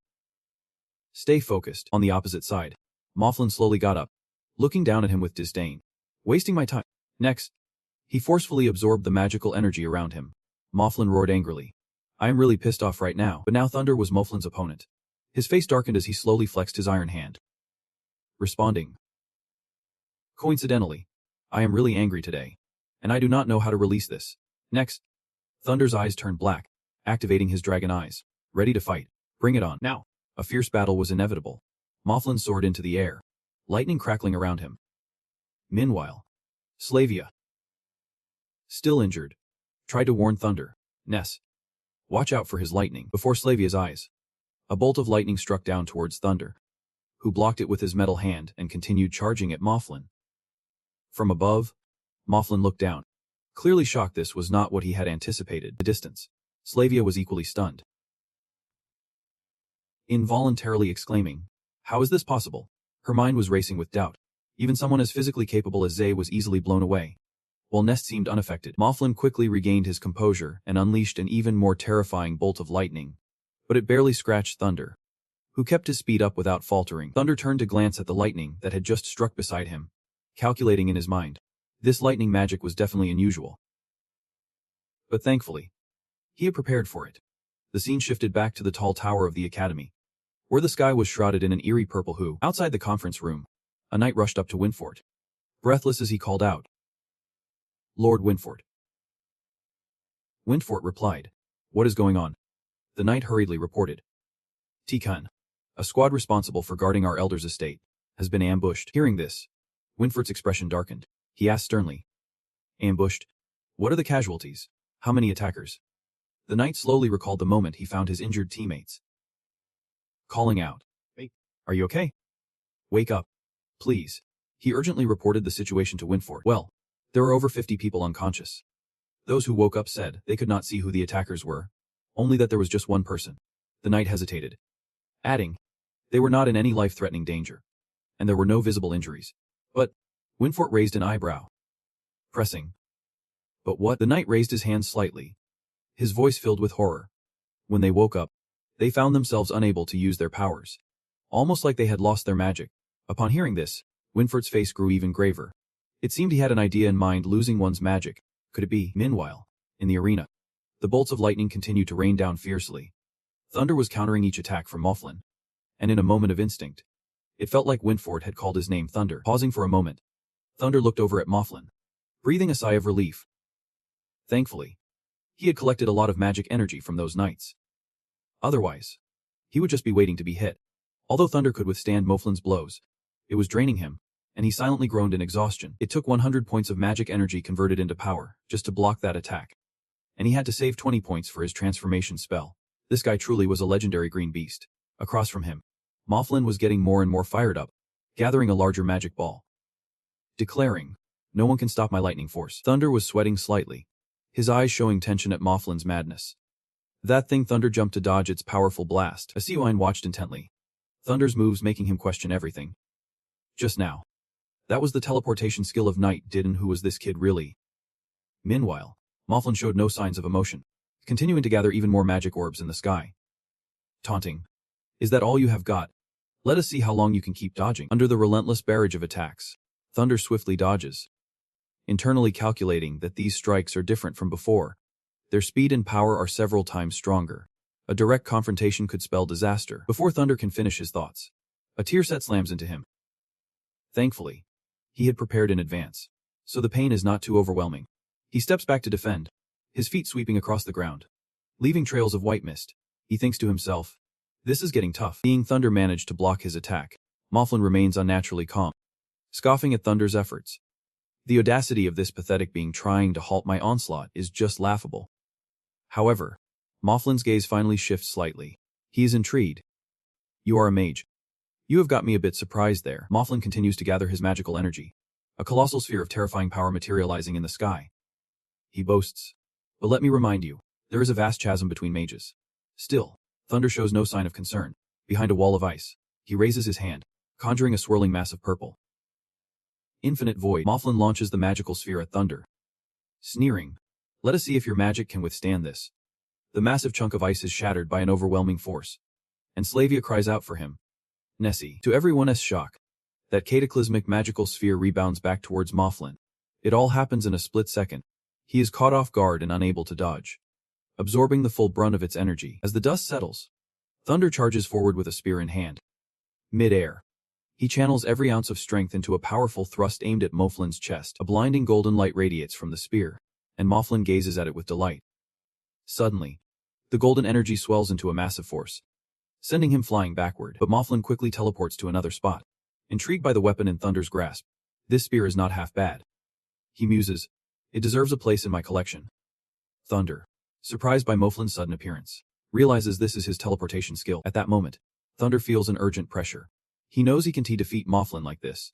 On the outside, he maintains his composure, deliberately stalling for time to think. By the way, that eye on your armor is not too shabby. How about a trade? Mothlan does not respond to Thunder's proposition and swiftly teleports away again. Seeing Mothlan use his abilities so casually, Thunder boldly makes a guess. Here we go again. This skill must have a weakness. Can he just spam it without consequence? Is it the cooldown time for strikes? Just then, Slavia's voice cuts through Thunder's thoughts. Ness, watch out behind you. Heeding the warning, Thunder quickly leaps to evade the attack. Exclaiming, that was close, he adapts on the fly, primarily focusing on dodging while calculating his next move against Mothlan. The teleportation skill of Night Titan essentially harmonizes the user's energy with their surroundings. Combined with a unique step, it allows the user to slip away in the enemy's blind spot. He uses magic, but surely there must be similarities in its essence. As he thinks about this, one of Thunder's dragon eyes lights up. Right before him, a flash of energy rushes forward. The sensing ability of Slavia, the best among us. If he has noticed it, then it is a long shot. Thunder, tense and on edge, struggles to maintain his calm while searching for an opportunity on Mothlan. There must be a tiny flaw somewhere. Just as he jumps in front of Thunder, he suddenly realizes, what is that? At that moment, Thunder's eyes shine with determination. He embraces a reckless mindset and charges forward to test his luck. But Thunder does not attack Mothlan directly. Instead, he targets a strange dark streak nearby, launching his attack in that direction. In the face of the magic Thunder just unleashed, Mothlan unexpectedly materializes. Stunned and caught off guard, that hit Mothlan hard, sending him flying backward. Thunder, at this point, feels a surge of confidence. He is more certain than ever about his theory. No doubt about it, Mothlan can teleport thanks to that lightning. He moves fast, but he is not untraceable. A thought crosses Thunder's mind. Like an animal sensing the impending strike of lightning, it is because they can feel the instability of the ground beneath. He confidently raises his metallic fist, knowing that Mothlan is the same. Where he will land also has tiny electric arcs. Mothlan, enraged from the pain of the hit, roars in fury. How dare someone use my own techniques against me? The power radiating from him grows stronger, his fists clenched in determination. He seems similar to that girl. If he does not eliminate her soon, it is bound to bring disaster later. Even though Thunder has successfully identified Mothlan's appearance patterns, he still can't afford to underestimate this tricky magic of his, even if he finds a flaw. Distinguishing between the electric arcs and launching an attack in such a short time is like trying to reach the sky. In response to Thunder's attack, Mothlan condenses his magic even more intensely. Don't think that just because you have discovered my flaw, you can stop me. You think I have not noticed your weaknesses. It seems he has realized that he can use his own magic against me. Hearing this, Thunder panics internally. It is over. He currently has no magic left to use. Just then, Slavia's voice rings out, urging Thunder, Nests, get out of the way. But this time, Mothlan does not give them a chance to react. He directs Tearset straight at Thunder, triumphantly shouting, it is too late. Thunder continues to dodge, but his body gets hit by another Tearset.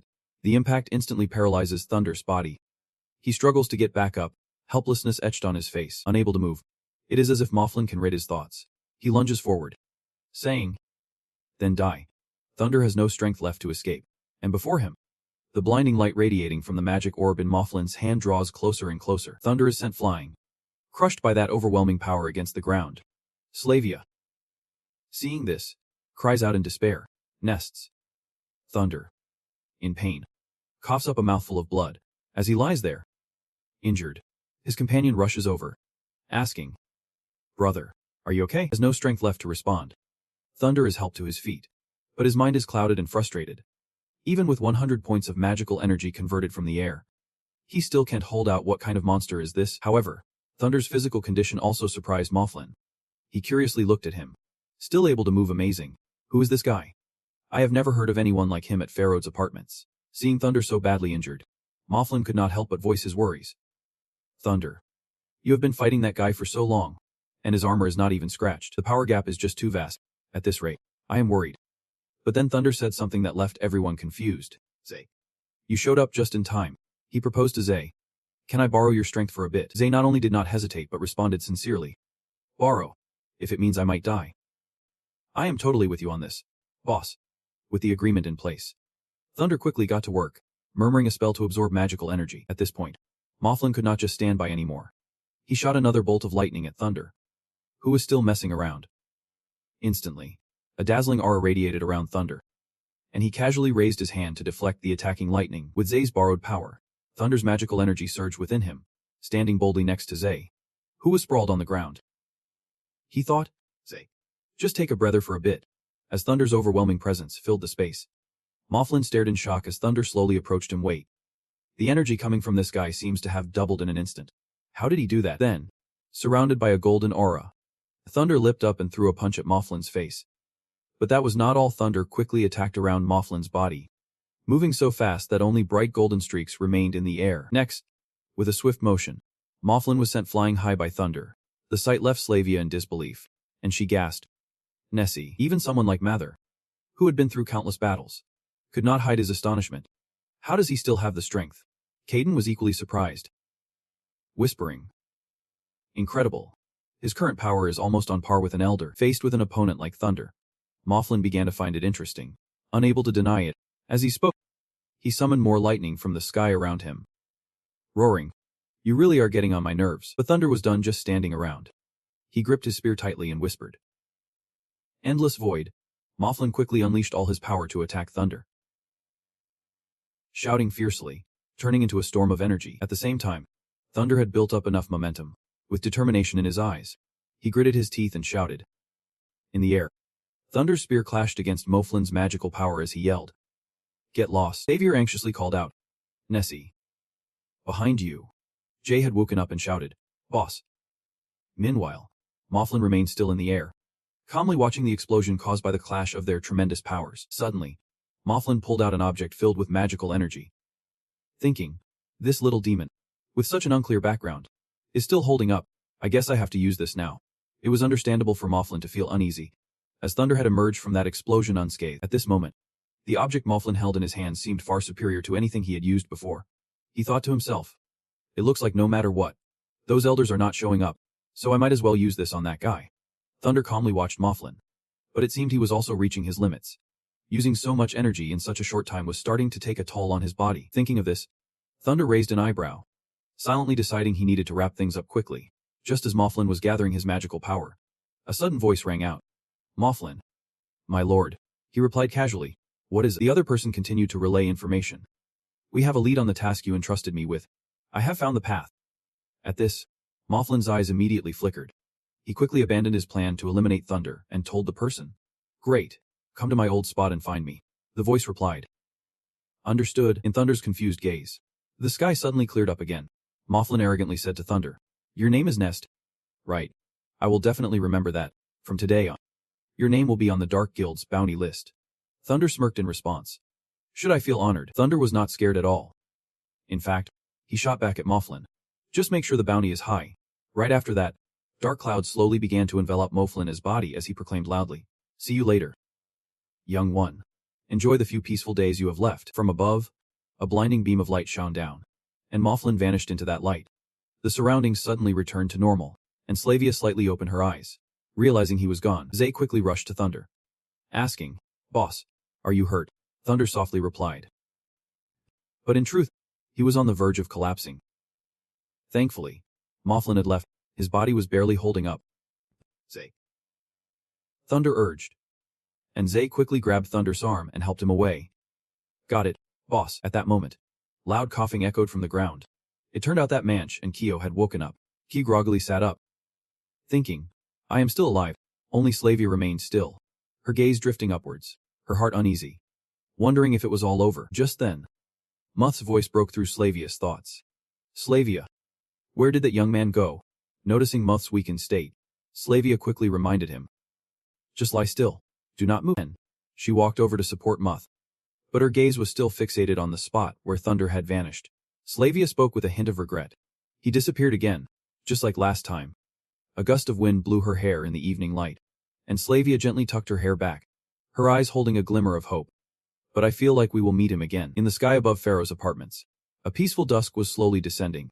After the battle, the knights had tracked down the members of the Dark Guild, and the Dark Guild's attack ended with Moflin's retreat. The knights arrived in succession to clear out the remnants of the guild, regaining control of the academy. The tasks of healing and cleaning up the battlefield were also swiftly organized. Medical staff began to treat the injured. But sadly, nearly 30 students did not make it. The most heartbreaking loss for Thunder's group was perhaps the loss of friends, including Anne, who had been the most severely injured. Thunder is currently tending to his wounds alongside Jay. This time, Jay got hurt pretty badly. Aside from the students who lost their lives, nearly half of them are seriously injured and can no longer become warriors. That battle has thrown the academy into a dark period, halting its return to the Golden Age. Since that day, a heavy, gloomy atmosphere has settled over the academy. Everyone is on high alert, anxious about becoming the next target for attack. Thunder stands high, surveying the academy with a determined gaze. Inside, he is brimming with anger about that day. If only the reinforcements had arrived a little earlier. If Warrior Kai and Winford had not stopped him from intervening. If only Anne did not have that red hair. Just thinking about Anne makes Thunder's expression darken. His face clouded with sorrow, he clenches his fists, gritting his teeth in anger. Knowing this is not Anne's fault. At that moment, the system interface appears in the air. Thunder raises his hand as if making a vow. This academy, this world is so twisted, so he will reshape it in his own image. His eyes scan the screen, unlocking new abilities, earning the Fire Origin Orb, and the Frost Origin Orb that can create clones, revealing the true form of the Dragon's Pact. Suddenly, Thunder's gaze fixes on the last line. He reads it aloud. The Pact. Without a second thought, he presses his finger on that line. It is time to form his own team. The system screen immediately displays information about the Pact. Activating the Pact means that if the other party accepts, the recipient will be completely dependent on the initiator. Once the Pact is formed, the sender can use skills like siphoning or sharing mana with the receiver, regardless of distance. If the receiver violates the Pact, the sender has the right to terminate it or take the receiver's life. Moments later, Zay arrives at Thunder's place as promised. Boss, you called for me, Zay asks cheerfully, wondering if Thunder has come up with some shocking plan. But Thunder is not rushing to get to the point. Just wait a bit. There are still 2 more people to come. Let us wait until everyone is here. He reminds Zay of another issue. I have to say up front, you are the only one who knows about Ness. You must keep this a secret for me. Zay's face shows absolute obedience. Don't he worry. Boss, I would not tell anyone. Even if it cost me my life. Thunder did not expect him to agree so quickly at this point. I really mean what I say. Earlier, I told him to stop the enemy, and he jumped right in without a second thought. Seems he is really determined to stick with me. Just then, the twin brothers Joyos and Lazy arrive at the scene. Joyos complains. Thunder, why do they have to be so unreasonable? Why is all the blame being placed on us? We are all victims here. We have saved so many people. Why are we the only ones treated so differently? Lazy sighs. His red hair a stark contrast. After listening to their complaints for a while, Thunder raises his voice to cut in. Alright, I trust you guys about this situation. Then, Thunder gets straight to the point without beating around the bush. To be honest, I do not like the current situation at all. I think you all feel the same way. That is why I joined a team, striving to change this situation, to change this world. So if you think like I do, I would like to invite you to join. Of course, Thunder does not need to ask twice. I'm excited to join. I will join. The team, Joyos, is quite surprised by Thunder's proposal. Thought you were a lone wolf. Didn't expect you wanted to team up with others. Hearing that, you made a really solid point. That is right. Because the leader of this team is Nest. I do not buy into his ideals. Moreover, after that battle, the Dark Guild will definitely come back. After joining the team, I will be able to receive mana sharing from him, and it will help protect myself. So out of the 3 of us, only I know the truth. This is just what he wanted. Turns out it is the boss's team. How awesome. Joyos cheerfully asks his little brother for his opinion. Turns out he fought against Moflin and made him run away. So he is recruiting people. And he has no bias against red-haired folks. Seems like a good idea to me. What do you think? Lazy is still as brief as ever. Good. At this moment, Thunder announces the rules. And I must remind you all. Once you sign the contract, if you betray the team, you will die. Do you all agree? Zay obviously has no objections. I agree. Joyos clearly states his position. Just by looking, it is clear I would not betray my teammates. Plus, if you and Zay both agree, then I am in too. Lazy does not say much and directly agrees. Seeing that they all have no objections, Thunder conjures a magic circle. Alright, if you all agree. Step up to the mark. Zay blinks. Magic. Joyos is astonished. What the heck is that? The three of them step forward to the magic circle and place their hands on it together. Instantly, a powerful red magic swirls around their bodies. Joyos hastily pulls down one side of his shirt, revealing a distinct red dragon emblem on his shoulder. Joyos is surprised. This is... Noticing he is confused, Thunder raises his hand and explains. This is the symbol of our organization, which we will call the Red Thrust. Joyos is not worried about that, but rather asks a different question. Are we really the only ones? Kyo is also a red-haired member. Thunder replies. You know he can't keep a secret. For now, we will operate quietly. And when the time is right, I will inform him. Joyos does not deny what he says. That is true. But what about Kyo? We can trust Kyo. Lazy nods. We can trust him. Under Joyos' skeptical gaze, Thunder hesitates to answer. What about Kyo? The sky over the academy slowly turns to night. The lights in the dorms have come on, and Thunder anxiously looks at Kyo.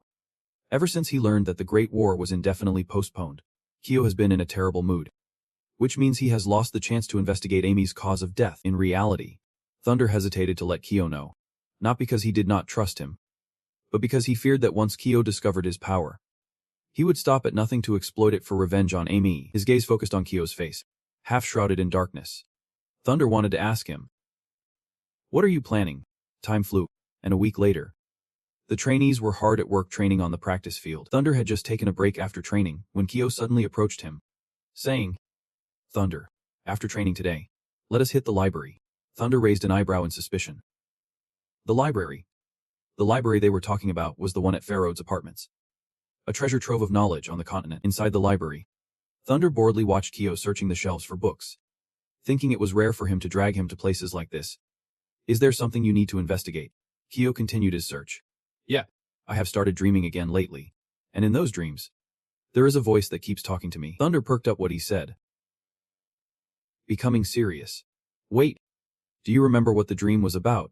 Kyo blankly recalled, remembering his dream self wrapped in a golden glow. I can't remember the exact words, but I know during that time, I kept moving forward, following that voice. Every night, I wandered endlessly in the dark. At this point, Kyo suddenly declared, guided by that voice, I ended up in a place filled with light. That feeling was magical, warm yet powerful. I reached for that light, hoping to gain strength, and it answered me. Then, Kyo subconsciously tightened his grip on the book in his hand, emphasizing to Thunder. Thunder.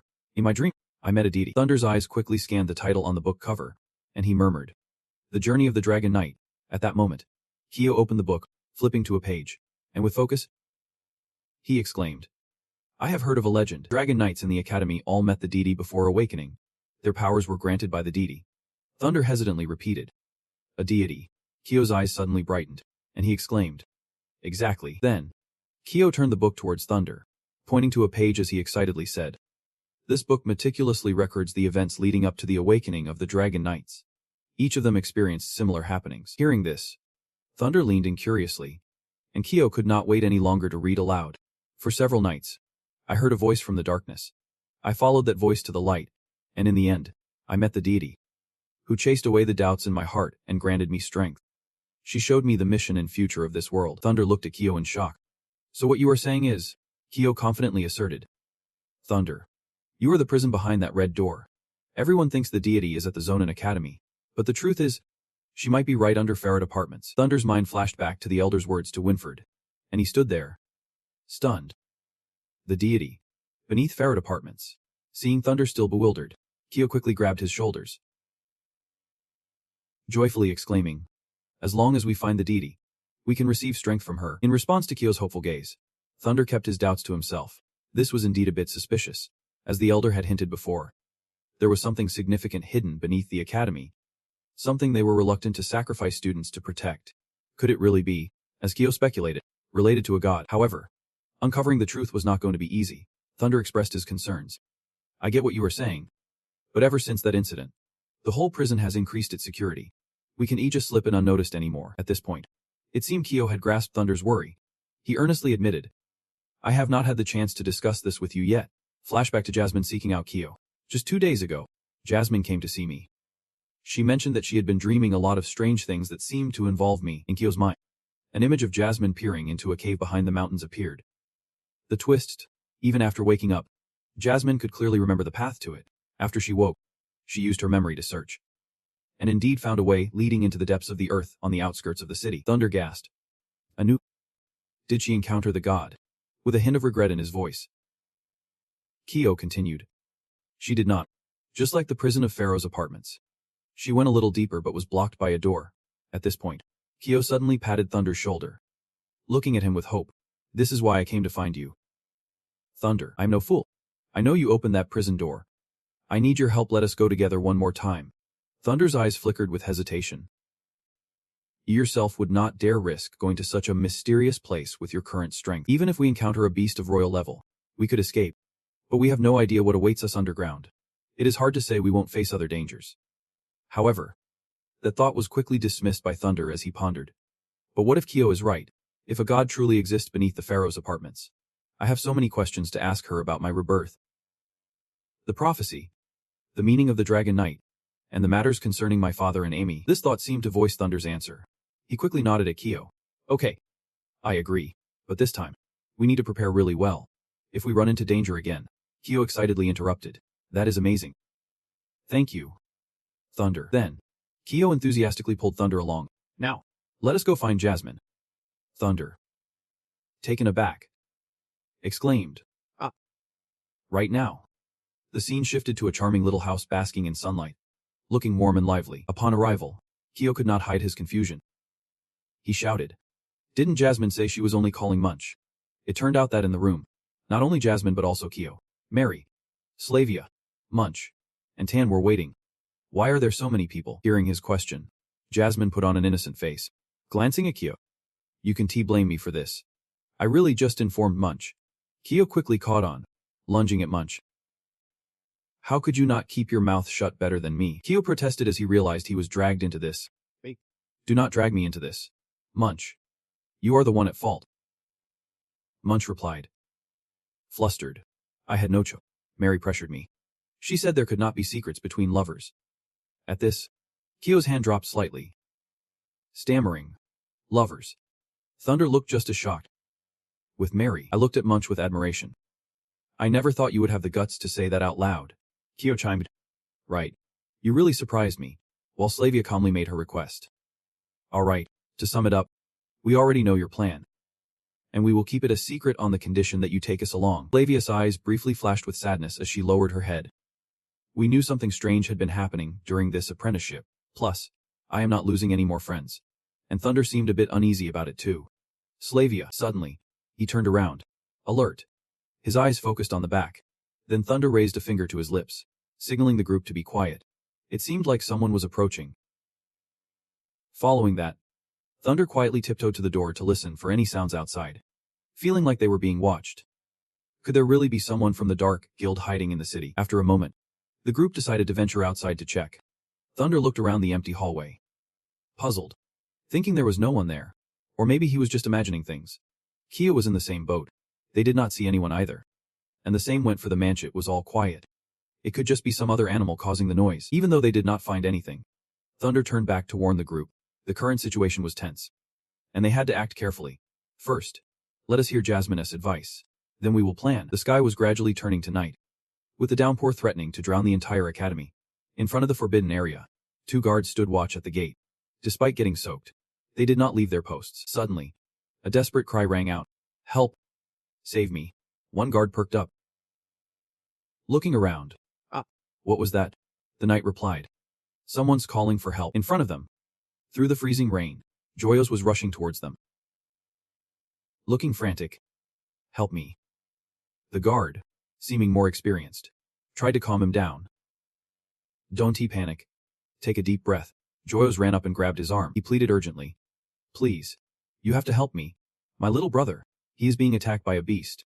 The captain guard, hearing this, quickly asked. A beast. Joyos pointed towards a red wolf that had lazy in its jaws. There is a beast in the city. Yep. It is a wolf-like beast. Right there. The knight gestured to his teammates, and Joyos watched the scene in agony.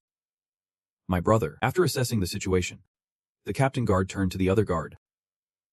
Don't worry. It is cursed, so it won't run fast. Immediately inform the checkpoints to prepare to intercept. We will split into 2 teams to surround it. The knight immediately took the order. Got it. That moment, Thunder and the group were hiding in some nearby bushes. He whispered, "Hold on. Let them get a bit farther before we go out." After they had distanced themselves enough, Thunder stepped out and signaled the group. All right. Thunder and Jay quickly grabbed 2 iron chains on either side of the door. Their movements successfully lowered a bridge, and the group cautiously stepped inside. Thunder turned back to remind Jay, who would guard the door for everyone. Jay, pull the bridge up, and remember to close the gate. If anything seems off, you know how to contact me. He nodded. Don't you worry, boss. Then Thunder turned to the lake. Their eyes meeting, the lake said calmly, call those 3 over to handle this. Behind them, the prison door closed tightly as if nothing had happened. Seeing the door closed, Thunder finally felt at ease. He looked at Jasmine. Lead the way. Jasmine. With that, Jasmine took the lead, guiding the group along a dark path. The entrance is near the foot of the mountain, she reminded them. Just a little further. Keep up. Everyone. The rain poured harder, shrouding the quiet space in a gloomy atmosphere. The path led them to a vast forest where strange white mist seemed to blanket the area. After walking for a while, Munch gently rubbed his shoulders. The further they went, the more anxious he felt. Is Mary-Kay? He asked. Yeah. She replied. Just then, Tan squeezed between them, sounding a bit jealous. I've got my own issues. I do not want to see you two lovey-dovey anymore. Before long, the group arrived at a snow-covered part of the forest. Tan looked on suspiciously. It is snowing. But Mary quickly noticed something strange. She raised her bow. I have never seen snow that moves before. Munch hurriedly warned the group. Everyone. Be careful. A massive beast appeared before them, its body cloaked in thick white fur. Munch's tone grew serious. It is a spirit beast, and it seemed they were not alone. At least 2 more had emerged behind it. In that moment, Slavia made another alarming discovery. Guys, we have uninvited guests coming our way. Approaching them were bizarre-looking rabbits, their eyes blood red. Slavia exclaimed. These bunnies are terrifying. Thunder gripped his sword tightly, filled with doubt. Why are there so many spirit beasts in this forest? Thunder's suspicions did not end there. Jasmine also puzzled him. How did she manage to come through here unscathed? Was she hiding something from them? For those trained and battle-hardened like them, dealing with spirit beasts was not too difficult. In fact, it felt like a good opportunity. For instance, Tan was happily holding a crystal in his hand. What luck, a common spirit soul. He exclaimed, looking enviously at it. What kind of luck are you having? I do not have anything from the 2 over here. This was also a stroke of luck for Thunder. He was satisfied checking the information on his system panel. He had already collected 79 points from the common spirit soul and was close to leveling up. Noticing everyone still busy collecting crystals, Jasmine quickly interjected. If you are done gathering, let us hit the road. We need to head back before dawn. At that, the group immediately returned to the task at hand, with Jasmine leading them to a dark cave entrance. 7 of them paused before the cave entrance. Jasmine turned to Thunder. This is it. Suddenly, a strange sound echoed in Thunder's ears, and he looked inside in confusion. What is that noise? But before he could think further, Kyo pushed ahead, leading the group inside.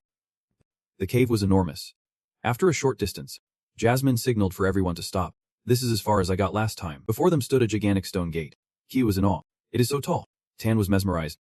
I wonder when this was built. Will it even open? If it is difficult, Thunder will handle it, Kyo said optimistically. Glancing back. Thunder, can you do it? Thunder stepped up to the gate, placing his hand on it. A prompt appeared, asking, do you want to open the door? Yes was the obvious choice, and Thunder selected it without hesitation. Instantly, the heavy door creaked open, and Slavia gasped in shock. Look, it is moving. Mary was equally stunned. Thunder really did it. Meanwhile, Munch seemed unfazed. Just like last time, Tansy rested his finger on his chain, pondering why it only took a push from Thunder for the door to swing wide open. Kyo excitedly chimed in. Maybe the prophecy is true. Thunder is the chosen one. Hearing this, Slavia looked confused. Prophecy. What prophecy? Kyo was about to explain. Right. You guys do not know. Listen to me. What I mean is, if you see his mouth go a bit too far, Thunder jumped in to cut him off. Alright. Thunder let out a soft sigh, trying to calm everyone down. Don't listen to him. He has just been daydreaming about being a hero too much lately. In his heart, Thunder was secretly annoyed, thinking, with that big mouth, I really should not have brought him along. Carefully, he pushed the stone door open wider, and a strange breeze rushed out. Slavia stood by Thunder, her eyes filled with unspoken thoughts. Thunder. Why do I feel like the distance between us keeps growing? At that moment, The stone door was nearly fully open, and Thunder gazed down the deep staircase, saying, "Looks like we have quite a long way to go, having come this far." The group boldly stepped down the stairs, curiosity buzzing among them. "I wonder where this path leads. Are we heading back to the academy?" Jasmine speculated. "I think it is possible," she replied cautiously. "Oh." However, was lost in thought about something entirely different. "I wonder what a god looks like, if we meet one. What will you guys say?" Mary had a different thought. "I do not know, but I imagine it has to be a beautiful goddess, kind and graceful. If I could be like her, that would be amazing."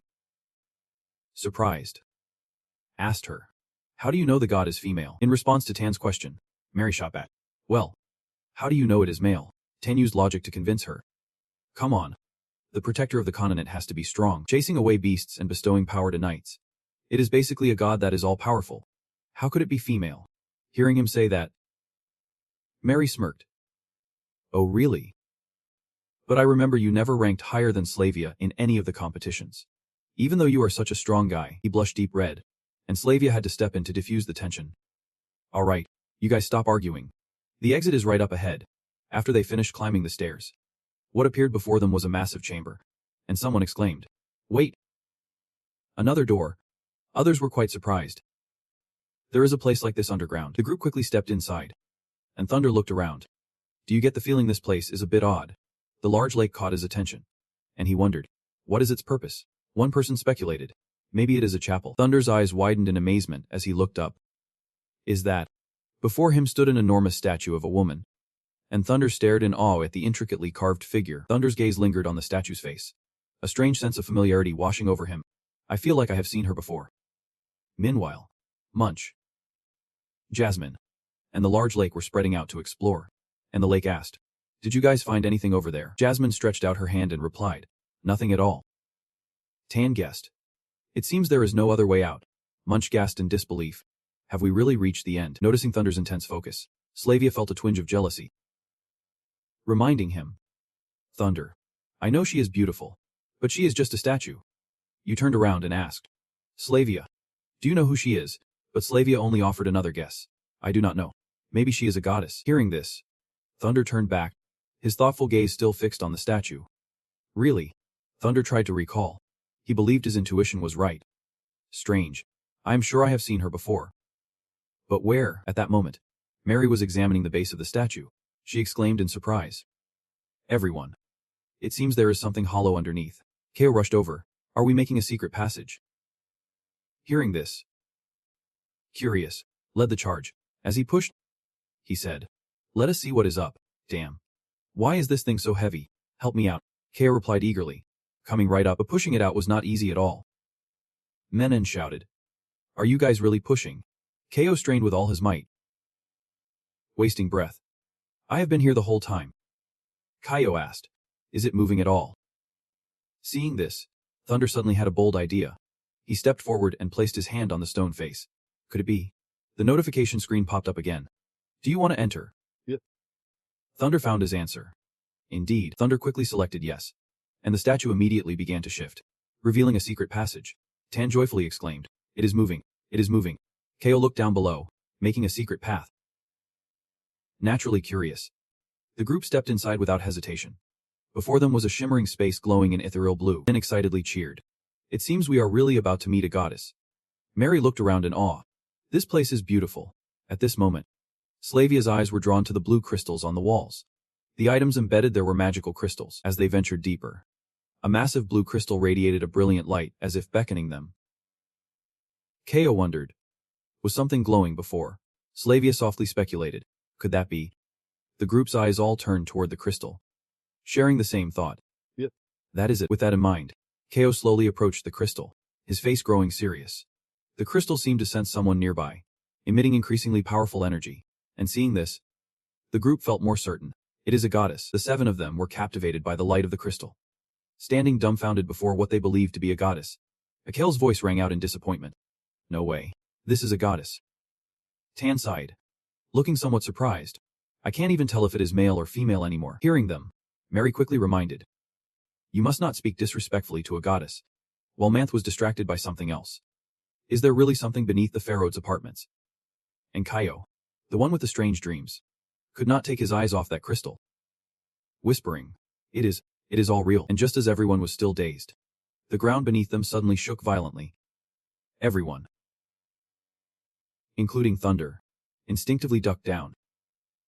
Jasmine gasped. What is going on? Mary screamed in panic. The goddess is angry. Hearing that, Cal immediately scolded. This is all your fault for talking nonsense. On the other hand, kept bowing his head, apologizing. My lord, I did not mean to. But Thunder was different. He struggled to keep his balance, his heart full of doubt. This is the power of the gods. It feels like all my energy is being sucked away. Just then, golden rays of light suddenly surrounded his body. Thunder unconsciously looked up at the sky, thinking, what do you want to show me? With that thought, Thunder's demeanor shifted, and he calmly replied, all right. In Thunder's subconscious, his former dual form appeared. He harnessed that power to fly forward, saying, then take me to see. Before him emerged a terrifying scene, dark and hellish. Thunder gasped. This is how it all began. The twisted scene shifted to a group of people infected by the dark plague. Thunder watched in horror as so many were affected by the darkness. Suddenly, the silhouette of Jasmine appeared before him, her eyes glowing eerily. And she was stabbing towards Thunder's real body. Jasmine and me. In the present, Thunder was stabbed and fell. Kia worriedly asked, Thunder, are you okay? Thunder clutched his atching body on the ground. As the space echoed with a sinister laughter, that laughter belonged to none other than Jasmine, finally revealing her true face. She succeeded. Surely that guy will reward me handsomely. Thunder, in agony, struggled to ask, Jasmine, what are you doing? Watch out. He is infected. But Jasmine did not care anymore. She raised her sword high and shouted. Luckily, Kyo arrived just in time. His eyes revealed an unusual tyranny. Half of Kyo's face shrouded in darkness. He whispered, Jasmine. Thunder was quickly losing consciousness. His hands grew numb from the calls. Thunder, do not sleep. Quickly, go get help. Thunder barely managed to remind. Find Winford. The night, before he slowly drifted off to the sound of his name. Thunder. When Thunder finally opened his eyes, he heard a strange voice. What is his condition? In front of him, two people in physician's attire were talking. The director glanced at the report and said, for now, all the indicators are under control. His body is recovering. I have never seen anyone survive this kind of neurotoxin. The nurse beside him praised. Director, you are amazing, he humbly replied. This is not my doing. With a body as strong as this kid's, to kill him, they would need to quadruple the toxin. At his recovery rate, I think it won't be long before By the time the director turned around, Thunder had opened both eyes. He was surprised. You are awake? Thunder still was not fully alert. His voice dazed as he asked, how long was I out? What is everyone doing? The director casually replied, it has been a few days. Your friends are all fine, except for that girl named Jasmine. Hearing that, Thunder moved slightly, wanting to sit up, thinking, so it was not just a hallucination. Then, the director leaned down to check on him, his expression filled with concern. Yeah. You and your friends got mixed up in a big mess. You guys know that is a forbidden area you should not have gone into. Hearing that, Thunder suddenly fell silent, biting his lip as if deep in thought. The voice of the headmaster echoed through Thunder's thoughts. The Grand Elder has called for an emergency meeting, and we will discuss how to punish you all. Thunder asked in surprise, what does the academy plan to do? But the headmaster did not dare to speak freely. He lowered his head slightly, his gaze serious. I do not know. This matter depends on the elder's opinions. With that, the headmaster turned and walked away, reminding Thunder to take it easy while recovering. We will discuss everything once you are discharged. Honestly, I have no way of getting to the heart of the matter. Thunder was certain there was something he wanted to say to him. How frustrating. A chance like this is hard to come by again. Meanwhile, in the academy's tall tower, the elders were deep in discussion. They realized we were wrong from the start. We should have closely monitored the actions of every red-haired student. In the conference room, Winford slammed his hand on the table and stood up. More evidence is piling up proving the prophecy is reliable. We should not let this freedom to develop, to avoid creating irreparable consequences. What do you mean? Dan Bird calmly continued. What I mean is, the idea that the red-haired teens could bring destruction to the world. We need to deal with them right now, at this point. That guy at the door. All we should do is take charge of them along with those guards. That way it will serve as a warning to the other students. Dan Bird finally spoke up. J.P. Elder's words are quite accurate.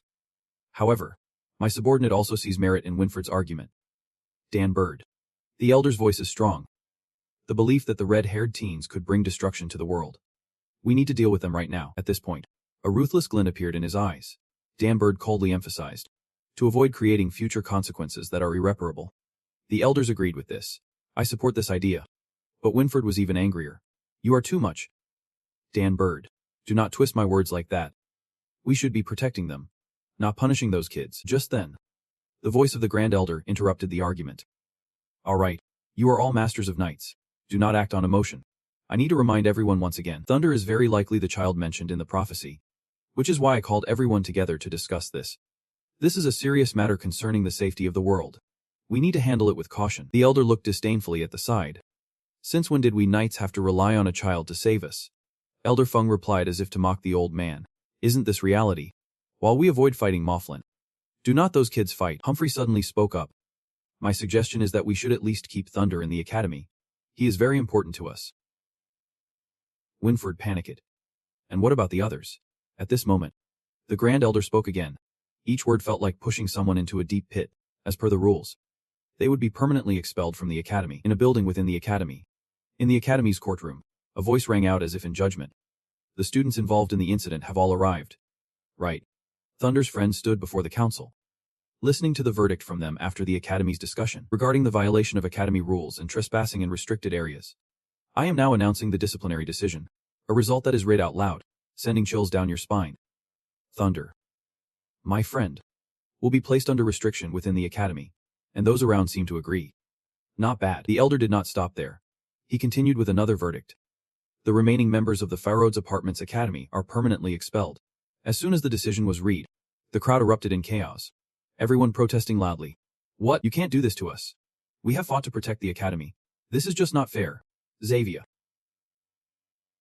seemingly unconvinced, lifted her head high, her voice trembling with anger. If the academy insists on punishing us like this, our clan absolutely won't accept it. Humphrey, seated among the judges, spoke up. The girl has a point. The clan is a significant one. Moreover, their family has helped us fight against intrusions. The elder seemed to fall silent at this. Suddenly, a hand slammed down on the judge's table. A booming voice rang out. No matter the circumstances, rules are rules. It was none other than JP. Next he countered the claims, stating that it was indeed a restricted area. Only the elders of the academy have the right to enter, no matter how big your family is. As he spoke, opened his palm, his fingers tightly clenched. And of course, there are still people enjoying special treatment. His gaze went straight to Thunder, leaving him quite shaken. After all, not everyone gets the chance to be the chosen redhead. Thunder, though chosen, felt uneasy, his whole body and hands clenched, shaking with anger. Please hold on a moment. From the judge's row, the elder commanded. Elder Feng, do you have anything to say? He sat beside, hesitantly speaking up. Yep. I have a few words. As he moved slightly across Jape, Elder Feng presented his view. Of course. We can break the rules. I agree with Elder JP's stance. Chuckled lightly, his eyes filled with excitement. A moment later, Elder Feng moved and stood with the group of students below. As mentioned, according to the rules, only the elders can enter the forbidden grounds without any permission. The elder had realized something, and gently asked. Without hesitation, he placed a hand on Ko's shoulder, leaving him stunned. I want to relinquish my title of elder and pass it to this young man. Damberg and his crew outside were left wide-eyed. What? An individual from the judging panel angrily chastised Elder Feng upon hearing his decision. Have you lost your mind? Just for these kids? The elder, sitting in the chair, was overjoyed by the news. This elder is going too far. Elder Kim also agreed with his sentiments. Indeed, the elders hold many secrets of the academy. Passing them on like this is utterly disgraceful. The elder still gave Elder Feng a chance to reconsider his final decision. Elder Feng, are you serious? Standing below, you do not need to think anymore. Just go ahead and declare it. Of course. I remember the rules. If the elder voluntarily hands over the position to anyone in the academy, all it takes is the acceptance of a master knight. Elder Feng even put his arm around Kaiho's shoulders, asking for his background. Sorry, kid. What is your name? He did not hold back, introducing himself, Kaiho Bluebird. As soon as he learned his name, he declared, Now, I voluntarily transfer the position of elder to Kaiho Bluebird. Members of the Knight Group, please cast your votes. Dan Bird over here was gritting his teeth in frustration. Yippee, surprised by this sudden decision, laughed in delight. Elder Feng, he could not contain his emotions. Angrily shouting, "This is too ridiculous. Even if the elder volunteers. We can't agree to this." Winford, on the other hand, was different from Dan Bird. He accepted it, saying, "I agree." Seeing his friend like that, he got furious, looking at Winford reproachfully. "Winford, how can you agree to let this uncool guy become elder?" With a cigar hanging from his mouth. Puffing smoke, Carden chimed in, "I agree." Seeing everyone going against him, Dan Bird was fuming. His teeth clenched so tight you could hear it grind. Only Ross sided with Dan Bird, saying, "I object. Changing the elder is a serious matter. But I can't accept such a whimsical action." He still had a glimmer of hope, looking over at Bernardo, who was silent. "Bernardo, you would not agree to something so absurd, would you?" Before he could make a decision, Winford rushed over to remind him. "Bernardo, these kids helped us in our toughest times. They lost so many friends in the battles while we did nothing. Now we just need to do one small thing to repay them. This is what we owe those kids." Seeing how stunned Bernardo was, his eyes widened. After some internal struggle, Bernardo happily made his decision. "I agree." Dan Bird, realizing he could not convince him, crossed his arms and turned away, muttering, "This is nonsense." With the opinions unified, the Grand Elder spoke up, stating that Elder Feng had handed over the position to Kyle Gruben. Therefore, the charge of violating the forbidden area will be dropped. Suddenly, someone with a strong voice chimed in, "Hold on a second." It was Kyle who spoke up, pulling Tan in. "I voluntarily transfer the elder position back to Tan. Members of the night group, please cast your votes, no matter who took the position." Bernardo, Winford, and Carden all agreed, saying, "I agree." Their reaction made Rose shake her head helplessly.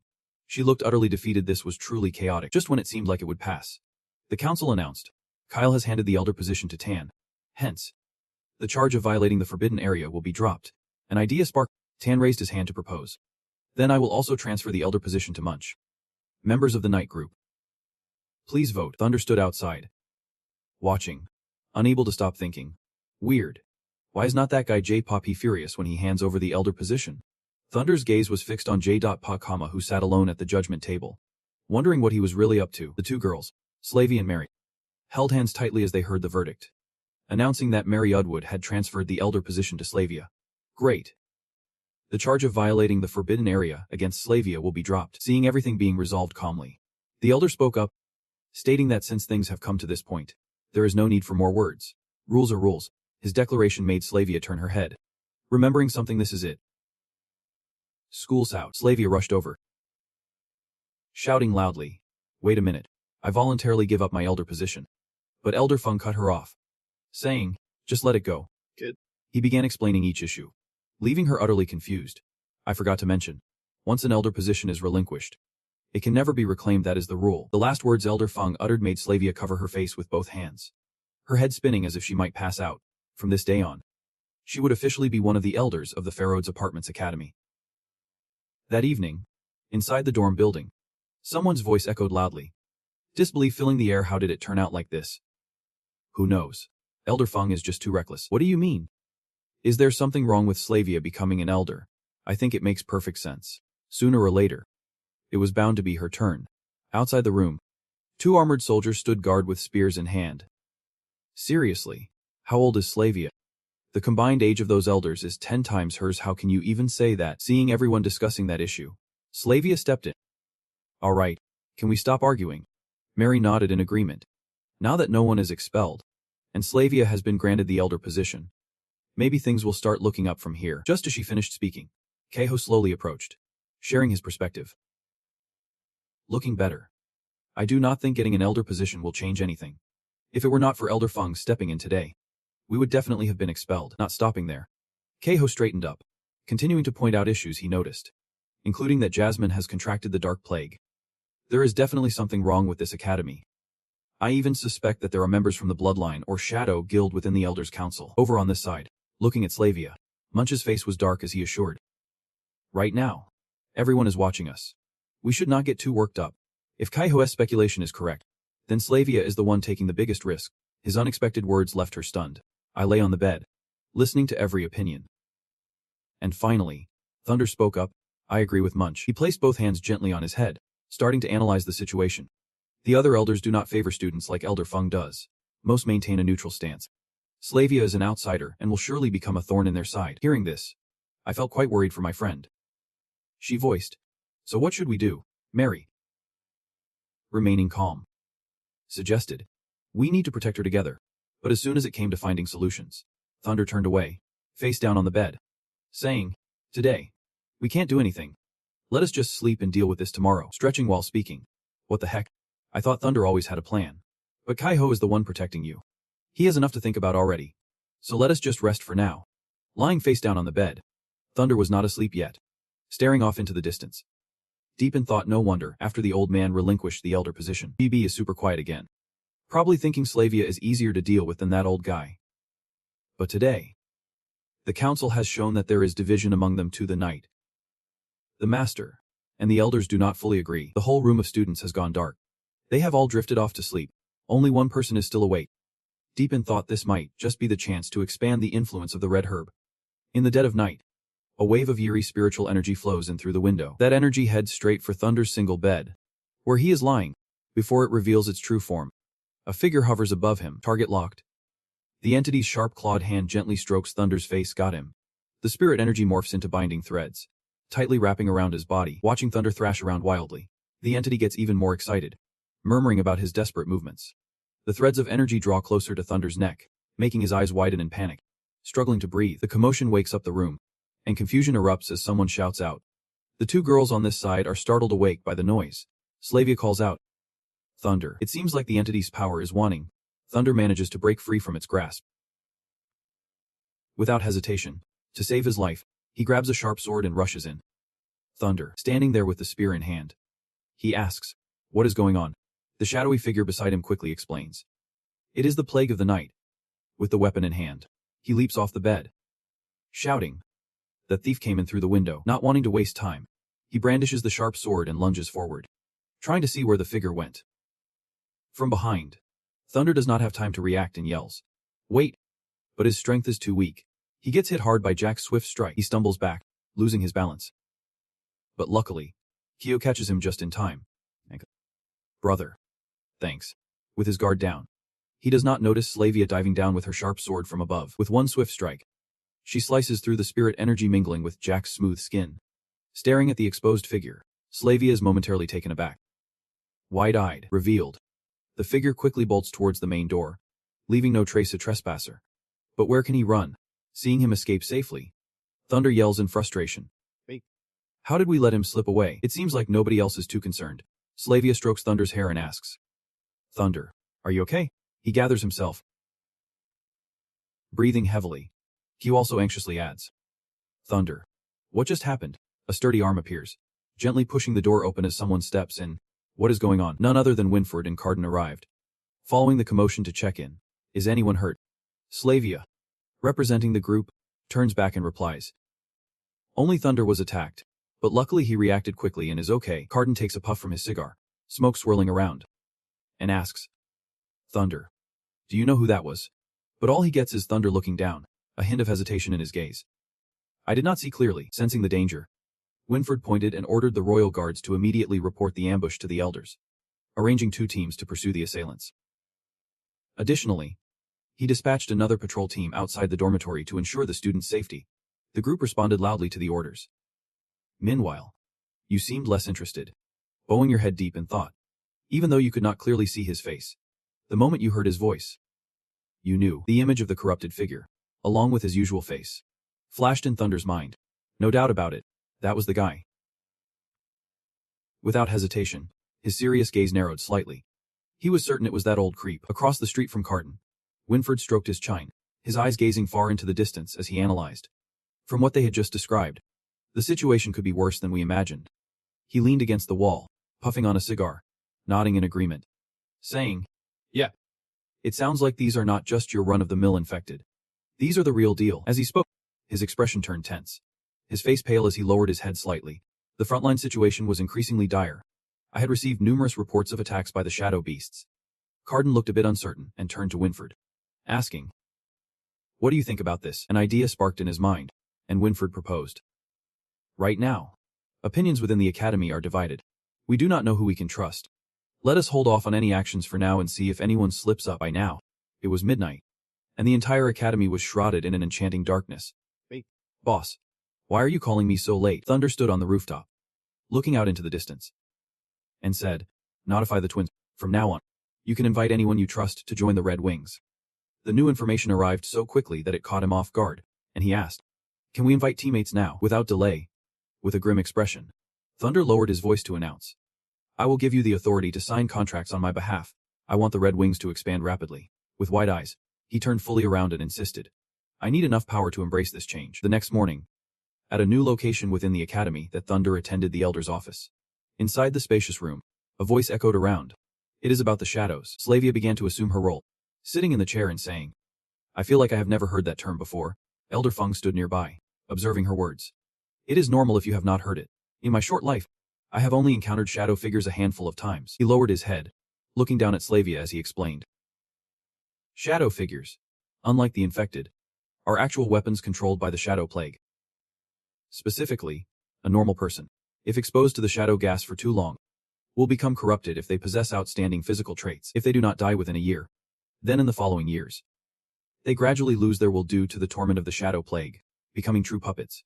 These corrupted beings move quickly and attack ordinary people. They glide like ghosts, making them hard to track. As natural corpses, their bodies are cloaked in darkness, making them nearly impervious to harm. Their eyes are always surrounded by a thick, dark purple aura. These are the shadow figures. After a moment of listening to the description, Slavia finally understood the issue. If that is the case, the number of elderly images must be extremely rare. If they were given a mission, it surely would not be trivial. Elder Feng nodded and continued, "That is right. Thunder might just be one of their targets.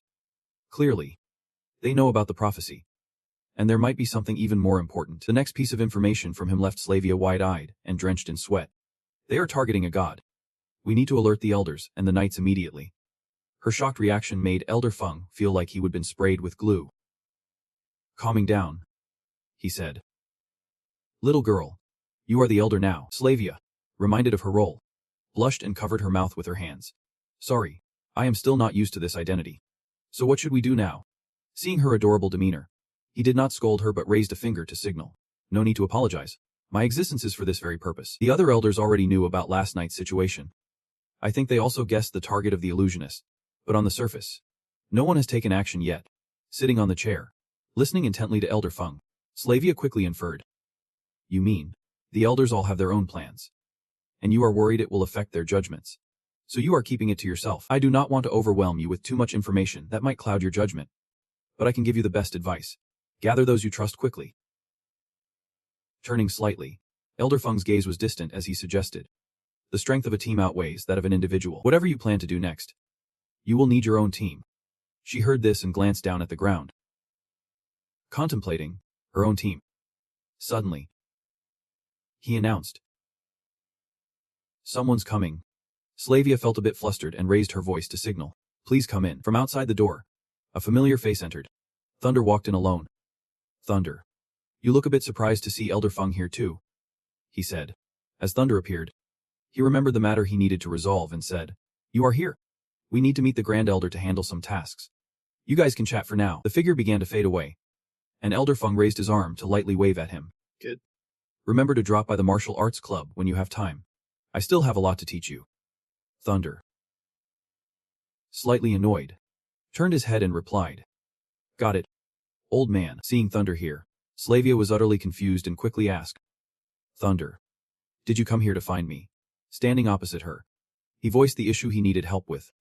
"I want to ask you to help me get out of the city." Hearing this, Slavia's eyes widened in shock, a long silence on her face. "Get out of the city?" Well, she seemed disapproving, jumping up from her chair. "You just got attacked yesterday, and now there are more people following you. I do not think that is a good idea. That is why Thunder insisted on the help. I need your assistance." He explained to Slavia why leaving the city was necessary. "You know I have some special abilities, and I need to hunt more magical beasts to grow stronger." This made her a bit flustered. Thunder continued his reasoning. "If I stop because of my enemy's actions, that is when I truly put myself in danger." His eyes held a fondness as he slightly bowed his head, pleading, "Please." Thunder's actions left Slavia at a loss for words. She felt flustered, her face turning bright red. She tried to avoid his gaze, looking down at the table, mumbling, "All right then. I will arrange it for you, but you have to promise me you will come back before the sun sets." Her agreement made Thunder ecstatic. Sure. Thank you so much. His heart was heavy with guilt for lying to Slavia. I did not want to deceive you.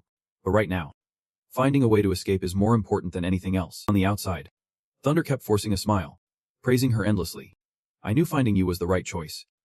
He recalled earlier when he approached the gate in front of the office, planning to invite Slavia to join the crew, but accidentally overheard her conversation with that old man, who was targeting the deity. After getting Slavia's permission, Thunder started descending the stairs, leaving the city. Now, the city entrance was surely heavily guarded, and the cave outside the city was the only way in. His eyes were unusually fierce as he raised his head in prayer. Father, please wait for me. Back with her, Slavia seemed extremely anxious, pacing back and forth without rest. Outside the door, Elder Feng entered with a book in hand. Thunder is gone. And upon seeing him, she spoke up. He's back. I was just about to ask. Slavia lightly placed her hand on the table and spoke. Could you command another part of the soldiers from the prison? Her unexpected question made Elder Feng ponder. Have you thought of a plan? She explained. If the target of the doppelganger is the deity, we can lure him in. Slavia's brows furrowed, her gaze more anxious than ever. But I want to know, if we find him, is there any way to kill him? He listened, focused on her eyes, stroking his chin in thought. Although it is difficult, it is not impossible. Her reply brought a smile to her face. Good. I will go gather the team. She quickly turned to assemble the team, pleading once more. Please tell us how to kill the doppelganger. Elder Feng was impressed by her determination. If you are resolved, then go ahead. Slavia's face turned red, and she thought about Thunder, making her decision. Thunder. I can't keep letting you protect me. Now, I'm an elder, and I will protect everyone in my own way. Back with Thunder. He pulled his hood tightly over his head, huddled behind the wall, observing the guards at the gate. Thunder looked at the solid armored guards standing watch and realized that it did not need to be this complicated at first. But after several incidents, the city's defenses had tightened significantly. A merchant coming out of the city was stopped by the soldiers. Please present your temporary exit pass and sales permit. He pulled a card from his pocket and handed it over, saying, Here it is, all in order. The exit pass I just received from the Night Brigade. Not only did they investigate the sales permit, but they also checked the goods inside. What do you have? The merchant pointed to the horse, smiling as he reported. It is all pharmaceuticals and weapons made from magical beasts. The soldiers asked further. What is the purpose of leaving the city, and for how long? He truthfully replied. Lunny Town. About a 20-day journey. Huddled by the wall, Thunder listened intently to the unfolding situation. It seems the transformation technique to change appearances when leaving the city is no longer effective. Suddenly, a carriage appeared, and the horse pulling it unexpectedly braked hard, its hooves pounding the ground. A young man holding the reins asked beneath. Excuse me, are you Thunder? Thunder. Bending down, raised his head and replied. Yep. That is. Without hesitation, he added. Please, hop on. Lady Slavia has instructed me to take you out of the city. This is a very dangerous mission. Have you all thought it through? With sharp eyes and a determined tone, he spoke. Of course. I still have to find the god. And besides, that fake wants to kill Thunder. We absolutely cannot let him succeed. Nearby, Munch chimed in with regret. If we could trap him underground, even if we can kill him, he would not be able to escape easily. Next to Tan still looked uncertain and asked. But should not we really keep this from Thunder? Hearing the question, Mary nodded and shared her thoughts on the decision. I think it is better not to tell him. If that assassin runs into him again, would not that be extremely dangerous? Seeing everyone's faces turn pale because of Thunder, Kyo raised his head slightly and chuckled. I think you all are worrying too much. Thunder is the strongest among us. Right. Seeing everyone united in their determination, Xavier cheerfully spoke up. So this time we must join forces. As Ms. Fi Fang said. Theoretically, the fake has weaknesses. As long as our attacks are effective, we will have a chance to take him down. Meanwhile, Elder Feng was impressed by their attitude. That is right. But you all need to remember, if the attack does not go well, we must execute planned. I will meet you at the Red Gate. As long as you get out of the underground, you will be safe. After hearing his outline plan, they all nodded. Got it. Back with Thunder. The carriage was tucked away in a corner of the forest, full of shade. We can leave now. Before sunset, I will be back here. Sir. Hearing what Xavier said as he arrived, Thunder stepped off the carriage and signaled. Got it. I understand. Thanks. Thunder was mesmerized by the scenery, looking up to inhale the atmosphere. We would better hurry before sunset. Time's a bit tight. Complaining a little, he hurried into the depths of the forest, hoping that the old man would not wander off. With a sixth sense, Thunder felt something and turned his head to the side. He focused his inner strength, activating his skill. One eye turned dragon-like. A dragon's eye appeared, using it to observe. Thunder saw two people fighting a monster, long like a snake, and someone was hunting. Kaintaity, holding her sword, looked at Jerry, who was complaining. I told you we should not go deep into the forest. The little guy quickly reassured his sister. Do not worry. Just step back slowly. I will handle it. Suddenly, the monster arched its body slightly, using its huge form to throw both of them far away. Fortunately, Jerry and Candy were caught by someone, whose back looked quite sturdy and strong. Thinking they were done for, both gasped. Wait, we got saved. Thunder called out from behind. You two should not be in a place like this, facing their troubles. Jerry suggested. Let us get out of here. That fighting snake is a mid-level beast. There is no need to engage with it. But Candy was still mesmerized by his presence and stood still. Thank you. You are a real hero. With his arm wrapped in a fist, Thunder commanded. Okay. Let us be quiet for a bit. As soon as he finished speaking, he lightly kicked off the ground and charged forward like the wind. Thunder's fists were wrapped tight. He bravely punched straight into the belly of the ferocious monster. It felt immense pain, wrapping its body around Thunder tightly. He was trapped. Oh no. This is it surely. He is done for this time. Seeing you like this, Jerry scolded her. I told you it is better to look for a chance to escape. Candy felt grateful to her savior and suggested to the boy. Stop with the harsh words. We need to find a way to save him. They thought being blinded would completely control him. But the monster was shocked to see Thunder fearless. Is that all you have got? He taunted. Once again, he delivered a powerful punch to the monster's throat, causing it to scream in agony. Watching the monster fall like a defeated snake, the siblings were left speechless. He just crushed that snake. Amazing. He must be a high-level adventurer. After wrapping up the fight, Thunder turned serious, questioning the two. What are your names? And what are you doing here? The boy and the girl introduced themselves. Jari. And this is my sister Canny. We are both adventurers, living in a village not far from Aviron City. We came here to hunt. Thunder did not say anything out loud, but he closely observed their gear. Thinking, adventurers at such a young age. Their equipment looks pretty shabby. I wonder if Ami was like them at this age. Feeling a bit of compassion for the kid's situation, he summoned a black hole, and two weapons appeared. Next time you go hunting, do not venture too far. Here. Take these. Hurry back to your village. Jerry and Canny accepted the weapons, their faces lighting up with joy. Wait, are you really giving these to us? This is amazing. Thunder, worried they might hesitate to accept, quickly reassured them. It is not worth much. I can't use them anymore, so they are better off with you. As he turned to leave, the boy rushed after him, asking, Thank you so much. Can I know your name? Thunder glanced back and casually said, Just call me Nest. I have things to do, so you two should head home. Just as he was about to leave, the girl called out to him. Hey Nest. He felt a bit annoyed but kept his cool, asking, What else is there? Canny stepped closer, reminding Thunder, Today something feels off in the forest. The beasts are all restless. You should not go too far. Thunder was surprised by her new information. Wait, are you saying the situation in the forest has suddenly become unusual today? Not stopping there, Canny and Jerry shared their fear about recent events. Yeah. Do not judge us by our looks. We are adventurers who often operate near the forest. We have only encountered a few low-level beasts before, and today is different. Armed with this intel, Thunder moved forward, not forgetting to turn back and bid them farewell. All right. Thanks for the heads up. As he left, the boy suggested, If you have the chance, stop by our village in the west. Thunder replied. Got it. Not far from the two. Thunder sprinted ahead, sensing unusual movements from the beasts. Definitely something strange had invaded the forest. His legs darted through the grass, fists clenched tightly. Is it at a real prison? Two guards stood at attention. Even in the dead of night, they were discussing the commotion, oblivious to the shadow lurking above the gate, wondering what was going on up there. One moment they say to increase security, the next to pull back. Forget it. Just do whatever they say. Recognizing the familiar figure, both began to stammer. As a purple mist crept in through the gate. Elder Feng is here, but he is not an elder anymore. One of the soldiers reported following his orders. Elder Feng, we have evacuated everyone as requested. Elder Feng approached, praising them. Good. You guys can rest now. His request made both of them break into a sweat, eyes wide in shock, realizing he knew how they felt. Elder Feng gently reassured. Don't worry. This is all my order. Just carry it out.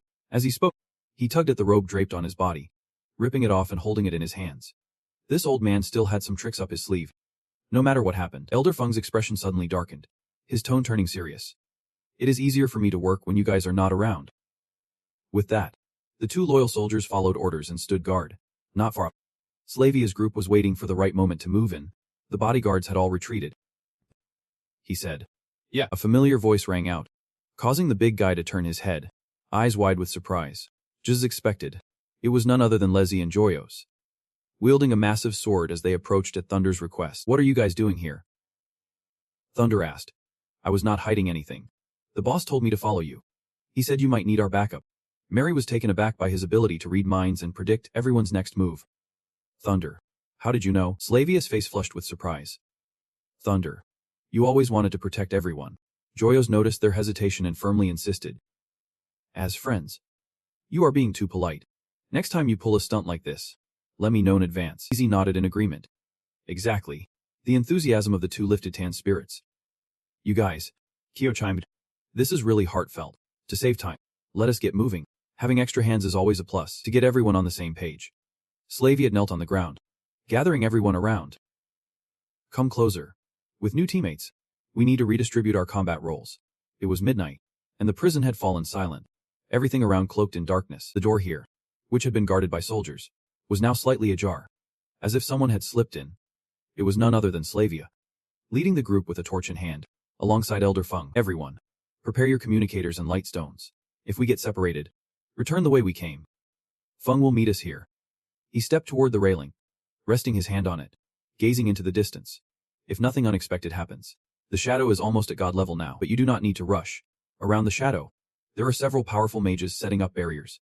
We can break through in a short time. Elder Feng looked down into the depths, reminding them. Remember, darkness is the shadow's domain. We must stick to the plan. No need to be hasty. All right, Lizzie said as they descended the stairs. I have been at the academy for 3 years, and I did not even know this place led underground.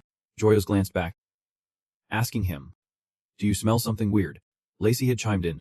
It is ominous. As they continued, the echo of their footsteps bounced off the walls. Mary, Munch, and Slavia chimed in. Do you think we will get called out by the other elders for sneaking in this time? And we have Slavia's permission this time. No worries at all. I just remembered, without a body. How are we supposed to open the door down here? Don't sweat it. Feng already told me how to unlock the big door. Munch suddenly remembered. Right. Slavia is an elder now. She has the right to know what is going on. The lake seemed to illuminate with information, prompting immediate investigation. Right, Slavia. Do you know why the deity is placed beneath the city of Avran? Only to be met with hostility. And her long-winded reply. Sorry. Even though Feng helped me gather a lot of materials. There is just too much info. I still have not had time to go through everything when I get back. A moment later, the door before them creaked open. A cold wind swept through. Look, the door has been opened. A surprising turn of events. Man shuddered. Guessing. Who did this? Was it Thunder? But Slavia quickly shot that down. No way. Thunder left the city already. There must be someone else. She looked toward the open door. The entrance seemed endless and disorienting. It is so strange. Feng said only the elders know how to unlock this door. How is that possible? Without hesitation, the lake stepped forward, and everyone readied their weapons. We need to be extra careful from here on. Following the entrance, the group ventured deeper. We are almost at the place we visited last time. I hope we won't run into any king-level beasts like that bull again. The lake led the way, hesitating for a few seconds before explaining. It is hard to say. Last time we saw a lot of cages. They can be for holding people. Joyous gasped. Wait, is not this a prison? Isn't it supposed to hold people? Just as he spoke, Tan over here, weapon at the ready, jumped as if attacked by something. Careful. What is going on? There is something brushing against us. He quickly drew his sword, eyes scanning the darkness for the glowing red eyes peeking through. See that? They might be to contain these things. Beasts. With a huge blade in hand, he shouted a suggestion. Let me handle this. He raised the blade high, bringing it down straight onto its rock-hard scales. It is a clawed beast. Still a high-level monster. Slavia stood by, urgently warning. Be careful. It is infected too, but it seems to still be in the early stages. Mary, holding her bow, suggested. Then let us finish it quickly. The clawed beast, completely unguarded, took an arrow straight from her, lunging towards its scales. In pain, it roared in anger, charging straight for Zay to attack. Nice. Looks like you are the only tough one here. But he landed a swift strike, knocking the clawed beast back. I stared at the scene before me, eyes wide open. forever wondering what the limits of Zay's power are. Kyo nodded in agreement. Exactly. With a sixth sense kicking in, Slavia's gaze turned fierce. Her eyes widening as she sensed those watching them. Slavia spun around to face those clawed beasts, shouting, "Everyone, do not get careless. More are on the way. The cave outside the city leads deep underground." And Thunder Man made his way through the forest to get here alone. Suddenly, a notification popped up, making his eyes go wide in shock. The status had changed. The system panel hovered in mid-air, clearly displaying the current energy levels. And the energy was rapidly depleting. Are we in trouble? Those sharp-clawed beasts were sent flying by a deadly slash filled with golden energy. He held his sword, grinning as he watched the scene unfold. High-level magical beasts. This could be interesting, seeing his confidence unleash power. The others behind were worried. We did not come here just to hunt. Over here. Sweat dripped down his face. Yeah. We can waste too much energy here. Next to him, his strength was waning, and he gasped, "It sounds easy to say. But how do we deal with this pack of monsters?" Slavia pressed on with her attacks, calling out for her friend, Mary. "Get ready, Mary," with her bow drawn. Aimed straight at a beast that had a tight grip on Slavia's weapon. As it got closer, she looked down and noticed a problem. They were all bound by iron chains. Mary listened in shock, her eyes wide. Did someone capture them and bring them here? Joyos gripped his weapon, confused. What are they doing with these creatures? Lazy chimed in to stop the chaos. Suddenly, he heard a familiar voice echoing in his ear. Is everyone in trouble? Joyos felt a surge of relief hearing Thunder's voice. Nesch. Awesome. You can still sense our situation. Lazy added. Not good. We are in trouble. Even though Thunder was not physically there, he reassured them. Don't panic. I will channel my strength to you. And just like that, a stream of golden energy flowed into Joyos. There is a rush of power filling us. It is incredible even Lazy felt it. Non-stop. He did not forget to transfer some strength to the one who received the command, his boss. Thanks for the help, boss. But it is not over yet. Suddenly, from the trees, a red aura surrounded the group, accompanied by a terrifying roar of a dragon. Just as they blocked the beast's attack, confusion set in. What was that noise? Manch, dripping with sweat, speculated. It sounds like something even more terrifying is coming. One beast from this side was already taken out by the tree, two swords slashing down in an X, sealing its fate. After dealing with that, he opened his eyes wide, looking back at the weapon he held, lost in thought. Moments later, with the transferred energy, he felt an absolute surge of power. Grinning with delight, this is amazing. I have gained even more strength. He lifted one leg, leaping high into the air, raising his spear to strike at the two clawed beasts. With one blow, he annihilated both, their bodies crashing to the ground. Slavia jumped at his sudden move. What just happened? Mary stood behind her, stammering. So strong, like a beast king, back with the remaining monsters. Kel was attacking and assessing. Why do these magical beasts feel weaker? Joyos nodded in agreement. Yeah. It is much easier now. Lazy chimed in. Totally. Just moments later, the entire pack of clawed beasts lay defeated on the ground. These high-level magical beasts, if we are lucky, we might score some high-grade loot. It is like a school of love for us. So do not get too excited and forget our purpose. Among them, one creature still had a bit of strength left. Suddenly collapsing, its body emanating a bizarre purple aura. I stood there, confused. While only Hodo understood what was happening, it had arrived. A rush of purple energy was unleashed, completely separating from the clawed beast's body. In an instant, it charged straight at Zay, as if attacking and seeking revenge for what had just happened. Be careful. Zay looked like a weakling, overwhelmed by immense power. He fell flat on the ground. Jack appeared, slowly making his way to the guy sprawled on the ground, showing off his sharp teeth. His youthful body was just what we needed. Xavier sensed things were going south. Recalling Hodo's earlier briefing for the group time to stick to the plan, Jack was blissfully unaware. Grinning smugly, turning his head slightly in challenge. Come here. I have a gift for you. Royo saw that arrogant attitude and shouted in anger. We do not need your disgusting gift. Shifting back to a serious tone, Jack smirked slightly, his voice dropping dangerously low. So you want to kill me? Give it a shot. With that challenge, everyone charged in, weapons drawn, ready to give it a go. Jack remained completely still, surveying the group with a casual glance. A slight flick of his hand sent all the members of the group crashing back. Without hesitation, the Royos brothers charged in together. Bro. It is our turn now. Each armed with a pointed weapon, they plunged straight into Jack's exposed belly. He did not flinch or fall, leaving both of them bewildered. It was totally ineffective. Completely useless. Slavia watched silently from the sidelines, pondering the plan. And just like she predicted, it was now your turn. The next person assigned by Slavia for the mission was Tan, wielding a sharp spear. The scene flashed back to when they stood with Elder Feng, who looked at Slavia and said, "If you want to kill the old man, you have to eliminate that controlled person." His body was cloaked in a plague-like aura, making it hard for regular weapons to penetrate. And even if they did, he would heal quickly. As he spoke, he pulled out a glowing stone, its light blindingly bright. Elder Feng looked down at the stone in his hand. "You will need this light, God." He attached it to the tip of his spear, and at this crucial moment, he raised it high, declaring that the light god and the plague-like aura were two completely different materials. It could temporarily break the protective layer around the old man's body, and that would be your only chance. Slavia saw it and recalled what Elder Feng had said. Her face darkened as she bit her lip, not wanting to confront it. Looking down. Meanwhile, Kel's group kept attacking from all sides, trying to limit his range of movement. They needed to strike simultaneously from both sides, not giving him a moment to counterattack. Their plan was set, and the Royos brothers did not give the old man any chance, continuously pummeling him, forcing him to focus on defense. The arrows fired at him were effortlessly swatted away, none capable of inflicting even a scratch on that monster. He was frantically sweeping toward the cord that was raised high with his sword, attacking from both sides, triggering the defensive illusions on his body. Reminders echoed in their minds, as the shattered spear tip attached to the ethereal energy lunged at him from behind, hoping to catch him off guard while he was distracted by the cord. The moment any part of his body showed weakness was the perfect time to strike, but the old shadow could still sense danger. He turned his head to look back.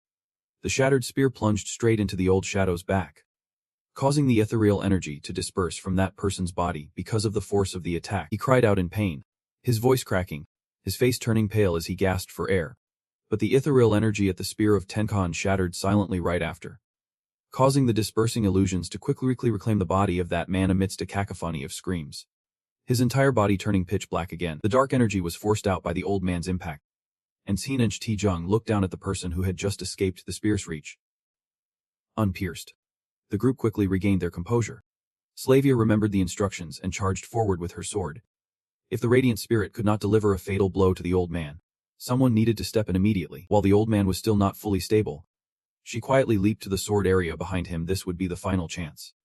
Xinench Tijung was still trying to draw the old man's attention while fending off a wave of darkness in front of him, and Mary was nervously waiting, drenched in sweat, for Slavia to act. Kyo and Manch held their breath, both anxiously waiting for Slavia's decisive strike. The pressure of everyone's hopes resting on her for this blow made Slavia's stretch to the breaking point. Please. The sword slashed down. The light from her power was so immense that it blocked the old man's view completely. The black shadow of the dark energy fell to the ground, and the old man stood frozen in place, still tense, stared intently at Slavia and the old man, along with Mary, who dared not look away. Had they succeeded? But the outcome did not seem good as Slavia's face reflected sheer panic, her wide eyes glistening with sweat. Exclaiming, the light of the sword faded away, and the old man stood there unharmed. The one Slavia had taken down was merely a high-level beast infected with the disease failure. The old man had completely regained his stability. He turned his head, dangerously gazing at the dead beast lying on the ground. Kyo was shocked, his face pale, eyes wide with sheer tension as he shouted. "Plan 2. He yelled out. And the team quickly turned to flee as fast as they could, retreating in haste. Old Feng had said that once they failed, retreat was the only option, and everything from then on completely depended on him. But the old man had seen them. He extended his hand, releasing a wave of dark energy, his eyes glowing with a terrifying smile as he growled. "Where do you think you are going?" The old man's advancing presence made Kyo freeze first, his face filled with fear and panic. Then the rest of the group followed suit, one by one collapsing. What was happening? He could control our movements. The pressure was too intense. The old man continued to channel energy, twisting it into a spiral, expanding the area more and more. Then taunting Slavia's group. "You have not received my gift yet." As his energy surged towards Slavia, she sat on the ground staring at the impending blow, silently thinking, Thunder. She pressed her lips together, tightly closing her eyes as if accepting the fate that was calling to her. "I can only retreat this far." But at that moment of life and death, thunder suddenly roared in from nowhere, shattering that wave of energy in a surprising turn for Slavia. Thunder. He stood there silent, his expression blank, eyes hidden behind the curtain of his red bangs. It was not until he blocked her way that Slavia stood up, her voice sharp with concern. "Wait." "Thunder. What are you doing here? Didn't you leave the city?" But Thunder did not respond. He charged forward to confront the old man, ignoring Slavia's worried cries of "come back." Thunder. He was relentless, slicing through every attack the old man threw at him, his face utterly emotionless. Seeing Thunder, the old man grinned, his pristine white teeth flashing as he stared intensely. "You, Just in time. Thunder brushed off his words, focusing on his sword as he effortlessly deflected the old man's energy blasts. Seeing Thunder arrive to save the day, pushed himself up from the ground and shouted at the top of his lungs. Thunder. Do not face him head-on. Thunder heard the warning. Yet his face remained unnervingly calm as he gracefully dodged the old man's strikes. He pressed his fingertips into the ground, channeling energy to propel himself upward. The old man's weakness lay just behind him. He spun mid-air, striking at two vulnerable spots on the old man's back, his speed so lightning fast that the old man could not react in time. Thunder's sword sliced toward the old man's back, but the old man sensed the movement. Turning his head with a sinister grin as he wrapped his shadow around Thunder's blade, Thunder showed no emotion. Letting go of the sword, he leaped forward, unarmed, to confront the old man. The old man was taken aback by Thunder's determination, but quickly regained his composure. Using the shadows from his body to ensnare two nearby high-level monsters, Thunder furrowed his brows. For the first time, a flicker of emotion crossed his face. The old man's voice slithered out like a whisper from hell. I will have these monsters seize you. You can either join me or... He laughed arrogantly, grabbing Thunder's sword. But Thunder, undeterred, mocked him. You are dead. Kia watched in horror, his brows knitting tightly together, tension mounting as he yelled. Thunder. The old man had seized Thunder's sword, swinging it with a smirk of someone who is sure of victory. A beam of light came crashing down, the sound echoing throughout the room. Q gasped loudly, along with Slavia, both unable to believe their eyes as they stared at the battle. Thunder. But unexpectedly, the sword halted just before it could strike him. The old man could not believe the sight before him. Standing there dumbfounded, filled with question marks, an invisible force emanated from the sword's tip, making it tremble violently, causing even the old man's arm to shake uncontrollably. He had to use his other hand to grip his right arm, yet the tremor would not subside, staring down at his hand in shock. Wondering, what is happening? Thunder stood there, his face still indifferent. But the green gem hanging around his neck radiated a dazzling light. This light caught the old man's attention, and he gaped as his own shadows were repelled by Thunder's ring. This light. He stood there, suddenly spitting out a stream of thick black liquid.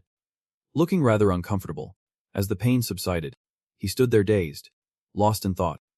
Realizing his heart was gripped by a hand behind him stood the real Thunder, cold and silent, making him question himself.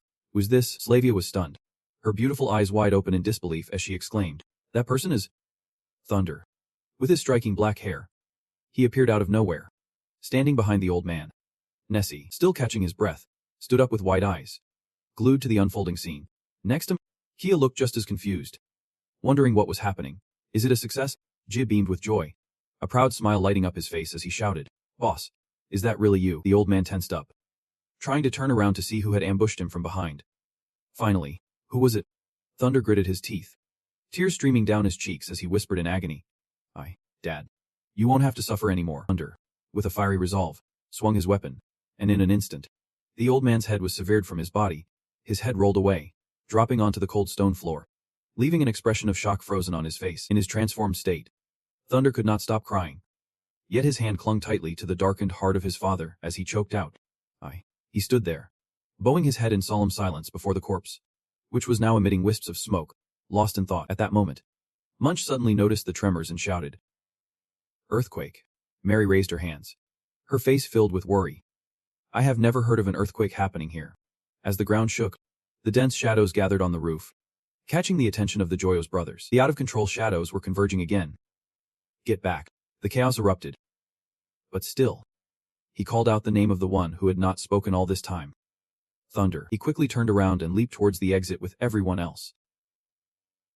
Leaving Thunder, now in his transformed state, with his father's body behind, he stood there, motionless, staring at him, despite Slavia desperately shouting, Ness, come on with us. Thunder conjured a flame in his left hand, not even turning around as he said, You guys go ahead. I have something to take care of. Then he telepathically commanded Jay, who was still in the room, startling him with the sudden message, Jay, lead them out. Got it, boss. You take care. Jay accepted his orders without hesitation, shouldering his large sword while pulling Slavia along as they fled the scene. Don't worry about him. He is way stronger than us. But Thunder pressed the flames down, his eyes still brimming with tears. He bit his lip, closing his eyes to hold back his emotions, whispering painfully, Dad. Then the flames erupted, engulfing his father's body, sending him off on his final journey. At that moment, memories flooded back his mother with long hair, clutching a necklace in her hand, her sad eyes wanting to give it to him. Thunder. Take this. She carefully placed it around his neck, adjusting it until it sparkled with gentle light. I always thought I could protect my parents. I hope it brings me good luck. Thunder, still silent, followed the others, bowing his head like a shadow to suppress his emotions. But today, he finally realized that he was still protected by those two. Just when everyone was leaving the room in a wave, Ko followed after the red-haired Thunder, squinting one eye as a drop of water unexpectedly hit his cheek. Ko wondered to himself, where did that water come from? It turned out, that water was Thunder's tears.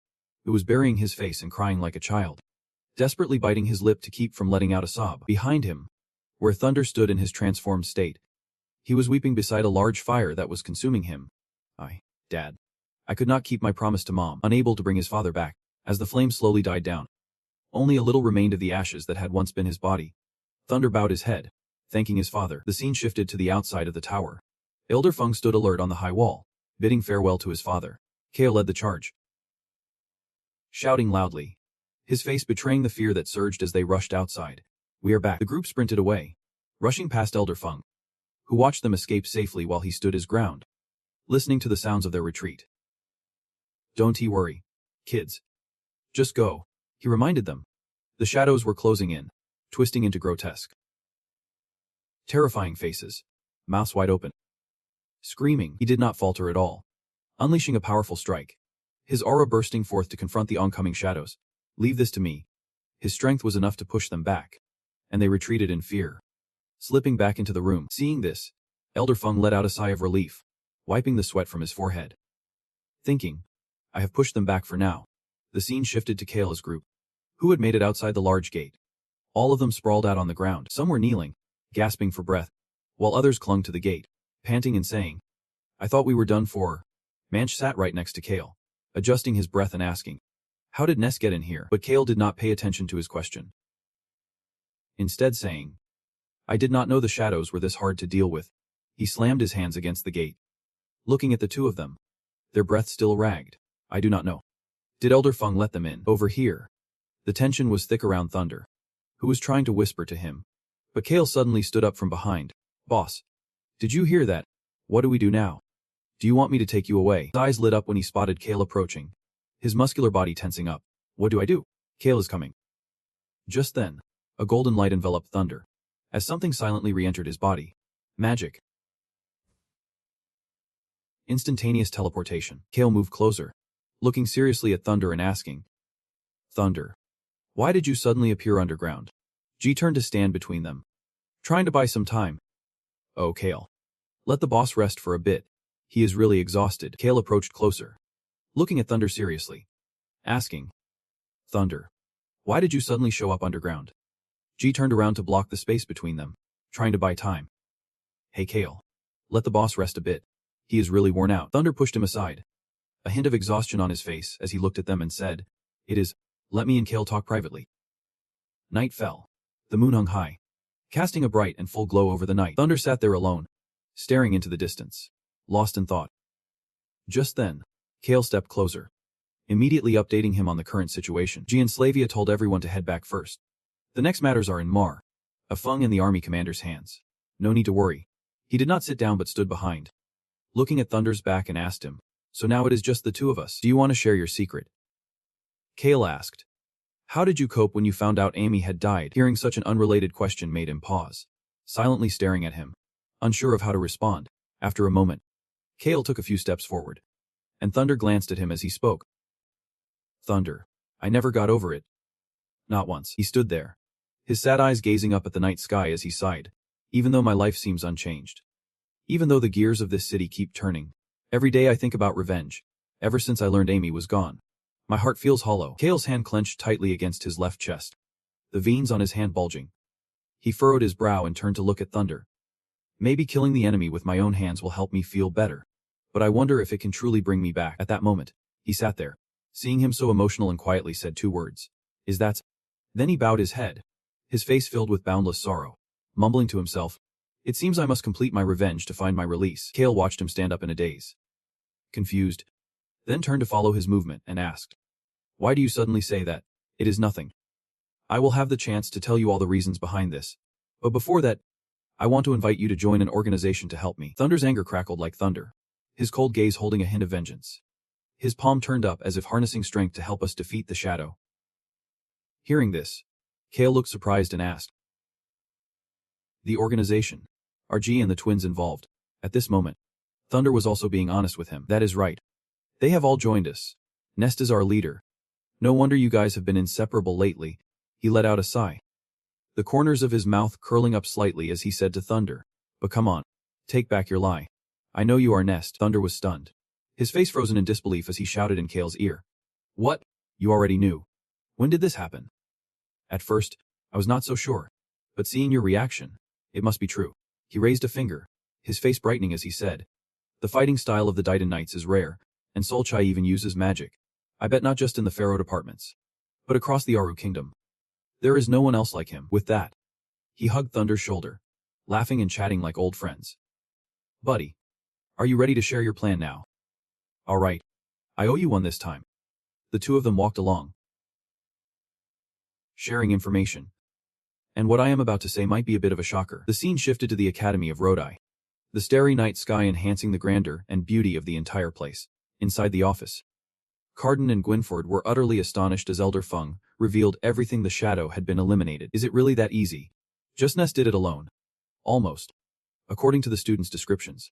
Thunder helped a bit too. Both were surprised and impressed, curiosity sparking about Thunder's talent as they praised him. "Do you happen to know his background?" "I have sent someone to investigate his information, but there were no leads. First, he fought against Mothlan. Then he killed the shadow, truly a formidable young man." "Really? We have heard a bit of news." Seeing their curiosity about Thunder's background, he raised a hand, conjuring a red dragon symbol, saying, "That young man established an organization called the Crimson Herb. They are currently recruiting soldiers, and as I understand it, several talented students of yours have joined them, like Jay and Thunder. It seems they are getting along quite well." When Carden heard Thunder's name, he was quite surprised, still holding his cigarette as he asked loudly, "Thunder joined too?" Gwynford beside him was equally shocked. He is quite the figure in the academy. If this keeps up, I fear the higher-ups want to be pleased. Elder Feng appeared much calmer than the two of them, gently stroking his beard while looking away. "I understand your concerns. So the next time the Crimson Herb holds a gathering, I will personally attend." With that, he turned to leave, but then glanced back at Gwynford to say, "By the way, I also want to have a proper talk with that guy named Nest." Upon hearing this, Gwynford immediately objected. "That is not appropriate. It is still daytime." But Elder Feng did not want to hear any arguments, waving goodbye as he walked off. "Right now, I am just a civilian. There is nothing inappropriate about it, and you all, remember to report the fake news to the Elder. Do not let the truth get twisted by others." The scene shifts to a small, secluded house, a shadow racing down the dirt road towards it. Bernardo flings open the wooden door, peeking through the narrow gap and shouts, "Why did you suddenly call me out here? What is going on?" Inside the humble wooden cabin, Dambert and Ross, upon seeing him, immediately speak up. "Yeah. Old friend. We are in trouble now. This tome of the night you guard. Right? Yep. Tell me what is happening." Ross's face is extremely serious as he quickly reveals the urgent news. "We have received intel that the city will once again be attacked by the Dark Guild tonight." Dambert furrows his brow, recalling the 5 imposing knight statues guarding the tomb, knowing it will be the first target. Bernardo, shocked by this news, shouts back at his old teammates, "What? Then what are we waiting for? We need to sound the alarm across the city." But just as he turns to rush outside, Ross slams the door shut behind him and speaks up, "Wait," seeing her odd behavior. Bernardo frowns, unable to understand their actions. "What do you mean?" At this moment, Dambert shoots him a frightening glance, his serious expression continuing, "Old friend, you know our situation well. Our forces are spread thin along the front lines, in the villages, the mountain passes. We do not have enough manpower to face the Dark Guild." Ross jumps, speaking quickly, "And we have to follow the Elder's orders. You saw the aftermath of the last attack. We can protect the entire academy. So what do you propose?" Dambert's face is grotesque as he looks down at the smaller Bernardo. "So I have made a deal with the Dark Guild. We will let them into the city, and give them 2 positions in the Elder Council. If they integrate with Pharaoh's apartments and become part of us, they won't harm others." Hearing his words, Bernardo panics and yells, "You are insane. Making a deal with those beasts. If they get into the city, they will wipe us out when the gates open. Blood will flow like rivers. Have you been a knight for so many years, and still not understood this?" Bernardo turns to the door, looking at Ross still blocking it.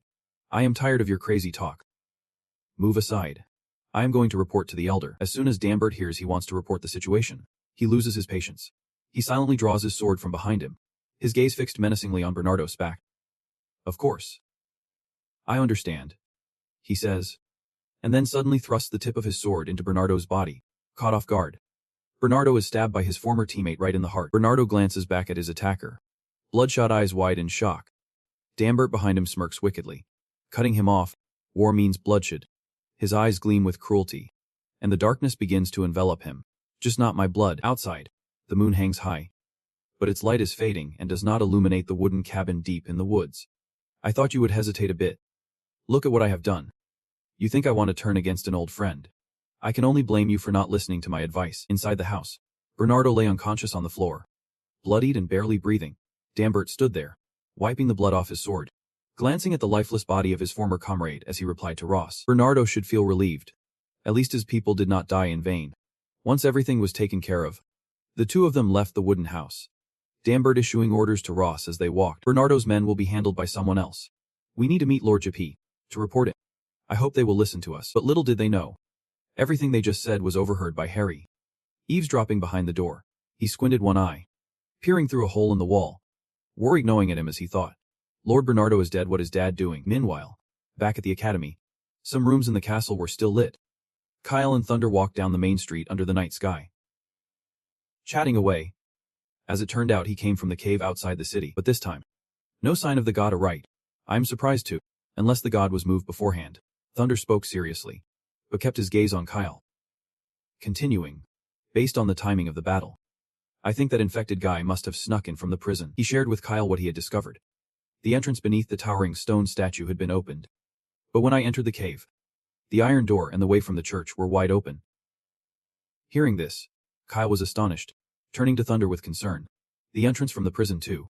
When I went down, the door was open. I thought it was just a shadow before entering the cave. I even met two explorers. They said the beasts in the forest were restless. Clearly, there are signs of an intruder from outside. What else could it be if not the infected? The two exchanged information until Kyle suddenly became serious and asked him, "What did you see down at the church?" Thunder honestly recounted everything he had seen. The place where the god once stood was now completely empty. I ventured further and discovered numerous cave entrances in the Great Hall. I suspect the god might have been moved to another cave. He visualized the entire cave system in his mind as a miniature maze, looking like a giant anthill. Without a map, it would be nearly impossible to navigate. Inside, countless tunnels crisscrossed, and under the protection of magical barriers.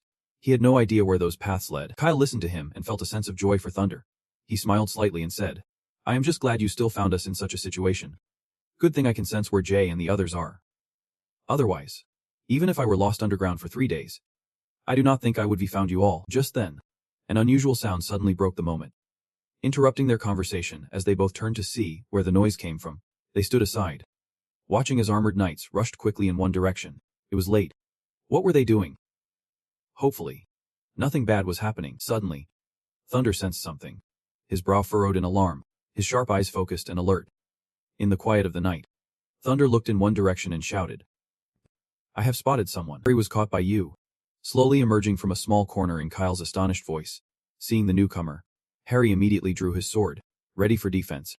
"It is you. Why are you stalking us?" "Sorry. I was not trying to follow you guys. But that team over there." Kyle was furious, unwilling to hear anything from him. "Do you think I am going to believe your lies?" But Thunder was calmer than him, standing in front of Kyle with a serious expression, looking at Harry, and asking him why he was following them. He frowned, his expression grim as if he had something very difficult to say. "Whether you believe it or not, something worse is about to happen." The scene shifts to the knights just mobilized, gathering to listen to Rose as she unfurled a scroll to read. The Tome of the Night Order. "We have just received orders from Sir Bernardo. Tonight, the Tome of the Night Order will be guarded by us. You can head back to the camp now." Orders. One knight questioned the overly strict new orders, but just before leaving tonight, Sir Bernardo warned us that without orders from him, we cannot leave our posts. Rose, should we wait for Sir Bernardo to come and give the orders? Rose approached him, her expression serious as she looked at the knight, intimidating him with her presence. "Are you planning to disobey military orders? Unless Dixon or Sir Bernardo gives the command, we cannot follow orders." Without saying a word, she swiftly drew her sword and stabbed through the body of the man, truly wasting Bernardo's goodwill. Each stab pierced the heart. The knight looked down in shock at where Rose had struck him, then cried out in pain. Ah. The others, seeing this, rushed forward, caught off guard by Rose's actions. Commander, what are you doing? The knights that Rose led immediately drew their bows, aiming straight at them on her command. Sir Bernardo won't let this slide, a deep voice echoed, and arrows were shot with precision, taking out the remaining knights. Ready, fire. After dealing with the others, one knight turned to ask Rose for her opinion. Rose, how should we handle the bodies? No need to be fancy. It won't matter by tomorrow morning anyway. Just focus on the main task.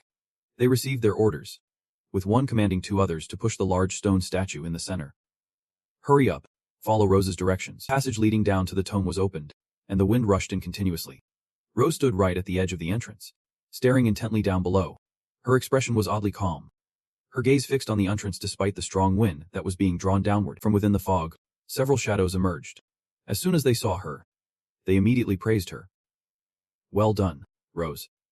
No need for that, it is just my duty.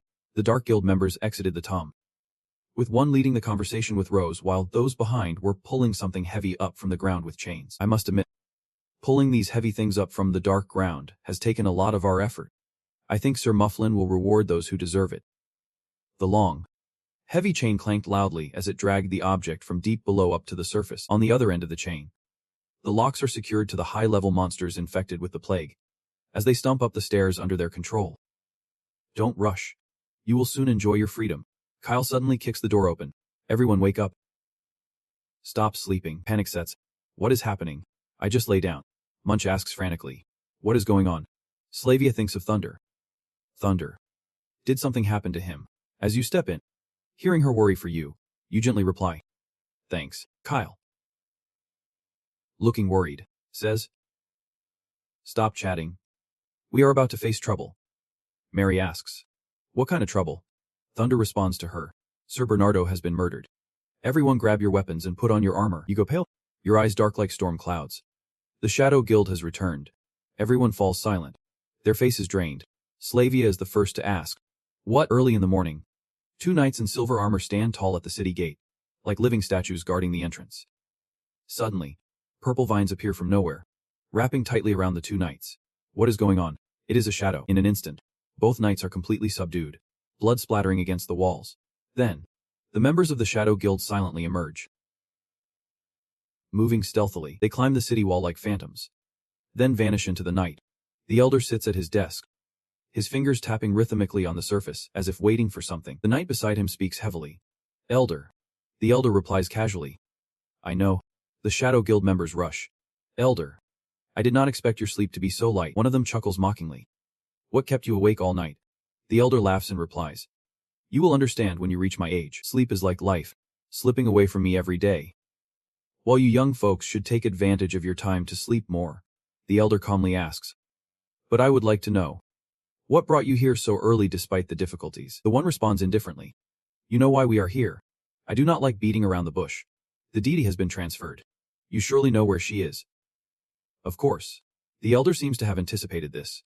You are here because of the deity. The elder rubs his beard. Let me think. I seem to have arranged for her to be somewhere. Then, he pretends to forget. Oh look, being old is quite inconvenient. Where did I send her again? The knight beside him answers. My lord, I do not know. The elder raises his hands. Shrugs. Sorry. It seems I can't help you. One of the Shadow Guild members coolly replies. If so, we will just have to help you remember. In an instant, they all charge towards the elder, not giving him a chance to escape. The knight raises his sword to block them. A shimmering shield of steel. The path is red. Outside the door, the Shadow Guild members gather, their sharp gazes poised for an attack. The elder calmly states.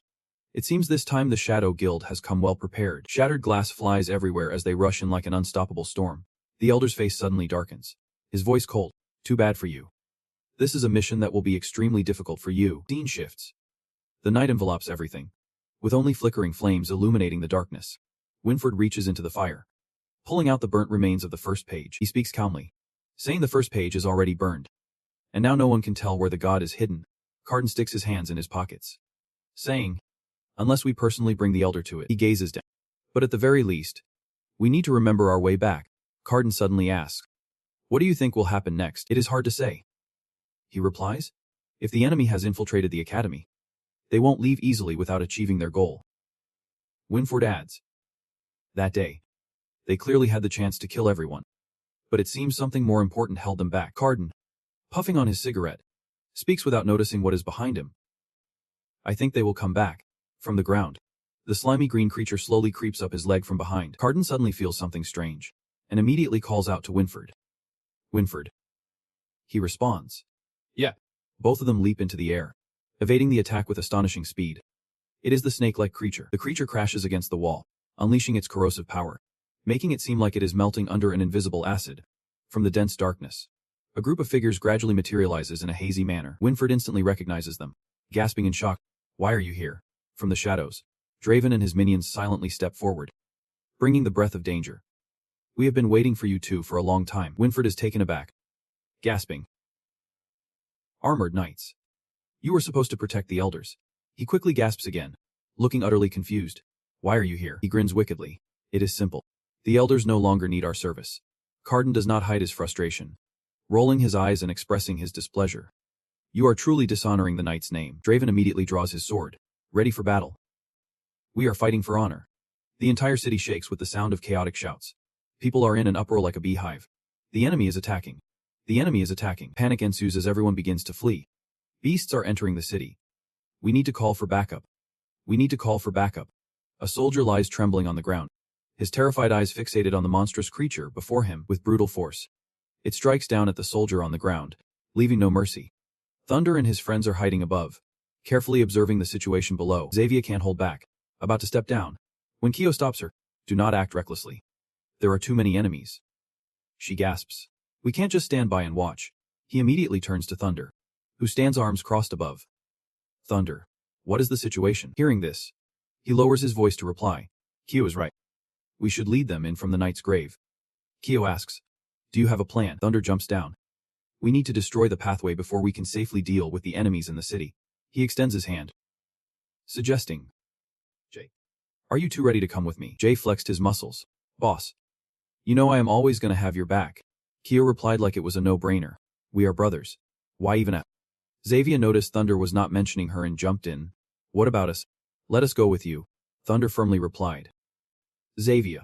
Everyone has to stay outside, Thunder explained to her. We need someone to distract the enemy inside the base. We can't let them advance too easily. Mary agreed. Thunder made sense. The knights need you to lead them. Xavier. She blushed. I get. So everyone must be careful, Thunder suggested. I bet there are other hidden entrances to the academy. He probably knows how to handle it. You go find old Feng. Tell him what is going on with us. Go. You go look for Winford and Knight Ka. They are the two we can trust. We need the support of the great knights. Both replied in unison. Got it. Thunder raised his hand to stabilize the magic contract.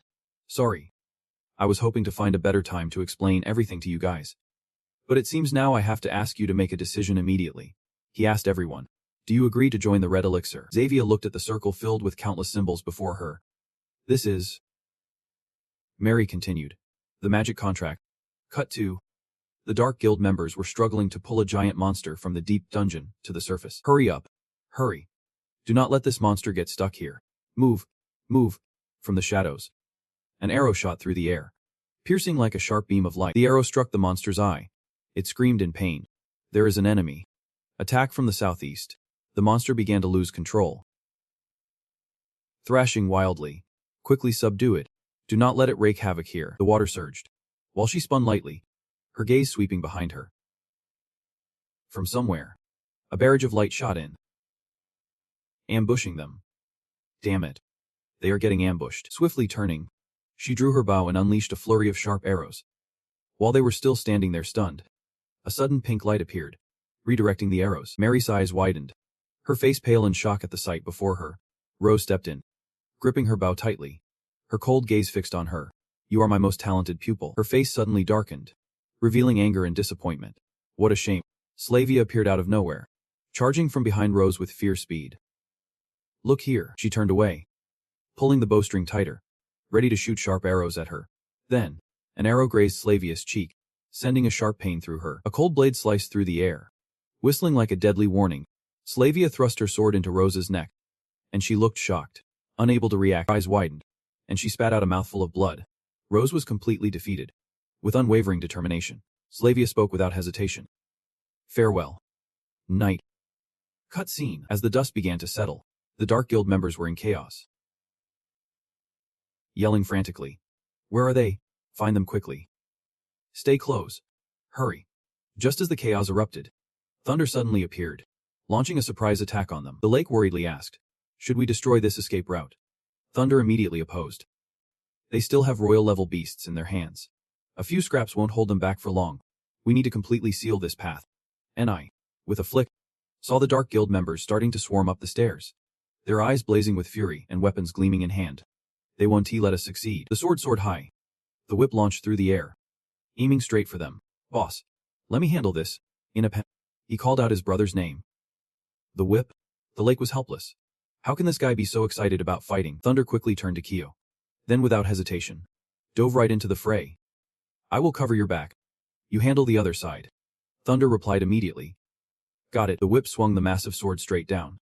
The ground cracked under the tremendous force, sending Dark Guild members flying. On the other side, Kyo was desperately fighting against a Dark Guild member. This style of fighting won't work. Who knows how many enemies are still lurking behind? Thunder's eyes immediately lit up, switching to a cold, sharp glint like a blade, the Dragon Eye. With the Dragon Eye activated, he felt like he could see through every nook and cranny, easily predicting each move of the enemy. The attackers was not closing in just yet. Now was the perfect opportunity. Thunder's gaze suddenly focused, intently directed at the wall ahead. Over there. He quickly ran behind the whip. Whip, I am giving you strength. Help us clear the path. He immediately clenched his fist, gathering all his inner strength. No problem. I feel better and better. The Dark Guild members heard the loud noise and paused. What was that? A beast. One of them shouted. I recognize this monster. He is a werewolf. The whip transformed into a giant werewolf. Muscles bulging, and fur bristling with every movement. He reached out with his huge hand and grabbed one of them. You filthy beast. You let me. The Dark Guild members began to panic. Do not be afraid. He is just a shape-shifted beast. His fur is thicker than armor. We can kill him. The whip relentlessly attacked, each kick powerful enough to send enemies flying in all directions. Kyo turned back, worriedly asking Thunder, how far are we going to chase them? You replied. Almost there, thanks to the whip's overwhelming strength throwing enemies around. The two easily pushed forward. Kyo's eyes widened in disbelief and amazement. He never expected there would be such a massive gorge beneath them. Thunder, with a determined gaze, said, as long as we destroy that bridge, we can halt their advance. In the form of a werewolf, the whip was still fired up, relentlessly pursuing the Dark Guild members. Thunder called out to him, do not chase them. His hand rested on his shoulder. The compliment came out as a deep encouragement. Whip, you did great. He could only mutter in response. Then, Kyo heard him say. Speechless. I do not understand what this guy is saying. The whip clenched his fist, shouted out like he was unleashing all the power within. I am about to shift back, just as he returned to human form. Thunder quickly wrapped his arms around him. Kyo could not believe it. No way. This big dude just passed out. He warned. It might be a side effect from the transformation. Take good care of him. He should wake up soon. Thunder immediately summoned a magical contract to send out a message. I saw the group behind us. Luckily we were faster. Suddenly, your instincts pick up on something unusual. What could it be? On the other side, Cardin and Winford are tirelessly blocking wave after wave of attacks from the Dark Guild. Winford grits his teeth, realizing the situation is dire. This fight against 3 black armored knights is not in our favor. We need a plan. Suddenly, Cardin shouts his name. Tension thickening in the air. Winford, his shout echoes. Filled with intense anxiety, we are surrounded. Draven sneers maliciously. And Winford must admit, you guys are really unlucky. So lead us to your master. Maybe you will still have a chance to live. Cardin clenches his cigarette, noting how many from the Dark Guild are here. Their target is the Academy. And Winford worries that it looks like we might not make it out alive. Suddenly, one of the lackeys speaks up. Master. We have encountered him. He stammers. We will deal with them first and then, in that moment of silence, a fireball suddenly hurtles toward Draven, frozen in place.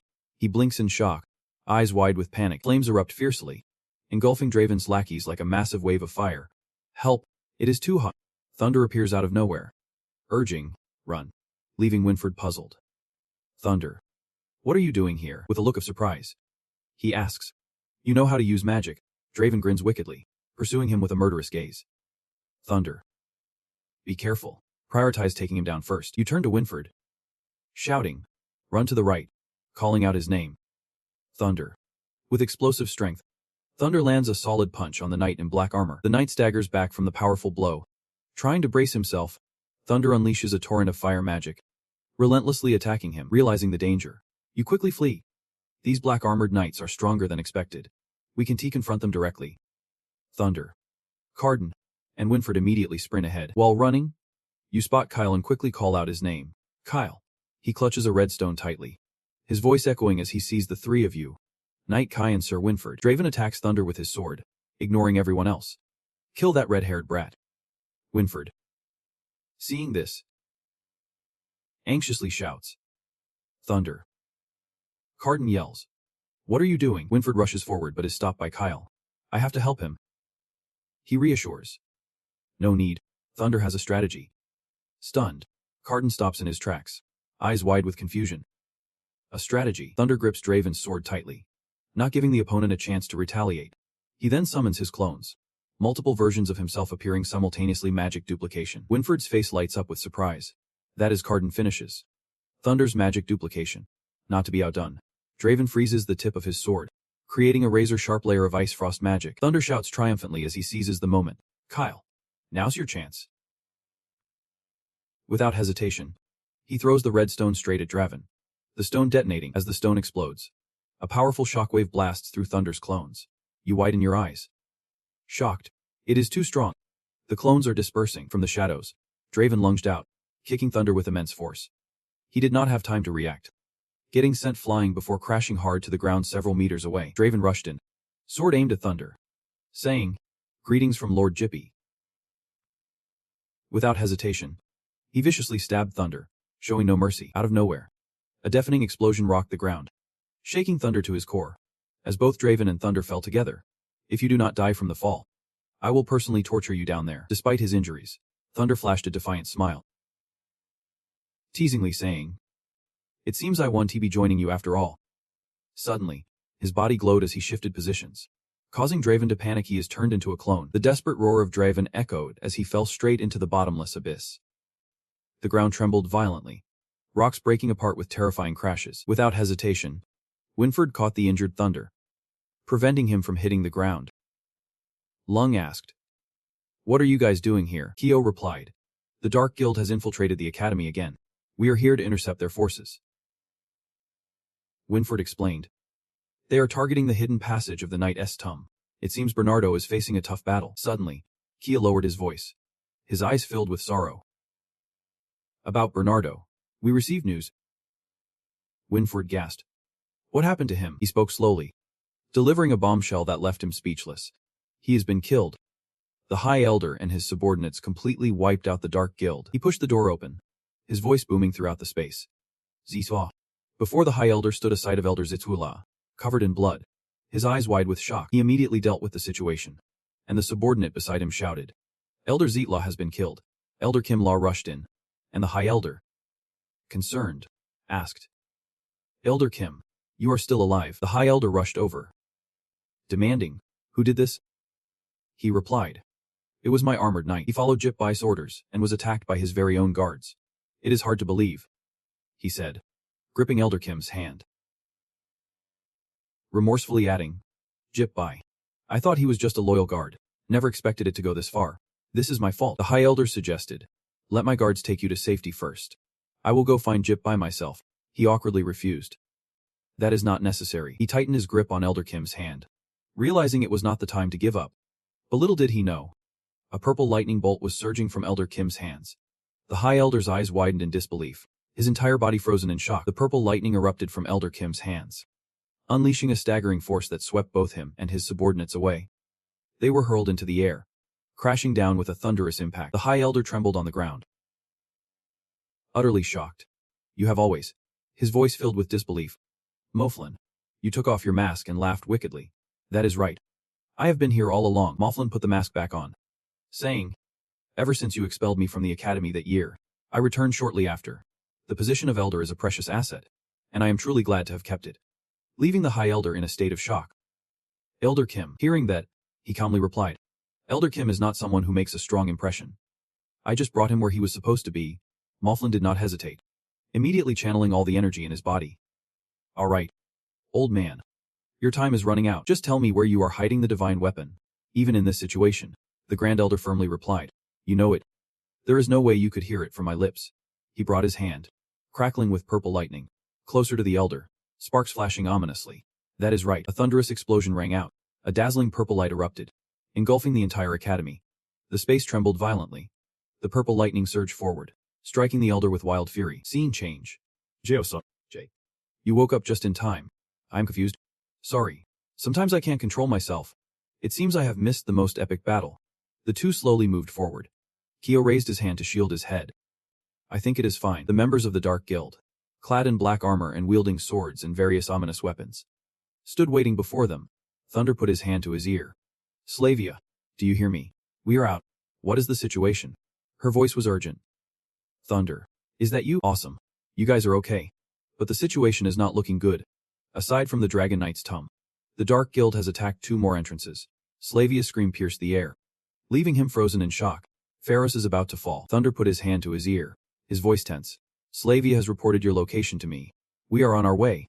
Kia looked over at Carden and Winford. What about you guys? The traitorous knight. We need to check on the Elder's safety first. Be careful out there, before splitting up. Carden shouted. Then we will find a way to regroup with you. You replied. Got it. The two were surrounded by Dark Guild members. He yelled. Winford. Stop messing around with them. Winford reluctantly replied. I do not want to either. It took some time. But eventually, both took down all the minions that had just swarmed in. Winford suddenly froze, stunned by the scene before him. Carden rushed from behind. What is wrong? Harry knelt on the ground, his eyes filled with despair. We are too late. Unable to contain his anger. Winford interrogated. Did you kill him? He replied tersely. I did not want it to be this way. Then, facing Harry. Utterly hopeless, he said. But my father made the wrong choice, causing this irreparable consequence. Even the Grand Elder and his subordinates were attacked. Their bodies sprawled on the floor. Grand Elder. On the other side, Slavia's group was surrounded. Mary shouted, We are surrounded. Slavia instructed, Try to hold on. Tana's gone to seek help. He should be back soon. Mantlo replied anxiously. He better hurry. The sound of a sudden explosion echoed behind them, startling everyone. Suddenly, a massive monster appeared from behind Slavia, its eyes glowing menacingly. Be careful. In a split second of life and death, Thunder rushed in just in time to save her from danger. Slavia happily called out his name, her eyes sparkling with joy. Thunder. The swordsman charged in. We made it. Jay also asked. No one's hurt. Right. The time for the showdown has arrived. And here we are. Mant shouted, joined by Feng and the elders. A figure loomed above, their voice echoing throughout the space, commanding everyone to drop their weapons. He spoke with a smug tone. Stop resisting uselessly. From today on, this academy will welcome a new rebirth. The crowd below began to stir. Is that Elder Jipbai? Why is he telling us to stop? Foolish. He is just a bottom feeder. Jipbai continued with an air of nobility. The bloodline of a knight has always been noble since birth. The pharaoh departments exist to train knights, not peasants. Those pathetic Sosao knights. Still so many traitors among them. I can see his point to some extent. He continued. Reform always comes with bloodshed. Those filthy bloodlines cannot exist in our academy. Thunder suddenly spoke up. Give me a moment to deal with him. Got this? He grinned wickedly, his eyes gleaming with scheming delight. From today, we need change. Let us eliminate those lowlifts. Mary pulled back her bowstring, aiming directly at the minions, and each arrow flew out with deadly precision.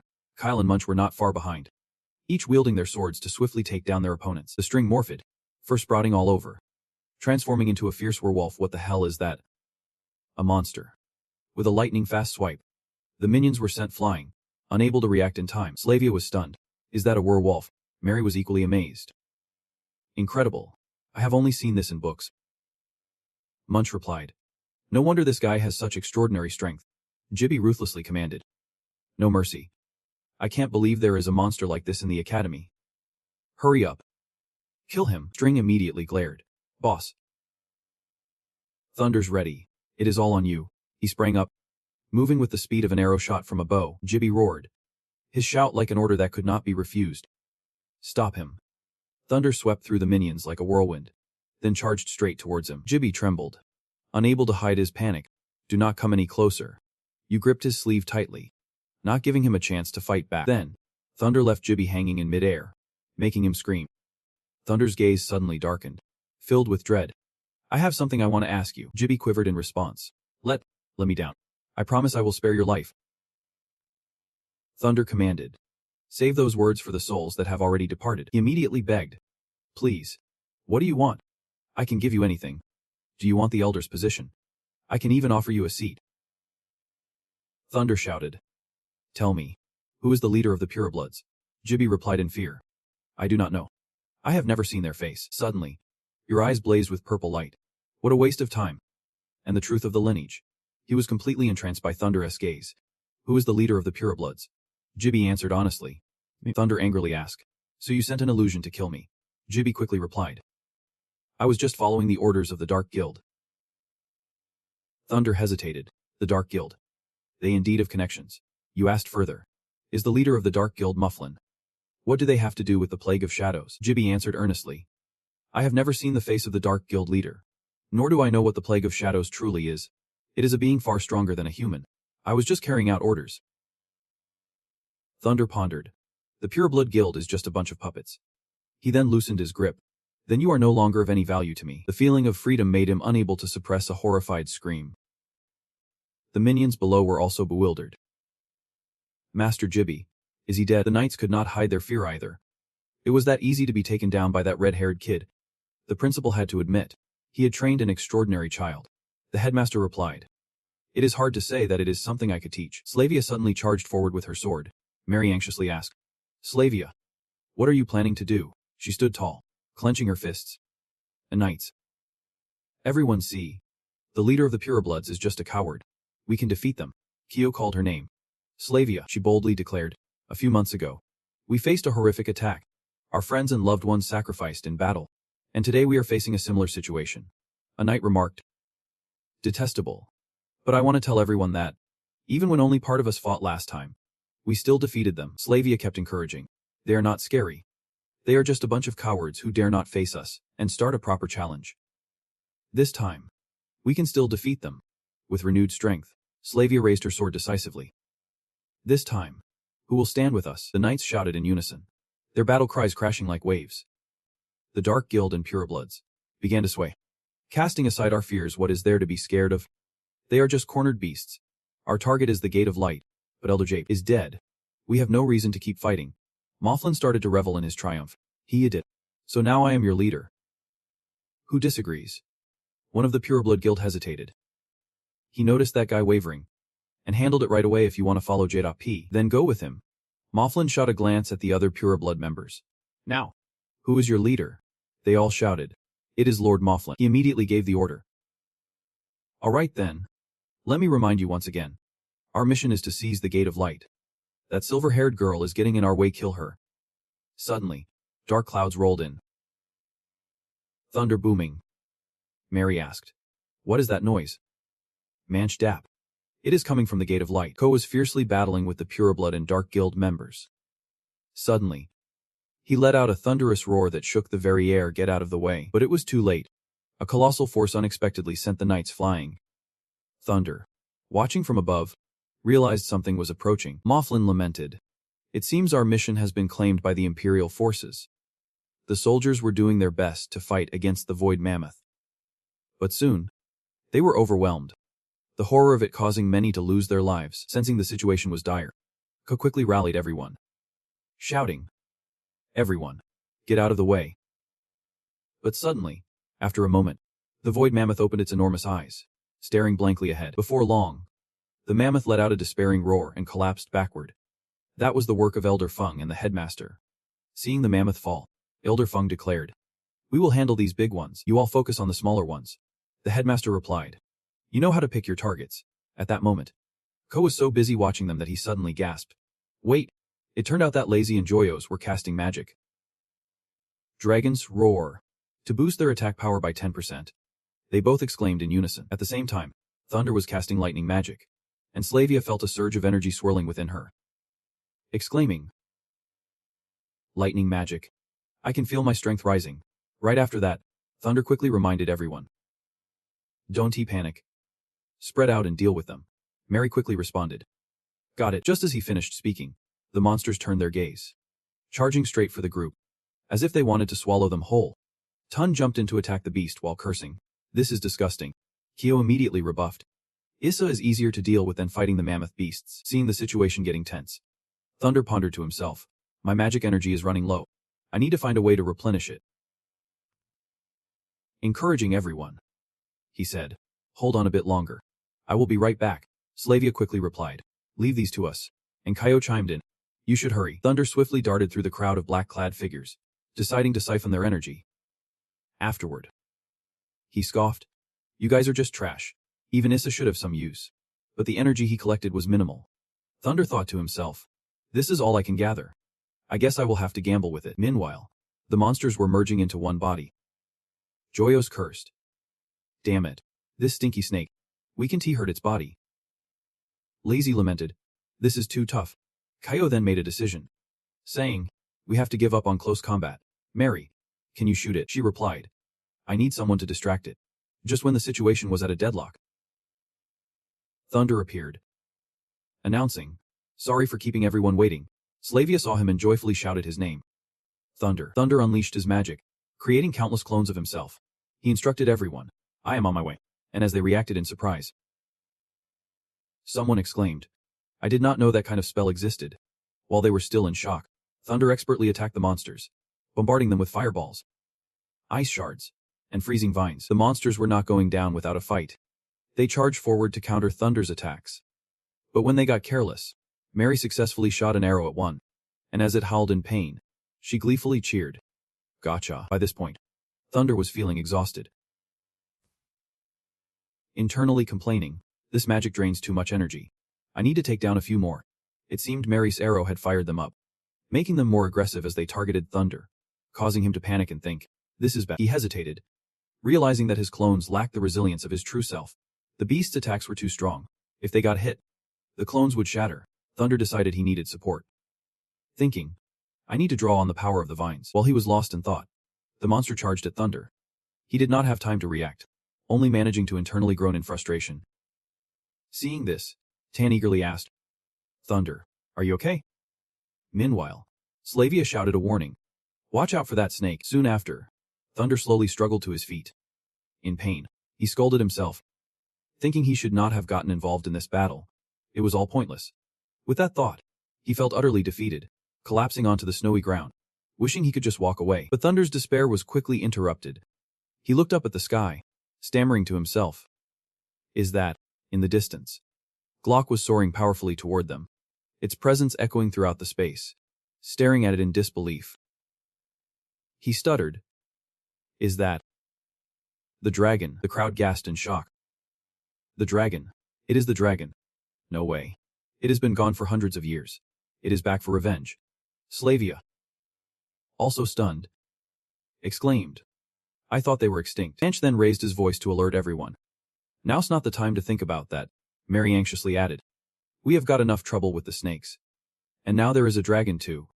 What are we going to do?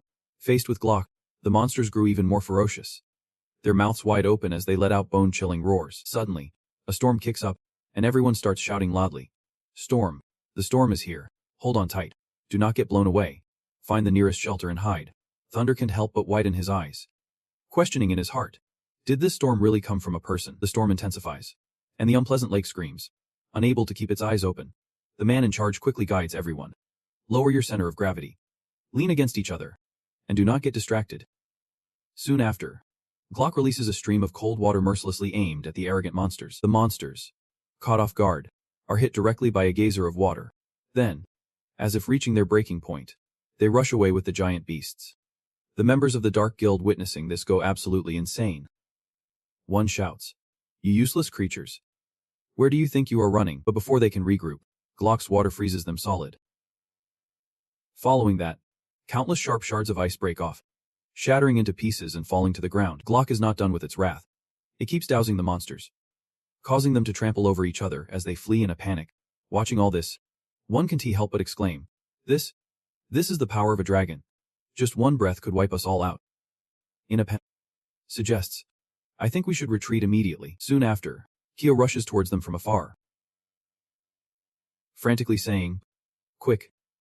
Follow me. We need to go underground for cover. Elder Feng reassures them. Don't worry. It won't harm us. The principal also laments. I never expected the legend to be true. Unable to believe Elder Feng's assurance. One asks him, how can you be so sure it won't cause a massacre? That is a dragon. Everyone knows dragons are dangerous. Sensing the atmosphere worsening, Kia raises his voice. We should really get out of here. After a moment of contemplation, Elder Feng finally speaks. Actually, it is not the kind of dragon you think, he slowly adds. To be more precise, it is a specific one.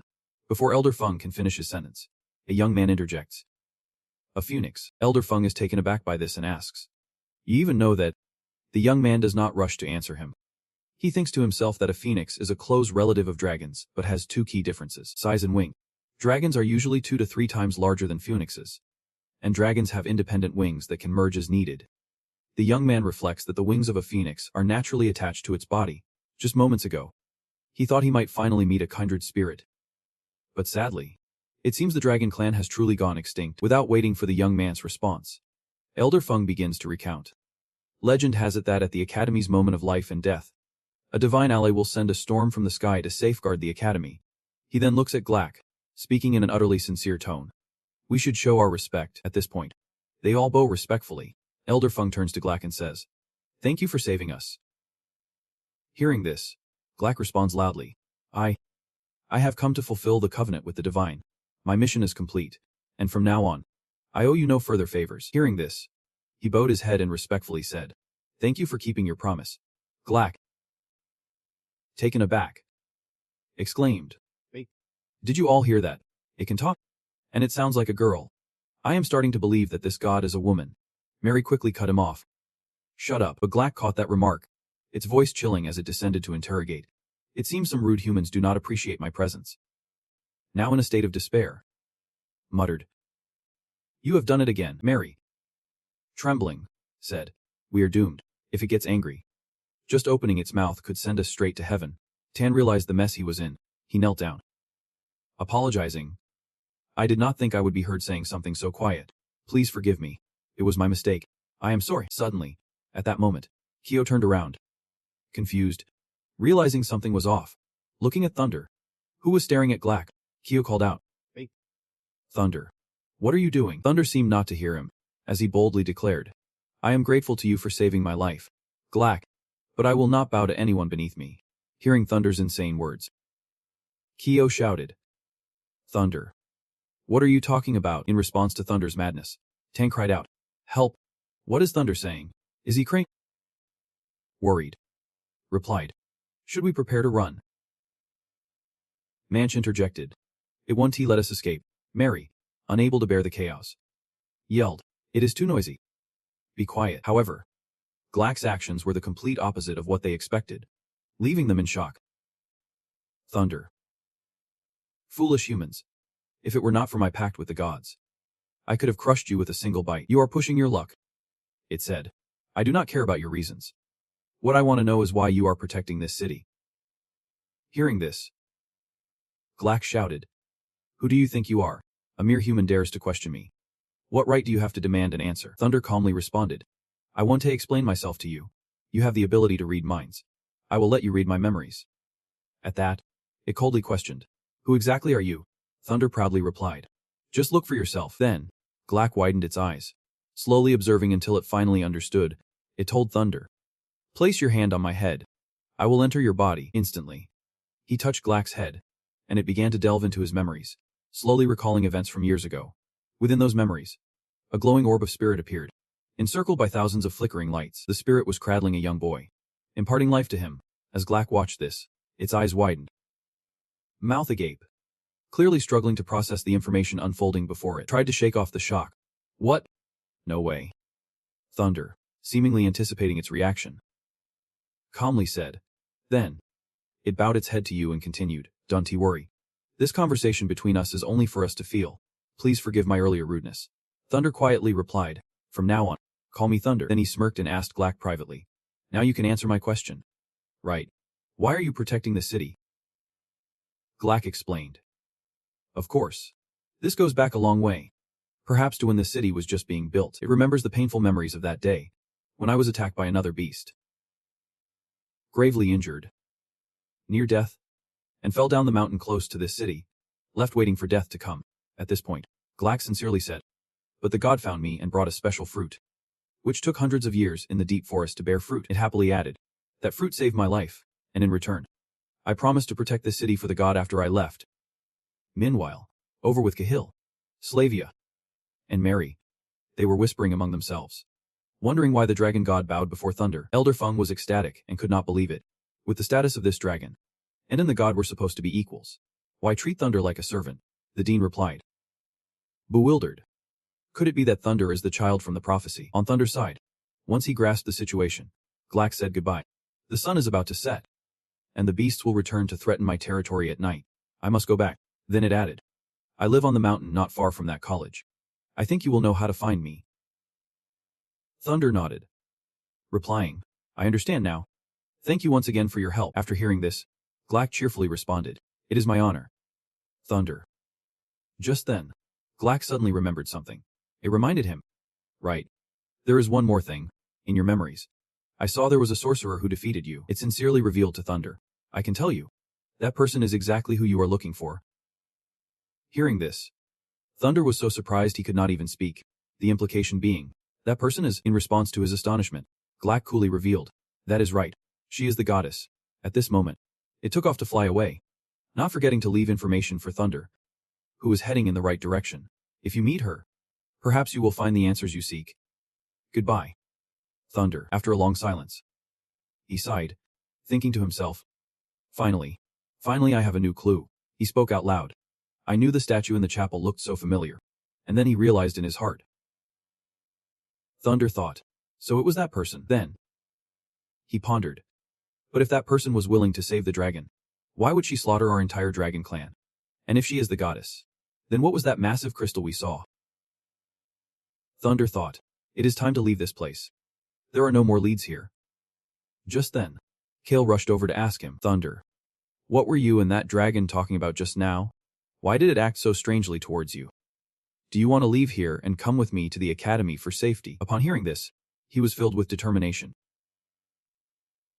resolutely answering, I have waited too long for this moment. Brother, in war, what awaits a person are the ruins of a lost cause. Indeed, war exacts a heavy toll. Considering the damage, the knights suffered heavy losses, with only 3 elders left alive, and half the city reduced to rubble. The once glorious Pharaoh's apartments are no more. The new changes, after driving the purebloods into the Shadow Guild, the Red Wings took over this place. Thunder, as the leader of the Red Wings, offered the knights a choice. That is, they could accept the pact, join the Red Wings, and stay at Pharaoh's apartments. But if they did not want to, the Red Wings would not force them. They were free to choose to leave without any obligations. In the previous attack, many witnessed Nest's stunning victory against Mouflin, quickly turning him into a superstar. Plus, during both attacks, the leaders were completely inactive. It was the members of the Red Wings who led the knights to fight back. So when everyone heard Nests was the leader of the Red Wings, nearly half wanted to join. Although the other half chose to leave, Thunder had already anticipated this outcome. He sat deep in thought on Lantan, pondering how since leveling up to Knight, gaining experience points had become increasingly challenging. Even common beast crystals were losing their effectiveness. Thunder calculated in his mind that the rising number of awakened magic users was draining his illusion technique, and his magic was running low. Then, he braced himself and resolutely made a decision. He needed to find a new breakthrough. Just as Thunder was deep in thought, Carden, Elder Feng, and Winfred approached him. Carden spoke up, and Thunder quickly asked Han, how did it go? Smooth sailing, Elder Feng replied. According to the recommendation of the Knight Group, it is decided that Winfred and Carden will take over as Elder Council members. Carden sighed. Even though I do not see myself fit to be an elder, given the circumstances, I will have to accept. Hearing this, Winfred raised a concern. If we refuse, another person like G might just pop up. Then Winfred sadly said, I can't escape the responsibility for Bernardo's and the Grand Elder's deaths. After a brief silence, Thunder finally asked, Is there any lead on the one who murdered the Grand Elder? Winfred replied, It is very strange. The wounds on the Grand Elder and the Armored Knight were not from slashes. They were burn marks. Moreover, these were fatal wounds, and they had hardly any other injuries. Carden chimed in. In the Grand Elder's room, the bodies of the Dark Guild members were scattered everywhere. It seemed they had gone through a fierce battle, yet those attackers had inflicted no significant injuries on them. So he hesitated and said, "Could it be?" Elder Feng quickly interrupted Cardin. "Unless they were attacked by someone they trusted." Upon hearing this, everyone fell silent. After a while, Thunder spoke up, "Could it be?" To which he retorted, "He does not have the ability to pull this off. Those wounds were caused by magic, and I am afraid this is a much bigger issue." Hearing this, Thunder fell silent, voicing his suspicion, "That guy Mifflin. Maybe." He agreed. This invasion appears to be led by purebloods, but in reality, it is being manipulated by the Dark Guild. The traitorous Dark Armored Knights have been dispatched to track down the god's traces. GP is causing chaos in the city. While Mifflin has never shown his face from the start, Winford nodded at his analysis. That makes a lot of sense. At that moment, Cardin questioned, "If it is him, how could he get close to the Grand Elder?" Unable to answer his question, Thunder reminded everyone, "Let us take our time to investigate. The truth will eventually come to light. Regardless, everyone has become elders now. I think Slavia will feel more at ease." Then he turned to Elder Feng and asked, "Aren't you going to take the opportunity to restore your position?" "I could take this opportunity to amend the previous rules." But he declined. He said he was tired of being an elder, and wanted to do something more exciting. He looked at the Dean and Elder Kim, saying, "Hanche has those two other guys. They were originally neutral. Now that the Academy has weathered the storm, they appreciate you a lot." Elder Kim quickly noticed someone was watching him, so he turned around to take a look. At this point, the Dean waved at them, and Elder Feng continued, "With their support for the three young elders, I think everything will stabilize for a while." Not long after, Thunder spoke up, "All right, everyone here is someone I trust, so I will be direct. And aside from you all, I have not told anyone else." He said seriously, "Farrad Apartments needs a leader like Nest, and I need a team. No pressure for you all to decide right away. But when I return to Farrad Apartments, I want all the Elder Council members to voluntarily join the Red Dawn." Winford happily replied, "Thank you for respecting us. We will think it over carefully." Elder Feng also smiled and said, "Look at how we have such an outstanding student. I am not opposed to joining right now." Then Cardin asked, "Have you decided to leave already?" Thunder quickly replied, "I can't stay here forever. Plus, there are some truths about the shadow and a few personal matters. I plan to visit Jonin Academy now." Elder Feng asked further, "You are going to Jonin Academy to meet the deity, right?" Thunder, bit confused, replied, "That is right." Wow. Then he expressed, "Once you become an elder, you should know that most people have heard about the deity's presence at Jonin Academy. But only a few know that there are traces of the deity at Pharaoh's Apartments too." Elder Feng said slowly, "You have encountered the deity of Pharaoh's Apartments already, as the child of prophecy. Your next step is to meet the others." Winford, surprised, exclaimed, "The other deities? Isn't he the deity from Jonin Academy just a title to throw everyone off?" Cardin was just as shocked. "Wait, are you saying there are actually two deities?" He countered their thoughts by raising his hand to indicate the number and said, "The deity of Pharaoh's Apartments and the deity of Jonin Academy are both real. Moreover, there is a third deity in this world." After Elder Feng finished speaking, Winford shouted, "A third deity?" Cardin was equally stunned. "So the deity we protect is not the only one?" Thunder, bewildered, asked, "Old man, where's the third deity?" Seeing this, he waved his hand and said, "Hold on, let me tell you the story first." Then he began to explain slowly. According to the records, this happened after the deity led the kingdom's army to defeat the dragon tribe. Elder Feng added, "Many years after the war ended, the deity prophesied that one day the world would face disaster, and all humanity would be plunged into destruction." He continued, "To prepare for this, the deity divided their power into three parts. If one day the deity's power is destroyed, the remaining part will be the guiding flame for humanity's counterattack." The secrets were slowly unveiled by Elder Feng. The deity's power is sealed in three crystals, one of which is kept in the damp maze of Pharaoh's Apartments.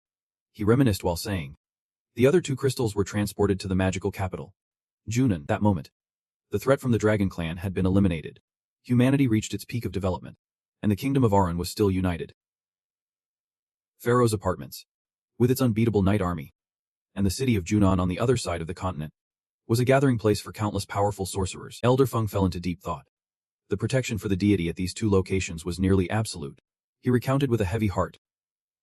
But suddenly, disaster struck. The transport fleet encountered a massive storm at sea, and one ship sank along with a crystal. Elder Feng bitterly reflected. Whenever humanity deluded themselves into thinking they were invincible, nature reminded them just how small they really were. Winford could not help but ask, "What about the third crystal that sank to the ocean floor?" He nodded in agreement. Indeed, this was a rather clever way to hide it. The leader at the time had reported this to others as well. Not long after, Elder Feng added, after hundreds of years, aside from a few high-ranking individuals. No one knew about the existence of the third deity anymore. He then explained that because this matter was of great importance, the elder had secretly arranged for nearby ships to carry out the salvage operation. After the successful recovery, to avoid suspicion, they hid the third crystal at a nearby trading hub. Hearing this, Winford was taken aback, and he exclaimed in confusion. Could it be that the third deity is there? At that moment, all of their subconscious minds recalled one city. It was the merchant city of Cambeck. Thunder, equally surprised, exclaimed loudly to confirm. Cambeck. Carden then chimed in, saying, Cambeck is located on an important trade route, with a river system that facilitates commerce. Moreover, this place also has a council that rewards adventurers. Attracting many guilds to gather, it is quite a hub of chaos. Winford rested his chin in his hand, musing aloud. Who would have thought a deity could be hidden in a place like that? Then he stated, well, this is the way to the Jonan Academy. Thunder also plans to stop by there. Elder Feng remarked that since the prophecy was revealed, the red-haired child is expected to prevent the apocalypse. According to the prophecy, the child will meet three deities. Who will guide him? Thunder, filled with determination, said, even though I do not wish to save this crazy world, destroying the shadow is a must. If the gods can help me, I am ready to meet them. He then looked up at the sky, speaking to himself. If possible, I also want to know why my fate is like this.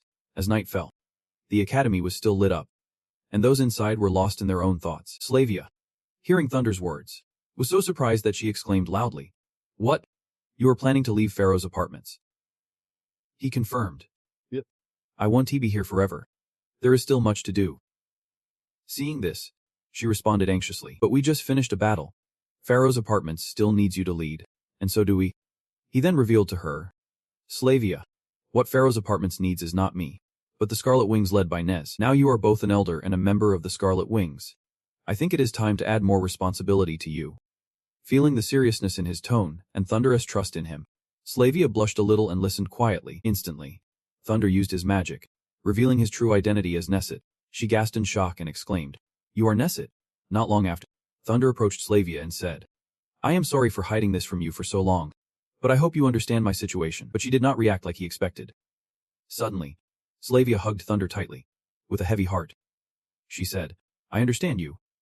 Thunder, you have always been alone. It must have been really tough. Thunder quickly reassured her. I am used to it. I just hope the war with the U-Shadow ends soon. Then Slavia reminded him. Thunder, I know I can't protect you, but please promise me you won't stay in Cambeck too long on your way to Runan Academy. Thunder pondered, asking, Well, she looked away toward the letter and told him, I just received a report there have been multiple deaths near Cambeck. The council has issued a high bounty mission. Slavia continued. But little did Thunder know, his expression had turned cold. A weapon powerful enough to destroy a whole town, the Dragonbone whip, had appeared. That morning, at the Pharaoh's apartment's gate, Thunder called out a loud farewell to everyone. We are off. The weather was clear today, with calm winds and beautiful skies. Winford sent well wishes for a safe journey, and the others reminded him, Be careful on the road and let us know immediately if anything happens. He mounted his horse and leaned down for a final word. Got it, everyone. Suddenly, his gaze was drawn to someone standing in the left corner. Slavia's face turned bright red, her eyes sparkling while her lips quivered, holding back emotions. For a moment, her expression showed hesitation. She wanted to speak but could not find the words, so she simply nodded slightly as if to say she understood. Finally, Thunder and the group spurred their horses and rode away. Watching them wave goodbye, Slavia silently wished for one thing. Thunder, please do not go. Tears streamed down her face like rain, a rosy hue still lingering on her cheeks. Deep down, Slavia prayed for his safety. The sound of hooves thundered across the green plains. Dust kicked up high in the wind. As the group began to slow down, Kyo hesitantly spoke up. Thunder, I really do not get it. He pointed at the man trailing behind them. Puzzled. Why are we bringing this guy along? Just look at him, he is huge and stands out too much. He quickly added with a tone of frustration. Where's the boss? I'm go. Pharaoh's apartments is so boring right now. I do not want to stay in that hellhole. Thunder did not feel inconvenienced by the guy. On this road, we are definitely going to face some dangers. Having him along could help us tackle a lot of problems. Suddenly, memories from the past surfaced in his mind. He asked Slavia, The Dragonbone whip, what is that? Does it relate to the dragon lineage? She turned around and recounted. Legend has it that it is a weapon once used by the Dragon Knights, made from the spine of a dragon. According to her, it possesses terrifying destructive power. Even though it has not fully unleashed its might yet, it has already caused horrific damage to numerous places. Slavia handed you a drawing. depicting that weapon, carefully cautioning you. So Thunder, promise me you won't linger too long at Kyobife. Her face flushed. Hesitating, saying if danger arises. Do not. But Thunder interrupted to reassure her. Do not worry. Slavia. Our target is Runan Academy. We will just stop at Kyobife for one night and then head out. Back in the moment, looking at the sketch in your hands, you silently sent her an unkept promise. Slavia. I might not be able to keep my promise after all. Suddenly, an unexpected noise startled you, heightening your alertness. Yet, Thunder remained still, turning to remind the two following him to temporarily ignore them. Kyo did not sense anything unusual. Just do not worry about it. Then he glanced up at the tall trees nearby, where figures were hiding. I get it now. So that is what it is. Prices in town have skyrocketed lately. Small traders probably do not dare to go out and restock. At the same time, the bandits in the trees, armed and ready, were eyeing the group moving below. Like vultures, today seems to be our lucky day. Boss. One of the more sensitive guys spoke up. Why do I feel like they have noticed us? The confident leader dismissed this, directing the plan. No way, at this distance. We have never been detected, let alone by just 3 kids. We will act quickly in a bit. That big guy must be the bodyguard, take him out first. Below, both Thunder and Kao, thanks to their training, overheard the entire conversation clearly. You casually instructed that once the area was secured, you would report back to Slavia. This path needs to be cleared. As soon as you finished speaking, the bandits immediately sprang into action, 2 of them with knives swooping down swiftly. However, at the very moment the blades came down, a surge of power instantly erupted, blocking the incoming attack from outside. The bandits were taken aback, witnessing this bizarre scene, and could not believe their eyes. What the hell? Before they could react, a thick hand gripped the hilt of the sword, preparing to counterattack. You unsheathed your sword, sweeping it in a basic arc to knock a few of them back, and yelled. Seriously? Can't there be any opponents stronger than this? This is so boring. Seeing his teammates go down, the bandits felt a jolt of panic as he twitched his lips. Warningly. What you are saying is not making me any happier. Do not think you can call me weak. Next. The bandits quickly grasped the opponent's strength as Thunder did a backflip. Damn it. After that, you effortlessly dodged past one of the bulky ones, casually ribbing, these useless fools. You delivered a classic hook to that guy, catching him completely off guard. The bandit's eyes bulged like a fish, one side of his face swelling from the hit, unable to believe his eyes. Damn it. This kid does not look big at all. But how is he so strong? Realizing they were in a tough spot, the bandit spat out some nonsense and fled. Let us get out of here. Just wait. You are done for, they said to wait and see. And you crossed your arms wide, calling back. Next time, remember to bring someone stronger to challenge me. Just like that, the 3 of you dealt with the obstacle, and your journey quickly resumed until the sky turned a deep orange hue. A group of people moved toward the GoPro checkpoint. And eventually, everyone decided to take a break and stay here for the day. Thunder opened the door and stepped into a nearby house, where the sound of storytelling filled the air. No one could see the valiant figure of the hero within. This magical stone was obtained by him after defeating a mid-level beast, and the excited voices of kids chimed in, asking to see it. He froze for a moment, his gaze fixated on that group of people. The man still had not noticed Thunder's presence, and continued telling stories to the kids, saying, "Open your eyes and take a good look." Jerry and Candy's eyes lit up at the sight of the stone. This enchanted gem was no ordinary find. Thunder recognized the 2 right away. It is. Hearing a noise at the door, Owen turned his head, paused the storytelling, and flashed a friendly smile. Guests have arrived. Suddenly, his expression shifted, eyebrows furrowing in annoyance, and his last words trailed off, looking quite distressed. At the entrance, Thunder, Jerry, and Kale stood there, looking rather out of place and lost. The attention of everyone in the tavern shifted toward them. They approached the counter and said, "Boss, we need a room." But Owen bluntly replied, "We are all booked up. Find somewhere else." Upon hearing this, Kale immediately blew up, questioning, "What? Isn't there a sign out front saying you have rooms?" He kept his eyes closed, casually refusing service. "I said we are full. This place does not welcome redheads. If you are here, you will have to deal with someone else." This time, Che could not hold back his anger and slammed his hand down on the wooden table. Kao shot a fierce glare at Owen, saying loudly, "Are we being too polite here?" Thunder, not wanting to escalate things, suggested, "Come on, let us go somewhere else." Just then, a guy noticed the red tattoo on Che's arm and spoke up. "Wait, I recognize that mark on him. They belong to the Crimson." Right after that, they were immediately surrounded by murmurs and whispers. "What is Crimson? Have you heard of them before?" They are the ones causing chaos at Pharaoh's apartments. I heard their leader knows a kind of magical song, and he makes the knights sign contracts. Anyone who defies orders will be executed. Really? They are that powerful? No kidding. Even 3 elders have fallen to him. Some seem to know their identities, openly sneering and calling out Thunder's name, hinting that many purebloods had turned their knives against him. Suddenly, Ko got splashed right in the face with dirty water by someone. Humiliated like that, he furiously covered his face, glaring around for the culprit, shouting, "Who did that, Jerry?" Though young, was not backing down, shouting, "Get out of our town. This place does not welcome crimson folks." Seeing this, Ka rushed in to stop him. Don't start trouble with them. Knowing who caused the ruckus, Ko gripped his face with one hand and clenched his fist, glaring at the offender. "You have got guts? This girl is right.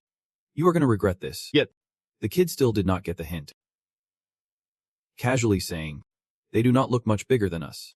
Do not be scared." Sensing the tension, Thunder chimed in. "Do not argue with the kids." He complied but shot one last glare. "Kid, consider yourself lucky." Suddenly, an unfamiliar voice made him jump. "Look who it is." At the door, 3 men swaggered in, Mike and Jan, the big guy. Just like the ones I mentioned, he stepped up to Thunder, putting on an arrogant stance. "You think these kids can take me? Coming here to snitch? You really humiliate me." At the same time, another man appeared, carrying a metal bucket, heading over to the group of guests. "Come on, be a little cooperative." The other man frowned, refusing to reach into his pocket to pay Carden, whining, "Hey, buddy, I paid yesterday." Hearing this, he raised his voice, scolding, "That was yesterday. You idiot. Today is today. Just 1 silver coin. It is not like I am taking your life." Finally, after some back and forth, the metal bucket still managed to collect a few silver coins from the reluctant crowd. Then, those guys moved closer to Thunder, looking to pressure him. "I sincerely apologize for my subordinates causing you trouble. Now, let us settle this misunderstanding. My protection does not cost much, just 1 silver coin, and I guarantee no one in this town will dare touch you." Hearing this, the guy got anxious and interrupted. "Big bro, is that all?" Miles quickly jumped in to warn him. "Shut it. Everyone, listen to the big bro. He is one of the Red Wings, and rules are rules." The guy flashed a toothless grin and suddenly blurted out something totally off topic. "Right. We should give the young ones a chance to mess up." Clearly, Jay and Kyle were baffled, their faces filled with question marks, totally confused about what was going on. Just then, both of them finally got it and burst into laughter. "But wait. Big bro. They are calling themselves the Red Wings. Thunder. We should keep that cash in the barrel for our travel expenses." In response to their attitude, the guy got fired up and shouted, "Damn it. What are you laughing at? You want to die? My big bro will call in the guards from Pharaoh's apartments to wipe you all out." Facing these guys, he maintained a cool, calm demeanor from start to finish, refusing to show any sign of weakness. Well, now I am starting to feel scared. He was too stupid to catch the warning in those words. Instead, he rolled up his sleeve to reveal an ugly red tattoo and said, "You are right, kid. You would better listen." Seeing this, the guy's attitude turned even more indifferent, giving a cold huff as if he could not care less. Next, Thunder suddenly grabbed Jiang by the neck like he was catching a frog. Jiang struggled, finally showing some spirit as he challenged, "You are one of the Red Wings. I have never seen you before." Jiang was enveloped in a wave of fiery power, desperately shouting, "You let me, you let me." This scene left his lackey stunned, quickly calling out in worry, "Big bro." Instantly, Thunder's sharp gaze swept over, his face ready to annihilate his opponent. "Just who did you say you wanted to kill?" Thunder was now dealing with Jiang, who was lying on the ground, smoking, eyes wide open, and his face twisted in shock. The guy in charge immediately backed off. "You really are the red-haired monster." Miles reacted equally shocked. Could the rumors about Pharaoh's apartments be true? He had a scowl on his face, a dark aura radiating from him as he threatened, "You want Red Wings better be ready to pay the price." Hearing this, they immediately turned tail to flee, scrambling like crazy, and as they ran, they could not stop screaming. Thunder had no intention of letting them go, quickly reaching out his hand to block their escape. Suddenly, a violent explosion rocked the area, shaking the very air around them. Along with the blast, the sound of their wailing screams filled the air, accompanied by dark shadows writhing within, crying out for help. Inside the house, Ko heard the shockwave and immediately understood, joyfully exclaiming, "Look, these guys are all fake Red Wings doing bad stuff. You do not need to." But instead, the other two felt even more terrified, beads of cold sweat dripping down their foreheads. Calmly, he spoke up, Come on, KO. Leaving his brother a bit surprised and momentarily speechless, G placed his hands on his hips, standing next to Kaio and gently reminding him. Listen to the boss. However, just as Thunder was about to step away, a voice called out. Please, wait a moment. Jerry and Candy slowly approached him, expressing their heartfelt gratitude in unison. Thanking the guys, Thunder's jaw dropped in surprise, his eyes wide with disbelief. But then he regained his composure, shook off his astonishment, and nodded casually. That evening, under the enchanting moonlight, it gently illuminated the grassy fields of the town. The horses were tied to trees, leisurely munching on the grass. Now, as dawn broke, a faint light from the sky began to shine down. Thunder was the first to wake up. As soon as he got up, he called out to everyone, rise and shine. We need to hit the road. CI was already awakened, seeing Jerry still snoring, felt annoyed. Wake up already. Hearing this, Jerry jolted awake. By noon, they were riding ahead, with CI trailing behind, sighing in frustration. If only we could run into a high-level beast or something. It would be great for hunting. Why is there nothing at all? Jai rode ahead a leisurely pace, replying, a few more bandits would not hurt. Yesterday's fight was not enough. Thunder nodded in agreement, recognizing that high-level beasts usually do not hang around the city-states, which meant they were getting close. Suddenly, the horses came to an abrupt halt. They must have arrived at their destination, or the peak of a mountain. Before them lay a breathtaking city, and they could not help but exclaim, look at that. It is such a big city. And there is even a sea. This is the first time I have ever seen the ocean. The three of them slowly approached a grand and magnificent building. I thought Pharaoh's apartments was big enough. But wow. Thunder agreed. Yeah. This is the first time I have seen such a bustling city. Jai excitedly pointed ahead. I smell food. Boss. Let us go find something to eat. However, he paused and pulled out 3 gold coins, saying, you guys go ahead and explore. I will check out the guild registration process. He took the coins, turned around, and cheerfully exclaimed, awesome. Thanks, boss. Kyo raised his eyebrows in confusion. Guild registration. You want to turn Hung DC into an official guild? Thunder slowly nodded, his expression serious as he replied. Yeah. Registering as an official guild will make it easier to recruit members and take on higher-level quests. And in his heart, he had his own thoughts, also wanting to check out the major guild to learn more about their core values. After hearing this, Kyo felt a bit relieved and turned to leave. All right. I want to see if there are any weapons worth buying. Let us meet at the city gate. Thunder waved him off. Sure. Feel free to wander around. I will catch up with you guys. Meanwhile, Jai was buzzing with excitement. Let us go eat. Let us go eat. Let us go eat.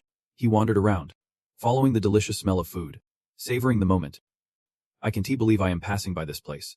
The famed beast delicacies from the Eastern Highlands. It is a rare opportunity. Fresh seasonal fruits. If we miss this, we will have to wait a whole year for another chance. So delicious. You really do not want to try any. Sesam moved to the opposite stall, not forgetting to grumble. You can eat all you want. I do not have a stomach as big as yours. However, as he shifted his gaze forward, the boy was suddenly startled by what was on display. It was a gleaming sword with intricate and exquisite designs on the hilt. And wow, it was stunning. Without hesitation, he boldly asked, Boss, how much is this sword? But just as he finished speaking, a voice from behind him chimed in. Excuse me, how much is this sword? The boy immediately turned around, eyes wide with surprise, and let out a soft gasp. It was Lily, the mayor's daughter, who was just as shocked to see him. Both of them fell silent, staring at each other in disbelief, while Lily seemed to be judging the boy quite harshly. Then, she turned away and directly asked the boss. Excuse me, how much is this sword? This made him jump, completely disregarding his own feelings. Haro cheerfully picked up the sword and proudly introduced it. This girl really knows her stuff. This is a rare weapon we just got in yesterday. This sword is called the White Blade. Forged from the crystals of a high-tier demon, it can chop stone and cut through steel. Lily interjected.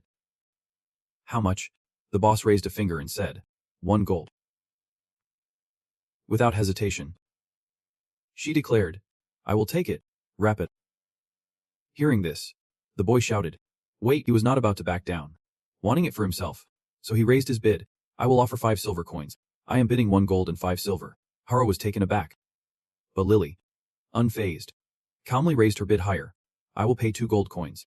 The boy's jaw dropped. What? The boy hesitated for a moment, then turned to run, not forgetting to remind her. Wait, I am offering 2 gold and 5 silver. I will be right back. He rushed over to his friend, urging, Can you lend me some gold? I just saw an amazing weapon. His friend waved him off. Just take it? I do not use that much money anyway. He nodded gratefully. Thanks. I will pay you back soon. The boy hurried back to the booth, anxiously asking, Boss, where's the sword? Haro dropped a bombshell that left him stunned. That girl paid 3 gold coins and took the sword. The boss, friendly as ever, continued to showcase other items. Why do not you check out some of my other goods? I have plenty of great stuff. But the boy did not care. His eyes fixed on Lily with a look of indignation. That annoying girl. But when the boy noticed the gem glowing brightly on her, he realized something. What is that? Without thinking, he dashed over and shouted, Wait! Lily clicked her tongue, stopping in her tracks. What now? The two walked and talked. I have a question. You are a mage, right? She looked a bit annoyed. Well, what is the deal with you wanting to buy that sword? You can't even use it. As they walked, Lily casually replied, I am buying it as a collectible for my dad. Is that a problem? Besides, it is my right to buy what I want. The boy paused for a moment, muttering, collectible. Then she lost her patience but still politely said, I have things to do. I am leaving. But he tried to stop her. Wait. I really need that sword. I am willing to pay more. Can you let it go? Lily halted, giving him a knowing look, accompanied by a smug smile. So you are making me an offer. How about this? If you really want that sword, let us have a duel. What do you say? The guy was stunned, totally caught off guard. A duel. Lily then raised her hand, slowly calling out, Where are you? Who stood in the crowd, struggling to raise his hand and replied, Miss, as he stepped forward. She explained, This is my servant. If you can beat him, the sword will be yours. Keo looked at this guy and judged him. He really is a strong one. Outside, he kept his cool, thinking about how to fight. She smiled, a confident grin. The rules are simple. Arm wrestling. A match to decide the winner, but if you lose, you will have to pay me 3 gold coins. How about that? Keo seriously replied. All right. But if you bring someone to help, I will need to find a partner too. Lily did not care much about that. It is up to you. Inside the tavern, where guests were enjoying drinks and having a good time, everyone was shocked to see 2 beefy guys sitting across from each other at a table. Is not that Bo? Who is he competing against? No idea who that kid is. But this is crazy. A 1 against 3. This job is a gold mine. What is there to be scared of? I am betting a silver coin on that kid. They really are a bunch of fools. I am betting on Bo. I am betting on that kid too. He looks pretty strong. Who knows? He might win. I am betting on Bo. Amidst the commotion, a referee stepped out, both prepared as everyone chattered excitedly. Do not even think about it. Bo has never lost here. I am betting on Bo. Ji suddenly broke into a smug grin, his body starting to swell with power. Even Bo had to widen his eyes, sensing something was off. Let us begin. Right after that, Ga just flicked his hand, and the table inexplicably flipped over and broke, sending him tumbling down as well. Oh no. The others watching were left gaping. What? Bo could not believe it either. His opponent had such superior physical strength. Keo walked over and grabbed the sword, carefully wrapped up. Looking thrilled. What a lucky day. Lily could tell she was not happy at all. Thanks. I am not being polite here. Did you just forget to use your internal power? Bo replied with difficulty. I have used all my strength. Watching those two walk away. That guy is a monster. While they chatted happily together. Unbelievable. He does not look that strong. I could break his arm. Well done. My friend, aside from Thunderza, you are the strongest I have ever seen. Suddenly, Lily spoke, causing Keiho to pause and glance over. You guys are not from this city, right? Which faction are you from? He turned around and had a giant question mark over his head. Faction we belong to the Crimson Wings faction. She held on to him, thinking to herself, never heard of that faction before. Watching their backs as they walked away, Lily was still filled with questions. Scarlet Wings. I hope you guys do not bring trouble to this city. Meanwhile, outside, Thunder stood with his arms crossed, surveying the scene before him. Whoa, is this really the place? This is the Adventurers Guild Hall in Kebab City. Seeing the bustling crowd coming and going, he could not help but exclaim. This place is massive. As he stepped inside, Thunder witnessed a chaotic scene. The place was packed. C rank. Our guild is not here for these petty missions. Trust me. This is a fair deal. A voice chimed in. A team is missing a healer for an rank quest. Fuang Chu approached the new guest, introducing herself. I'm Fuang Chu, staff at the Kebab Adventurers Guild. How can I help you? Thunder expressed his intention. I want to register with the guild. He pointed to the side and said, Registration is over there. The fee is 5 gold coins. Plus you will need to fill out some information. If the number of adventurers in your guild is less than 10, we recommend considering joining another guild first. It will save you some money. Clara sat upright at the desk, rapidly rattling off details. No problem. Money is not an issue. How soon can we finish this? I want to pick up some quests fast. We will handle them as quickly as possible. Maybe we can wrap everything up today. What should I call you? Sir Thunder replied succinctly. Nest. She nodded, flashed a friendly smile, and asked, All right, Nest. What do you want to name your guild? Without hesitation, he answered, Scarlet Wings. Clara gave him a puzzled look that made Thunder feel confused. What is with that face? She quickly waved it off. It is nothing. That name is just pretty unique. I think it will be easy to remember.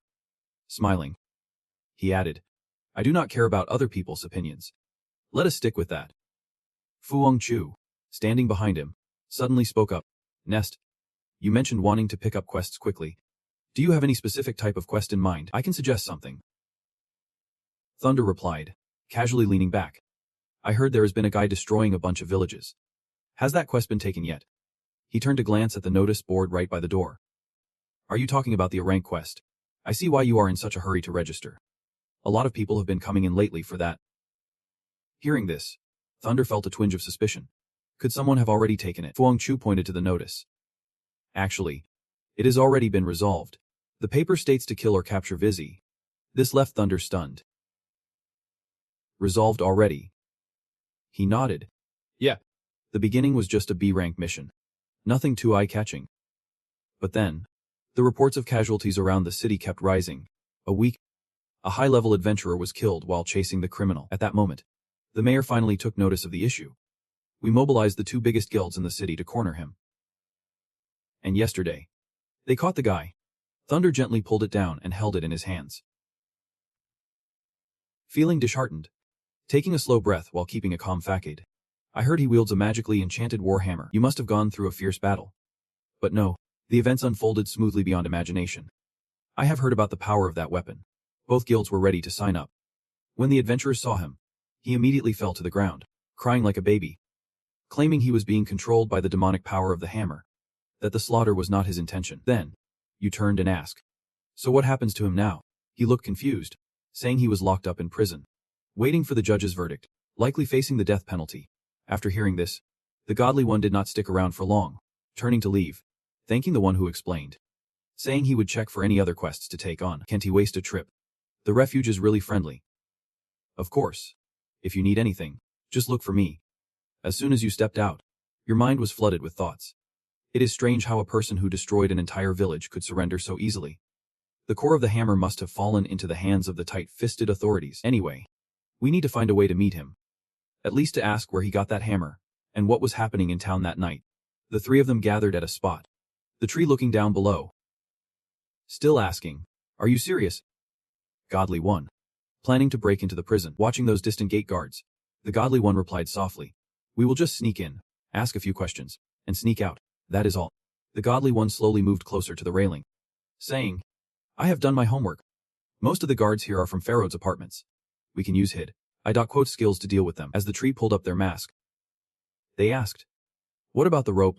This big guy's bound to attract attention. You paused for a moment and ordered. The rope will stay outside to keep watch. No need to follow us in. Did you just score a new sword? The tree looked back at you. This sword is noisy. And it even has a name. It is called White Precision. The godly one was not pleased with it, so he made that request. Just let the rope handle it. It is too flashy. And that did not sit well with him. Meanwhile, the guards were mumbling to each other. We still have to keep watch here for a few more days. Since we caught him, let us execute him soon to get it over with. It is not that simple. I heard there is another reason to keep him alive. They paused for a moment, suddenly both sensing something unusual, as if a cold breeze was sweeping through, and while they were wondering outside, the tree and the godly one had snuck in more easily than expected. Then, he turned back and asked, have you found his location yet? You gently activated your magical eye. Of course. Outside, the rope was over here, standing with arms crossed on guard. When from the other side, they heard a faint voice. My lord, what brings you here? I came to see the prisoner. Open the door. The rope was also aware someone was coming. You were familiar with it. It made him turn back, What is that smell? And the ones wanting to check inside were none other than Lily and Bo. It was them. Thunder and Kale slowly approached a holding area. He looked toward the cell and said, "Right up ahead," as he stepped closer. He was suddenly startled, his brows knitting together in disbelief. What on earth is this? Inside the cell, a man with wild white hair lay asleep, and Kale asked him, "Is this the guy? He looks like he is about to kick the bucket." Thunder's attention shifted to the arm shackled next to a spiked hammer. His hand. He assessed the current situation. They had found the object, but it seemed a bit troublesome. Just then, a notification rang through the system. "Can you hear that?" "Someone's coming." Thunder quickly turned to Kale. Saying there is a warning about someone entering, he anxiously asked, "What now?" "This is a dead end. If we go out, we are definitely going to run into trouble." After a quick consideration, Thunder decided to turn around and told Kale as they ran, "Let us not panic. Instead, let us hide in the room next door." He reached his hand between the stacked wooden bars, urging, "Hurry up." He hesitated for a moment, glancing at the pile of stuff in front of him, saying, "Is this okay?" With no other options and the situation getting pretty urgent, Thunder still chose to go for it. "Maybe it is fine. After all, those coming are definitely not here to find us. We just need to lower our visibility." After saying that, the two of them slipped into the cell and pulled the barrier down. Kale and Thunder huddled in the corner, secretly observing the commotion outside, trying to hear the voices echoing. "Miss, the prisoner is being guarded closely. There is no way he can escape." "Hasn't he said anything yet?" "Yep. "He looks really weak." Lily paused beside the nearby cell and asked, "Can he talk?" The soldier carefully reported, "Maybe he can. It is just that he does not want to talk to us." Thunder recognized them as soon as he saw the newcomers, hearing the subordinate's response. She was surprised and raised her voice in confusion. "What then?" She angrily scolded him. "How can you treat a prisoner like this? We do not have a tradition of mistreating prisoners, especially near the furnace. At this rate, he will definitely die right away." The subordinate soldier quickly explained, "Miss, you are misunderstanding. Actually, this was his own request." Her unexpected reply left Lily momentarily stunned. She confirmed, "His own request?" The two of them did not hold back, reporting all the details. "Yep. "This guy has been shackled to the hammer since he was captured. It is like some sort of curse, making his condition worse and worse. He looks like he is about to breathe his last at any moment, not to mention," the soldier beside him added, "he keeps saying he is cold and wants us to put him near the furnace. We asked your father for permission before acting on his request." The door swung open, and the group entered. Lily walked it, asking, "Did my father agree?" Just then, the one who was supposed to be sleeping suddenly burst out laughing. "Hee." Betsy shot up, laughing and screaming like a madman, spitting out filthy words. "Looks like you guys are worried I would get bored bringing a woman to entertain me." She shot him a disdainful glare, and Don chimed in, "Look at that. He is still alive and kicking." On the other side, Keiho also overheard the whole conversation and could not help but wonder, is not this strange? How can a person survive in such high temperatures? Thunder used his dragon-like eyes to see through the situation in the next cell, noticing Betsy's body seemed to be ablaze with a fierce fire. Murmuring, maybe he has lost all sense of humanity by now. At this point, Lily set aside the fact that he insulted her and began to inquire about the news. "The guy named Betsy. Right. I am so glad you still have the strength to talk. Can you tell me why you came close to the chaos?" The sharp-toothed guy grinned weirdly and said it like it was the most obvious thing in the world. "Why even ask?" "Of course. It is to wipe all of you out," Betsy told her. They were furious, shouting, "You have lost it. The grand judge will soon sentence you to death. If it were not for the chief's mercy, I would not hesitate to cause a little accident." Lily waved her cloak to signal the two to be quiet, then looked down at the guy who declared, "Betsy, you have been caught.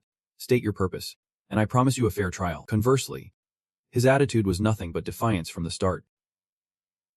Screaming wildly, "No one can judge me. You are all idiots. The power within me is limitless. I just want to choose a big city to test it out." Betsy looked at the smug crowd in front of him, thinking once he escapes, the nightmare will come. At that point, not even a god could escape. His demeanor left Leo and Doan baffled. What was he talking about? Was he out of his mind? We are so far from the city of Ronin. If he wants to find a god, he needs to be caught in Ronin first. Dealing with someone who refuses to cooperate is just a waste of energy. Lily did not push it, turning around to command, "Looks like I am wasting my time." "Yep. "Miss," came the quick reply. Suddenly, Betsy stood up, unleashing a massive wave of energy, causing Leo and Doan to immediately raise their spears in alarm, shouting, "What are you doing standing up? I command you to sit down, or we won't hold back." Before anyone could react, he struck first, his fists flying through the air and sending the other two crashing backward. "You insignificant pests. Get lost." Lily was taken aback by the sudden turn of events, her shock making her spin around in a panic. Vetzi's power kept escalating, laughing maniacally while repeating one word over and over. Destruction. Destruction. The danger was rising, and her protector urged, "Miss, we need to get out of here fast." But Lily stubbornly refused to budge. "I can't let him wreak havoc." Then, he raised a spiked hammer high above, ready to smash down on the two of them, declaring, "Puppets of the gods." Lily, unfazed, brandished her staff, channeling her strength to shine brightly. Dream on. A collision erupted, creating a massive explosion of dust and debris flying everywhere amidst the loud cries of Miss. Lily gritted her teeth in pure fury. Just one clash had stirred her unease. Thinking, "Damn it, is he pretending? If this keeps up." Just then, a blinding golden light shot out from behind her, gliding over her shoulder along with a powerful voice. "Let me." Moments later, Vetzi could not dodge the attack, taking a solid hit right in the gut. He was infuriated, his eyes turning a murky black as he growled, "Who's it?" The lake and thunder had appeared out of nowhere, standing firmly in front of Lily. Boldly responding, Lily suddenly recognized the familiar face, exclaiming, "You, the one who stole my sword. Why are you here?" The lake looked a bit surprised but quickly clarified, "Well, there is a reason for this, and by the way, I won that sword fair and square, not stole it." Thunder cuts in with a thunderclap, his voice tense. "The formalities can wait. Right now we have got a massive problem." Thunder glides behind, where Bo is standing guard to protect Lily. "That big guy over there. If you want to get your lady out of here, now's the time." Bo retorts, "Cut the nonsense. I have already said it. I am not running away. There is no time for discussions." Thunder has to charge in immediately, his voice echoing behind. "Then keep your mouth shut." Let me get close to him." Lily feigns annoyance but still uses her staff to support Thunder from behind. "Got it. You are too dramatic." On the other side, Vessi continues to thrash around, falling and roaring. "Everyone must die. No one can stop me." As Thunder moves, he notices strange energy pathways, and he realizes the power flowing through him is immense. Bo is constantly feeding energy into him. Behind, Lily seems to catch on too, fiercely trying to sever the energy links from Bo to that guy. Thunder takes advantage of the moment, inching closer while planning another strategy. Brute force against brute force is not the way to go. First, he needs to weaken him. Just one more step and he can touch Vessi. Thunder activates his magic, causing his arm to glow faintly. Thunder reaches out, placing his hand on Vessi's back. The light intensity from his hand suddenly spikes. This is the power of absorption. Feeling the dreadful threat from that hand, Vessi panics, unleashing a barrage of erratic attacks. Confused because he can stop Thunderous absorption. "That is my power. Do not." Vessi's power starts to dwindle, his wild strikes becoming less frequent, and Lily gasps, "He is a sorcerer." Though Thunder is absorbing the guy's power, his own body has limits, and Thunder lets out a small cry. Suddenly, an image flashes before him of Vessi in agony, crawling and screaming. "Help me. It is too hot." Too hot. Dark, ominous energy swirls toward Thunder, and he looks at the guy suspiciously. What is on him? Is that dark fluid? Suddenly, the scene shifts. Vessi transforms into a massive monster about to pounce on him. Thunder closes his eyes, whispering to calm himself, trying to regain his composure. It is all just an illusion. He breaks free from the hallucination, lunging forward with a fist ready to continue the fight. Just a bit longer. We are almost there. Exhausted from using too much energy and attacked from within his subconscious, Thunder seems to be panting. Suddenly, a purple dragon twists and turns, breathing fire in front of him. Thunder's hand reaches Vessi's back. That is a dragon. The scene shifts, and everything vanishes. His next time opening his eyes will be a different story. In Lily's room, a soft cough echoes. On the floor, intricate golden floral patterns show this is not a shabby place. He is taken aback, quickly sitting up from the bed, looking at the unfamiliar surroundings in disbelief. This is not a dungeon. Whose room is this? A slight movement makes Thunder feel something odd in his arm. Just as he looks down, he sees red dragon scales overlapping on his wrist, forming a short segment. He is stunned. These are dragon scales. Suddenly, there is a noise from outside. Thunder jumps, hastily pulling his sleeve down to cover his arm, glancing back cautiously. Lily and Kale step inside. Upon seeing him, he exclaims joyfully, "Great, you are awake." She stepped carefully in front of him, reminding him that he had been unconscious for days, so he should not move too quickly. Setting that aside, Thunder looked up and asked, "Where?" Kale answered on behalf of Lily, clearly stating the necessary information. "We are at the mayor's house. Do you remember? This is the mayor's daughter." Lily, realizing she was the one who saved him, Thunder relaxed and replied, "Thanks for your help. You do not need to make a big deal of it. I should be thanking you guys for saving me." He replied, "Now that I am awake, I have a few questions. She then straightforwardly laid out everything she had learned during that time. I think you will understand. As the city manager, I have a responsibility to investigate events that could pose a threat to the public. I looked into the Red Wings and found out you guys are the ones who took over Pharaoh's apartments recently. He noticed his curious expression, which made him hesitate a bit. What brought the leader of the Red Wings, someone who embodies both a knight and a mage, to this place? Though the nature of the mission was secret, Thunder did not want to deceive Lily. He sincerely stated, I can only say that I am not your enemy. I am tracking down the whereabouts of that murderer. I am only interested in the weapon he has.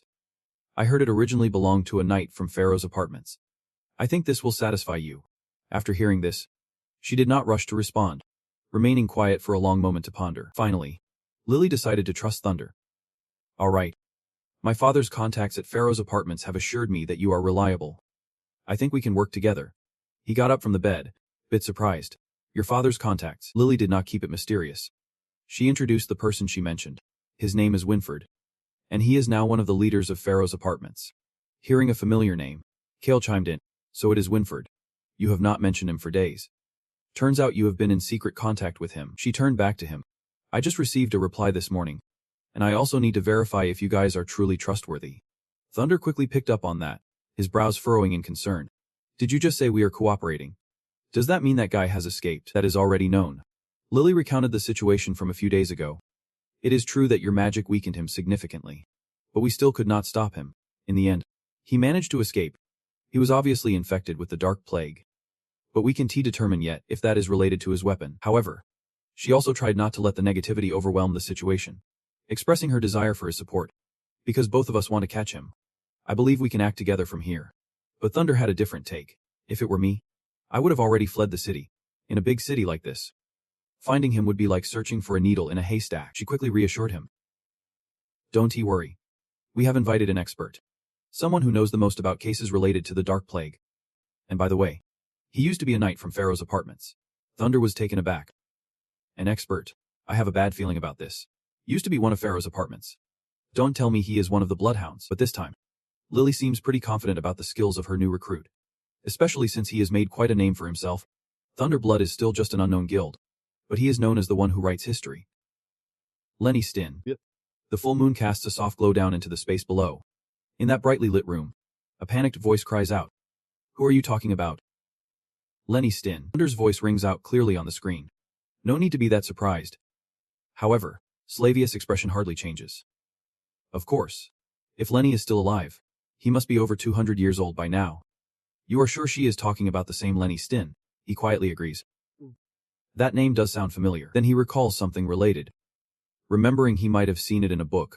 Listening to Thunder's explanation, Slavia begins to make some guesses about the Pharaoh Department's library. The books he wrote about knights and magical beasts are all works from over 100 years ago. Even if he somehow managed to live this long, he is probably just an old man now.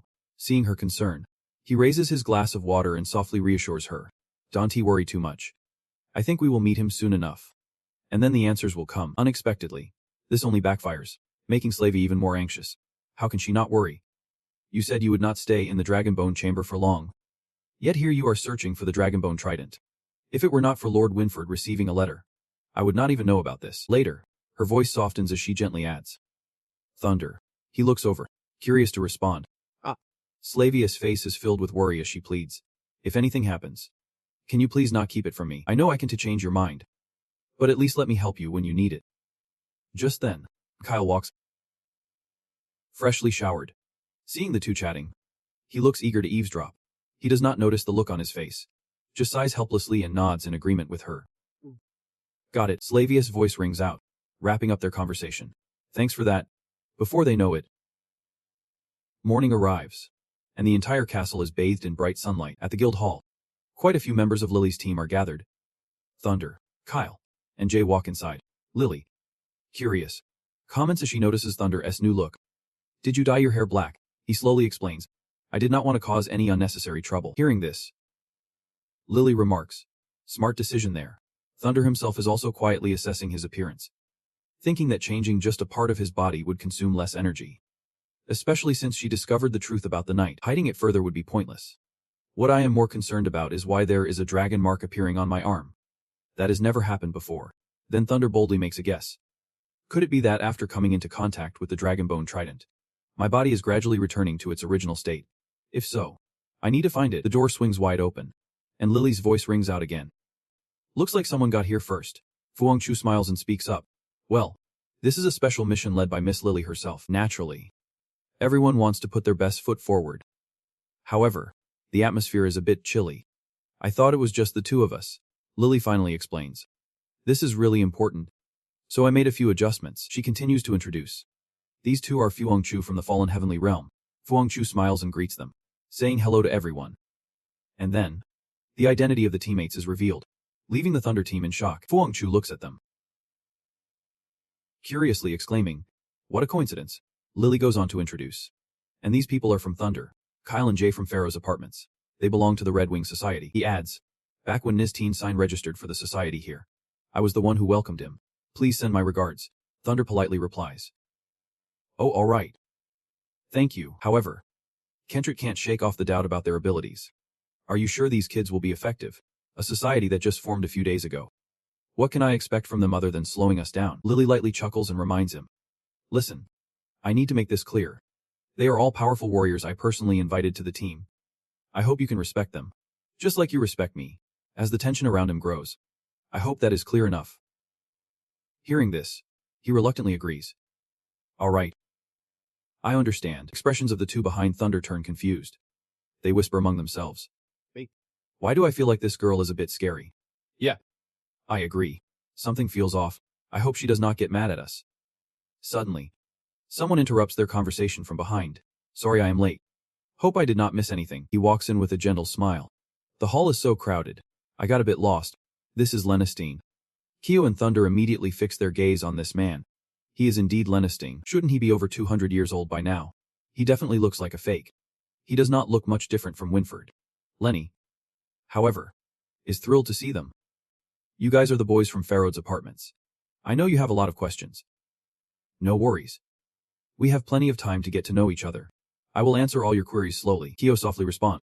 Oh yes. Yep. I have been a fan for a long time. I have read many of your books. It is truly an honor to meet you today. He jovially replies. I did not expect you to be so eager to learn. When the time comes, we can chat more. Suddenly, Lily chimes in. Cutting off the conversation, she activates her powers. Everyone is here now. Let us cut the chit-chat and get to the main topic. Shortly after, Lily raises her staff high towards the sky. A beam of blue light radiates throughout the room. It feels like Lily has sensed something. I thought this place was discreet enough. Seems like this matter is really important. Lily softly explains. Just being cautious. This mission involves highly confidential information. I do not want to leak anything at all. Kyo places a hand on Thunder's shoulder, using telepathy to communicate. It feels like there is something hidden. Thunder can't help but agree. I feel that way too. Just to catch one person does not require all this. Let us see what she plans to do. This time, Lily starts to present the latest update. We have discovered the whereabouts of Vesky. He is not only stronger than before, but it has also been confirmed that he has been infected by shadow transformation. Fu Hongchu sighs at this. Shadow transformation. That is quite troublesome. Meanwhile, Kit simply shortens it down to one line. What I am more concerned about is where we can find him now. The information quickly gets revealed. We will be heading to the White Tower. This time both of them widen their eyes in shock. The White Tower is not that of Forbidden Zone, she continued seriously. That is why this is a mission not just to eliminate that demon, but we also need to avoid being spotted by the guards. If anyone wants to back out, now's the time to decide. I want everyone to promise me that even if we end up in prison, we won't reveal anything about today's conversation. Lenny chuckled. Chiming in. Come on. We are already here. Show some loyalty and just spill it. What is the deal with the White Tower? Thunder felt something was off as Lily explained succinctly. The reason the White Tower is considered off limits is that it is the domain of a god. Just that one word left everyone in the room completely stunned. God, obviously.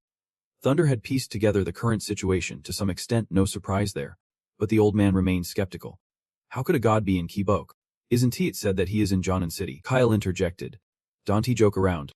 I know for a fact that the god is at Pharaoh's apartments. Kurt Chin made a statement, saying he would rather believe the god is in Kibok than at that place.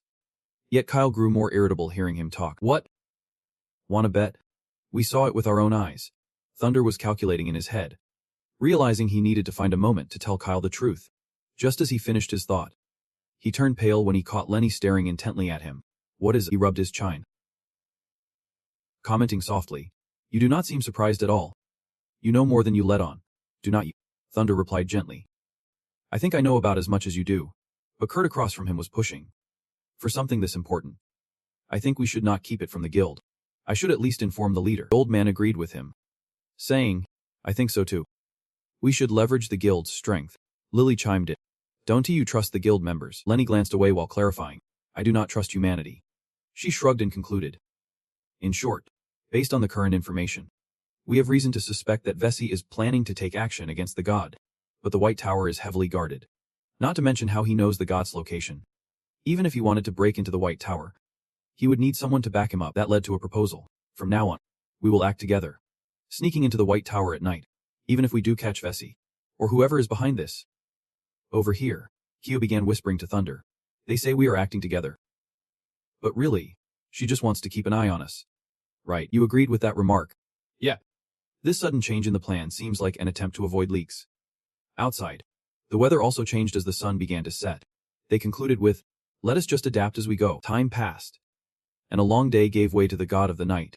The night fell, with the moon casting a solemn light across the ancient, grand White Tower. At the front yard, Kyo's voice rang out as everyone moved together. Aren't we supposed to be heading to the White Tower? Why are we going to your house? Lily frowned slightly as she explained. Didn't I already say? The White Tower is heavily guarded. We need to find another way to get inside. The scene shifts to a glass flower garden, still shrouded in the dark of night with the calm moonlight beside it. The servant's voice echoes as he bows to Lily. Miss, you have returned. Lily asks casually, is my father out? The polite young man replies. Yep. He is. That lady has gone to attend the merchant registration as scheduled. I instructed the servants to leave at your command. Miss, she nods in satisfaction. Good. Then let us make haste. Just then, Kyo pipes up from behind. This statue looks oddly familiar. Could it be real? Thunder listens in and quietly agrees.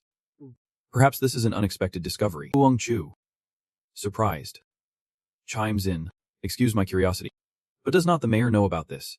Lily nonchalantly explains. Of course not. I told you. The fewer people who know, the better.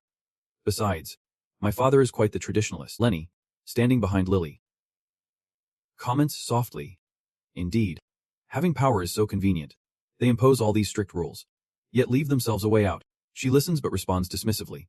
Thanks for the reminder, Lenny. Without an escape route, when danger strikes, we would only be leading the crowd to their doom. Before them lies a wide but dark tunnel. A voice comments again. I see no signs at all. Could the sensor be too sensitive? As two soldiers carefully raise the hatch, a mysterious passage reveals itself.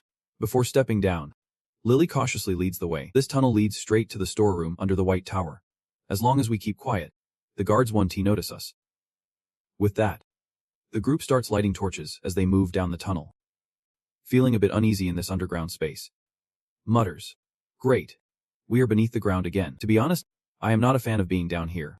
Fuangchu quickly realizes his discomfort and asks curiously. Seems like you have some not so great memories of being underground. Kyo does not hide it. Yeah. Is the kind of memory I never want to relive. Over there. Seeing Chi with his eyes closed and sniffing around. Someone can help but ask. Whose pet are you? Why do you always have to wiggle that silly nose? He shrugs it off and patiently explains. You do not get it. I just caught a whiff of something unusual. At that moment, Thunder speaks up from behind. Wait. Is something off? His expression slightly confused. He replies. It seems there is something ahead. Hearing this, he takes out his divine eye to check thoroughly. There is mainly provisions in the storeroom. What are we all chatting about? Usually, no one brings anything here. Maybe just a little. How cool is that? We have a guide dog to sniff it out. Peering through the thick walls, he sees stacks of fabric bags piled up and concludes. It is an underground food storage. He asks him a bit anxiously. What is going on? Thunder replies honestly. I do not see anything, but my senses have always been sharp. So better safe than sorry. Then, Lily steps up to a corner near the tightly shut door and says, Maybe we should ask a master to help us unlock it. My father always carries the key with him. I do not want to leave any signs of intrusion. He confidently steps forward.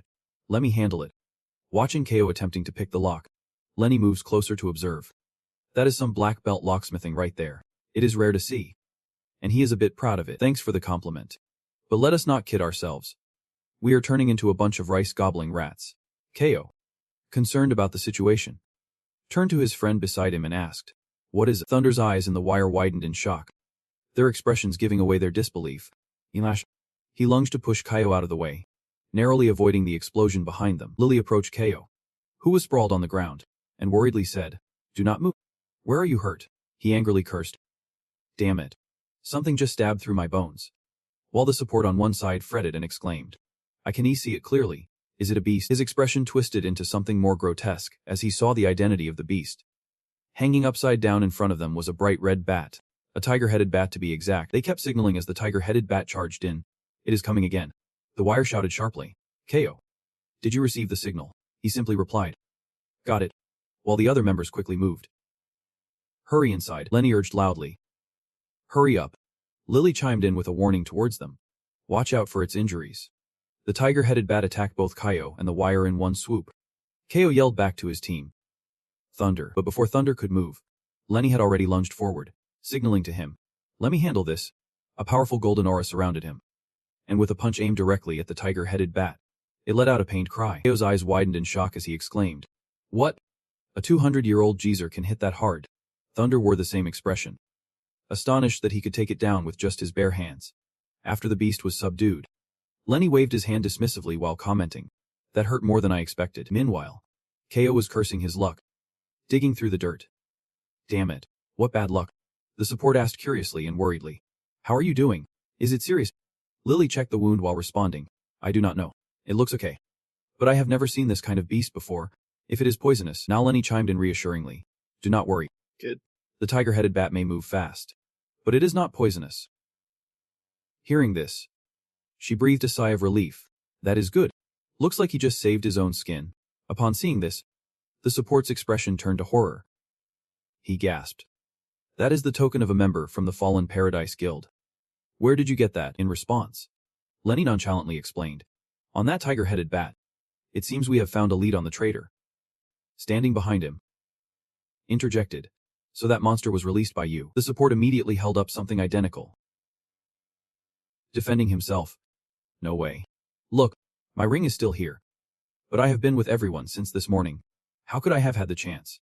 Besides, if it was me, why would I attach my belongings to that monster?" However, Kai still did not believe him. "Who knows how many rings you have? Maybe to eliminate suspicion. You prepared it all in advance." At that moment, Lenny spoke up in defense of the support. "It is not him, as far as I know. Using a magical medium to control beasts is a familiar tactic of the Dark Guild, and for the enemy faction to fully commit to their mission, they have to use a medium that can identify the master. If the mission fails, their identity will be exposed." Hearing this, Fu Hongtru suddenly remembered something and quickly spoke up. "Right. Hearing you say that jogged my memory. On the inside of the serial numbers, each one is different." And the serious observer mumbles as he reads the number engraved inside. 28060001. Fu Hongtru immediately explains. 2806 is the area code, representing Donggap district. Kebab City. I am from that area too. Lily behind him chimes in with a question. "What about the number 0001? But he hesitates to explain. "I can remember all the serial numbers. But this one, it can only be." At that moment, a noise from behind them made both Lily and Fu Hongtru turn around in surprise. Shocked to find someone who knows so much about the Dark Guild, the figure that appeared wore attire similar to Fu Hongtru's, and with a refined expression. He said, "I plan to play along with you for a bit longer, but it seems that is unnecessary. This person is the leader of the guild, Mark." Upon seeing his identity, Fu Hongtru gasped. "The leader? It really is you?" Lily was equally astonished, even asking a few questions. "I can't believe you betrayed us. Mark, the leader of the guild. And yet you would work for the Dark Guild.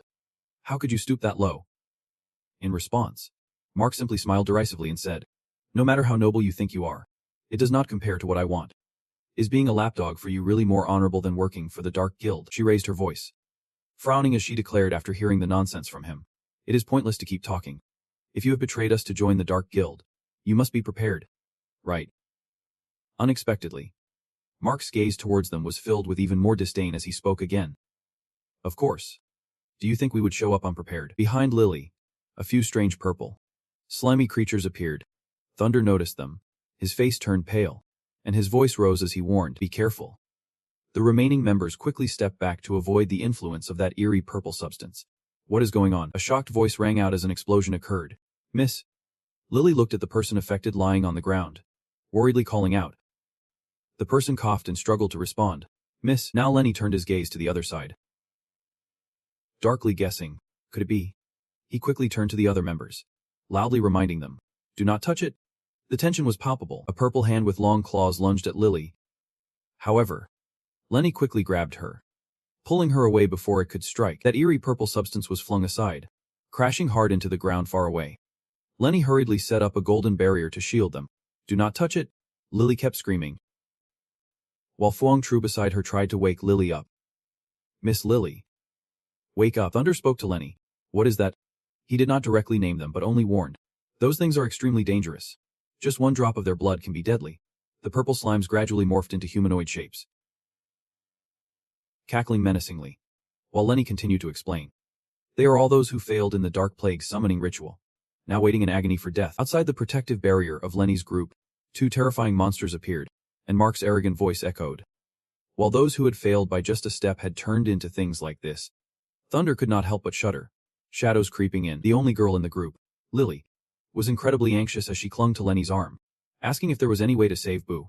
His voice turned serious, apologizing, saying, Kiddo, I can't bring the dead back to life.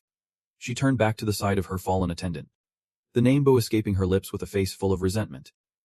Miss Lily, a voice called softly. Immediately, Lily spun around, standing tall as she pointed her staff directly at the monster, ensnaring it with a rope. Next, it was slammed hard to the ground, its limbs severed in an instant. She declared fiercely, Matt, I am going to make you pay dearly for this. Matt grinned slyly, revealing two mischievous fangs, his demeanor cocky. No need to rush. I will be right here waiting for you. However, deep down, he had his own calculating thoughts. It seemed her magic range was limited, but the real headache was that fake.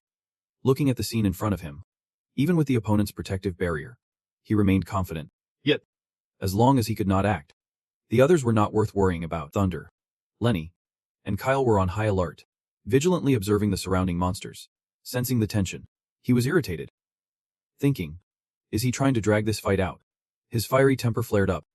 Big bro, let me handle them. Seeing this, Thunder quickly interjected before things got out of hand. Don't rush it. That thing only needs to touch you to take your life. We need to think this through. He then turned to Lenny, who was holding strong, asking how long his magic could hold out. Lenny confidently assured him, as long as it is not something else to deal with, I can at least last until tomorrow morning. Hearing this eased some of Thunder's worries, but he still struggled with the next steps. For now, he did not need to stress about the monsters. But what if Mark still had an ace up his sleeve? He did not know that they could use magic. Should he send a clone to scout? Suddenly, an unknown voice chimed in. Why have not you killed those guys yet? If you do not want to take action, I can help. Lily heard it too, and Thunder looked up, searching for the source of the voice. Sure enough, the mysterious figure revealed themselves. Vessi appeared from behind Mark, flashing a strange smile, her eyes sparkling. As he approached, he seemed even more pleased. Don't be hasty. My friend. What we have plenty of right now is time. That girl still has a significant role. We can't kill her yet. But Vessi's nerves were always a bit off. She screamed wildly, demanding to find that person for him. I can wait any longer. If not, I will charge out and wipe them all out right now. With that demeanor of his, even Mark felt a bit of disdain and wariness, though he did not dare show it. I know, just calm down. We have already helped you look for that person. For now, let us pick one to have a little fun with. Okay. Hearing the complete dialogue, Thunder felt a jolt of panic, wondering, who is he talking about? And Mark looked back at his team and proposed a trade, saying, you all heard that. My friend is really eager to find someone to unwind with, so I have a suggestion. Lily raised an eyebrow. A suggestion? The teacher took the bait, his expression hinting at a sly plan as he laid out the terms. Here's the deal. You can challenge Vessi one by one. I guarantee my subordinates won't interfere, and the winner can walk away. What do you say? Obviously, that was not easy to trust. Lily exclaimed. What are you plotting? There is no way you are this generous. Mark shrugged, playing it cool. But there is one thing I have to make clear first. Miss Lily has to stay because I still have some matters to discuss with her. But your subordinates do not have to die in vain. I am not interested in them. They still have a chance to choose. Meanwhile, Vessi was making a scene like a madman, shouting, kill him, take him out. He said it calmly, but it carried a hint of warning. You see, my friend is also losing patience. If you can help me settle this, you will be doing me a favor. On the flip side, Mark seemed quite relaxed, not forcing anyone. Of course, if no one wants to challenge him, I will have to let Vessi go find the one he is longing for. As for you all, just wait here until the shield disappears. At that point, life and death depend on each person's skills. It was then that Thunder spoke up, asking about the earlier topic. Who was he looking for? He leaned against Oop. Perhaps Miss Lily knows where that person is. For some reason, Vesey seemed unable to forget him. Just mentioning that name made Lily perk up. Nest. A voice chimed in. Nest. That sounds like the one. The lake had an even stronger reaction. Looking at Thunder. Reminding him. He is looking for you. But just as everyone was processing this, he stepped out of the barrier. Lenny, Jake, and the others quickly intervened, yelling, "Hey, kid. Do not rush out there to end it all. Big brother." Thunder. He shot them a reassuring glance, saying, "Do not worry. I have got this. But you all better think of a way to handle this." A slight sound escapes. Seems like Vesey has found an opponent. Thunder stepped up to him, confidence radiating. "Looks like you all are pretty lucky. The one he is looking for is standing right in front of you." Moments later, a surge of power erupted around him, his words shaking the air. Immediately, everyone was taken aback, disbelief in their eyes, wondering, this kid is also a mage. Vesey, on the other hand, got even more excited. It is really him. He is. His teammates were taken aback by the revelation. Lenny exclaimed, "Well done, kid. Your ability to hide your power is good enough to fool me." Meanwhile, the lake was extremely curious. Wait, he is the leader of the red-winged nest. So what is his true form? Thunder drew his sword, pointing it straight at his opponent. The atmosphere tense. Stop wasting time. Lenny. Vesey flashed a creepy smile, brandishing his spiked hammer, charging forward with a trail of blazing fire, saying, "I have been waiting for you and my hammer for a long time." Then he swung at Thunder, creating a massive shockwave, the energy radiating out. Magical rays forming sharp points aimed right at him. Thunder blocks that attack with ice. Sharp points stop dead in their tracks. Lenny watches, feeling uneasy. If they keep this up, our shield won't last until morning. The box urgently calls out, "Hurry up and take him down." He turns to Lily and asks, "Can your wind barrier withstand that attack?" She considers carefully. "I do not think so. I have never used it for defense before. I can isolate sound with compressed air." But Lenny thinks it over and decides. Compressed air. Ah. Then there is still a chance. I will teach you a bit, just follow my lead. Hearing this, Lily quickly agrees. Okay. Meanwhile, the battle on the other side is reaching a boiling point. Flames dance around Vesey's eerie face, twisted in a terrifying grin. But a moment later, that confidence crumbles as Thunder intercepts the attack. And before Vesey can react, Thunder grips his throat tightly. Thunder's face darkens, grinding his teeth. How strong is that power? Meanwhile, Vesey's other arm, still attached to the nail hammer, begins to regain its strength. The clash between the two creates a huge explosion that shakes the ground. Lenny looks back at Lily, asking quietly, "What is the status?" She focuses on using her staff, muttering, "Shut up for a sec. Old man. I am trying my best here." Fuangchu anxiously asks Kyo, "Do you think he can win?" Kyo looks towards the fight, hesitating. "I am not worried about that. But what he heard from the sage is puzzling." Kyo gestures towards the guy casually leaning against the wall, watching the fight. "Look at him. What do you think he is plotting? He is not rushing into battle with us, nor revealing his demands. It is like he is just toying with us." Fuangchu exclaims, "I can believe he is betraying the guild. Seems like he knows something about the god." Puzzled. But if his goal is to find the god, should not he be forcing Lily to take him to the god, instead of messing around with us? There is definitely more to it. The clash of their weapons creates a deafening sound, sparks flying from the friction. Thunder fights while chanting in his head, summoning another version of himself, splitting his spirit. Vesey is not backing down either. He extends his clawed hand, igniting a flame. He spreads his arms wide, creating an ice wall to counter the fire. The extreme heat and cold collide, leading to mutual destruction. Ice melts and fire flickers out. Mark seems to realize he is at a disadvantage, glancing at the ice chunk he created, thinking, "If I do not take him down, it will come back to bite me." Close combat is fierce, and magic is unpredictable. He turns to look back. Suddenly startled, inside the barrier, only 3 men are left holding the line. A quick glance reveals Lily is gone. Instantly, Mark releases a monster, shouting, "Find her. Hurry." It quickly locks onto a target, charging toward Lily. "You better watch yourself. No one's here to protect you now." She runs like the wind, spinning around to strike the monster with a powerful kick. The blow lands squarely on its face, and it howls in agony, screaming louder than ever. Seeing her child fall, her eyes instantly flared with anger as she shouted, Are you trying to die? Lily did not stop. She raised her staff, gathering her power to seal the barrier. A powerful wind swirling around. Fierce attack pierced straight into the monster, causing it to explode into pieces. Just then, Lenny and Feng Chu rushed in. He shouted loudly, "Now's the time." Feng Chu gripped his sword tightly and charged forward with determination, yelling, "Die already!" Faced with this hasty action, Mark remained unfazed, while Han calmly reminded him, "Looks like it is time to play." In the blink of an eye, countless powerful slashes flew towards the opponent at an unbelievable speed. However, Feng Chu managed to block them all within seconds, only for Che, standing nearby, to suddenly scream in panic. This horrifying scene sent Mark into a state of fear. His face darkened as a chilling thought crossed his mind. I am done. Just seconds later, his opponent lunged at him with a furious death punch. Reacting to this sudden move, Feng Chu quickly dodged to the side, his face now showing anger as he muttered, "This is such a hassle."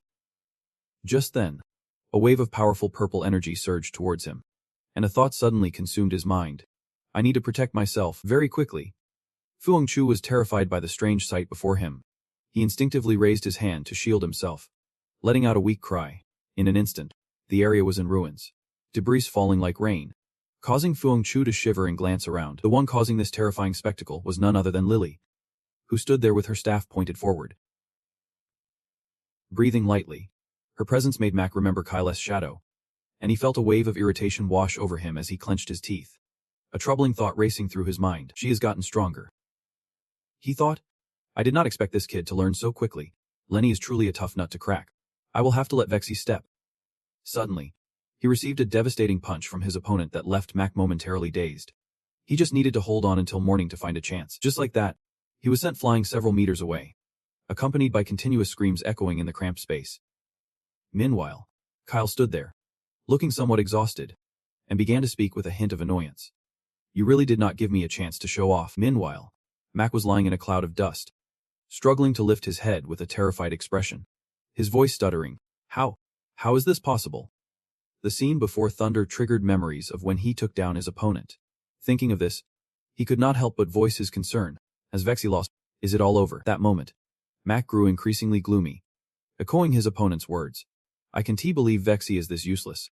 All that effort to bring him here was wasted. Just seconds later, he was lifted into the air by a grip of green energy. The one behind these actions is none other than Lily, standing there with a face full of rage, her words dripping with disdain. Despite this, Mac, feeling increasingly suffocated, refuses to back down, gritting his teeth as he taunts back, ready to throw down. You can bet that someone is loving this show. Hearing this, Lily immediately drops him, and as soon as he hits the ground, Mac gasped for it. At the same time, she bellows, "What did you do to my father?" Witnessing that twisted grin on his face, Thunder clenches his jaw, unable to hold back, ready to explode. Before he can finish his words, something catches his attention, even leaving Lily behind in shock. In an instant, Thunder appears right in front of Mac, clutching his collar as he unleashes his power. The truth is chilling, with his cold voice echoing through the space. Where is her father? His strength stuns Mac for a moment, and he instinctively replies, in the White Tower, causing Lily to scream from behind. He has taken my father. But keeping his cool, Thunder relentlessly questions him. What is your goal? At this point, with his face twisted in agony, Mac finally stammers out. My mission is to take the city, control the White Tower. Just wait for dawn, and the city will fall, he declares, causing everyone watching to gasp in disbelief. In the dark confines of the room, the air buzzes with frantic chatter. Henzi is dragging out the time, insisting they must alert the army. The nearby units need to be contacted immediately, and I will go inform the other guild leaders. Using all his strength, Feng Chu bursts through the door, revealing a strained expression. The scene before him leaves everyone frozen in shock, even Lily gasps, taken aback by the sight. Before her is utter chaos, the city engulfed in raging flames, with screams ringing out everywhere. They are attacking! They are attacking! Help! Help! The beasts are in the city. Run to the port. It is too late. Witnessing the horrific scene, Lily can't hold back her terror as she exclaims, "This is disgusting." Meanwhile, distant cries pierce the air. Help! Help! Please save my child. They are still trapped in there. Suddenly, Feng Chu reveals a worried face behind her, firing off questions in a rush. Lily, I will contact the city guard. You need to save the mayor first. However, his words seem to fall on deaf ears as Lily is lost in her thoughts. Dad. Of course. She spins around sharply, angrily denying him. We are going together. Hearing this, Fu Hongchu is momentarily stunned, fumbling for excuses. But the mayor right now. Yet, Lily remains resolute in her choices. Her face growing more determined as she speaks with a confident tone. No need for further words. The soldiers are fighting to protect the city. I have no reason to prioritize saving my father, and he would not agree to it either. Suddenly, someone steps forward, none other than Lenny and Thunder. Right after, he speaks up in a serious tone, as if the mayor has been taken hostage.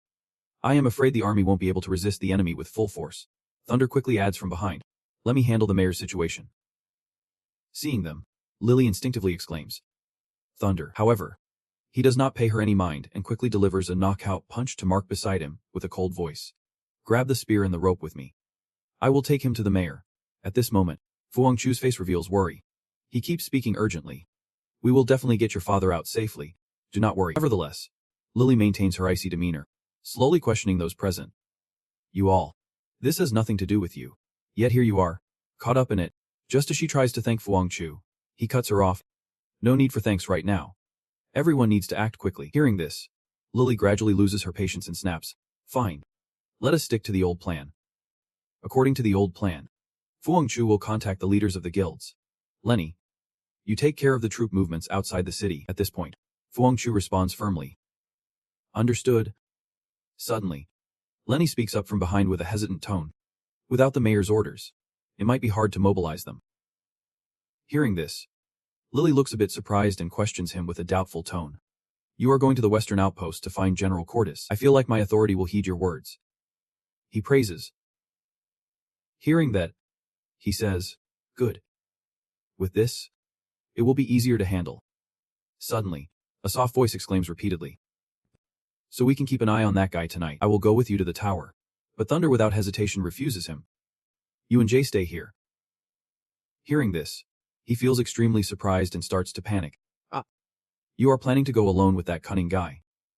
Meanwhile, Thunder does not say another word. He slowly reaches out his hand to demonstrate his ability. The shadow clone technique. Along with that, his steady voice keeps echoing. That is right. As long as you all keep an eye on the situation, it will be fine. Thunder's actions unintentionally irritate the other party. He keeps pressing and questioning. You really do not need my help with her. Seeing this, he quickly responds with determination. It is, I have left a clone here. If anything happens, I can handle it. If possible, it is best to find a way to take that hammer down. Seeing this, the spear does not hold back anymore. He calmly states, all right, take care of yourself. Thunder hears this but does not reply. He simply walks up the stairs, leaving this place. Now, he is following the entire route, when suddenly a quick thought flashes through his mind. It is that old dog again, using the forces inside the city to create chaos, thus launching a large-scale attack from the outside. We can't let him get away with it. Before long, the two found themselves standing before an impressive, somewhat grand gate. As they stepped inside, Thunder snapped at his opponent, demanding to know where the mayor was. The response he got was puzzling. He is in the red light district at this point. He could no longer hide his impatience and began to breathe heavily, questioning the truth about the dragons. Where's the mayor? He sensed Thunder was about to blow a gasket, his eyes wide with fear. He is behind the door on the left. Thunder quickly made his way to the large door, channeling all his strength into it. A sudden thought engulfed his mind. This door felt strange the moment the door swung open. They were met with a scene of the entire city engulfed in a sea of flames. Where is everyone? Why does this door lead outside? By then, Mark had chased after Thunder, and even his keen senses picked up nothing unusual. Feeling a twinge of ridicule, he let out a loud sigh. These three doors are enchanted with spatial magic. You think they are easy to open? Thunder's attention was piqued by those words, and he turned around with a serious expression. I have to admit, you have got some decent power. I could recommend you to that esteemed gentleman. Opportunities like this do not come often, so maybe think it over.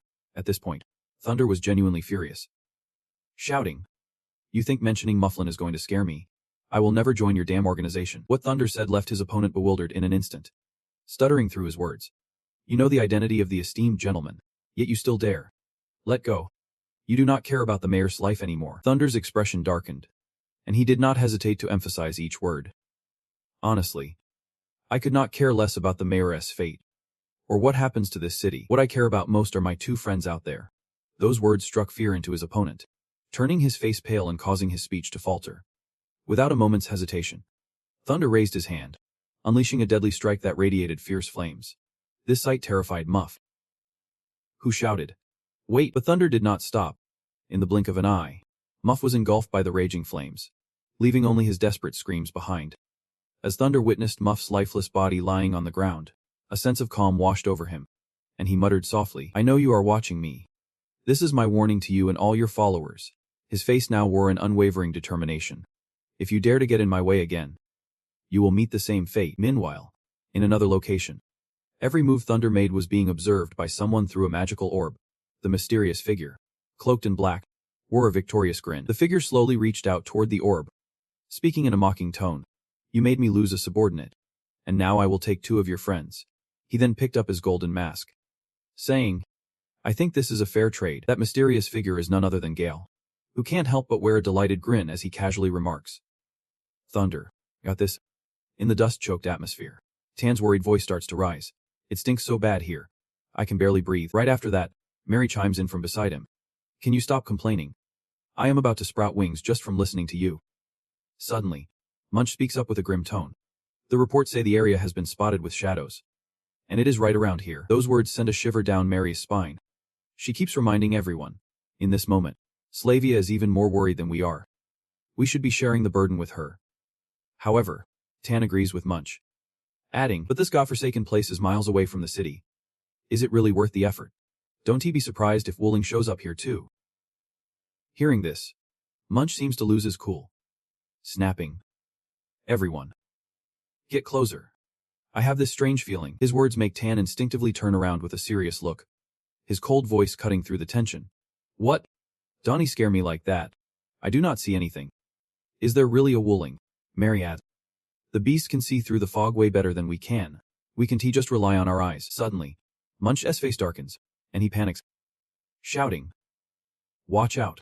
At that moment, a tentacle wraps tightly around Mary, sending her crashing to the hard ground. Munch does not abandon her. He is pulling with all his might to bring her back. His voice is urgent. "Hang on." Even Mary's voice is getting choked up. "My legs are stuck." Just then, Tan jumps in from the side, holding a sharp spear, and declares loudly, "I." In an instant, the tentacle that had wrapped around Mary's ankle is sliced in 2. Now, she reveals her terrified face, stuttering, "I." When suddenly, Tan is struck by something that terrifies him to the core. He starts screaming in panic. "What the hell is that?" By this point, Munch maintains his icy demeanor, turning his head to warn everyone, "I do not know. But it seems something very dangerous is hiding here." In mere seconds, 2 more tentacles come rushing in at alarming speed. However, Munch slashes them into pieces in a heartbeat, his face now filled with panic as he yells, "Fall back." The scene before them terrifies both Mary and Tan, who raises her bow high and shouts nervously, "Don't mess with it." Meanwhile, Tan keeps reminding everyone, "Be careful. There is more out there." The thick fog gradually dissipates, revealing the writhing tentacles. The horrifying sight leaves everyone present feeling utterly terrified. Mary instinctively blurts out, "Hey buddy, are you hurt?" Even Tan is so shaken by the scene that he stutters. "Hey." Suddenly, another misty fog appears, accompanied by a panicked voice yelling, "Run." The owner of that voice is none other than Munch, who is currently being chased by a monstrous creature with countless tentacles. "Run." Now, witnessing this scene, Mary could not hide her panic and wanted to dash forward, her agonized scream echoing through the air. Seeing this, Tan quickly reached out to stop her, constantly reminding her not to take reckless risks. Nevertheless, in the end, she managed to break free, pouring all her strength into rushing toward Munch, who was tightly ensnared, crying out in despair, "I can't leave her." At this moment, Tan was also chasing after her, yelling, "Mary, calm down." In just a few fleeting seconds, Munch was completely swallowed by that strange entity. Everything happened so fast that those present could not react in time. Mary stood there, stunned, instinctively muttering, "She is gone." By this point, Tan managed to keep her composure and quickly suggested, "We need to report this to the Elder Council." And Thunder too. The scene began to shift, and suddenly a grand castle appeared outside the forest. Thunder stood before a massive gate, a wave of thoughts engulfing his mind. Setting up a spatial portal, the divine had been hidden here. Determined gaze was fixed on the system screen in front of him, uncertain if the method to open this gate was the same as before. The system panel displayed the following message: "Open the portal." Yep. Right after Thunder made his choice, the vast gate before him slowly swung open, surprising him and causing him to exclaim, "It is." He quickly stepped inside, and the moment he did, he entered a completely different space. Everything here was shrouded in the deep blue of the ocean, Kyle was rummaging through his bag, muttering with a grumpy expression. That dumb dog. Are you even trying? At that moment, the rope on the opposite side casually remarked. Pulling his hand off might be quicker. Suddenly, he snapped. What are you yelling for? Seriously. We have to get tough here. Just hold on to him tightly. These words made the rope feel doubtful and ask. Really tight. Hearing this, Kyle quickly replied with a not-so-happy face. I am not that gentle like you. In the blink of an eye, a sharp blade sliced through the sticky stuff on the rope's arm. The nasty stuff was continuously cut away, falling like rain. After a moment, Kyle excitedly exclaimed, Man, I should have done this sooner. Now the rope could not stop praising him. You are definitely smarter. Wait, Kyle. Your sword can change color. At this, Kyle's face suddenly turned pale, and he stammered, No way. Suddenly, a loud shout pierced through. Quick. Let go. At this point, he felt a twinge of guilt and muttered. Damn it. I can't get it off. In the blink of an eye, Thunder came charging in from nowhere at an astonishing speed. However, in an instant, he was thrown back by a powerful surge of energy. Kyle continued to feel pain, his desperate cries echoing throughout the space. Kyle was lifted off the ground by a powerful force, screaming in agony. The sword in his hand continuously emitted a fierce power into the surrounding areas. Now Kyle stands there with a satisfied grin, excitement bubbling inside him. This power, it is incredible. His words send chills through those nearby, and they can't help but shout, Kyle, are you out of your mind? In the blink of an eye, he tightens his grip on the weapon, slashing forward, while Kyle casually flicks his wrist. Sorry, my friend. The blade cuts through the air with a serious look on his face. Suddenly, he lifts his chin and says with a firm tone, This is exactly what I wanted. Goodbye, Kyle. Meanwhile, Thunder is surrounded by a constant glow of blue light. He steadily steps forward, treading softly on the ground. Out of nowhere, a familiar voice echoes from the giant stone ahead. Here we meet again. Hearing this, Thunder quickly probes. What are you planning to show me this time? In an instant, the crystal emits a powerful burst of light. It begins to speak, just like before. The next moment, Thunder finds himself transported to a completely different scene, one engulfed in lava. Suddenly, a girl in a witch's hat stands beside him, and even Van, nearby, chimes in. See that? There is someone you know over there. Those words make Thunder instinctively turn toward the strange creatures in front of him, and he blurts out. Familiar faces. Among them, two figures in black robes catch his attention. It is Kyle and Munch. The moment he sees them, Thunder spins around and shouts in shock. Why are they here? Just as he finishes speaking, the witch girl explains softly. Because of you, the future has changed. Not only that, Van adds, you can still change everything. This shocks him so much that his eyes widen, and he questions them fiercely. I am not your tool. Facing his growing impatience, the witch girl gently responds. Of course. But I think you care about your friends, and want to know why you ended up like this. Her words leave Thunder in a state of stunned silence. Suddenly, she speaks with a hint of panic on her face. I can answer your questions, but I do not have much time left. Van beside her hurriedly commands the sphere in his hand. Take me to the city of Yang'an. Find the two standing before you, and I will show you a new path. In the blink of an eye, the sphere slowly lands in Thunder's hand, leaving him in awe.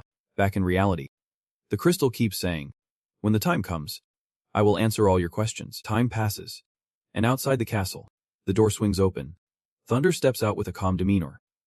Suddenly, two images of Kiova Munch flash on the system screen, accompanied by a new notification. Contract cancelled. This leaves Thunder utterly stunned, and he quickly asks. Contract cancelled. What does this mean? In an instant, the system screen displays Zay's image, his voice ringing out. Bro, can you hear me?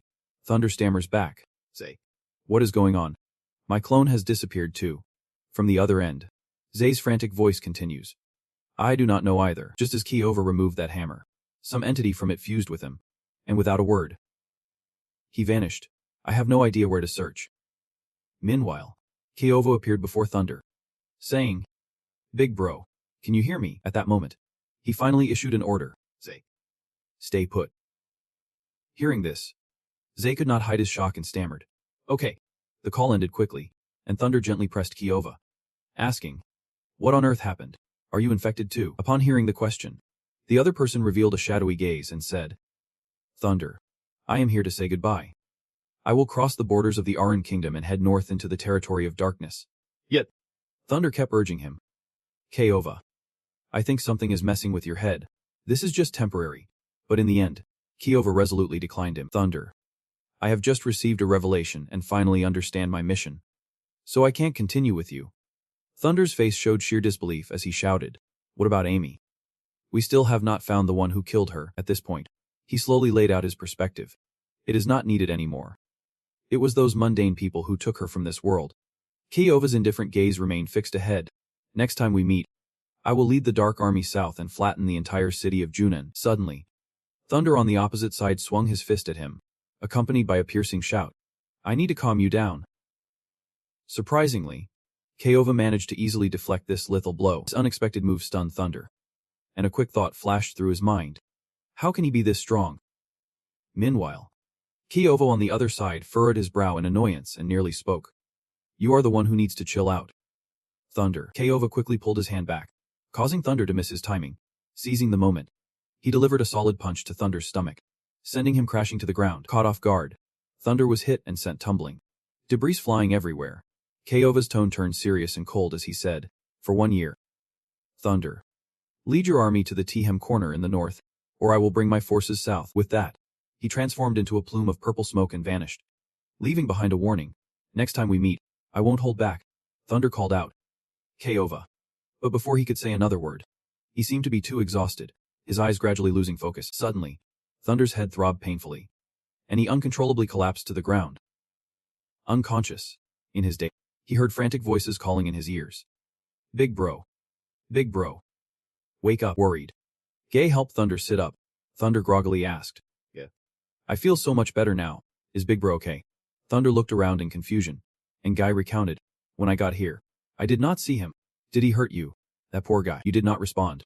Just biting your lip, lost in thought. Too cocky. I never expected the Spectre would grant Kyova such immense power, leaving me utterly defenseless. I need to rethink the next plan. After that, Thunder immediately got anxious, rushing to help me up, his hand reaching out in a hurry. Clearly worried. Big bro. Do not push yourself too hard. If you can take it. Just rest a bit longer. The two of them cried as they supported each other, making their way to the stairs near the exit. Gently, he reminded. The door on the left. Thunder stepped ahead, touching the system panel that appeared before him. I need more backup. The operating principle should be similar. With that, you did not hesitate and quickly accepted the invitation. The two of them slowly stepped through the door. Yep. A room. As soon as they crossed the threshold, they spotted the mayor tightly bound and struggling on the floor. Not knowing his identity, I unconsciously asked, who's this? At that moment, Thunder called out. The mayor. Suddenly, black smoke billowed up from somewhere, and boom, a massive explosion erupted. Cordis waved his hand to command. Stay alert. Do not let a single rat sneak into the city. Immediately, the people standing on the walls raised their staffs and began unleashing flames in unison. How many people can we mobilize? He turned his face away, clicking his tongue in slight annoyance. We are on edge over here too. Thankfully, they have not broken down the city gate yet. Before he could finish, Cordis widened his eyes, startled by the scene before him. Watching the creatures hastily turn to flee, he wondered. They are retreating. He was also a bit surprised. Senzar and the others realized they were not easy to deal with after all. But he had a different feeling, fearing they might have more tricks up their sleeve. He thought that with the Supreme Mage stationed in the defense tower, they would probably back off for a while. Cordis raised an eyebrow. After weighing the pros and cons, he discussed with him.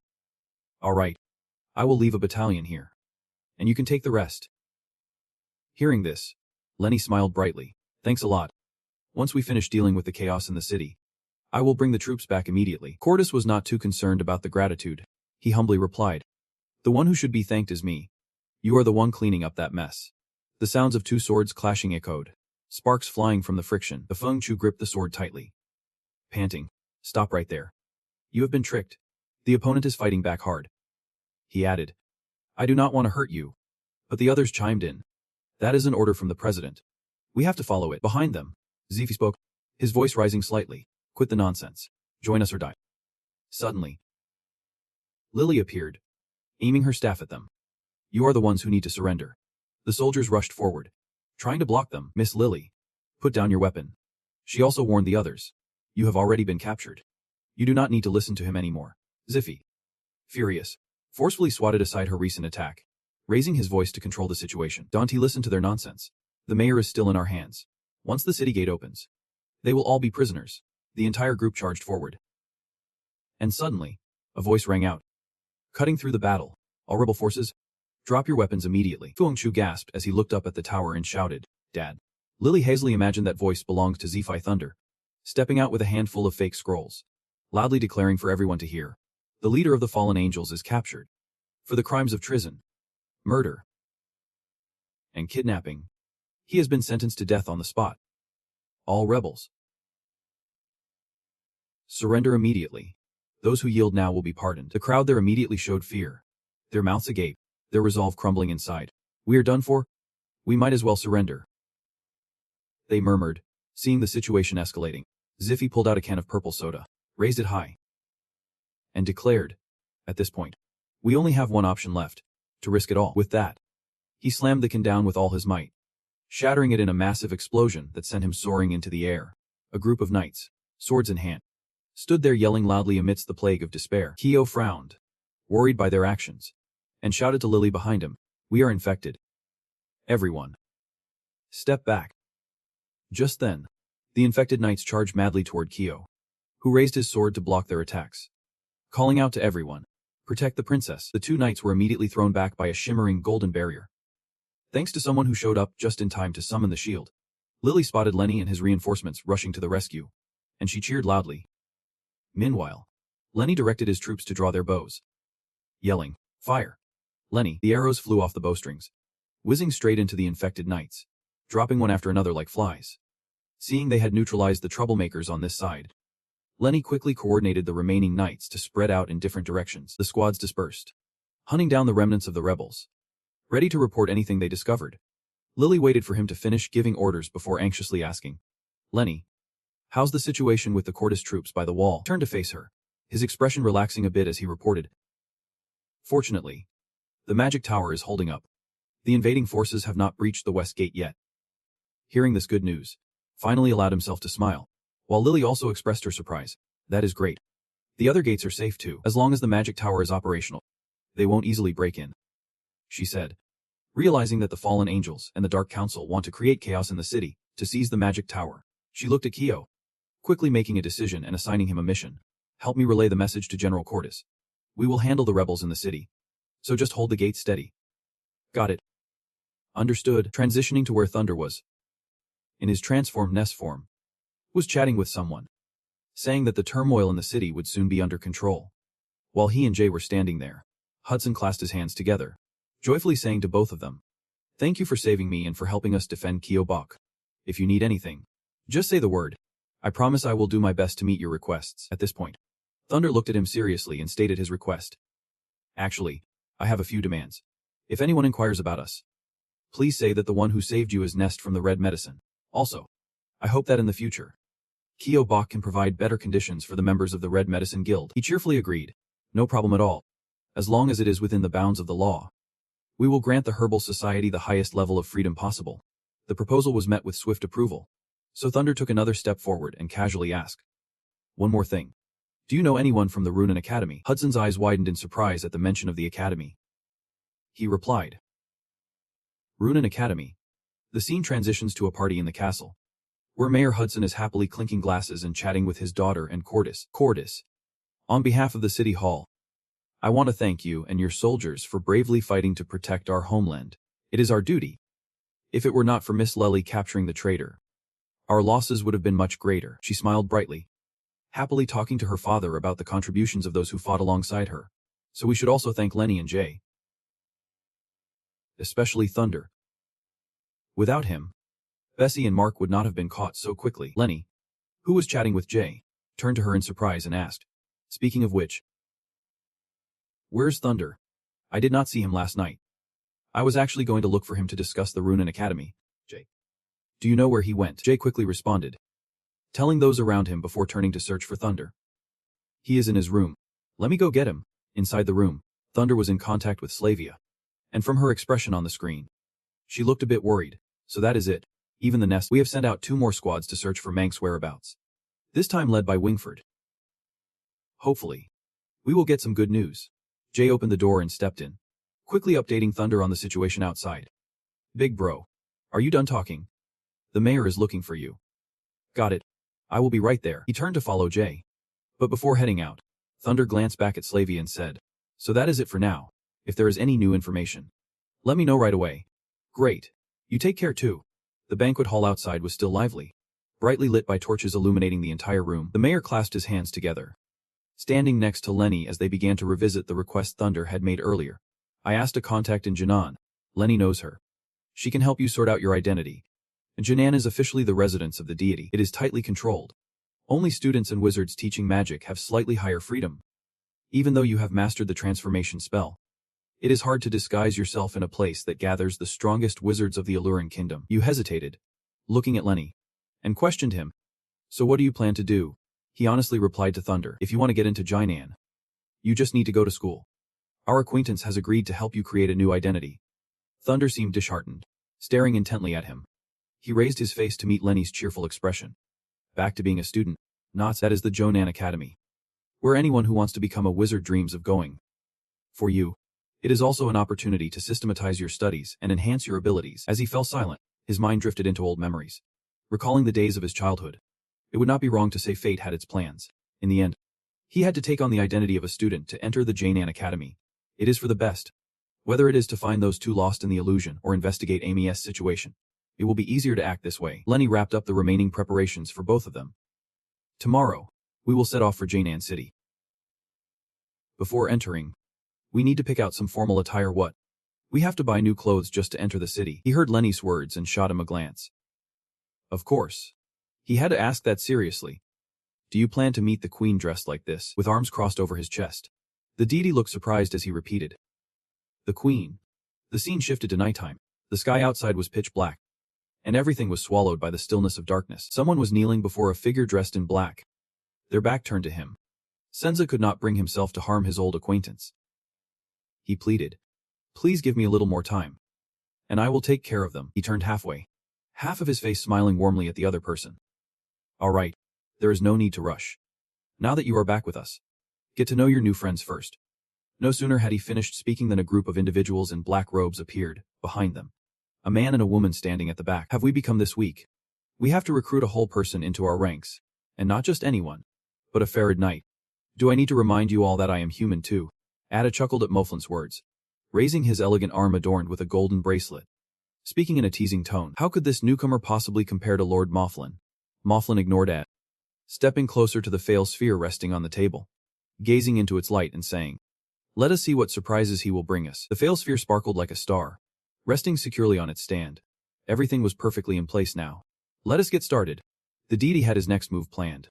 If that little demoness decided to interfere, the Alluring Kingdom would become an obstacle in our scheme. The old man who had been silent finally began to stir. I have informed my contacts in Junan. They will act soon. The other three exchanged different expressions. One smiled with delight. Another looked skeptical, while the last appeared furious. It is hard to predict what would happen if that red-haired kid messes up our plans. Does not he have any weaknesses? There was one before, but it got too stale to use. With his long bangs hiding his calculating gaze, he spoke slowly to his comrades. Unable to deny it, we underestimated the willpower of that shadowy figure. But we still have a card to play. The kid's mother is still under my surveillance. Upon hearing this, everyone turned their gaze toward the Fail sphere, listening as he continued. The prophecy's fulfillment is imminent. For now, everything remains under control. I do not want any more unexpected events. Meanwhile, in another location, Thunder and Gi, dressed elegantly, rode through the forest. Jai looked uneasy as he loosened his collar and turned to complain to Thunder. Boss, I really do not think this outfit suits me at all. Seriously, I think so too. Lenny, noticing their complaints, gently reminded them, just bear with it a little longer. Once we meet the queen, you can do whatever you want. In no time, the three arrived at the city of John, stopping before the towering, closed gates and a grand fortress tightly protected by barriers. What is hovering in the air over the city? That is the defensive shield of Jonan. Anyone with the intent to attack will be met with a lethal counterattack. Easily excited, they gazed wide-eyed at the impressive structure before them. A defense like that should be standard for every city. If Farod's apartments had a defense like this, they would not have had their gates broken down. Lenny held the reins, looking up in the direction of his gaze. He let out a light snort, reminding them of a fact. This shield is the crystallization of the nation's strength. Each level houses a super high-grade monster crystal. Not every place can afford such costs. This world has always been stratified. As they approached the gates, the guards immediately stopped them, politely requesting that they dismount for inspection. May I ask what brings you to Jonan? Lenny dismounted, pulling out a scroll and pointing to Thunder behind him. I am here to meet an old friend and bring a companion to enroll in Jonan Academy. The guard opened the scroll, his expression tightening, enrolling at this hour. But as he read the contents, his attitude shifted abruptly, so fast that Thunder was taken aback. I see. You all can go ahead. We will handle the entry procedures. Thank you. Jay and Thunder quickly rode in, and Jay curiously approached Thunder, asking why they suddenly seemed so friendly. But Thunder was just as confused as he was. Then Jay noticed something odd. More and more people were stopping to stare. He turned to Thunder and said, Bro, everyone's looking at you. I am used to it. Thunder felt a bit down, lowering his head in silence while thinking about his appearance. Sooner or later, they would notice his red hair. There is no need to hide anymore. But then, something surprised him. A little girl joyfully ran up to him, holding a beautiful flower. Her eyes sparkled with innocence. Here, this is for you. Thank you for your contributions to protecting our city. After gifting the flower to Thunder, the girl joyfully ran back to her parents. He looked up and was greeted with a polite, sincere bow from her father. Thank you. Their gesture made Thunder feel shy, and he stood there for a moment before managing to say, Thank you. The three of them were quickly invited inside the palace. Their guide was very respectful and polite. Once they arrived, the guide clasped his hands and reported to a person dressed in a tightly wrapped black cloak, standing with his back to the wall alongside his close knight. Your Highness, the guests of the day have arrived. Upon hearing the announcement, the person immediately pulled down the hood covering his head, revealing emerald green hair. The queen smiled gently, her expression warm as she looked towards Thunderous group. Lenny, it has been a while. You are just the same as ever. Jay and Thunder were taken aback by her youthful beauty, to the point where Thunder could not believe his eyes, and could only remain speechless in astonishment as Jay wondered, is she really a queen? How does she look so young? Lenny was thrilled to see who was waiting for him, raising both hands in excitement and quickening his pace. It had been a while since they last met, and she was looking younger than ever. Andrea, witnessing his actions, was furious, stepping in front of her and angrily shouting at Lenny. How rude. How dare you call her that? No worries. Lenny and I are friends, and he can call me whatever he wants. Then she turned to Thunder, welcoming him in a friendly and enthusiastic manner. Is this your first time in Jonan? How do you find the welcome here? Honestly, it is not bad. But this is actually my second time in Jonan. Thunder was equally excited, sharing his journey with the queen. The last time I came was to participate in a magical assessment, but I did not pass, so I ended up taking the night path. Hearing his story, Liz thought about the 5 children who might fulfill the prophecy in her kingdom. Wow, what a surprise. But it is also a unique experience, honestly. Right now, we are trying to support the chosen red-haired children. They had helped the city tackle many issues, gradually becoming famous, making the people believe that the divine is among them. Thunder noticed the stark contrast between the two places, but he remained calm, not overly excited, simply commenting that it truly is different. Throughout my upbringing, I was mostly seen as a source of disaster. At that moment, Lenny interrupted their conversation, steering both of them back to the matter at hand regarding this meeting. Let us get to the point.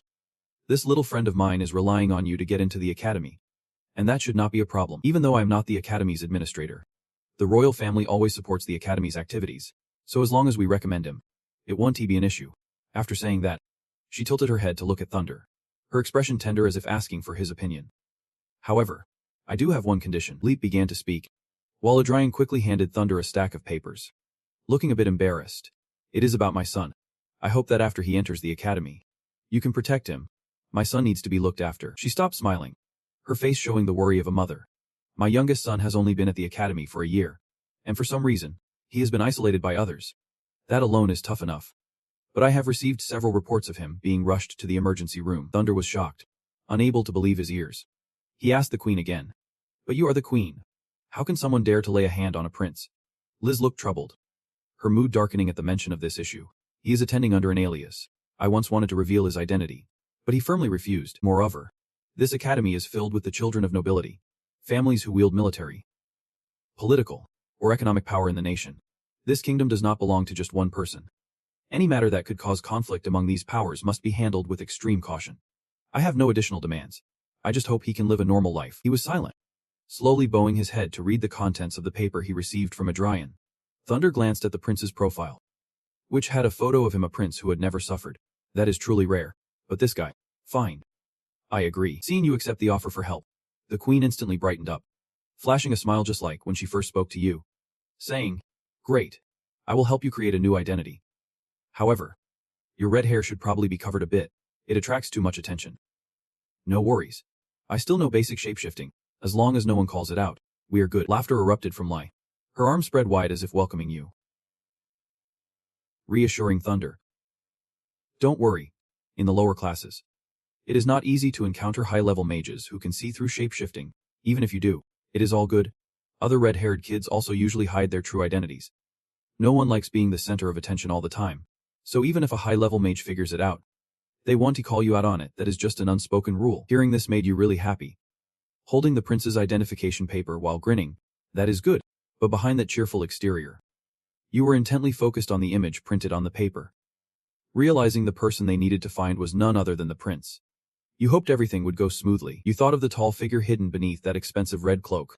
But why was the prince isolated too? This academy was definitely hiding secrets no one knew about.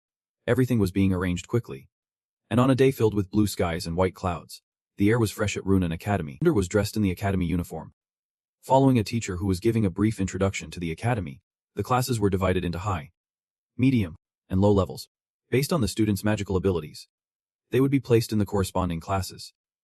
Honestly, you could have been placed in a higher class. But since that is what your sibling wanted, we have nothing more to say. While walking alongside the teacher, Thunder discreetly activated his dragon eyes to observe the surroundings. But everywhere was protected by barriers, yielding no results.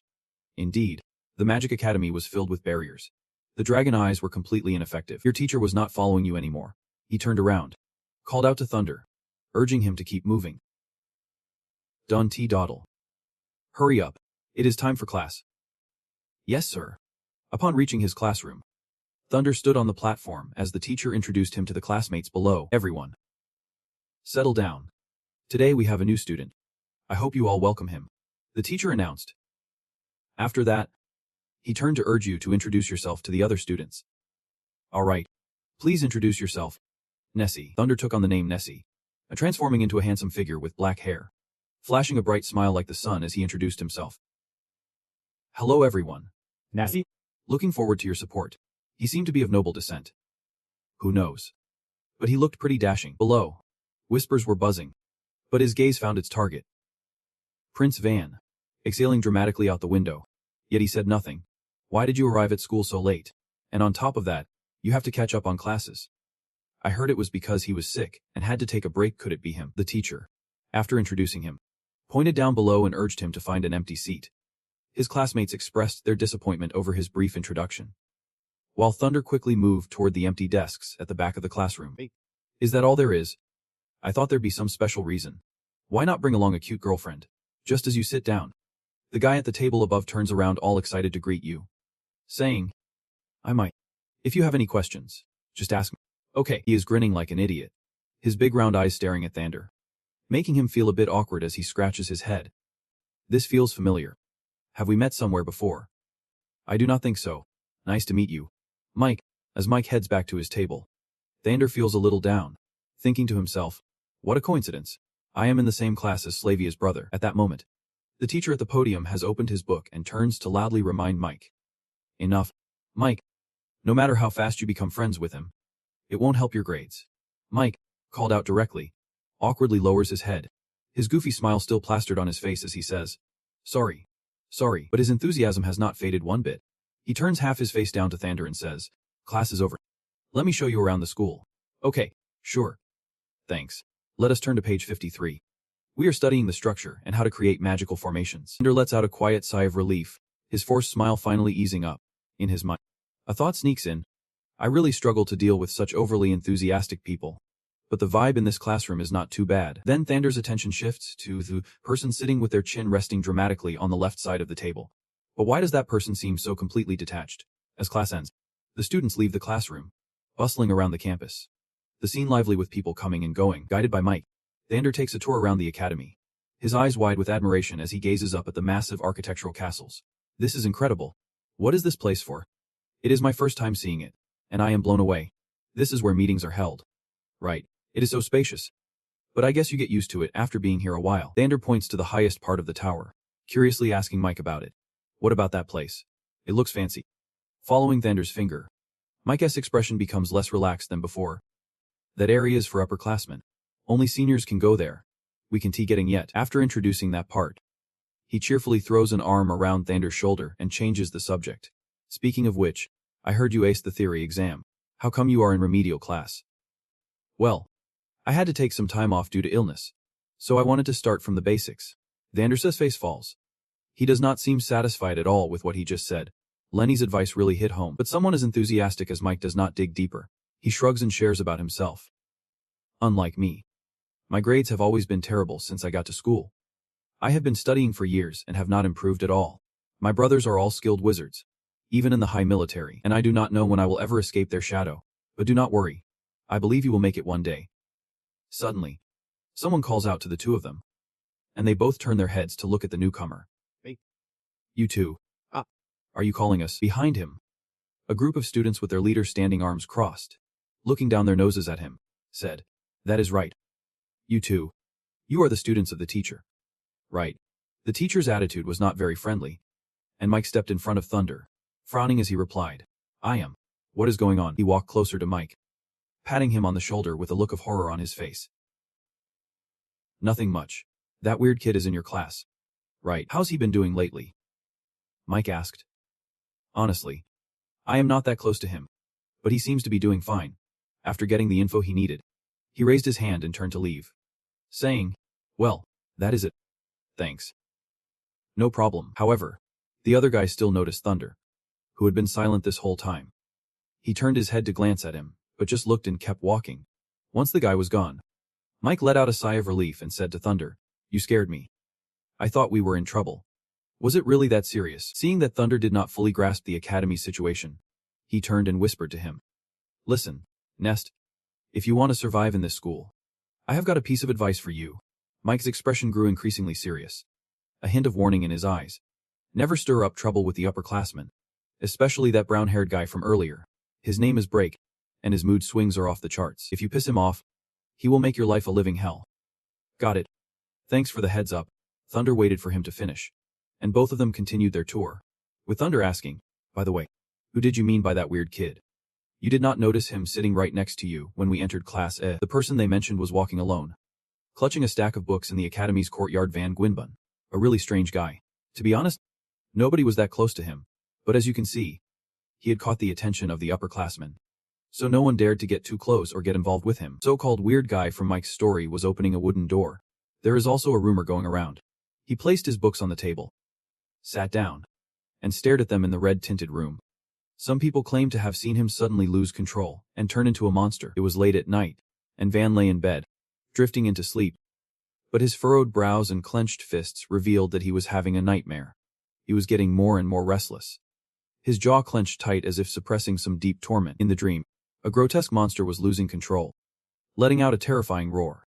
Each step it took seemed to shatter the ground, sending shockwaves through everyone around. At that moment, a petite girl with golden hair stepped up amidst the crowd, raising a magical shield to block the monster's attack. But the force was overwhelming. The girl's magic was torn apart by the monster, her screams echoing throughout Van's nightmare. At that moment, he jolted awake, sitting up from the terrifying nightmare, gasping for breath, his face drenched in sweat. The lights in the room flickered on, and someone called out to Van, cutting through his groggy mood. Nightmare. He was startled, his eyes wide with surprise as he turned to look at the source of the voice, asking, Who is there? Thunder set his stuff on the table, turned to Van, and introduced himself. Nest. I think we have met before. Right. Your new classmate. And also your new roommate. Hearing this, Van's face lit up with shock, and he furrowed his brow, exclaiming, Are you kidding me? You are kidding. Right. But you did not take his attitude to heart. Calmly, you replied to Van, not joking at all. Look, I just transferred here, and this is the only bed available. The management said they could arrange a private room for me, but I want to make friends sooner. You stepped closer to Van's bed, extending your hand with a bright smile, and said, Let us get along. Okay. But Van did not reciprocate Thunder's enthusiasm. He hesitated, remaining silent. In fact, he just lay down on his bed, pulled his legs up, and turned away, not uttering a single kind word. Suit yourself. You weirdo. He thought. Thunder stared at Van's childish behavior, lost for word. In his mind, he wondered who really had the bigger issues. He stood there, but then recalled the advice he received from the deity. One of the people his god had told him to find, but this guy clearly had been through something. Right now, there were no new leads. Before getting to the bottom of it, he decided to keep observing. The next day, the sun rose high, bathing the whole scene in warm light, and the academy basked in that fresh morning glow. Bright and early, Mike spotted Thunder and Van walking into the academy, one after the other, and he was shocked. Wait, what? He ran after Thunder, happily waving his hand and shouting, "Good morning, Nest." Seeing Van stop next to him, Mike was about to say something but suddenly froze. "Good morning, I guess." Then he grabbed Thunder, pulling him in the opposite direction of Van, leaving him to head toward class alone. "Come with me for a sec." "Okay, aren't we about to head to class?" Mike shot a serious look at Thunder, nervously asking, "I told you yesterday not to get too close to that guy. The whole school is buzzing that you moved in with him. Don't tell me it is true." "Yeah, it is." Hearing Thunder's honesty, Mike almost freaked out. "You do not want to live anymore, do you? I mean, that guy. The advanced class is going to cause you trouble." Thunder remained calm, looking at Mike and reminding him, "Hey, Mike, I know you care about me, but I can't just convince myself like that. I do not like feeling threatened, and I do not want to judge someone based on rumors. You should not face him." His tone was firm, making Mike stutter and scratch his head. "You say he is a monster, but have you ever seen it for yourself?" After saying that, Thunder patted Mike on the shoulder, thanking him for his concern. "That is all I need. Don't you worry about me. I have faced my share of monsters already, even if he turns out to be one. I think I can handle it." Thunder returned to class, heading toward the empty desk, right next to Van's amid the chatter of classmates. "Have you studied for today's lesson yet?" "Not yet. I still do not quite understand yesterday's spell formation. I was just about to ask you. Hey, the new guy is here." Then he casually took a seat at the empty spot, opened his book, and started reading intently, causing Van to jump in surprise. Van turned around, fuming and ready to shout at him, but he just kept his eyes shut, pretending the words were nothing but a breeze. "Can't you hear me? Stay away from me. You are the one with the problem. Just mind your own business and leave me out of it." His actions sparked a buzz among the classmates, but they only dared to whisper, "Do you think that new guy knows?" "He probably does. Mike told him yesterday." "Well, if that is the case, we do not need to get involved with him anymore." A few bolder guys started openly chatting together, maybe just being impulsive or perhaps backed by someone strong, who would not have a solid support system at this point. Mike came in after Thunder, and when he saw the new guy sitting right next to Van, he broke into a sweat, thinking, "Nest, this guy really dares to do this." Just then, a worried Joppo rushed after Mike, calling out to him, "Mike, what is wrong?" He hurriedly shared the bad news, and their faces grew paler as they spoke. "Blake's people are calling for you and that new guy. After school. Meet them in the auditorium." Thunder was at his spot but caught every bit of that news.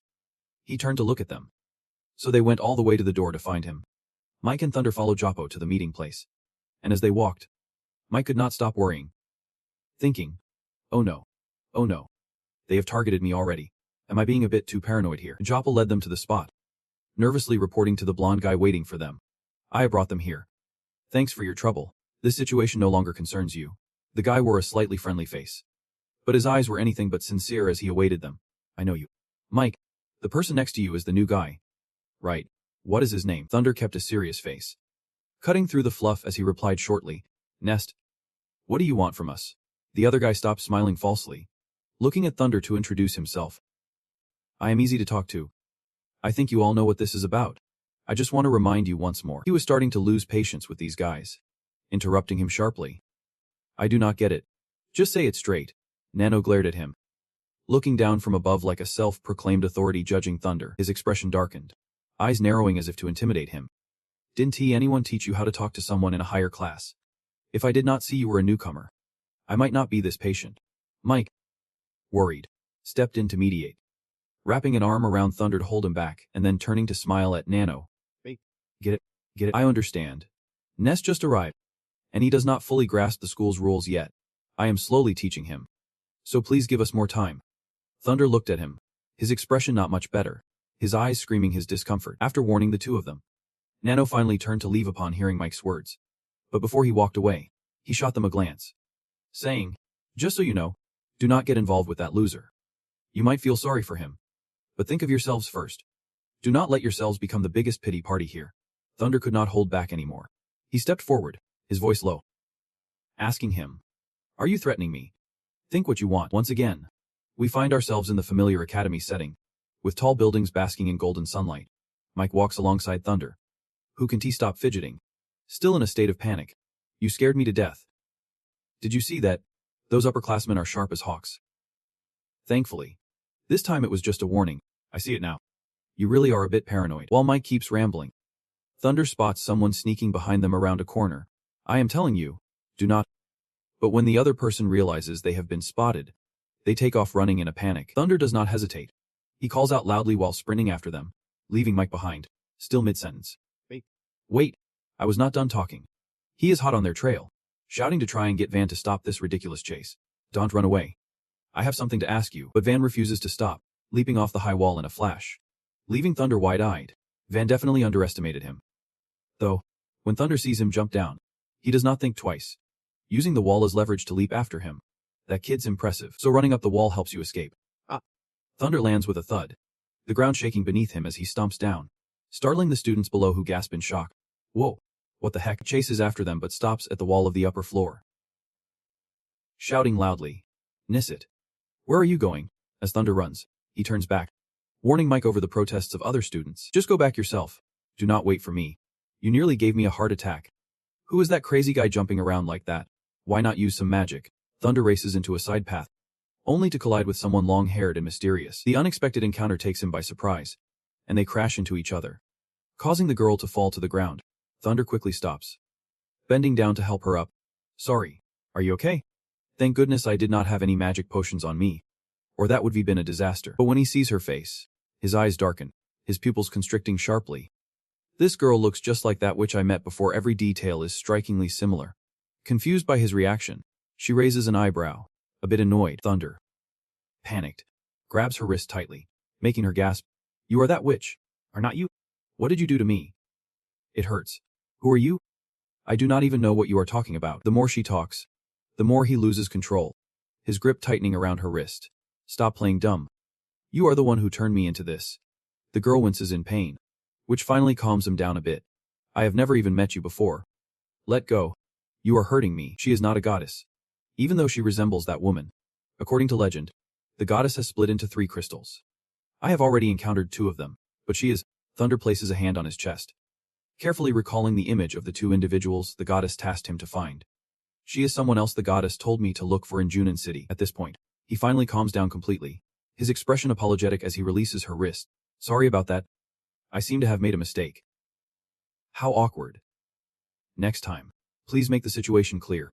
Thunder quickly shifts gears, asking her directly about Van. "There was a guy who just ran through here. Right, the tall, skinny guy. Do you know where he went?" "Saw. He ran towards the eastern house." With that hint, he took off running like a bat out of hell.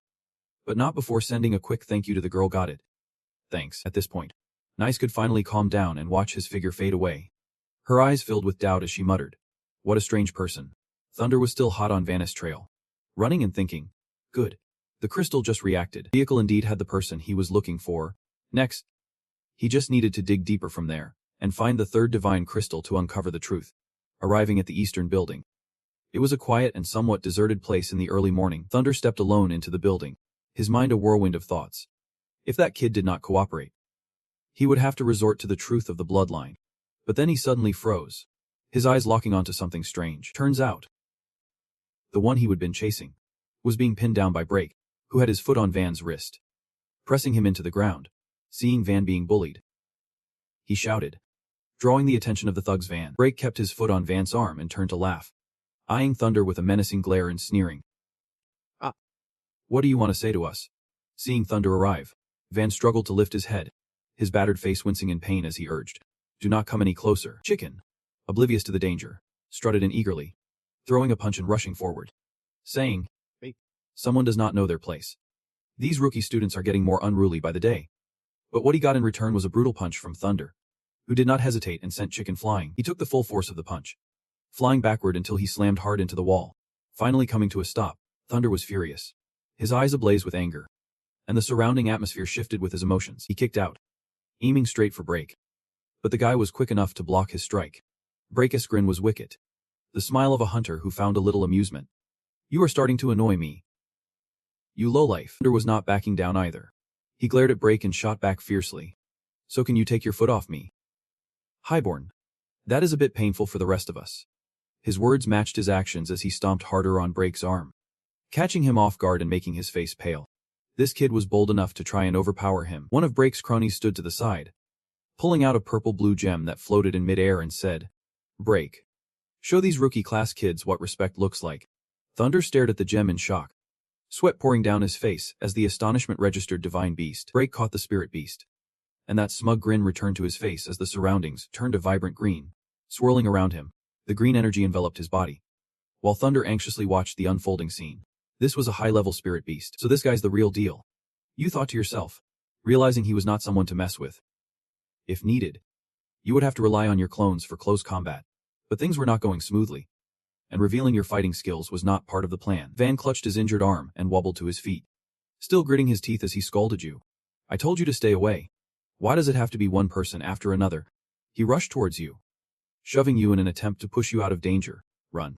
This has nothing to do with you. What are you doing? But Blake was not about to let them have a chance to escape. He tensed up, a fierce look on his face, half smirking. That kid is clearly stronger than you.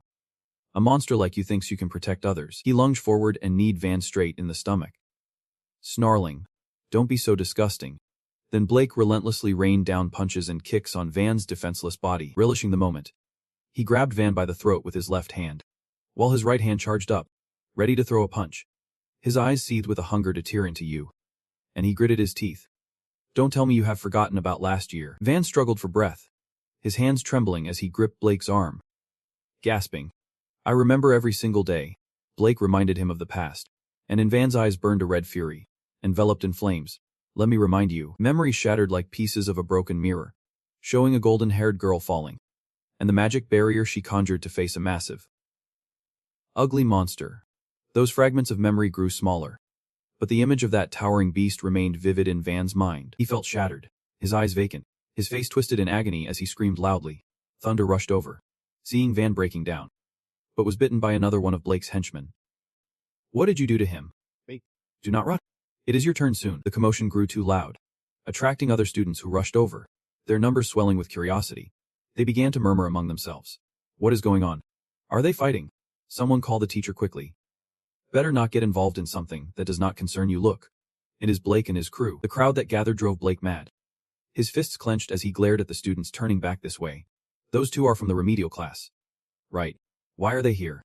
Can't they see that monster over there? Looks like someone wants to step into the spotlight for him. It is so annoying. They are loud every single day. What a drag. Thunder surveyed the scene before him, mentally calculating the increasing number of onlookers. The more people there are, the harder it gets to act. Just then, a stern professor approached, hands clasped behind his back, and spoke up. Blake, it is you again. You know fighting is forbidden on campus. Blake performed a mock salute to the professor, sounding as innocent as he could. Sorry. Professor Flunn, I just momentarily lost control. The professor did not scold him. He simply looked at him and issued a command. Blake, go to my office and wait. Get 2 students to take the fainted one to the infirmary. As per his words, 2 students came over, draping their arms around each other and dragging Van to the infirmary, leaving Thunder standing alone, watching them go. When Blake passed by him, he could not resist throwing a parting shot with a condescending look. Kid, consider yourself lucky this time. There won't be a next. Thunder was not going to take that lying down. He turned his head, locking eyes with Blake, his icy glare making it clear. That is exactly what I was going to say. He watched Blake walk away, his anger still simmering. There definitely won't be a next time. Thunder arrived at the infirmary, sitting on the bed next to Van, breathing a sigh of relief as he observed his friend nursing his wounds. Thankfully, he did not look too badly hurt. Van opened his eyes, his expression unreadable, as if he had grown accustomed to solitude, and said to Thunder, Please do not bother me. Thunder refused to give up. He cared about Van, but Van turned away, ignoring him, being called a freak by others. How could he stand it? It did not matter. They could call him whatever they wanted. He was waiting for himself, his gaze tinged with sadness but mostly indifference. After all, it had nothing to do with Thunder. It was all his own doing. Thunder looked at Van's back, still unwilling to give up, and continued. All right, maybe you are fine. But what about your family? You should convince your mom to like that nickname too. After saying this, he stood up, ready to leave. leaving the pretender lying in the hospital bed. If you do not want to change, no one can help you. If you are okay with living like this for the rest of your life. Meanwhile, somewhere else, a cup was thrown to the ground, shattering with a sharp, unpleasant sound. Chi Ken, with his arm broken by thunder, was stuck in a cast, furiously shouting at his buddies. I won't let that jerk get away with this. He dared to lay a hand on me. I will definitely kill him. Good luck with that. He is not an easy target. He snapped at Nano, who was rummaging through some papers on the table. Did you find any info on him yet? A little, but not much. Nano peered at the stack of papers, filled with some information about Thunder, and read it out loud for everyone to hear. Thunder. Perfect score in the written entrance exam. But he has been weak and sickly since childhood, dropping out in his first year. Hearing this, Ken paused, his face saying he could not believe what he was hearing. Weak and sickly. I do not see that. Is there any other info? Chi Ken grinned from ear to ear as he got more details from Nano's predictions. That is it. He just got here a few days ago. The circle of connections is tight. And honestly, I have never even heard of the Nez family.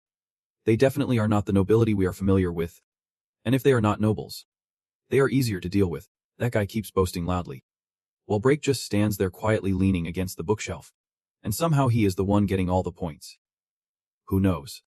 He might just be some country bumpkin. Those rural folks are a real pain, always causing trouble for us. He opened his amber eyes wide, staring intently at the loudmouth in front of him. Chi Ken felt a chill run down his spine from the gaze and quickly backtracked on his words. I mean, just look at him. It is obvious he is clueless. Never mind. Let us ignore this new guy for now. With a sinister grin, he leaned closer, whispering to Break. I just came up with a pretty clever way to deal with that freak. Seeing this guy plotting something new, Break crossed his arms and stood up straight, eager to hear Chi Ken's idea. What is the plan?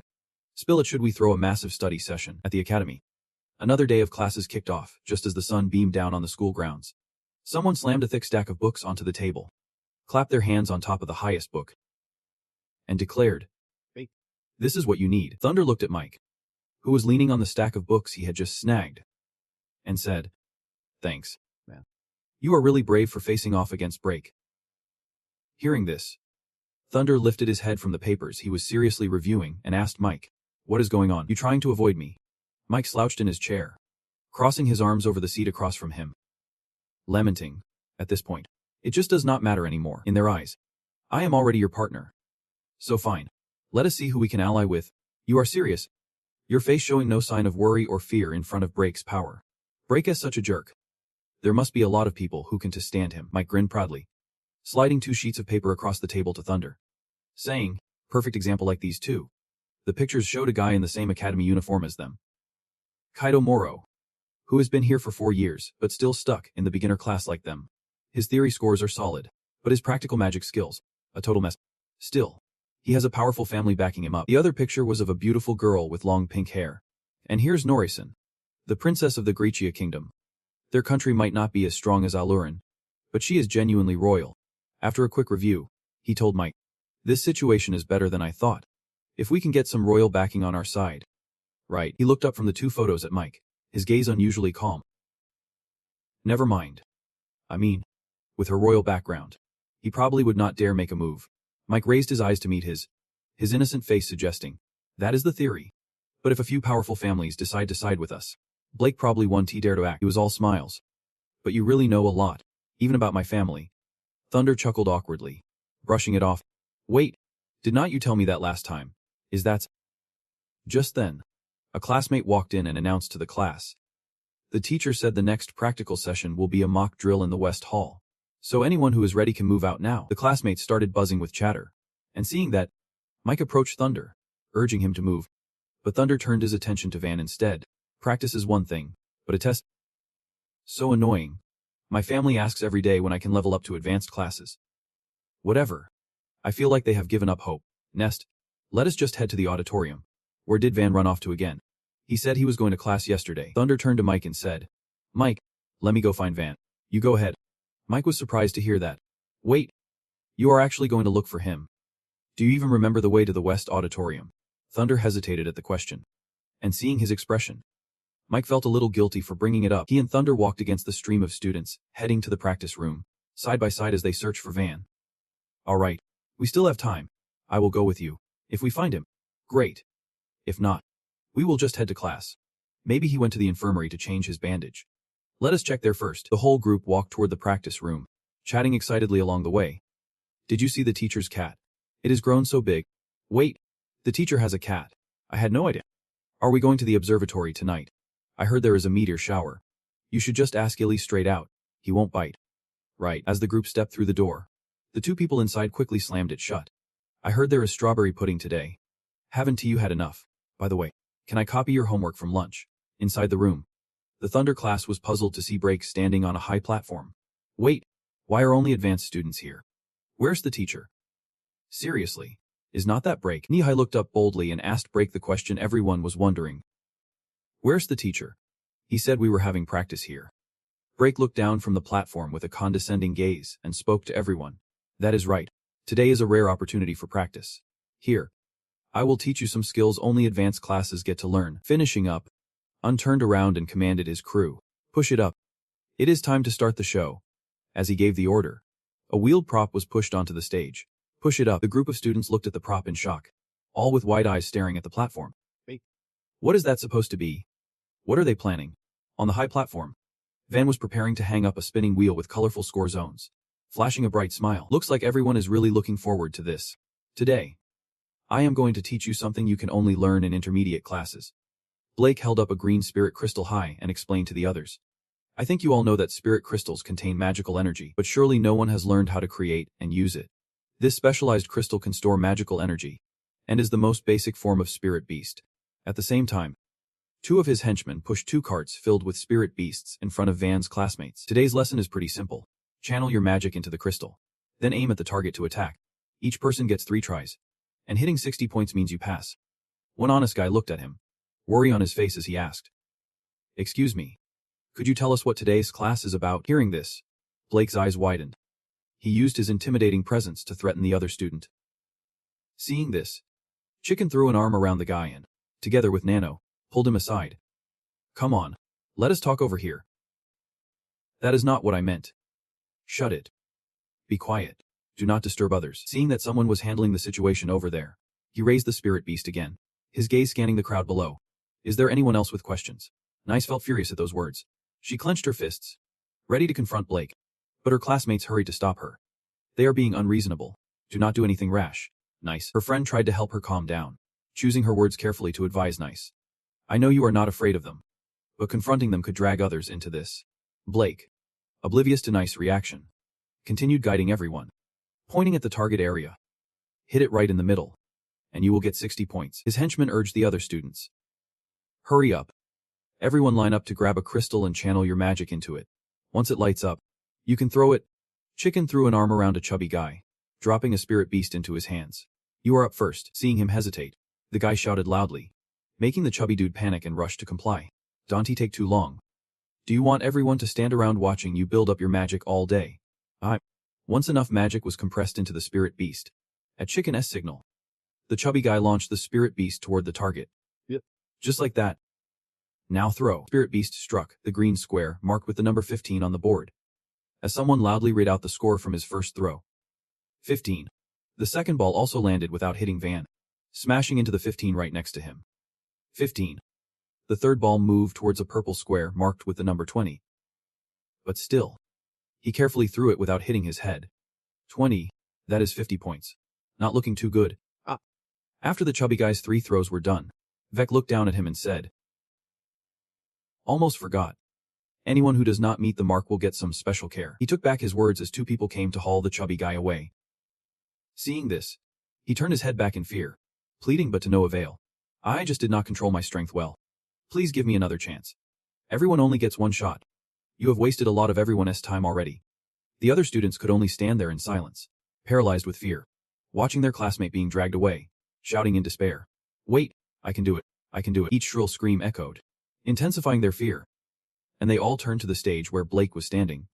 He arrogantly waved his hand, looking down at the crowd and urging, Well, I guess everyone understands the rules now. Let us keep going. Outside the building, everything seemed beautiful and peaceful.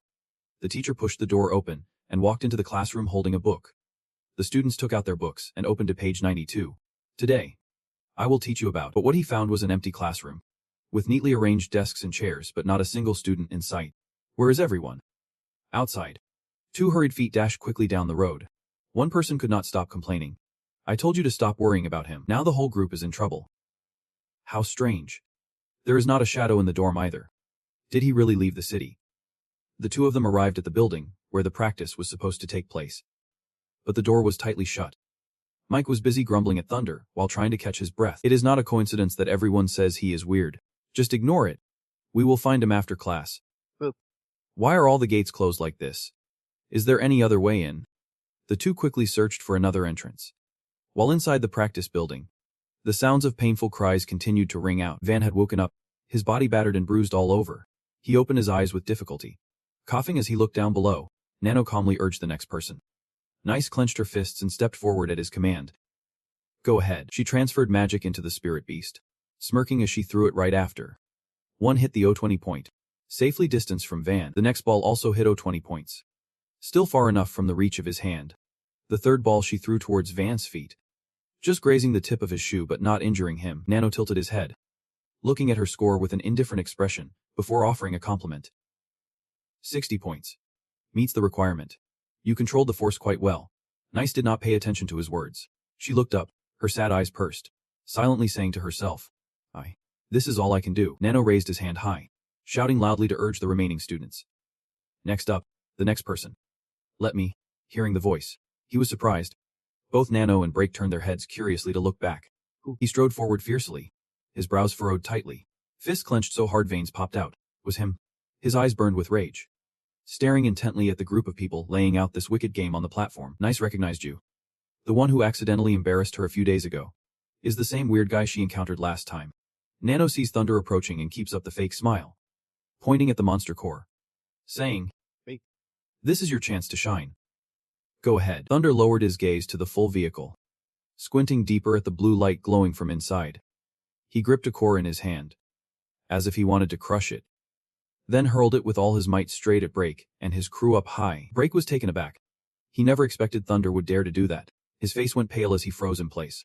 The core shattered, and the force of the throw erupted into an explosion, blinding everyone at sight. Nano and Chicken panicked, shouting, and then stormed toward Thunder, yelling, Break. Damn it. This kid wants to get himself killed. Without making them wait long, 3 more cores shot up like arrows, struck the spinning sign that was hanging, and the round board instantly shattered, setting him free in the process. One guy stared in disbelief at the broken sign, unable to comprehend how the crystal used for training could crumble like glass. Nis could not believe Thunder had such immense power. How could that monster be so strong? Van collapsed as the chains binding him broke, his weak and fragile body leaning forward. At that moment, an arm caught his waist, preventing him from face-planting onto the floor, then steadied Van, carefully helping him up, and as they locked eyes, he quickly said, Sorry I am late. Are you okay? Break shook off the dust from the previous explosion, and the impact left heavy marks on his wrist shield. He barked orders. Stop them. Nano and Chicken instantly complied, blocking Thunder's path, while Thunder calmly shielded Van behind him. At first, I had a bit of a soft spot for you, but if you want to challenge us, do not say I did not warn you. I absolutely hate him. He needs to learn a lesson. With that, Break's crew charged forward as one, ready to attack, and they closed in, throwing punches at Thunder. But he countered them swiftly. While the others engaged in close combat, Chicken unleashed his magical power, shooting a fireball. Thunder punched the annoying guy hard with his right hand, while his left effortlessly conjured another fireball. The 2 fireballs collided, exploding in midair and adding to the chaos around them.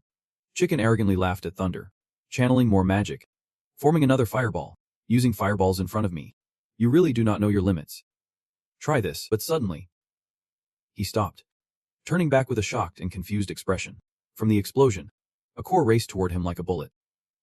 Unstoppable, it slammed into him and exploded, perfectly intercepting the fireball Chicken had created. At the same time, Thunder took down the others single-handedly, easily sending 2 opponents flying with just 1 punch. Thunder's face was serious, his gaze cold yet filled with rage as he assessed Break's crew, a bunch of useless losers who only bully the weak. His words left the entire Break team speechless, and they could only stare at him, unable to muster any retort. At that moment, 2 of his goons circled around from behind, ready to launch a fireball at Thunder for a sneak attack. But before they could strike, a voice rang out that left them both bewildered. Hey. Come on. You are supposed to be high-tier players. Are not you embarrassed? Nora and Kato stepped up to confront Break's crew, arms crossed, boldly calling them out. Come on. It is one thing to outnumber, but sneaking up on us is just pathetic. How about we give you guys a taste of our strength? Meanwhile, Mike had managed to get the professor to come help, rushing to the gate. Professor. Over here, Academy felt just as normal as any other day, the outside world calm and uneventful. But Mike and Professor Rai were far from relaxed. Not matching the serene atmosphere of the Academy, he quickly summarized the situation, revealing they had brought all the low-tier students here, without any teachers knowing. But what he saw was something utterly shocking, leaving Mike frozen in disbelief. Thinking, how is this even possible? Inside the tower, Thunder fought against Break's entire crew, holding his ground without a hint of weakness. He had already taken down most of them, and now just 2 were left standing. Locked in a direct battle, how did it end up like this? Thunder and Break faced off, the swirling dust kicked up by the wind making their fight even more intense.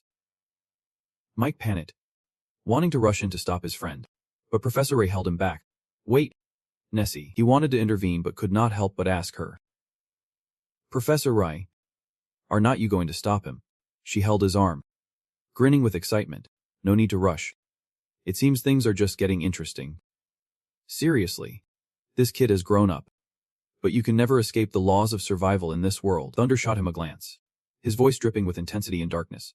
The laws of survival. He lifted his heel, planting the ball of his foot firmly on the ground to launch into his next attack. He clenched his fist tightly, aiming directly at his opponent. Thunder appeared calm on the outside, slicing through the air as he yelled, "This is ridiculous." In an instant, he was in front of Blake, leaping high with a look of horror on Blake's face, unarmed and defying the laws. How could this be? He threw a punch downwards, and Blake desperately crossed his arms to conjure a magical shield for defense against thunderous voice. And you think just anyone can do whatever they want? My magical shield. Magical shield could not withstand his strength, shattering into pieces right before Blake's terrified eyes. He quickly slid back, the ground erupting with fragments. I watched intently, not missing a single move from either of them. Realizing something, he is using energy. Blake was not giving up. He pushed forward with magic, saying, "So what? The type I hate the most are people like you, always trying to play the hero. You can even take down the students in the academy. Yet you think you can change the world." He hurled a magic ball at Thunder, who stood still, unfazed, letting Blake ramble on. What a joke. As he saw the attack coming, his face turned pale with worry for Thunder's fate. This is it. That is the flame of ruin, Blake's exclusive magic, and Ness has not even learned magic yet. Suddenly, Thunder raised his hand, calmly igniting flames around his right hand. A fireball quickly formed, growing larger by the second. Mike stared in shock at his friend, exclaiming, "A fireball? When did he learn that?" The collision of Thunder's fireball with Blake's azure flame created a massive and violent explosion, sending debris and smoke flying everywhere. Blake looked at the spectacle before him, still smug with a confident smile, believing in the power of his blue fireball. This azure flame is no ordinary fireball. It is a magical gem that absorbs and transforms magical energy upon contact, no matter how strong your fireball is, as long as it is still fire. But it did not take long for him to be hit hard, his eyes widening in disbelief. His blue fireball snuffed out. Thin wisps of smoke wrapped around it before slowly dissipating. The azure flame gone, a chunk of ice fell to the floor, shattering into tiny blue shards. Thunder was the one who had used ice magic to extinguish Blake's azure flame. He glared at him, anger radiating from his gaze. That was ice magic. Seeing this scene was a shocker for him. He could not believe his multi-talented friend, not only fire magic, but he had also just been defeated by ice magic. Who exactly is this next opponent? Thunder focused intently on his battle, leaping behind Blake. His voice, cold as ice from the depths of hell, darkened Blake's expression. "It is time for you to understand what true fairness feels like." Blake turned around, quickly casting azure flames towards him. But unfortunately, his accuracy at close range was lacking. Or perhaps it was just that Thunder was too fast, easily dodging the attack. He kneed Blake in the face, sending him flying far across the room. Then Thunder pounced, stomping down hard on his hand without saying a word. He pinned Blake to the floor, channeling ice magic right in front of his face. "I told you. There won't be a next time. Don't even dream of casting magic again." Thunder's right hand immediately siphoned the energy from Blake's body. At that moment, Blake finally shouted in fear, "What have you done to me?" His scream echoed throughout the tower, but no one came to his rescue. No one to stop Thunder. Watching this brutal showdown, someone can't help but marvel. He really did it. Another friend is just as shocked, amazed that he single-handedly took down so many advanced students. Whispers continue to swirl, with some in awe of Thunder's strength, while others compare him, saying he looks even scarier than Blake. Seeing his friend still dumbfounded, Jen snaps, "Come on, do not be so clueless. Can't you see? Nest is so powerful. If he wanted to, he could easily control us at any time. But he is not doing that. Just as Jean finishes speaking, someone speculates, I think he just wants to save a friend. Indeed, at that moment, Thunder is worried about Han, who is injured. He anxiously asks, can you hear me? Hang in there. I am taking you to the infirmary. As Thunder approaches the door, Rai stands frozen, staring at him, making Thunder feel a bit uneasy. Not long after, he stops and asks her, is there something else? Rai replies, don't worry. I am Professor Rai. First, let us get him to the infirmary, and then come back to talk to me. Thunder. He nods. Okay. Once he is a bit away from her, Thunder furrows his brow, thinking to himself, what a hassle. Now the professor's got her eye on me. But the professor misunderstands Thunder. His friends rush to explain. It is not Nest's fault. Another student chimes in. We were forced by the advanced students. Nora adds. We were too scared to fight back. He stepped up to protect the bullied. Hearing their defense, Thunder feels incredibly touched. He turns around and says softly, you guys. Not blaming him. Speaks up. Okay. I understand. I promise to investigate thoroughly. I won't let any student go unpunished. Everyone, please return to class and report what happened today to your homeroom teacher. She instructs. The students shout in unison. Yep. Mike watches this unfold and thinks to himself, Nest really is something special. Not long after, the principal questions Thunder. Professor Rai told me that everything that happened at the meeting today was all you.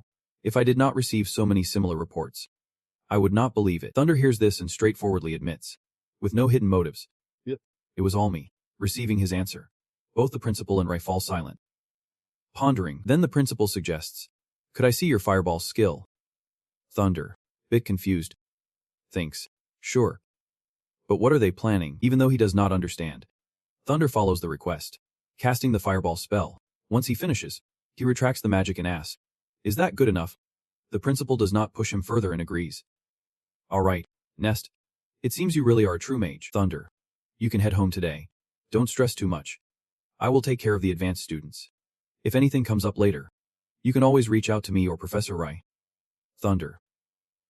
Hearing this, politely replied, thank you, teacher. As he turned to leave, Thunder pondered, is that it? I thought I would have to answer more questions. He quickly headed home, the door slamming shut with a loud bang. Once Thunder was gone, Rai asked, what do you think? He sighed. His magical control is not bad. He has potential on par with you. She replied, his magic is no worse than any sorcerer's. And he even knows knights' fighting techniques. Truly, a natural-born magical swordsman. A moment later, he said, a red-haired kid hiding his identity enrolled in Runan Academy, and both Queen Lyot and Lenny Sting recommended him. I am the principal, and I am totally clueless. Rai asked, do you want me to investigate? He quickly declined her offer, saying, I think I know his background. I will contact an old friend at Farod's apartments shortly, if he is the child in the prophecy. We need to keep a closer eye on him. Let us hope he brings us good luck. Rai replied. Understood. Meanwhile, Thunder stepped into Van's break room, lost in thought. Your teacher's back, Van called out loudly. You are back. What happened? Did they threaten to expel you? Thunder quickly replied. It is all good. Van reassured him. Don't you worry. My family has some connections. As long as my mom talks to the principal, you will be safe. Thunder rebutted. No need to stress. The principal and Professor Rai just asked about the situation. The principal said he would discipline the advanced students. They won't make it hard for me. Van was skeptical about Thunder's words. Stuttering. Really? Thunder quickly confirmed. Yep. Really?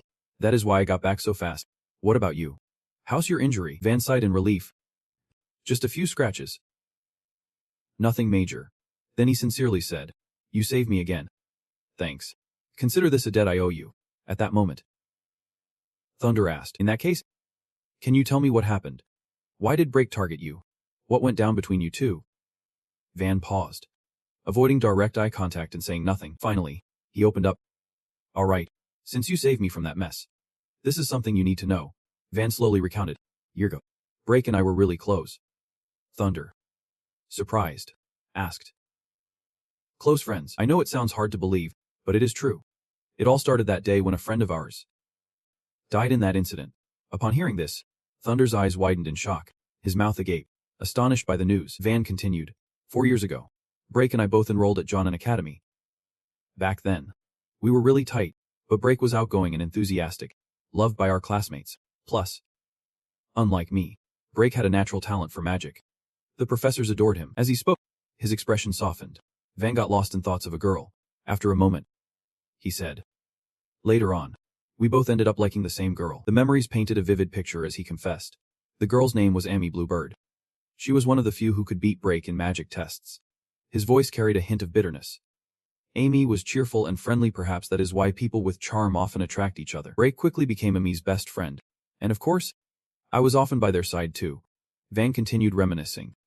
Even though neither of us had confessed our feelings for Amy, everyone knew we both liked her. We knew that if one of us stepped forward, our three-way friendship could get awkward.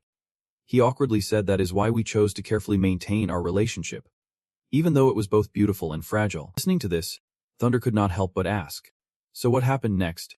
Van could not answer him right away. He lowered his head.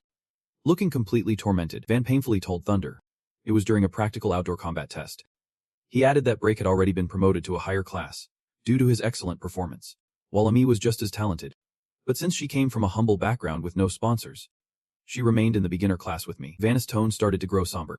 The training grounds usually only had low-level monsters. But for some reason, a high-level beast showed up that day. He commented that despite facing a high-level monster, Amy remained remarkably calm. Van shared that the monster was incredibly strong, but Amy's powerful magic inflicted significant damage on it. Then he fell silent, recalling that day when Amy was loudly coordinating everyone. But at that moment, she had to step back, but Van defied her wishes. He arrogantly shouted at her. Get out of the way. Thinking back on it, Van choked up as he said, but I ended up making the biggest mistake at that critical moment. At that time, Amy tried to warn him against his recklessness. But it was too late. She cried out, wait. Do not. Van quickly cast a spell to attack the high-level monster. At that moment, he proudly thought to himself, luckily I had a high-level monster crystal with me. This time it would finally be useful. Amy did not think so. She anxiously urged him. Hurry up, Van confidently retorted. Don't you worry. That monster is probably dead by now. Hearing this, she shouted even louder. Get moving. Suddenly, just seconds later, a loud noise erupted, startling both of them. The monster suddenly turned vicious, and the students screamed in terror, with two more joining the fray. Amy gritted her teeth and said that the death of the high-level monster would attract nearby beasts, and we could only hold on until help arrived. At that moment, one of the monsters advanced towards the students, and a classmate yelled, over here too. Amy glared, staring hard at the current deadlock, silently calculating her own strategies. Suddenly, Amy pushed Van away. He sensed her impending recklessness and shouted. Amy took it upon herself to deal with the monsters, casting spells and swiftly giving orders, spiraling dragon scales. Van and his friends were safely protected within the vortex, but he was still anxious, loudly asking, what are you doing? You can't. He continued to scream, but it was a desperate cry. Stop it. Amy ignored him, yelling back, shut up. Don't distract me while I am casting. Then she quickly chanted, invoking the wings of the dragon to turn blood into mountain mist. Her command was reinforced, and a shimmering wall of platinum scales formed. Unbreakable. Inside the vortex, Van was in tears, feeling helpless and desperate, wishing he could protect Amy. All he could do was repeatedly call her name. Before long, the monsters were nearly wiped out, but Amy's body was also starting to wear down. Exhausted, she spoke up. Finally, the high-level protective spell I have mastered finally has its moment. Just as she finished, they attacked her, their sharp claws piercing straight through her heart. Van shouted loudly, repeatedly calling her name. I can't accept this tragedy. Consumed by the loss of Amy, Beak furiously slammed his fist down on Van. He was in deep agony, relentlessly questioning him. Unable to wait for Amy's answer, he threw himself at Van, even though his friends were holding him back, accusing him. You promised to protect her. How could this happen? Beak screamed out in fury, loudly blaming him. It is because of you that this monster showed up. He kept raining blows down on Van, all his pent-up rage spilling out. Why was not it you who died? You monster. Reflecting on this moment, Van spoke sadly to his frozen self. Just like that, I ended up killing Amy. Then he added in pain. The students did not want this to leak out, so those who knew avoided bringing it up. Amy came from a common family, and after the academy compensated her family with some money, everything was brushed aside. Van's voice was bitter as he confessed. Because of this, the rumors about me just kept growing. In the end, even my teammates had to keep their distance. Listening to this story, his frozen self fell silent. Clenching his fists tightly, he finally spoke. gritting his teeth. Just hold on. I want to apologize first. In an instant, a punch came crashing down on Van's face, making him cry out. Once it was done, his frozen self rubbed his hands, turned, and walked away. Van held his cheek and called out to him. Nest. Just go. This is not your fault. Once outside the room, his frozen self was deep in thought. Feeling a knot of confusion in his heart, he coldly said, I thought that once I knew the truth, I would immediately seek revenge for you. But with a truth like this, who am I supposed to take revenge on? His heart and mind were at odds. He gritted his teeth and slammed his fist against the wall to release his frustration. Then he shouted in rage.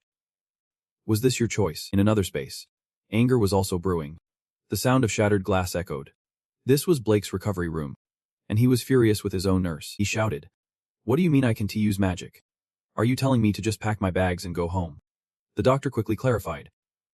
That is not what I meant. It is just that we really did not detect any magical response from your body. It might be a magical-related illness. Blake did not listen. He snapped. Are not you supposed to be doctors? Well, figure out how to cure me. The helpless doctor replied. Even if you say that. This noisy argument caught Flynn's attention. He scolded. You are making such a racket that the hallway can hear you. When will you learn to calm down? The nurse quickly greeted him. Hello. Professor Flynn. Blake snapped back. You can't be a wizard. Can you? Of course. You can stay calm. Flynn ignored his remark and instructed the doctors.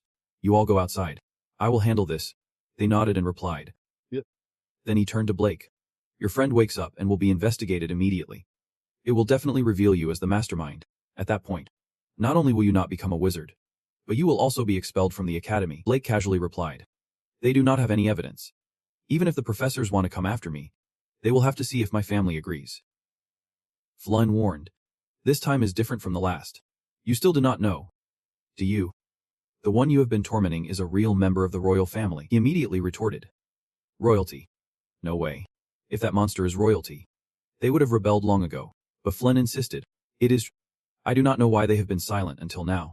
But this time the queen is very angry. She no longer cared about the nobility's face, ordering an investigation and severe punishment for the mastermind. This information left Blake stunned. Speechless. A little while later, Blake finally spoke up, asking him, So what do you want with me? Flynn replied, I told you I am here to help you. I will sort everything out for you. You have a friend named Nano. Right, let him be the mastermind. Plus, I can help you regain your lost magic. He asked next, What do you want? At this point, he stopped holding back. Not bad. You are clever. I like working with smart people. Looks like we have plenty to do together. The evening. It was still dark, just like the turmoil in people's hearts. There was so much to do. No chance to sleep. Indy's office. A knock on the door echoed. He said, Who's it? Come in. Upon seeing Blake, he said, You. What brings you here so late? Hearing this, Blake replied earnestly. Professor D, I believe you have heard about the misunderstanding between me and your students. So I have come to explain, D loudly exclaimed. Misunderstanding? Not so? Blake, you really embarrassed yourself with this one. If it were not for you, I would not have even known there was a prince in my class. He raised his voice. I honestly did not know about that. It was all Nano's fault. By the time I found out, I was already feeling bad about it, D blandly said. Save the explanations for the faculty meeting. I have a lot of work to do. If there is nothing else, you can leave. As soon as he finished speaking, Blake used magic to conjure a wave of dark plague energy. Once he was done, he looked at D and said, Actually, there is one more thing I need your help with. Immediately, the spiritual energy began to blind him, and he gasped. Trapped by the dark plague, D could not dodge in time and let out a terrified scream. Blake, you truly are. Before long, Blake successfully retrieved the files of Thunder and Van, mumbling their names. Nessie. Then Blake gritted his teeth and said furiously, I am going to make you pay for this. The next morning, Thunder woke up early and went to the lecture hall. The sky today was eerily overcast with no sunlight in sight. Thunder trudged along, his face a bit sullen. Then he noticed Van waiting for him in a corner. And they just stood there, staring at each other without saying a word. After a while, Thunder broke the eerie silence with a soft grunt. In that moment, Van awkwardly responded. Not knowing how to reply, he could only call out his name. Nessie hesitated and said, I did not come here to bother you. I am just a bit worried. So Thunder replied casually, It is nothing. I am just not in a great mood. Decided to take a walk. Noticing Thunder's distant attitude, Van felt a bit disappointed and said, A walk? I see. At this point, Thunder also hesitated. stopped walking, and fell silent. After a moment, he urged, "What are you standing around for? Class is about to start." Van heard this and quickly replied, "Coming right now." Thunder initiated a conversation. "Can you walk with me today? I have a few things I want to ask you." Confused, asked back. "About what?" You replied succinctly.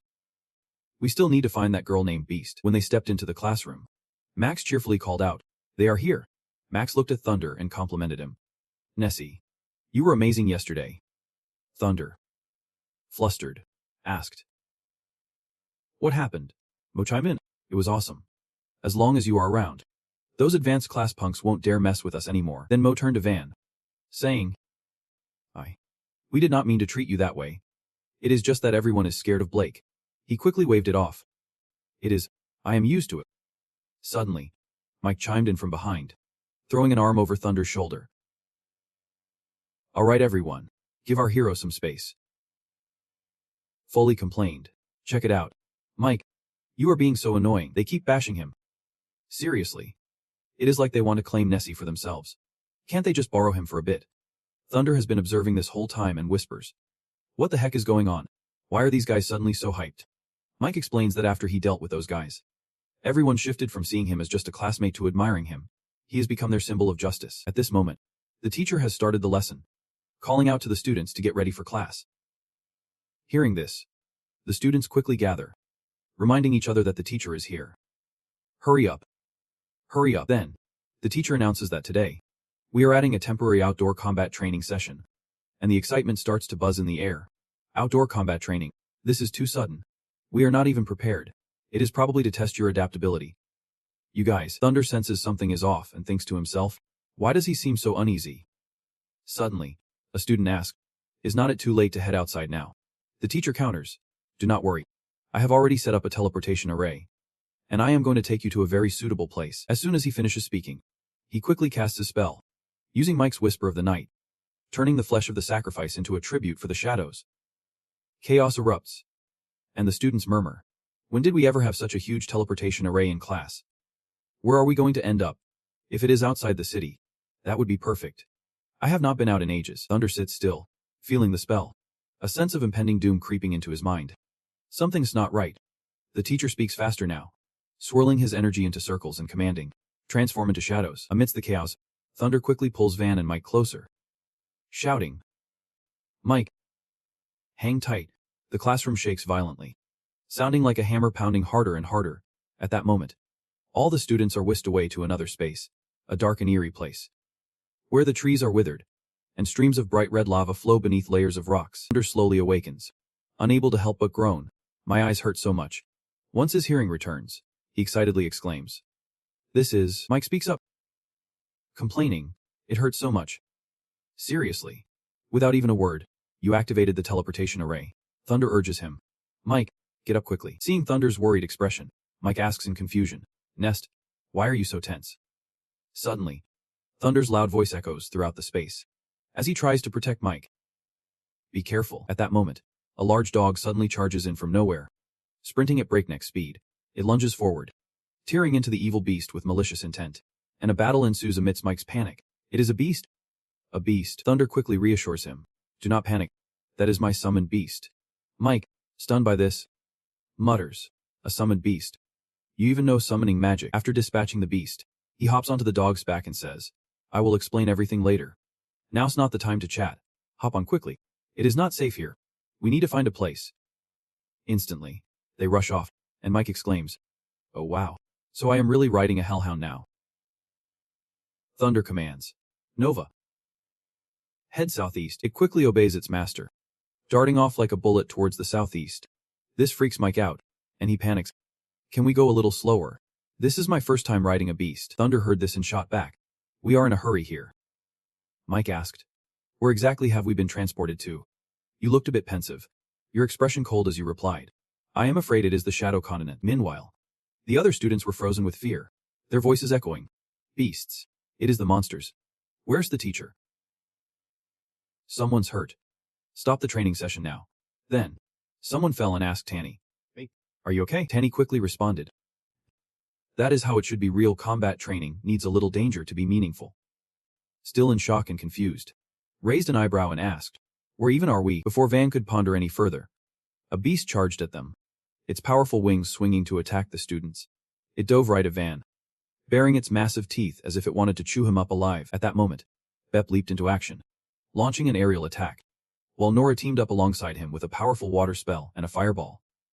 Instantly, the beast took a devastating hit, howling in pain. Things seemed to settle down. Noticing Van still frozen in place, Nora urged it, "Stop standing around. If you do not want to die, move." They hurried off, with Blake suggesting, "Let us head towards 9 of the clock. Looks like there is a path. Maybe we can escape the forest." At that moment, continuous cries for help echoed out, and Van kept staring in their direction. He said, "Those people." Nora snapped, "Do not look anymore. They are beyond saving." Van shot back at her, "Are you really going to just abandon them?" Nora, frustrated, retorted, "Worry about yourself first." Blake chimed in, "Everyone's already dead. This is not training anymore." But Van could not move on, glancing back, which made Nora furious. "If you keep this up, we are not following you anymore." Van remained resolute, insisting, "At least I can just watch them die right in front of me." As soon as he finished speaking, he launched an attack at the beast hovering above. Van rushed toward his friend, pulling him up, shouting, "Grab my hand." The friend, touched, replied, "Thanks." But the beasts were not going to let Van carry out his plan so easily. They growled menacingly, ready to pounce on him. Nora exclaimed, "This is really a mess." Blake then added, "Looks like we only have one option: go all in." Just as Han finished speaking, a voice echoed, causing him to turn around in confusion. And Nora, completely oblivious, asked, "What is going on?" Blake tensed up, and Han warned her, "Something is coming. It is not good." From deep within the forest, dust began to swirl up, signaling the arrival of some enormous beast. Sure enough, just seconds later, as the white monkeys approached, they bared their teeth, glaring at the humans. Nora gasped, "Are those white monkeys?" "They must have been attracted by the noise earlier," Blake replied.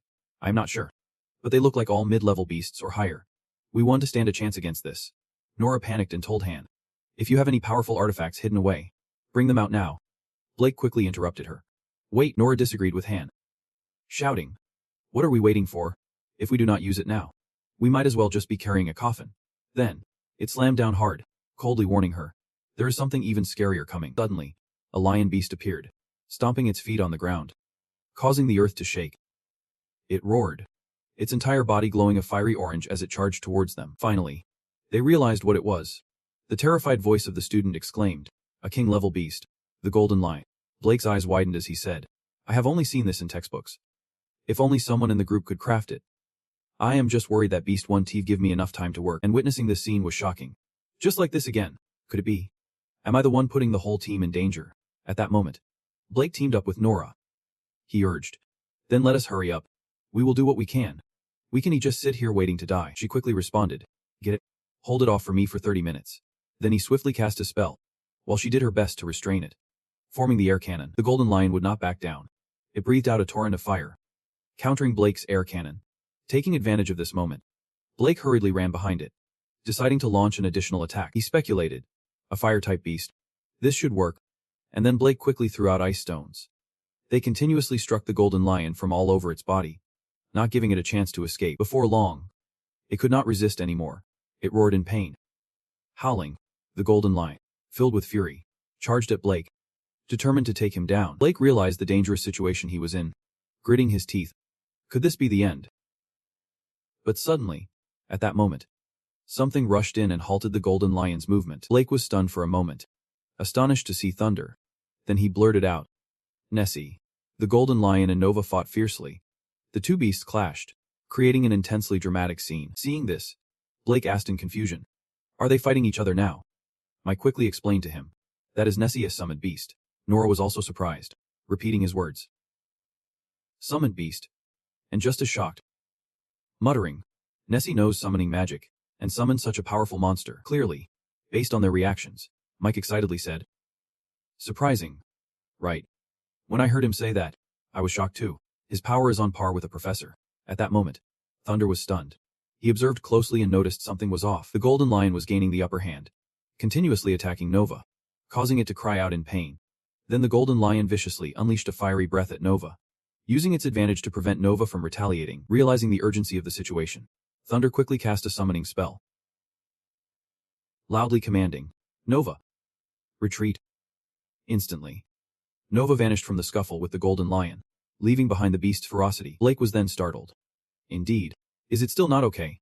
Without fire resistance, fighting the Golden Lion up close would be too disadvantageous. Thunder reassured him, "Let me handle it." At the same time, Nova had reached their side. Blake asked, "Are you planning to face it alone? That is really dangerous." Mike quickly chimed in, "I will come with you." Van also wanted to join, shouting, "Me too." Thunder disagreed with their suggestion, coldly stating, "Do not act recklessly. You all have a more important mission," he warned them. "The beasts would soon notice this place. You all and Nova need to protect her." Van urgently instructed everyone, "Do not let the beasts destroy the teleportation array. That is our only chance to get out of here." Hearing this, both Van and Mike chimed in with Thunder. "Got it." Instantly, a screen appeared before Thunder, displaying Intermediate Beast Mastery. X14. Absorb or not. With two choices. Yes. Without a second thought, Thunder pressed the Eyes button, activating the enhancement.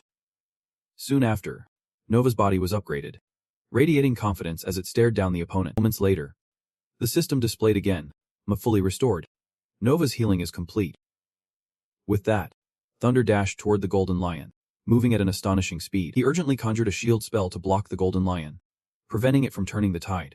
Observing the battle, someone exclaimed, "In close combat, even with a shield spell, the cost is too high." May chimed it. "That must be key. I have seen my sister use it before." Then he realized a truth. This skill was exclusive to knights. Thunder gritted his teeth, pushing himself to the limit to attack the Golden Lion. He continued casting his spell, shouting, "Clone technique." In an instant, countless thunders appeared, charging forward, all ready to unleash their attacks on the Golden Lion. He quickly wielded his sword, slashing directly at the beast's foot, not giving it a moment to react. Thunder delivered a second strike to the Golden Lion's arm, causing it to let out a strange roar. A moment later, it regained its strength, unleashing a gust of wind in retaliation against Thunder. Mike, watching the fight, exclaimed in shock, "Clone technique. That is an advanced spell." Meanwhile, Blake and Van were also struggling to attack the magical beast. Blake reminded Mike, "If you are just standing there, why not lend a hand?" Just as he finished speaking, Van committed, "I won't drag everyone down anymore." Thunder was having an even harder time, thinking, "Right now, I can only maintain 2 clones at once, but I can use Kai for them. The power is manageable. But that fire is a bit tricky. I would better distract it first." Suddenly, Blake shouted, "Mike, Nesch, attack its right leg." Continued shouting, "Make a point for Thunder. I already wounded it there. It is its weakest spot." Thunder then realized, the right leg. The cut from earlier caused by the clone was indeed deeper. It was already injured. He happily thought, if there is an opening, it is easy to handle, and quickly used the Icebind spell to immobilize it. The Golden Lion roared and thrashed wildly, continuously breathing fire in retaliation against Thunder. At this moment, Thunder skillfully maneuvered through the sharp ice, maintaining the initiative. Then, he shouted loudly, "Wait for the right moment. Then I will unleash my finishing move." First, Thunder cast the spell to absorb elemental energy, draining all the elements from it. Then, he quickly transformed that energy into sharp icicles. Finally, Thunder compressed them all into the Golden Lion, resulting in a massive explosion erupting from its body. With lightning speed, Thunder delivered a powerful blow, sending the Golden Lion crashing to the ground, roaring in fury. It struggled on the ground, its cries piercing the air. Despite its body racked with pain, it still managed to rise with all its rage. Thunder's cold voice sliced through the air like a knife. "You still refuse to give up?" "Ah!" The Golden Lion roared in fury, opening its massive mouth and unleashing a torrent of flames that surged straight toward him. Without hesitation, Thunder locked onto the incoming fire, executing a lightning-fast maneuver. He channeled his energy, zipping away like a bolt of lightning, narrowly escaping the attack. Before the Golden Lion could react, he appeared right behind it, summoning an ice spear to deliver its final blow. The battle concluded in silence as the Golden Lion collapsed, completely defeated by Thunder's power. Suddenly, a bright message flashed on the screen. Received King-level Beast Spirit. Thunder coldly grasped his trophy. "You could have lived. You know." Thunder quickly called out, "Mike, to the left." He replied, "Oh my." Thunder felt satisfied. Noticing that things were wrapping up on that side too, he glanced at Vans, puzzled. "Are you injured?" Vans casually replied, Just a little singed. Mike rushed over. Nest, you are amazing. This is the first time I have seen a mage fight like you. Thunder nodded in admiration. Yeah. Seriously impressive. You have really opened my eyes. I thought your last fight against Blake was your full power. Where did you learn magic? Thunder turned to Nora. I will explain how the teleportation spell works later. It is basically done. Wait, what do you mean? Nora replied, her tone serious. The spell is complete, but it requires a massive amount of mana to activate. With my help, just teleporting one person will be tough. Hearing this, Thunder placed his hand on her shoulder to share his mana. Use mine. She realized, this is mana sharing. She was taken aback by the light surrounding her. Is this Nest's mana? Then, Thunder turned to her with a gentle voice. Is this enough? Nora appeared ready. You two, step into the spell circle. I am starting now. She pressed her hand to the ground, creating a magical circle with threads of silver from the Moonslayer. At that moment, Nora commanded, let my light pierce through the dawn mist. Walk the invisible path where lilies bloom. The ground split apart, as if blasted by an invisible force. The spatial coordinates warped, and in the blink of an eye, they found themselves in a completely different dimension. Mike suddenly realized, are we back already? Squinting, it does not look much like the city. Thunder turned around. I know this place. This is the Thalia Desert north of Junon City. I used to come here to hunt. Mike turned to Nora. You good. Your teleportation spell landed us quite far. She crossed her arms. You should know that Junon City has protective barriers, unless there is another spell inside the city to support us. Otherwise, we can only teleport to the outskirts. He put his hand on his chine. I see. And seemed to recall. Now that you mention it, I think I heard about this during our lessons. Thunder suddenly interrupted. So we just head straight south. Right. The three of them froze for a moment. Mike's eyes widened. Nest. Nora. Your hair. They all shouted in unison. Why did it turn red? Thunder replied calmly. It has actually always been this color. The teleportation spell drained a lot of mana, so I saved what I could. Besides, I do not need to hide it from you guys anymore. Surprised. Asked. So you have been using shape-shifting magic all this time, and realize that means you are one of the saviors. Nora's eyes widened, her face filled with disbelief. No wonder you have so many skills. A sudden scream echoed, shocking and surprising everyone in the air. Tan scolded. Mike, why are you shouting like that? Nora chimed in. You crazy idiot. You scared the life out of me. He looked excited. Thunder. You are Thunder. Right. Van's eyes went wide. He looked back and forth in shock and confusion. Thunder. Thunder turned around. Sorry about that. Mike, I asked Slavia to keep it a secret. The three of them started questioning him. Hold on. So your name is fake too? What else are you hiding from us? Van pieced it together. Confirming. So your real name is Thunder. Thunder heard him and replied calmly. This is a long story. Let me explain it to you too slowly. Zay suddenly contacted him. Bro. I finally got through to you. Thunder wondered. Zay. What is he yelled? Urgency cracking his voice. It is the Shadow Guild. The Shadow Guild is back again. Thunder directed his gaze into the distance. The Shadow Guild. It is really them playing tricks again. Zay. Take care of yourself. Do not get involved. I got, boss. Where are you right now? He looked back at the screen across from him, his voice powerful as he signaled. I am in the forest north of Junon. I will head back quickly. If it is safe on your end, meet me at the north gate of Junon. Just as he finished speaking, a student stared blankly at the black hole in front of them. Hey, Nest. Zay. Look over there. Facing them, a man held a staff, his head covered. It is surprising you all managed to escape the Shadow Continent. Without hesitation, Thunder raised his head high and ordered Zay on the other side. Zay. I will contact you again later. Hey, boss. K-Dao, standing in the middle of the desert, quickly realized that the one behind the curtain was him, saving us a search. Laura, furious, added with bitterness. Do you know how many lives you have taken? My father won to forgive you. Thunder stepped forward, gently reminding the two. Saying those words to him won't mean anything at all. Alyssa, hearing Thunderous tone, scowled darkly. Not bad, red-haired kid. You are pretty sharp.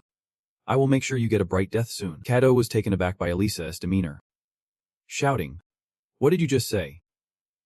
Thankfully, Anthony was beside him, calming him down. Take it easy. You do not want to provoke him. Back on this side. Their noise made him frown irritably. Cut the nonsense. Elise extended her arm forward, pointing directly at Van. Hand him over to me. There is nothing more for you here. Faced with the unexpected demand from Alyssa, Lone was still in shock. Wow. Thunder, not one for beating around the bush, looked determinedly at the old man and declared, "No way. We won't agree to that." Elisa felt deeply insulted, raising her staff, the air crackling with tension. "Red-haired kid, I can be generous and give them a way out, but your life has to be taken. Do not blame me. This is an order from the Dark Guild.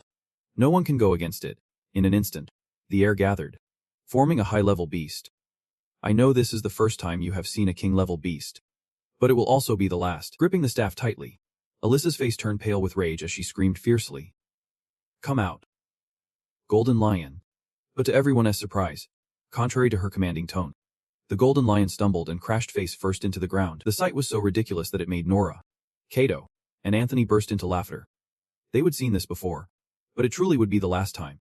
If they waited a few more days, they would only see the skeleton. And can the summoning spell even bring back corpses? I have learned my lesson. The actions of the three seemed to provoke Elisa, as she shouted angrily, "You have made me mad." From above, swirling streams of energy materialized a horde of humanoid spiders. Anthony shielded Nora, his voice filled with discomfort and fear. "Those humanoid spiders. She is creeping me out." To ease Nora's anxiety, Kaido transformed into a hero, seriously declaring, "Don't worry. Leave this to us. Watch me burn them to ashes." Still puzzled about why Elisa was targeting Van, Nora asked, "Why did she call you out specifically?"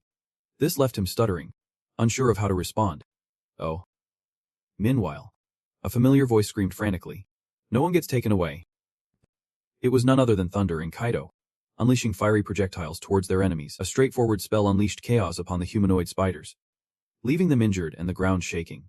Wanting to feel useful, Nora and Anthony joined in, continuously casting spells, firing off steam blasts and money rain. The way everyone treated Van brought tears to his eyes. From his hands, he held a stone that gleamed like gold, driving away the swarm of venomous spiders. "I won't let you protect me forever." The unexpected weapon left Elisa bewildered. "Divine light. I can't believe it is appearing on you," she shouted, waving her hand as purple energy sliced through the air. It seemed like luck was on his side. But what was in the queen's hands was just a fake. Just as Elisa bid farewell, she was pulled into the vortex of energy. Heading elsewhere. "I will go meet her. The prince intends to descend." Not wanting to let Elisa escape easily, Van charged forward, weapon in hand, glowing with divine light. "Wait a second," he said, as Thunder's friends began discussing him. "Hold on. If I am not mistaken, he just called you." The three of them shouted at him, but all they got in return was a dazed expression from Van. "Prince." Van did not hide anything. He shared his entire story with everyone. "Basically, I just want to study here like everyone else." They felt pity, saying, "You have endured so much disdain and yet stayed silent." Anthony nodded in agreement. From one angle, that is pretty impressive, after listening to the whole situation. Thunder suggested, "Got it. Let Nova take you back first. It is a good time to help the injured too. We will be back to you quickly." Thanks to Thunder's help, Van rode on Nova with an unconscious person from the city, thanking everyone. Meanwhile, the students stood on high ground, all armed to protect the city. The streams of spiritual energy were just enough to hold off the few scattered beasts ahead. The two students gritted their teeth, struggling to suppress their emotions. But those beasts seemed endless, and the Tower Master still had not arrived. A massive surge of blue power erupted from the staff. Just like that, a series of explosions went off, sending yellow smoke billowing everywhere with immense destructive force. Both students stood to the side, observing in sheer delight. Just as they finished speaking, the Tower Master arrived. This was fantastic.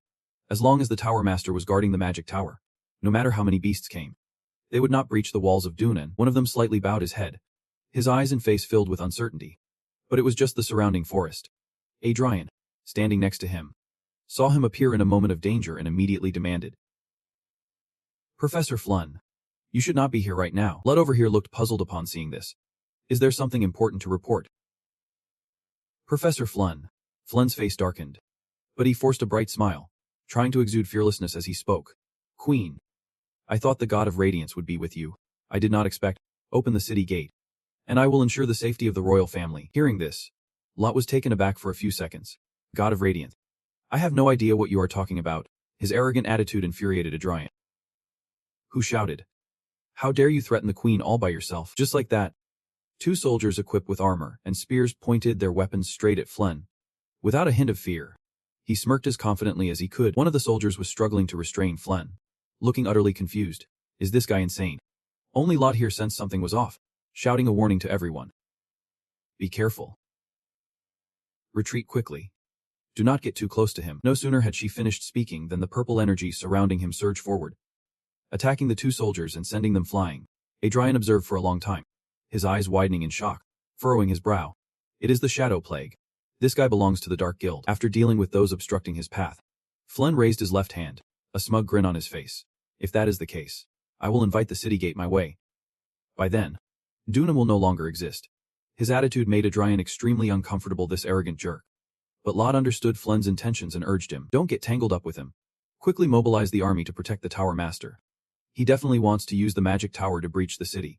Hearing her spot-on words, Flynn, while channeling spiritual energy into the sphere, complimented, as expected of the Queen.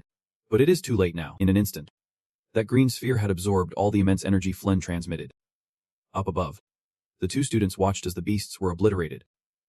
Exhilarated, those beasts really do not know their limits. With the Tower Master here, we do not even need to lift a finger. We just get to enjoy the show. One of the students placed his hand on the city wall, eyes fixed below as he spoke. Do you really think the barrier of Dune and is that weak? How could those low-level beasts possibly break in? Just as he finished speaking, a stream of green energy shot forth, aimed directly at the city gate wall. One student earlier slightly bowed his head, looking down at the wall with a puzzled expression. Isn't this shot a bit too close? Within mere seconds, the power of that spiritual energy created a shockwave explosion. The city gate has been breached. A passage for the beasts has opened up, and they are flooding inside. Lenny raises his head in confusion. What is going on? The side next to him, equally baffled, questions back. This magic tower is off. Why are they firing at the city walls? With a trembling voice filled with fear, he says, the Tower Master must have been taken over by the Dark Guild. Not wasting any precious time, Lenny moves ahead. Come on, let us head to the magic tower. We have got to regain control of that place. The guy behind him joins in, running alongside him, saying, I want to head north to find the boss anyway.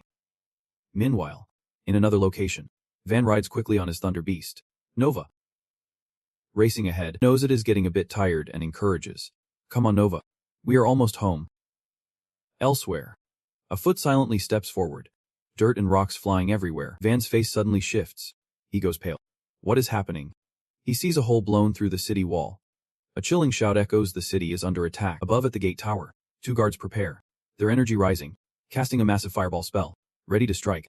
Van stands frozen, caught off guard, thinking, damn it, even if I get into the city now, it is all for nothing. His eyes are glued to the beasts, running wildly through the collapsed wall, a cold sweat on his brow.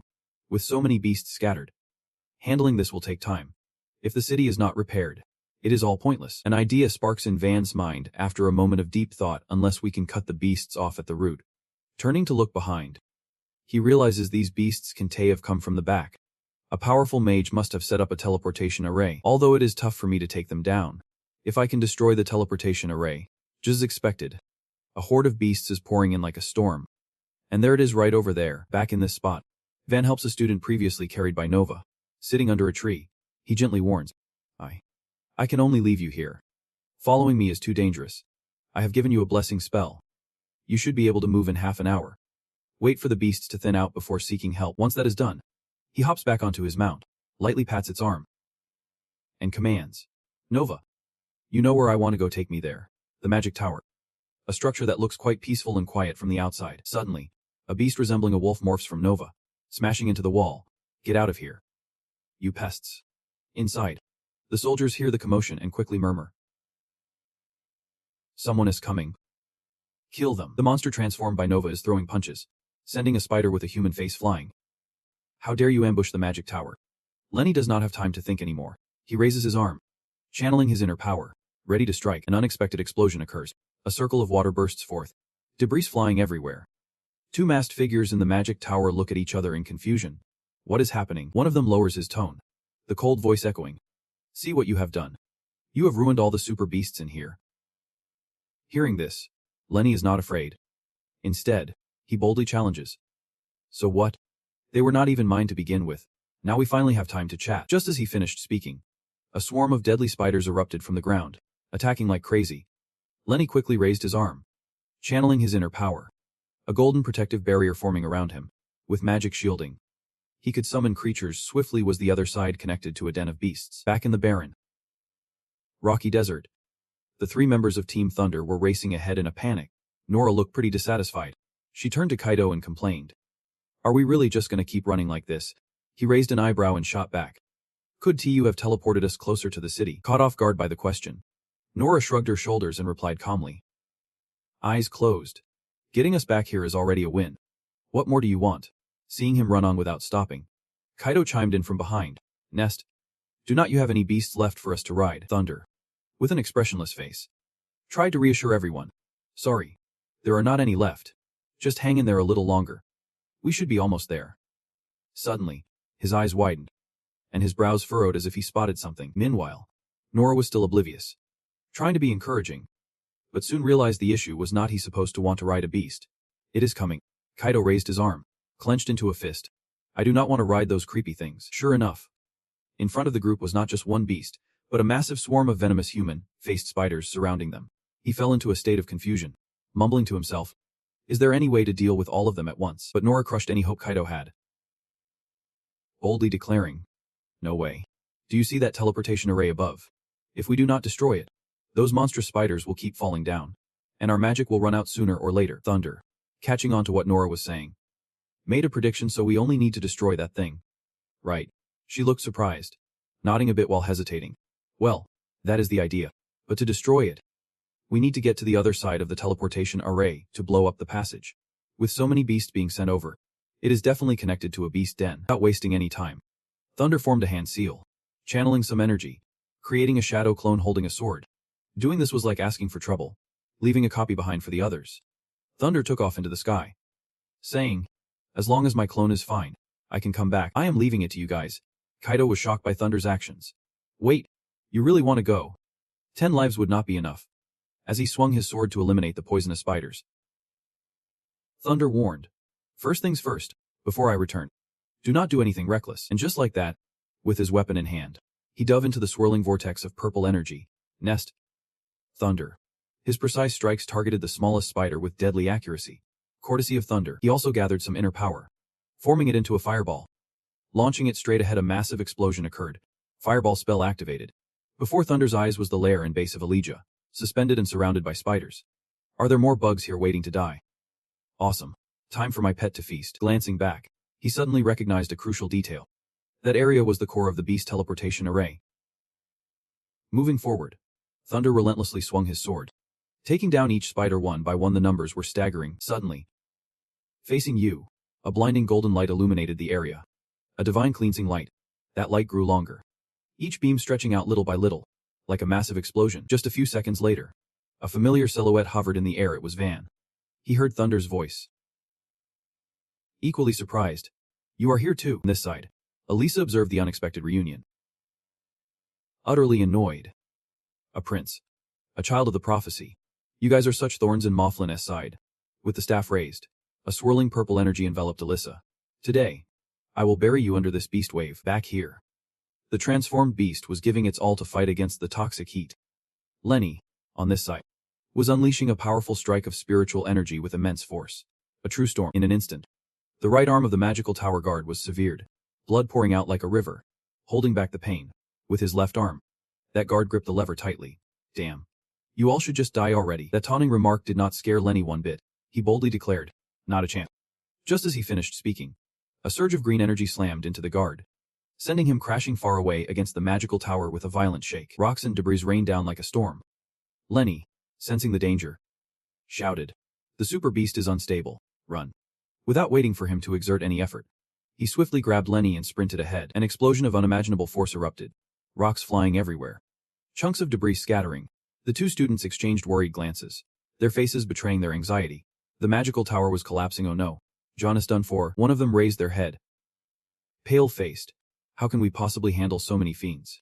From that direction, a powerful woman, along with 2 soldiers, approached with weapons raised. Don't panic. John and won't be defeated so easily. The gods are with us. Her timely presence made the students cheer with joy. The queen. They could not contain their excitement, raising their hands in fervent prayer. The gods are with us. The god was entangled by the tentacles of some beast, unable to move. Thankfully, with a sharp sword, he sliced through the tendrils with ease. Raise your divine weapon, Van called out.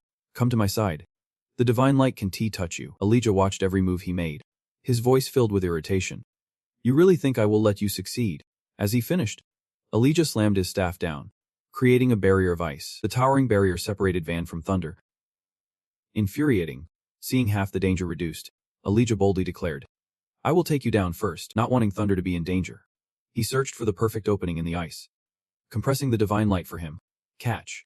The weapon glided smoothly like a stone, neatly passing through the icy barrier. It then fell perfectly into Thunder's hands as if orchestrated. One hand held the sword back, while the other grasped the divine light. He shouted, Now it is my turn to attack.